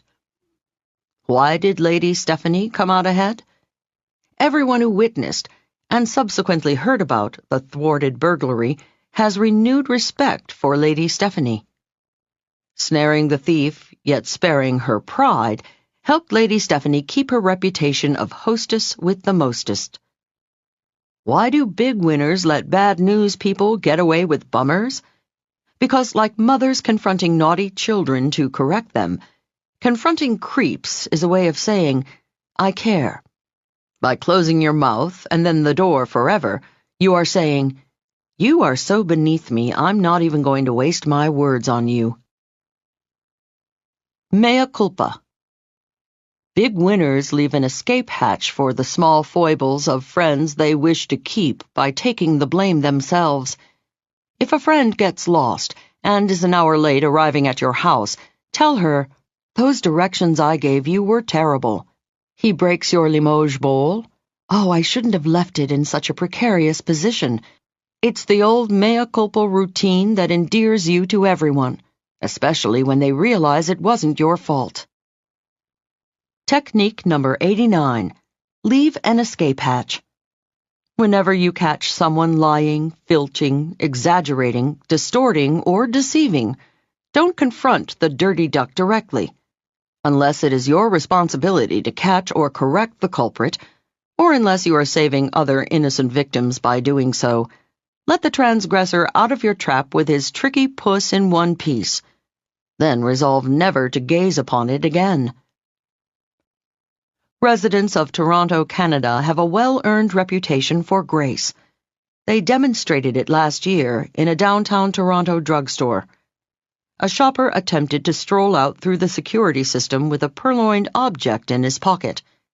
Instead of a shrill alarm shattering all shoppers' eardrums, as in many American cities, a tasteful little chime sounded. A charming voice came across the public address. "Excuse us, we have failed to inactivate the inventory control system. Thank you for your patience while you wait for a customer care representative to come help you." Isn't that a nicer way of saying, "Freeze, punk, while we frisk you"? Now, let's move on to the next technique to keep people from messing up and to help them give you their very best. 90. How to get whatever you want from service personnel. A complimentary letter is called a buttercup because it butters up the recipient. Buttercups are nice. Even nicer are buttercups about someone to their boss. I once needed a massive photocopying job. It was so immense that the assistant manager of Staples' office supply store didn't think it could be finished by the end of the week. Nevertheless, grudgingly, he grumbled, "I'll try." In my enthusiasm and hope he could, I gushed, "Wow, you're great! What's your boss's name? Your supervisor should get a letter of congratulations on hiring you. You really try harder for your customers." To my astonishment, not only was my printing job done 2 days early, but every time I walk into Staples, the assistant manager rolls out the red carpet. I began to think, I may be onto something. A premature letter of commendation for favors not yet received could be a clever tactic. I decided to check it out with a few heavy hitters on my consultation list. One fellow I know, Tim, a top travel agent, is a real can-do guy. He gets anything his friends ask for in a finger snap. He's the fellow to call when you want hard-to-get theater tickets. He's the guy you call when your airline says the hotel is booked or the flight is oversold. When I told him of my buttercup experience, Tim laughed and said, "Leil, of course. This is news to you? A complimentary letter to someone's boss, or the promise of one, is a great insurance policy. It's as good as a written rider that you will be well taken care of in the future." Now I have a standard one in my computer. The buttercup reads as follows.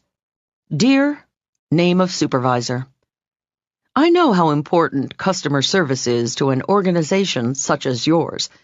This letter is to commend, name of employee. He, she is an example of employee title who gives exceptional customer service. Name of store or business continues to have my business thanks in great part to the service given by name of employee. Gratefully, signature. I've sent this letter to supervisors of parking lots, owners of insurance companies, and to managers of dozens of stores where I shop regularly. I'm sure that's why I never need to worry about getting a parking place when the lot is full, an immediate callback from my insurance agent, and attentive service at my regular shopping haunts. But be careful. Don't just ask, "What's the name of your supervisor?" Hearing those words can make an employee as nervous as a turkey in November. Be sure to couch it in a compliment. Say something like, "Wow, you are terrific. What's your supervisor's name? I'd like to write him or her a letter." Then write it. You'll forever be a VIP in his or her book. Technique number 90. Buttercups for their boss. Do you have a store clerk, accountant, law firm junior partner, tailor, auto mechanic, maitre d', massage therapist, kids teacher, or any other worker you want special attention from in the future? The surefire way to make them care enough to give you their very best is send a buttercup to their boss. The next technique tells you how to stand out as a VIP when you're in a group. 91. How to be a leader in a crowd, not a follower. During the McCarthy era, government spies infiltrated underground political rallies to determine who was dangerous to national security. The agents were trained applause watchers. They photographed and investigated men who clapped first, shouted "Bravo" the loudest, and smiled the longest at the end of politically inflammatory speeches. The spies dubbed those the dangerous ones. The infiltrators felt first responders were confident cats who had the power to persuade followers and the charisma to lead crowds. In less politically sensitive gatherings, the same principle applies. People who respond first to a presentation or happening without looking around to see how everyone else is reacting are men and women of leadership caliber. Cool cats clap first. You are sitting in an auditorium with hundreds of fellow employees listening to the president of your firm introduce a new concept. As you are slouching anonymously in the audience, you think your expression is invisible to the man or woman at the podium. Not so. As a speaker, I guarantee you every one of my colleagues sees every smile, every frown, every light in every eye, and every emblem of extraordinary human intelligence flashing back at him or her. Likewise, the company president making a presentation anxiously surveys his corporate jungle and, from the pusses peering back at him, senses which employees are sympathetic and which are not. He also knows which in the sea of faces floating in front of him has the potential to be a heavy hitter like himself. How? Because heavy hitters, even when they do not agree with the speaker, support the podium pontificator. Why? Because they know what it's like to be on. They know, no matter how big or little the cat at the front of the room is, when giving a speech, he's concerned about the crowd's acceptance. When the company big shot delivers his last line, carefully contrived to bring the crowd to its feet or employees to acquiescence, do you think he's unaware of who starts the trickle or the rip-tide of acceptance? No way.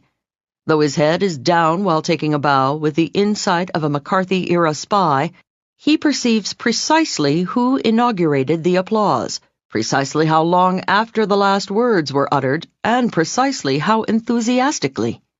Being the first to put your hands together, being the first to jump to your feet, and if appropriate, being the first to shout "Bravo!" gets you big cat status with the tiger who was talking. Technique number 91. Lead the listeners. No matter how prominent the big cat behind the podium is, crouched inside is a little scaredy cat who is anxious about the crowd's acceptance.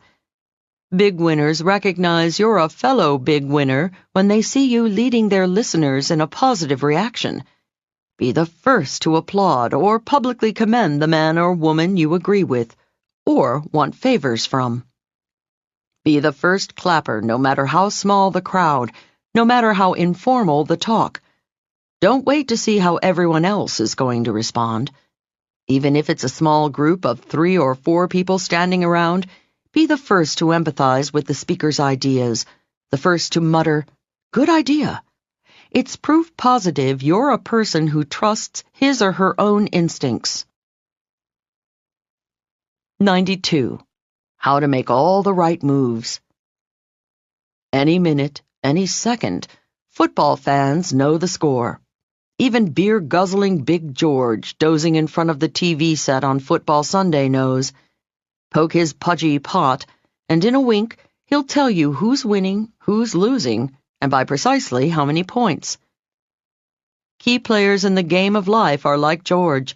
Even when you think they're dozing, they are constantly aware of the score between themselves and everyone in their life, friends and family included.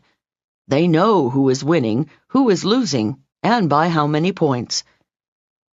When 2 Japanese businessmen meet, it's obvious who is on top.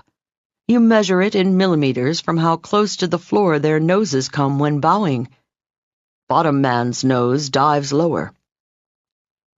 In America, we don't have carefully choreographed bows showing the score in a relationship. But boys and girls in the business big league know who is top dog and who is bottom dog today. It can change tomorrow. Bottom dog must curtsy deeper. He or she must show deference. Bottom dog must offer to meet at top dog's office, pick up the restaurant tab when appropriate, and be respectful of top dog's time. If bottom dog fails to show the proper deference, he doesn't get his nose rubbed into the ground, He simply disqualifies himself to bark in the big league. That's what happened to my girlfriend Laura, who had developed the healthy milkshake. Remember her from Instant Replay? When we last left Laura, she was blowing her chances with Fred, the top banana of a supermarket chain, by grilling him for details of his mailing address, complaining her pen was out of ink, making him wait while she got another, writing numbers down wrong, ad nauseum. I didn't tell you the worst part. After Fred was generous enough to invite Laura to send him samples of her health shake, she dropped another bomb by asking him which shipping service she should use. He must have said FedEx because I heard Laura say, "Well, my milkshake needs to stay refrigerated. Does FedEx have refrigerated trucks?" At this point, I knew she had strangled the deal by her own phone cord. She shouldn't nudge supermarket czar with dinky shipping details. In fact, Laura should be so grateful she should personally deliver the drink the next day, rolling it all the way to his supermarket with her nose if need be. Laura was obviously not aware of the great scorecard in the sky. That day the tally was Fred everything, Laura nothing. Big winners, before putting pen to paper, fingers to keyboard, mouth to phone, or hand to someone else's to shake it. Do a quick calculation. They ask themselves, who has the most to benefit from this relationship? What has each of us done recently that demands deference from the other? And what can I do to even the score?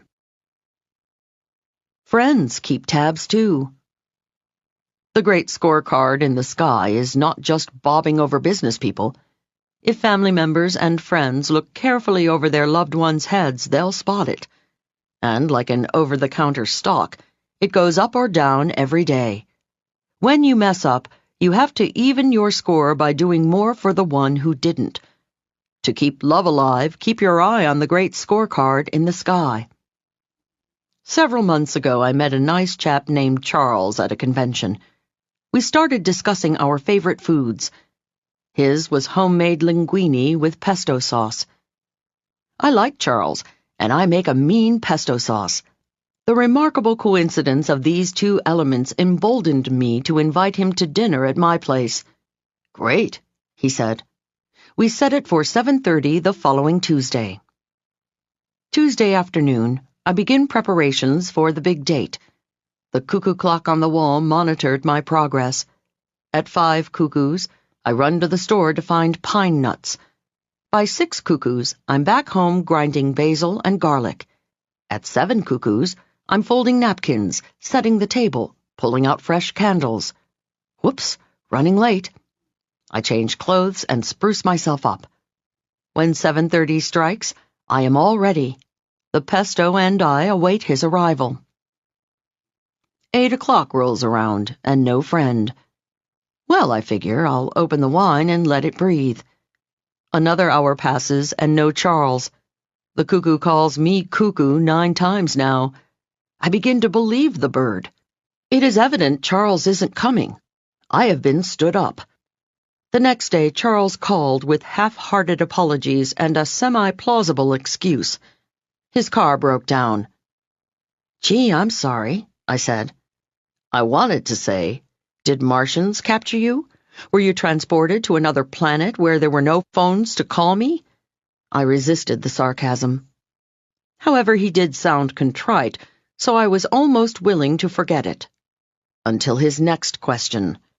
He obviously wasn't aware of how he had slipped in the great scorecard in the sky because, instead of inviting me for linguine with pesto at a fine Italian restaurant to make up for his blooper, he asked, "When can we reschedule at your house?"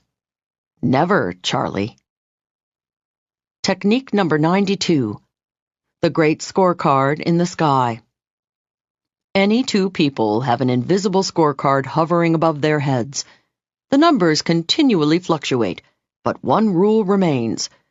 Player with lower score pays deference to player with higher score. The penalty for not keeping your eye on the great scorecard in the sky is to be thrown out of the game. Permanently. Your destiny.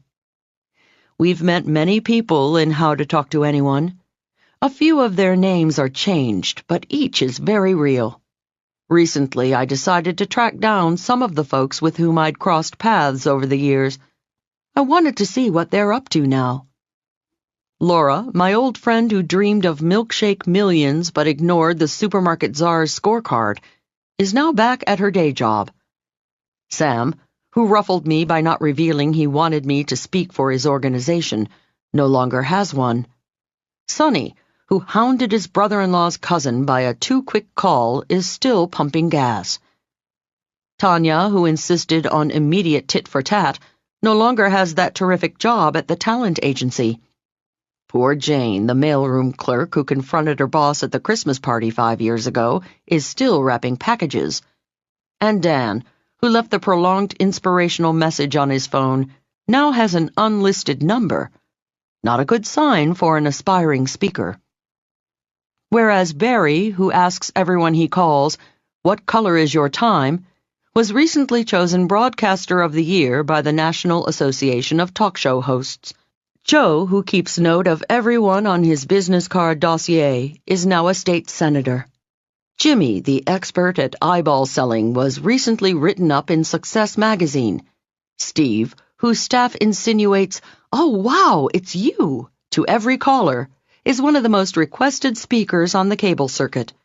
Tim, the can-do guy who gets what he wants from workers in every industry by writing buttercups for their boss, now owns the travel agency.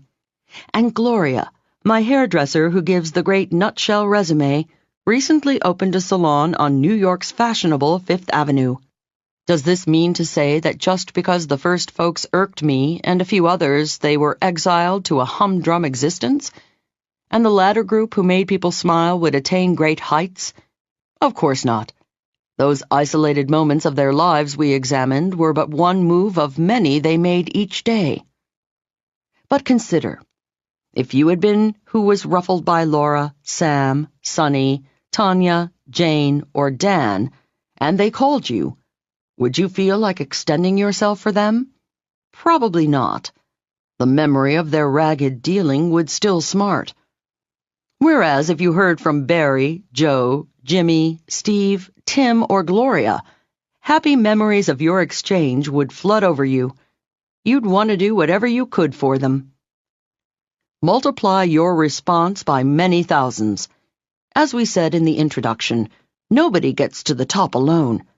Over the years, the smooth moves of these big winners have captured the hearts and conquered the minds of hundreds of people who helped boost them rung by rung to the top of whatever ladder they chose. How does one become an instinctive smooth mover rather than a ragged rider through life? The answer became blindingly clear one snowy day last winter. Lumbering along a neatly groomed track on cross-country skis, I spotted a Nordic skier swiftly striding toward me in the same trail. I didn't need to observe his high kick or his snazzy diagonal poling to let me know I was obstructing the path of a pro. While mustering the energy to lug my throbbing legs out of the track so super skier could soar past, he deftly sidestepped out of the groove, leaving the groomed trail all for me. As he whizzed toward me, he slowed slightly, smiled, nodded, and said, "Good morning. Beautiful day for skiing, isn't it?" I appreciated his deference and insinuation that we were equals on the snow. I knew he was not thinking, "Hey, look at me, here I am," but, "Ah, there you are. Let me make room for you." As I implied in the opening words of this book, the difference in the life success between those two types of thinkers is incalculable. Why was super skier able to pull off his moves so gracefully? Was he born with the skill? No. His was a deliberate move that grew out of practice. Practice is also the fountainhead of all smooth communications moves. Excellence is not a single and solitary action. It is the outcome of many years of making small, smooth moves, tiny ones like the 92 little tricks we've explored in How to Talk to Anyone. These moves create your destiny. Remember, repeating an action makes a habit. Your habits create your character, and your character is your destiny. May success be your destiny.